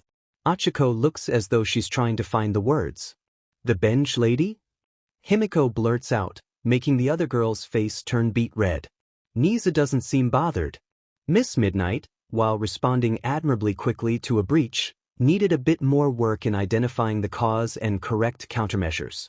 I've assigned her some homework on the subject. Whether it's the lighting or something else causing a small glint in his eye is hard to tell. Such responsibility speaks wonders to the shining reputation of this establishment. Ida declares, chopping Toga's arm before him without thinking about it. Oh hey! She holds her arm and pouts at him. My apologies. He quickly says, bowing to her in his seated position. As Achiko looks confused and lines her flattened hands up to try and figure out the almost unnatural angle of Ida's bow, Nizu pulls a small pocket watch out of his vest. Your drowsiness from Miss Midnight should wear off in a few more minutes. I'll let your teachers know to expect you shortly. The watch snaps closed. Be sure to keep your trips to my office for good reasons like we discussed. Yes, sir.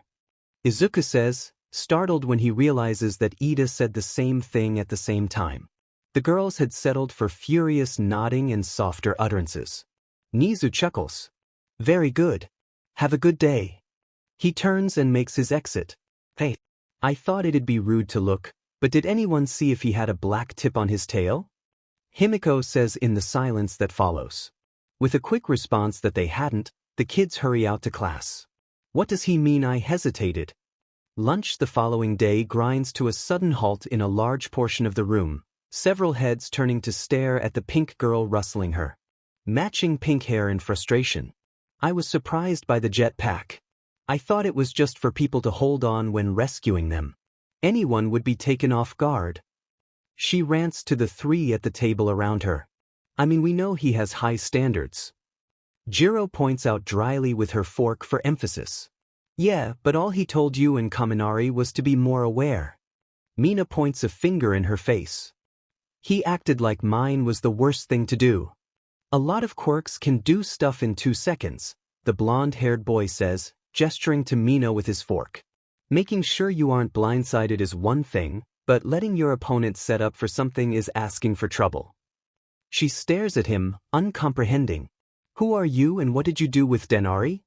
Maybe Short Circuit here can have sparks of inspiration too. The rocker girl quips. He places his hand on his chest in mock pain. You wound me. I haven't even short-circuited yet. He pauses for a moment. Okay, so I did go mostly zombified, but I was still somewhat able to function. Well, I don't think there's an electrical joke for that. I guess maybe low power, but it's not as funny. Jiro points out. Yeah, sure, he needs batteries, Mina says before pointing at their last table mate. Then there's Hagawa. Letting his scarf get snagged? Letting off a large attack indoors. The star boy in question looks up from devouring his lunch, swallowing. He laughs sheepishly and scratches the side of his head. Yeah. I figured I'd get a lot notes. He sips his drink. Sure, but then there's this. She grasps for words, her hands clenching at the air. Kaminari quietly esses on his drink, waiting for her to complete her thoughts. She gives him a flat stare. You're supposed to ask what, Denari? No thanks, he says, contentedly eating his food. I'll bite, Hosura volunteers, not noticing the small smirk from Jiro. Then there's what? A pink finger jabs the tip of his nose. Your smile. This actually makes him fully pause eating as he blinks, staring between her and the finger. Huh. You were smiling the whole time, being strangled, smacked around, even losing. She takes a deep breath, drawing herself up as though to really fail him for this, then clasps his hands between her own, bowing as his utensils drop to the table. Teach me your secrets. Well, hope I didn't look too goofy. He grins sheepishly with a tinge of pink in his cheeks. Was it that odd? You weren't the one who had a guy dive through a giant fireball at you with a huge grin on his face. Jiro says drolly with a small shiver. That was rather surprising to watch. Kaminari finally chimes in on the conversation, done with his ramen. And now I'm a bit worried I looked crazy. Hosura lets out a small laugh. Not sure if the reasons will be much in the way of secrets. Well, right now, only you know, which makes it a secret, the blonde points out. Yeah. So spill. Mina says, grinning at hearing something that might distract from her own failures.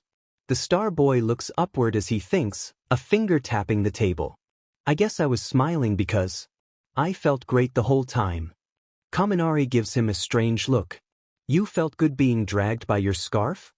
Well, not particularly that part, but overall it just felt. He makes a brief fist before releasing it as he leans back in his chair, freeing. I'd always been a bit nervous about my quirk given what it takes from me. Right? Ashido nods, spinning her spoon. We saw you afterwards. At least it doesn't last long, right?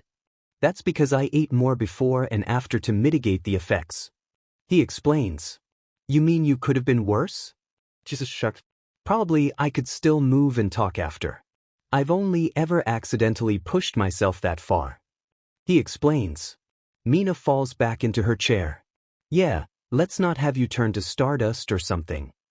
He chuckles and lets a small puff of said sparkling substance emerge from the tip of one finger. It's not too bad, but you know, I think not considering that during the match is one part of why I was probably smiling so much.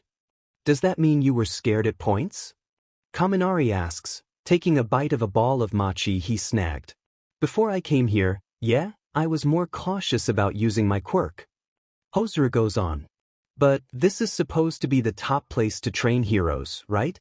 I figured if there was any place I could maybe push myself a bit more and not have to worry about passing out where no one could help, this would be it. He seems to be looking up and past them, more sparkles in his eyes than normal. What is he looking at? Denki says, turning around in his seat. Well then that's good for you.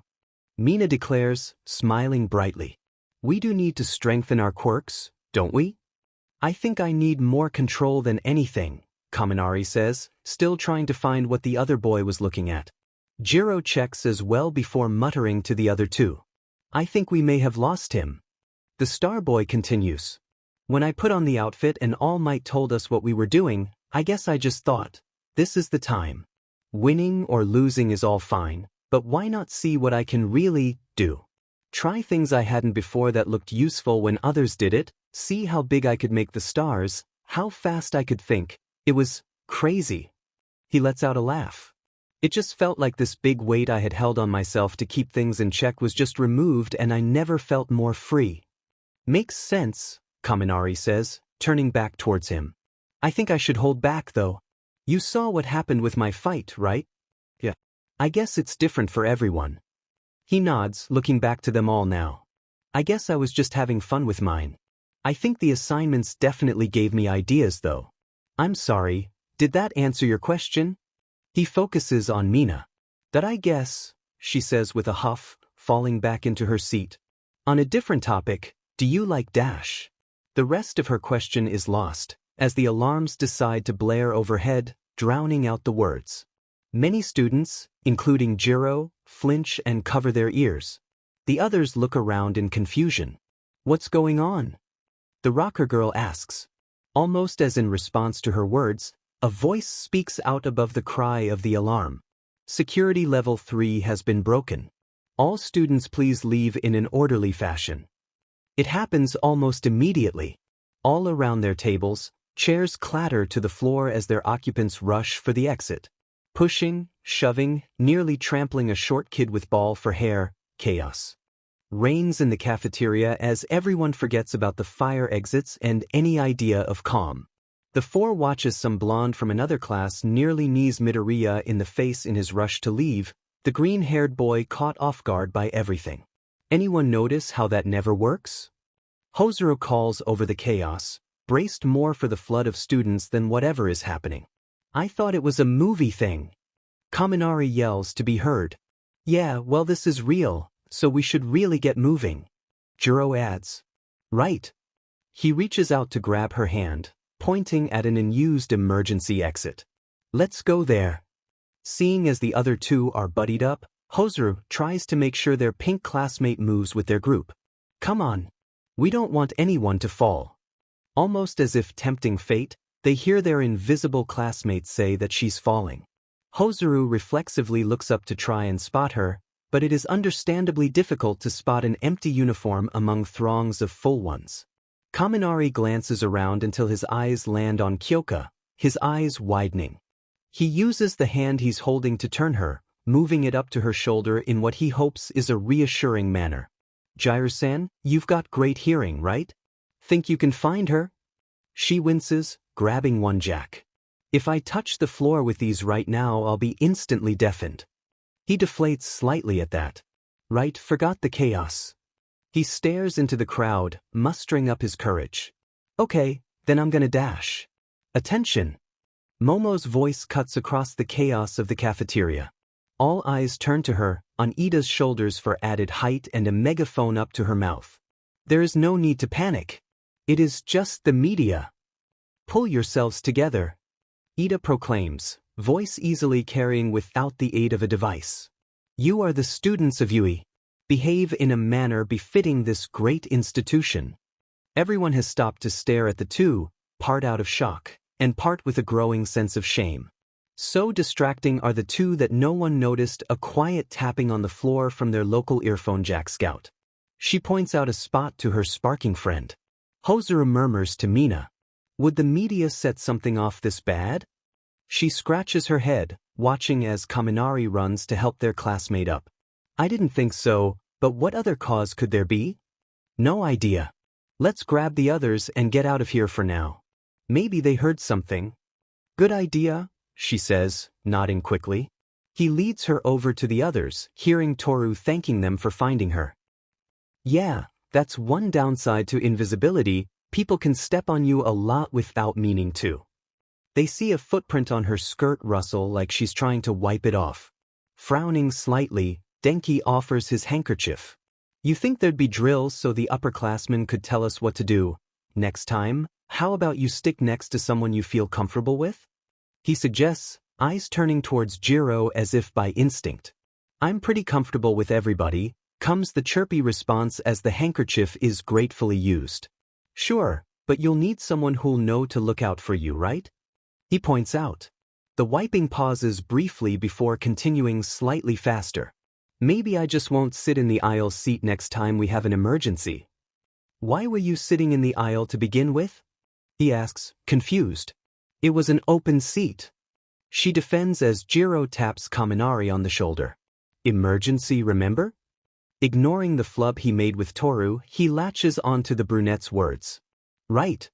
He claps his hands and gestures to the door. Let's go.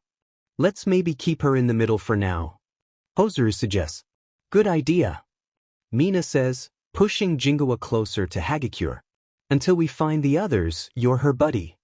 The star boy looks bemused, especially at the tiny giggle from the air next to him. He looks around seeing they're still surrounded by bodies, even if their momentum has slowed. Sure thing, stay close. Mina glances over her shoulder, catching sight of a certain tailed classmate of theirs, watching the new pair with a complicated expression. She turns back around with a barely hidden smirk, glad her suspicions were confirmed. Her machinations remain her own as the others focus on securing a route out. Jiro points to a door that remains unclogged by bodies yet. The group hurries on through, Mina searching for anyone else in their class. The boy she noticed before is currently grouped with Momo and Ida, while Izuku stands by Ochako, frantic but nervous about trying to voice the questions on his mind. The gravity girl waves as the quintet approaches, pointing them out to Izuku with a reassuring smile. He looks over and relaxes a fraction, turning partly in their direction. You're all okay? I was worried when I heard Hagakure-san's shout. What kind of heroes would we be if we didn't save our classmate? Hozuru grins from his post in the back of the group. Yeah, though I didn't think I'd be volunteering for rescue practice yet. The empty uniform raises a sleeve to the back of where her head would be. Would have been easier without all the stampeding students, Denki points out, frowning a bit. Izuku glances at him, then at Jiro, his expression thoughtful.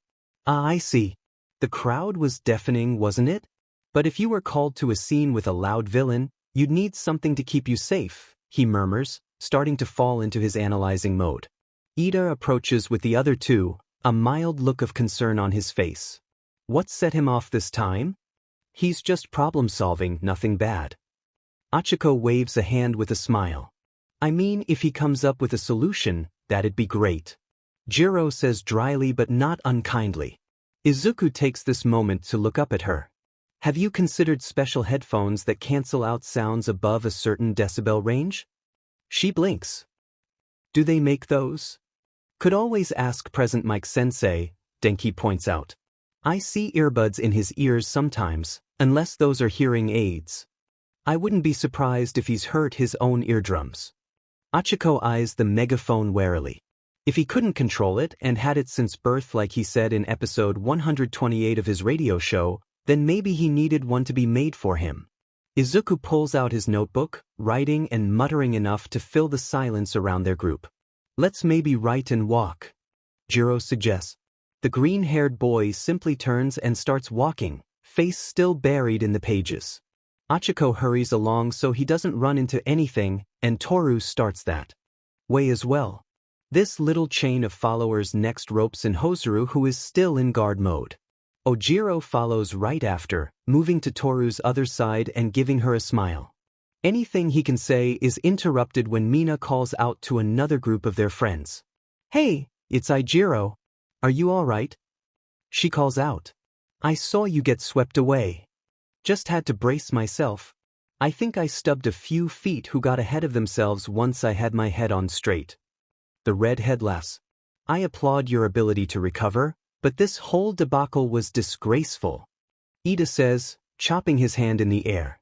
We as a class should set up a system on the off chance this happens again. What are the odds of that?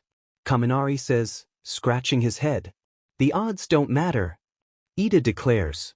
Preparedness in all things is the best solution. Izuku stops writing to stare at his friend, eyes slightly unfocused, and points his pen at him. I am very glad you are our vice rep, Izuku says softly, nodding once. A few more nods agree with him, Toru piping up and lifting one arm into the arm victoriously. Well yeah, we picked the best ones for the jobs. Momo looks away with a small blush.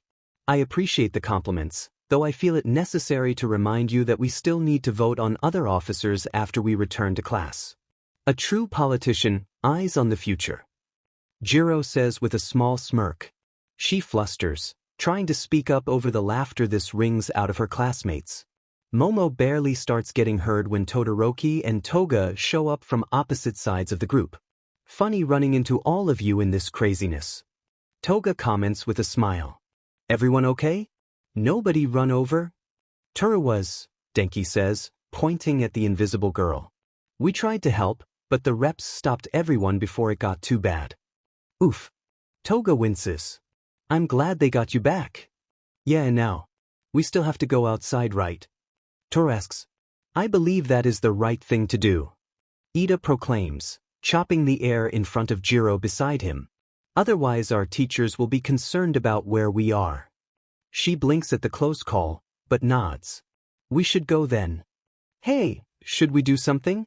Denki asks, eyeing Ida's arm warily. Like what? Izuku asks. I dunno, he responds, raising his arms behind his head. How about a game? Help us with stuff. Maybe we actually get outside?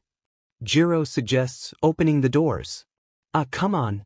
It'd be fun. He protests, following behind her like an obedient puppy. Think about it, we could take turns discussing how we see each other or something. He points at Toru with a raised eyebrow. Not literally. One can almost see the invisible gears turning in her head as they all move, her eventually asking. Are you saying we should play truth or dare? Behind them, Himiko gasps and almost rivals Hozoru's starry eyes. He blinks. I mean that's more than what I said, but sure? It'll give us something to do if they stick us out there long enough. I remember fire drills in other schools can go on for a bit. The star boy adds. That is true. Ida proclaims, gesturing to the boy and barely missing Ochako, accidentally nudging her into Izuku with his actions. It is a way to both calm us down and learn more about our classmates. Alas, we don't know how long this will last. Guess we'll find out. Ochako laughs softly, patting Izuku's back to show her apology. He gives her a sheepish smile to show there's no harm done, then looks at everyone else. So, who goes first? Me. A pink hand rapidly shoots into the air. I volunteer. The glasses-wearing teen raises his eyebrows at her enthusiasm. Ashido-san, while I applaud your eagerness, I would also encourage you to apply this in the classroom. Hey, she has parts of class she's into too. Ijiro defends. Yeah.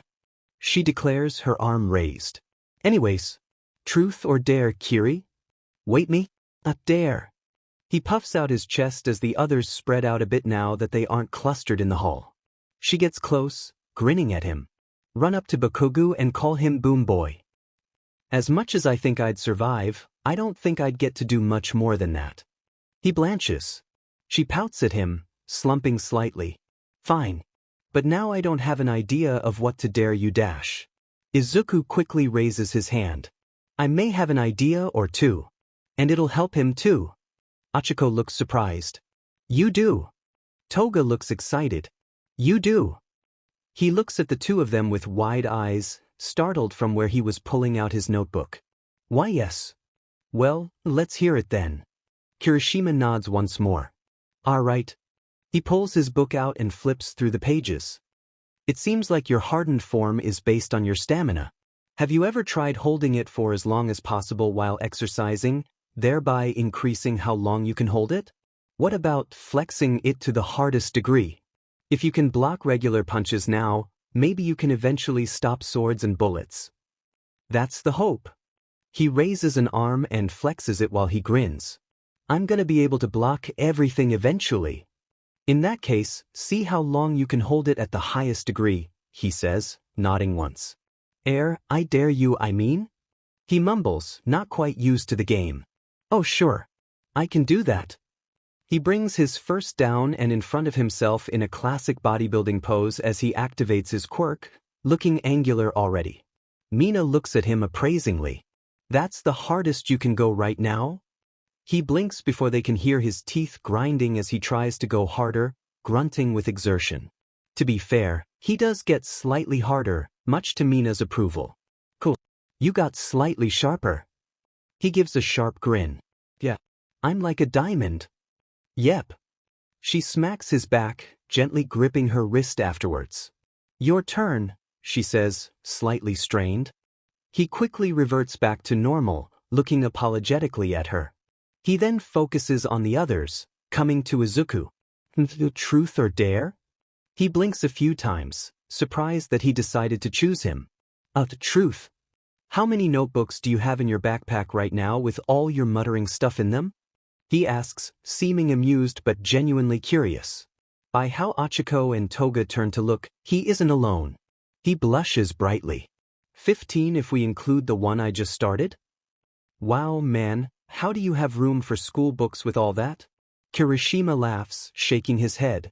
I think of it as good exercise. He shrugs, rubbing the back of his neck. If it's in the pattern I think it is, it's my turn, right? Mina gives him a thumbs up. That's right. Midori. Flustered at the nickname and lack of honorifics, he immediately turns to one of his friends. Uraraka-san, help. He blurts out. She laughs softly, waving a hand at him. Don't worry so much. Just choose someone and ask the initial question. You could even close your eyes and point to choose if it's that bad. He pauses, looks over everyone there, then pulls out a 10-sided die, tossing it into the air before letting it land on his palm, a one facing upwards. Uraraka-san, truth or dare? He manages to say as he stores the die away. She thinks for a moment before chirping. Dare. He thinks for a bit. Well, I want to see if you can send an object sideways instead of straight up. Only touching it, though. She hums. You mean the initial one to use my quirk on it? He nods, pulling out his notebook and watching her eagerly, pen poised to record new data. I feel like he does less dares and more experiments. Hosuru comments to the others as Achiko brings her backpack around and touches it. Izuku watches steadily as it slowly drifts in his direction, smiling a bit. I thought so. When you were using it during the entrance exam, I didn't see you push them away very often, but they all went straight up in the air, even the ones with the treads. He starts writing down his thoughts. Denki raises an eyebrow. What? You're saying it acts like they're losing gravity because she thinks they do? The green-haired teen gives a non-committal shrug as he continues writing. But that's just what it does, right? I mean, if it doesn't fall, it floats. The brunette reasons. But there's momentum, Izuku points out, still writing theories and ideas in his notebook. Not to mention if you only removed the gravity of something, it'd either stay in place, zip to the side, or go flying straight off into the sky.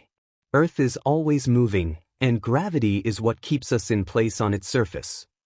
Hosuru produces a small mote of light and has it orbit a finger. Right, I know that, even if it is a lot to think about sometimes. She nods. So what? Mina says, confused. Does that mean it's just telepathy? Telekinesis? Izuku corrects her. And I'd need to help her test it out more before I could say for certain. This is so weird thinking my quirk works differently than I thought. Chiko says, mystified.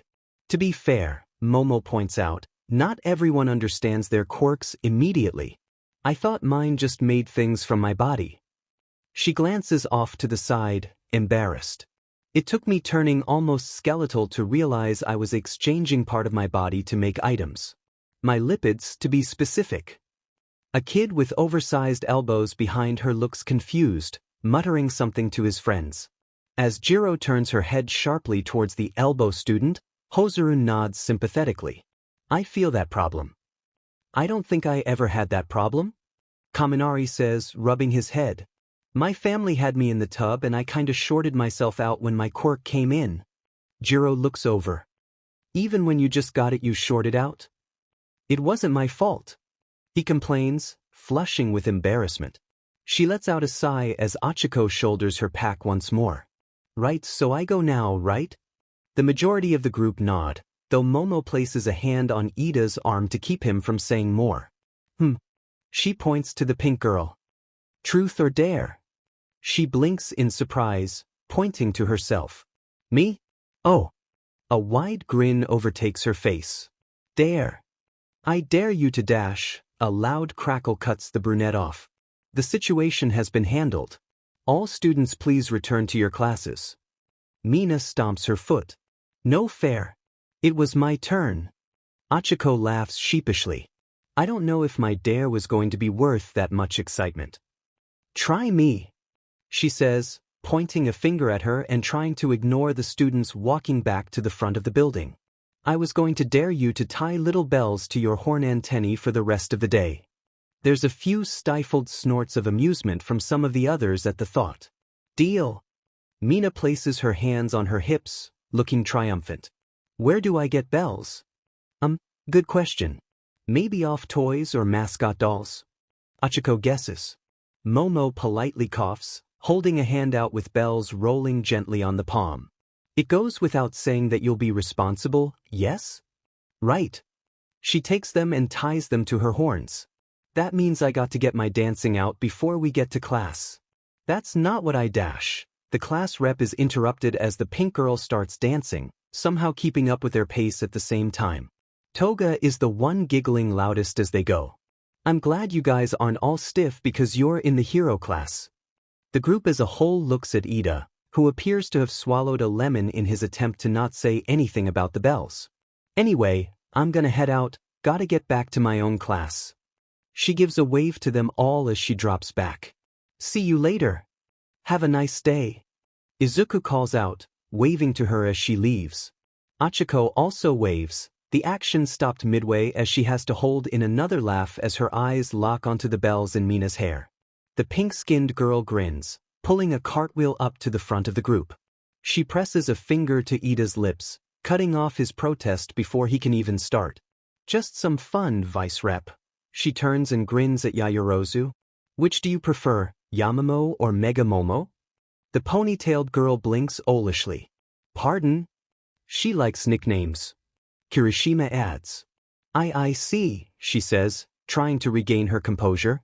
With her hands properly folded before her, she asks, but why Mega Momo? Because you got everyone to calm down with a megaphone. Which reminds me. She turns and points at Tenya. Idivator. Because you lifted her up.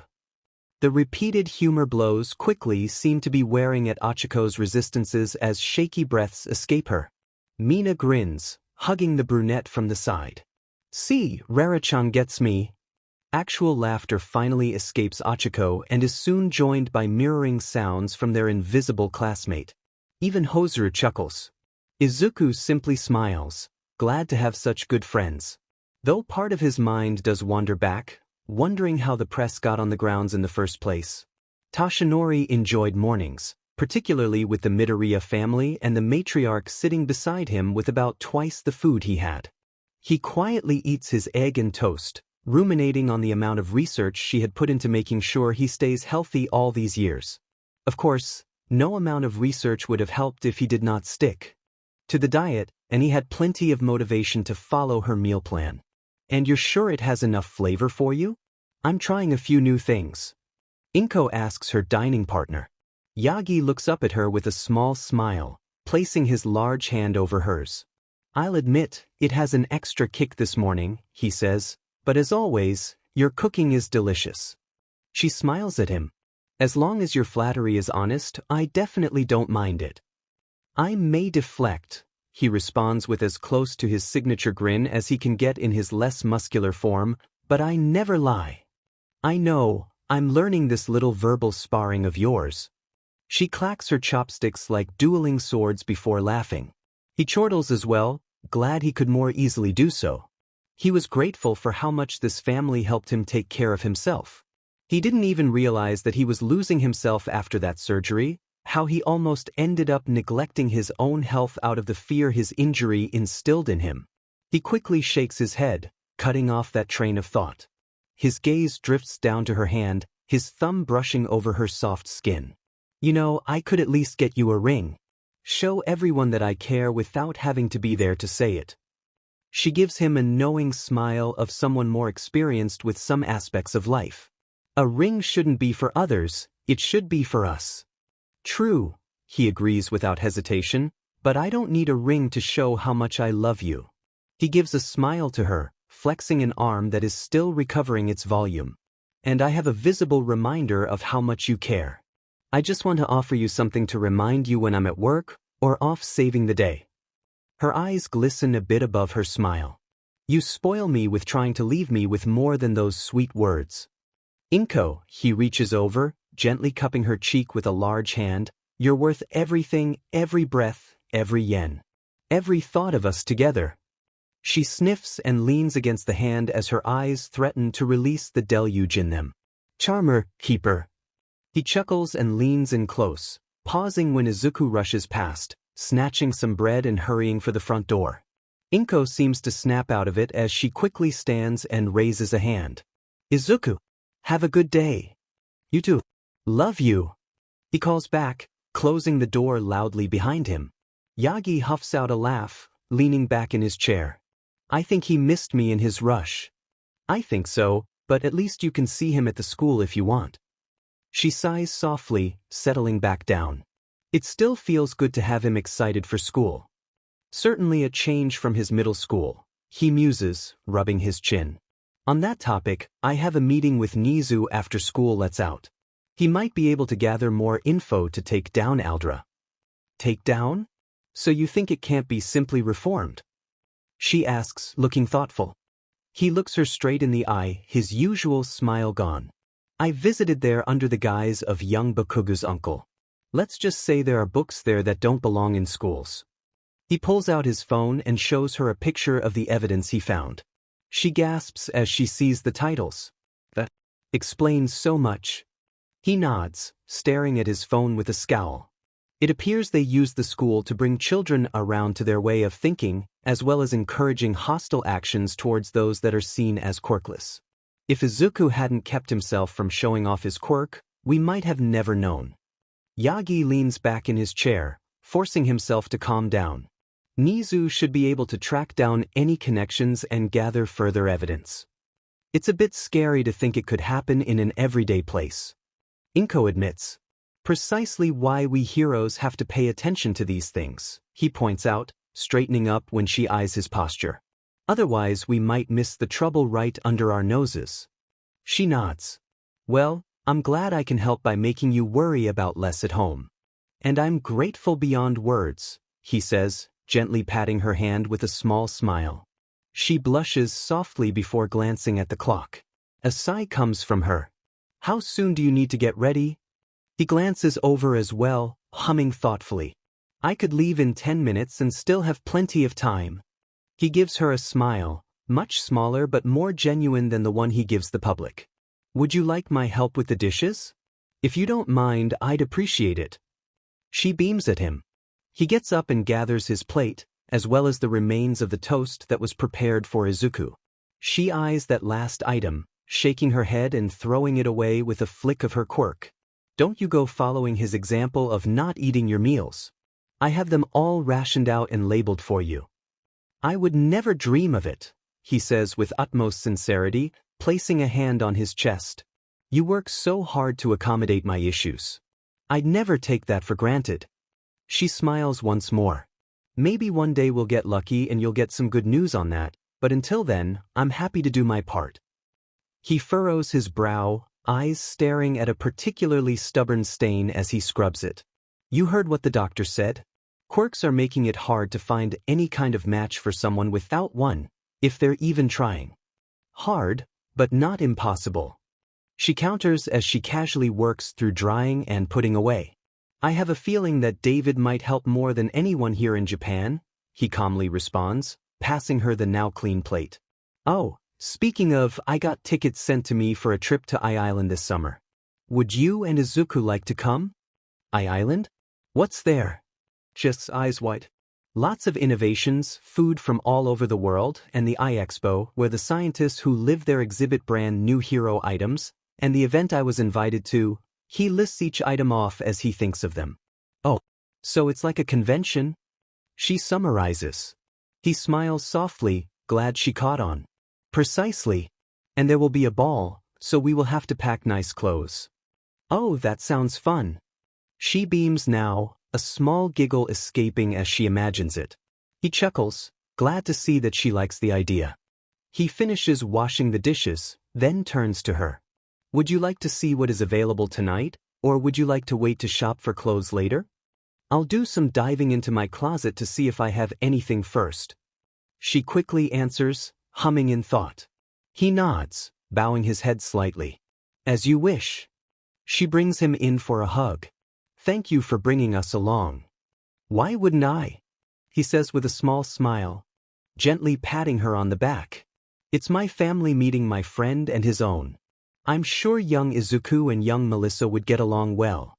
She nods approvingly, pulling away to straighten his tie. It sounds like a great idea. I'm glad you agree. He gives her a grateful kiss on the cheek before glancing around the room. Have you seen my water bottle? Second shelf on the fridge door. She replies with a smile. Thank you. He hurries over and gathers it from the fridge, placing it with the other snacks that he'll be eating throughout the day. Is there anything I'm forgetting? He muses, looking around the kitchen. I think that should be everything. She goes over to him. No, there's one thing. He pulls her close, gently pressing his lips to hers as he embraces her. She lets out a meep sound, cheeks going rapidly pink as her hands grip his shirt. He eventually pulls away, grinning at her playfully. I think that's everything I need for work. He teases her, rubbing his thumb over her rosy cheek. Her eyes shimmer as she beams, nodding as words fail her. Now, he says, straightening up, I'll be back later with young Izuku. Rescue training should be a valuable experience, and I'll make sure he learns how to do it properly. It takes her a few seconds, but she does find her voice. Have a good day. And you as well. He calls back, smiling at her as he gathers his things in his arms and heads out the door. He steps out onto the landing, taking as deep a breath as he can with one lung, and turns towards the school. He pauses, glancing over his shoulder in the direction the scream came from. Brow furrowed, he glances at his watch, which shows that he should have left for work a minute ago, and nods once. I've got time. He buffs up into his hero form and leaps away, securely holding his food so he doesn't lose it. He ends up an hour late to the school. So I found this video, Bakugo says, pulling up a video and showing it to his childhood friend. What is it? Izuku asks, eyeing the creator. Who eats chalk? Unimportant, he barks, grabbing his friend and forcing him into the computer chair. Watch it. All right, Kaken, he says, almost whining from how forceful he's being. He guides the mouse over and clicks on the video, a long guitar note playing over some piano keys before the song begins proper. I dreamt to be the very best, among the strong and brave. Huh, he says, confused by this. Is it only in English? What was that yellow fox? Shoo. Katsuki hisses at him, watching his expression from the corner of his eye. But masters of their Pokemon prefer to feel like slaves. Izuku blinks, his mind blanking. But I'm sorry, how does that make sense? And what is that one on the left? Dunno, supposed to be part of that revival game they're planning or something. Something about Spain? Keep watching. I left my home. I tried to pass right through the tall, low-poly grass. The Pokemorph's face scrunches up slightly. Sure, there were some graphics issues, but the games were still fun. Bakugo scoffs.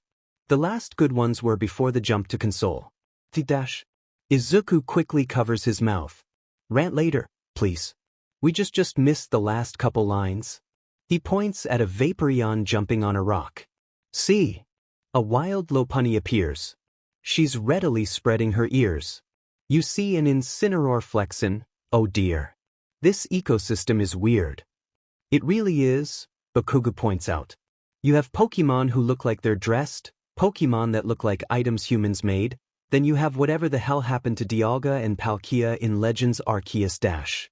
And I explained to you that they adapted to their surroundings. Midoriya responds, gesturing to him and turning his attention away from the screen, only to JRK back when he sees Lucario surrounded by so many different Pokemon.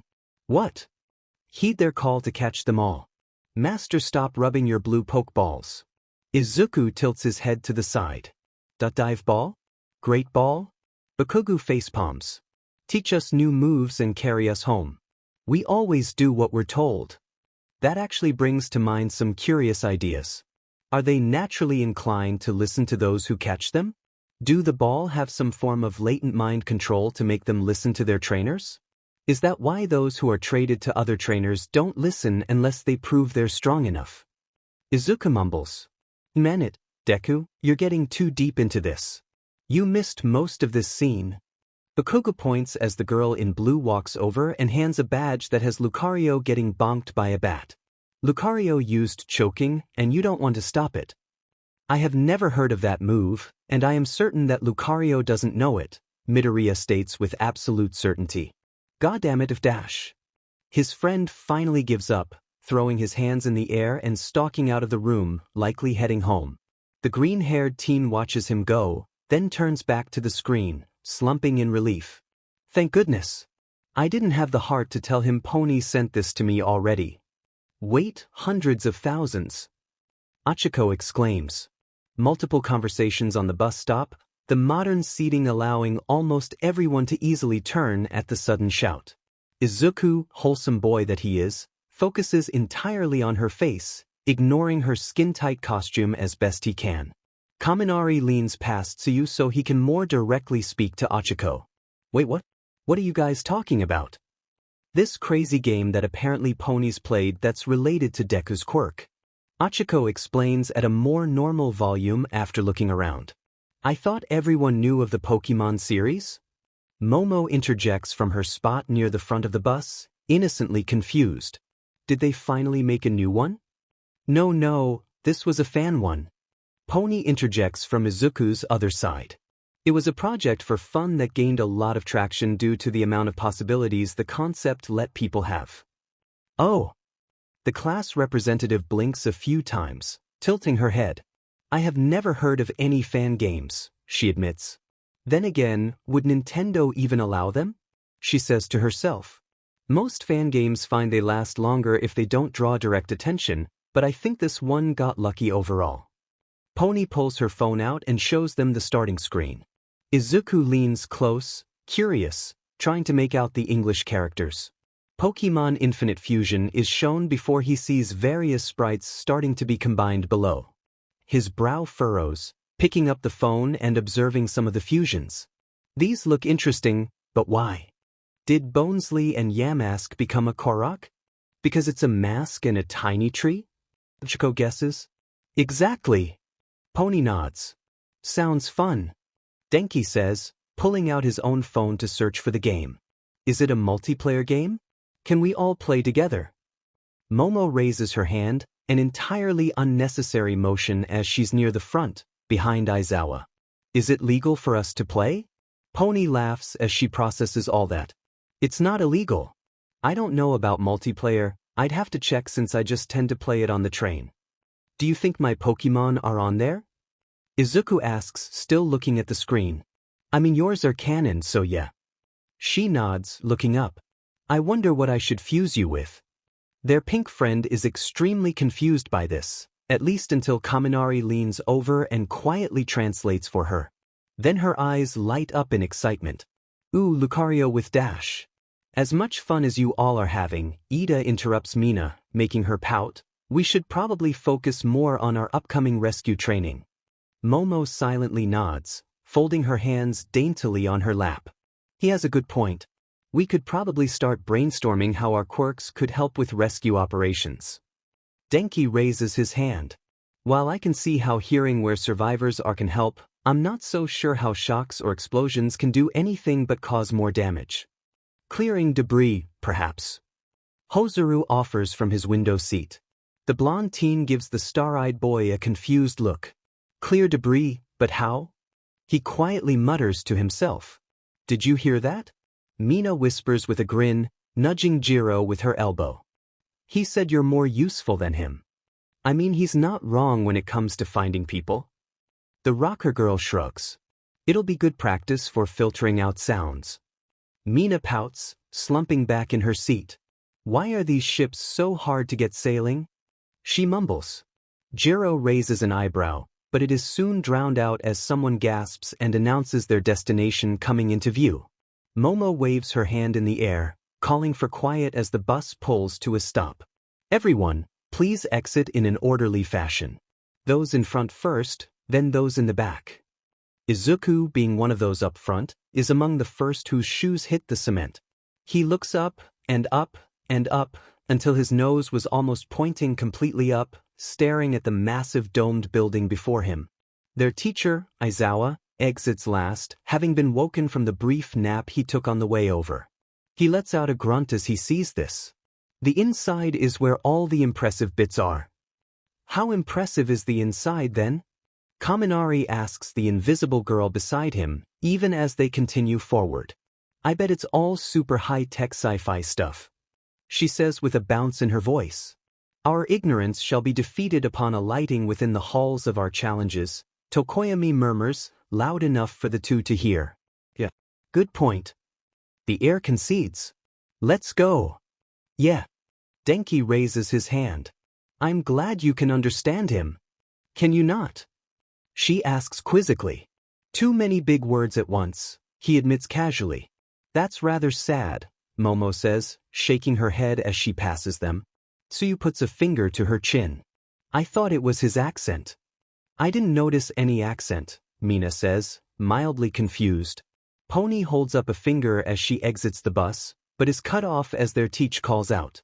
Focus. Today isn't for sightseeing, it's for experience. Ida nods emphatically, gesturing for everyone to go up the stairs where the entrance is. Aizawa-sensei is correct. We should make haste.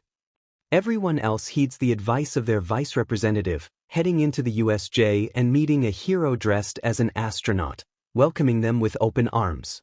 She takes Aizawa off to the side and whispers something to him, holding up 3 fingers.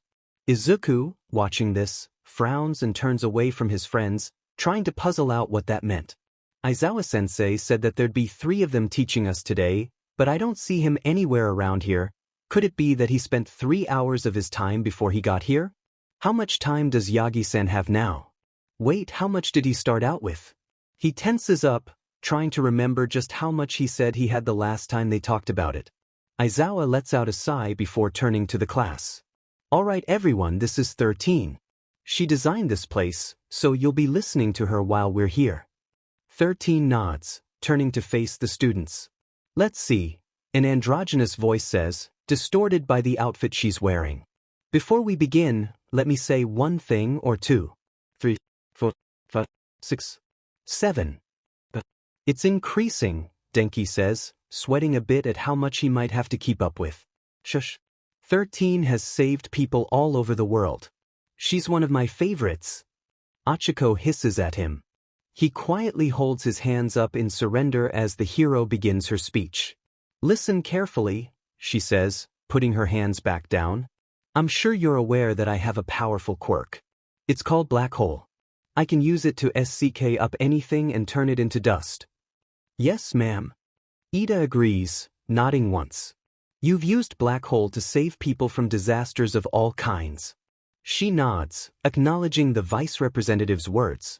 That's true, but my quirk could also very easily be used to kill. The space hero pauses as a gasp ripples through the crowd. Some of you also have powers that can be dangerous, she points out, making some of the students glance at each other. In our superhuman society, all quirks are certified and stringently regulated, so we often overlook how unsafe they can actually be. The glass bowl covering her head turns to sweep over the whole crowd. Please don't forget that if you lose focus or make the wrong move, your powers can be deadly. Even if you're trying to do something virtuous like rescue someone. She gestures to the man beside her, who gives a grunt. Thanks to Aizawa's fitness tests, you have a solid idea of your quirk's potential. And because of All Might's combat training, you likely experienced how dangerous your powers can be when used against other people. Carry those lessons over to this class. She gestures to the various areas behind her. Today, you're going to learn how to use your quirks to save people's lives. You won't be using your powers to attack enemies or each other, only to help. After all, that's what being a hero is all about. Ensuring the safety of others. Izuku beams, his eyes shining with admiration. 13 is so cool. That's all I have to say. Thank you so much for listening. She gives a bow, the students applauding her sincere speech. But now that that's over.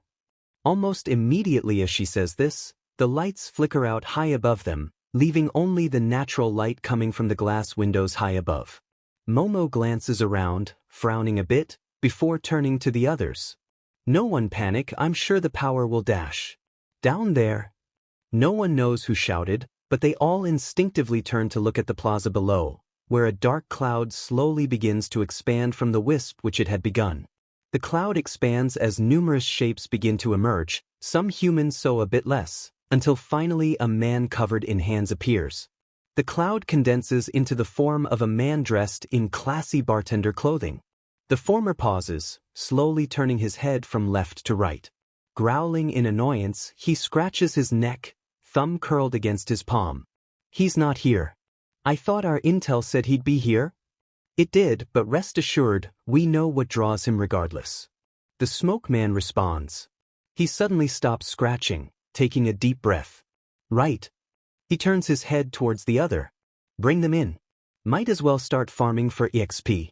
The other man nods and the cloud disperses from him once more, this time much larger.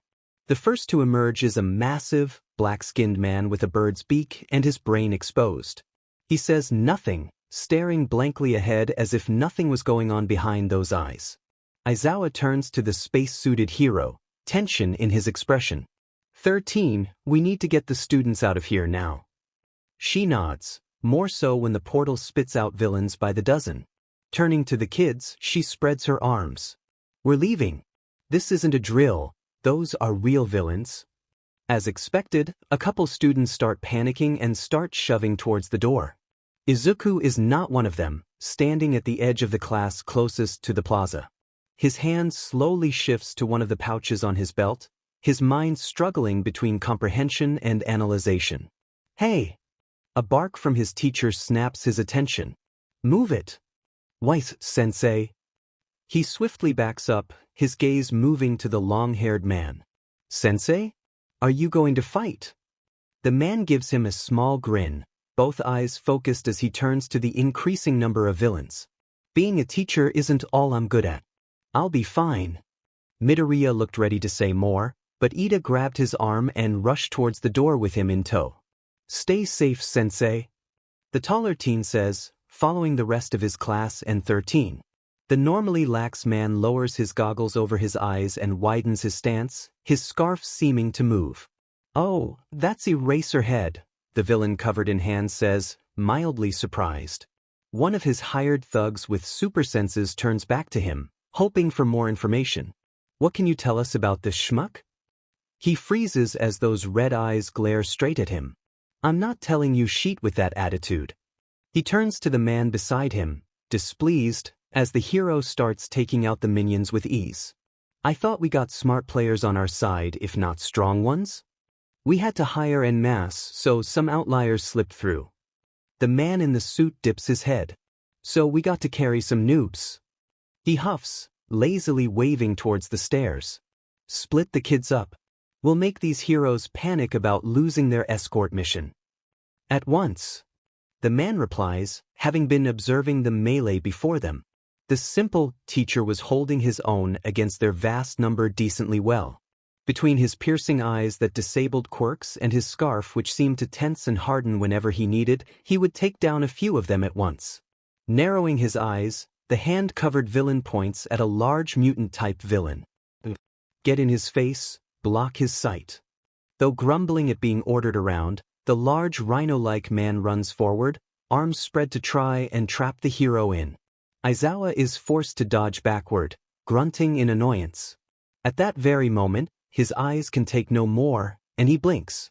In a flash of darkness, the smoky man erupts outward, dark clouds reaching out and surrounding then engulfing the students present.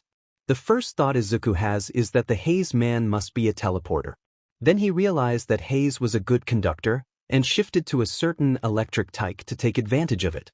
A second later he realized it's too good of a conductor, and holds back his lightning to protect his friends and classmates. Then he got swept away with the majority of his class. Out of the corner of his eye, he saw Shiozaki snag a couple of his classmates and dodge into the trees, and he saw rocks approaching his face at high speed as he fell from the sky. Then he hears a couple chimes. He freezes in midair, a whirlwind forming around his small frame, the sounds of drums filling the air. His body elongates, a singular horn pushing out the center of his forehead and twin ticklish trails down his back. The tornado grows, sending unsuspecting bodies flying around the avalanche zone, causing the mountainside to rumble.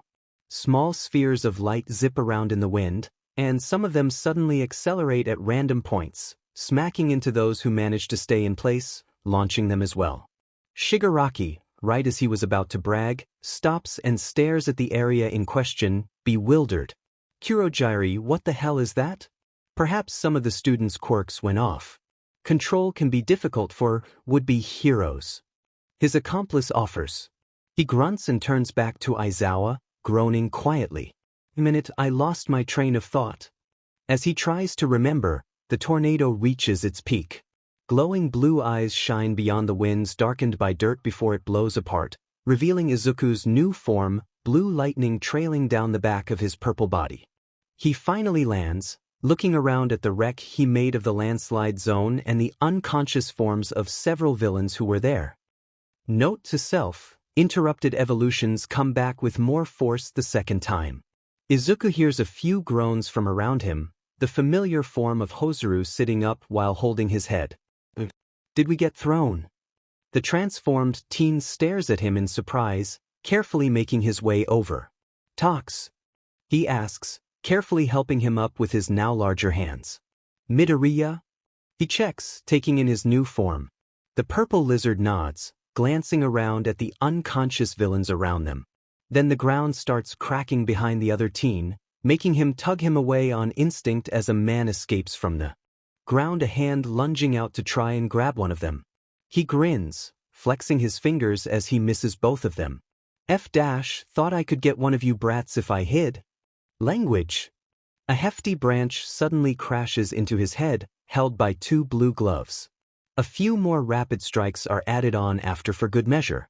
By the end of it, the man is half buried in the hole he crawled out of, his butt in the air. Izuku, startled by the sudden strikes, stumbles back a few steps, eyeing the gloves cautiously. Toxie? He asks warily. Good thing he didn't notice me, huh? The air between the gloves asks cheerily, though slightly out of breath. The transformed teen stares at her for a second more before giving her a thumbs up. One glove returns the gesture as their starry classmate looks around. Are we still in the USJ? Izuku nods, looking around curiously. As he watches, oversized hiragana tumble down the mountain zone, dragging villains along for the ride.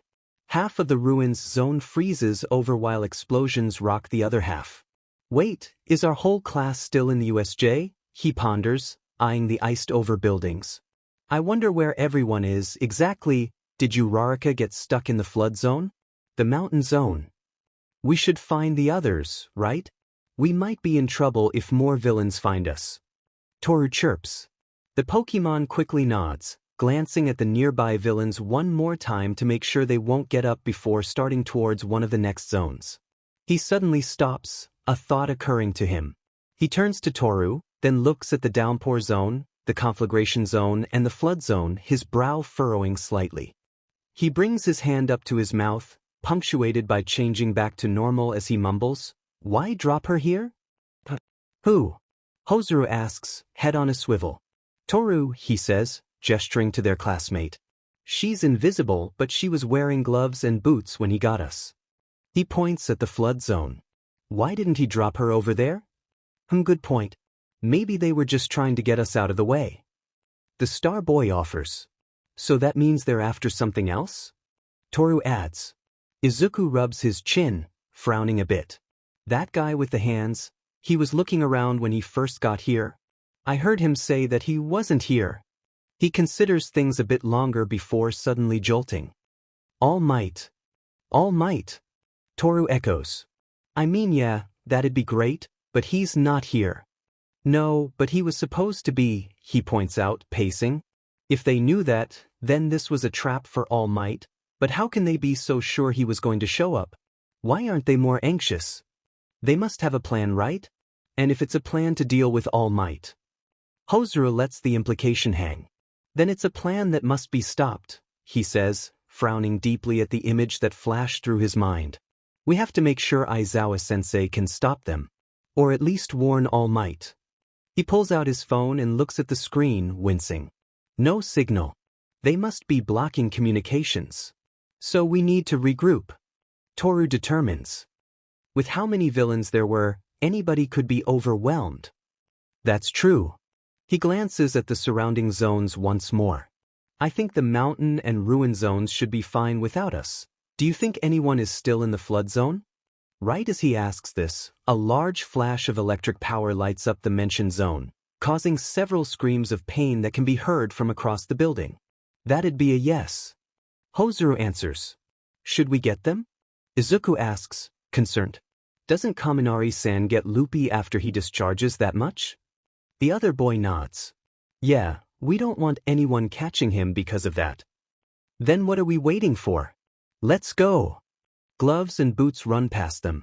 Izuku takes note of the direction they're going and chooses the straight path, leaping into the air and turning into Frogadier, swimming across the center lake towards the flood zone.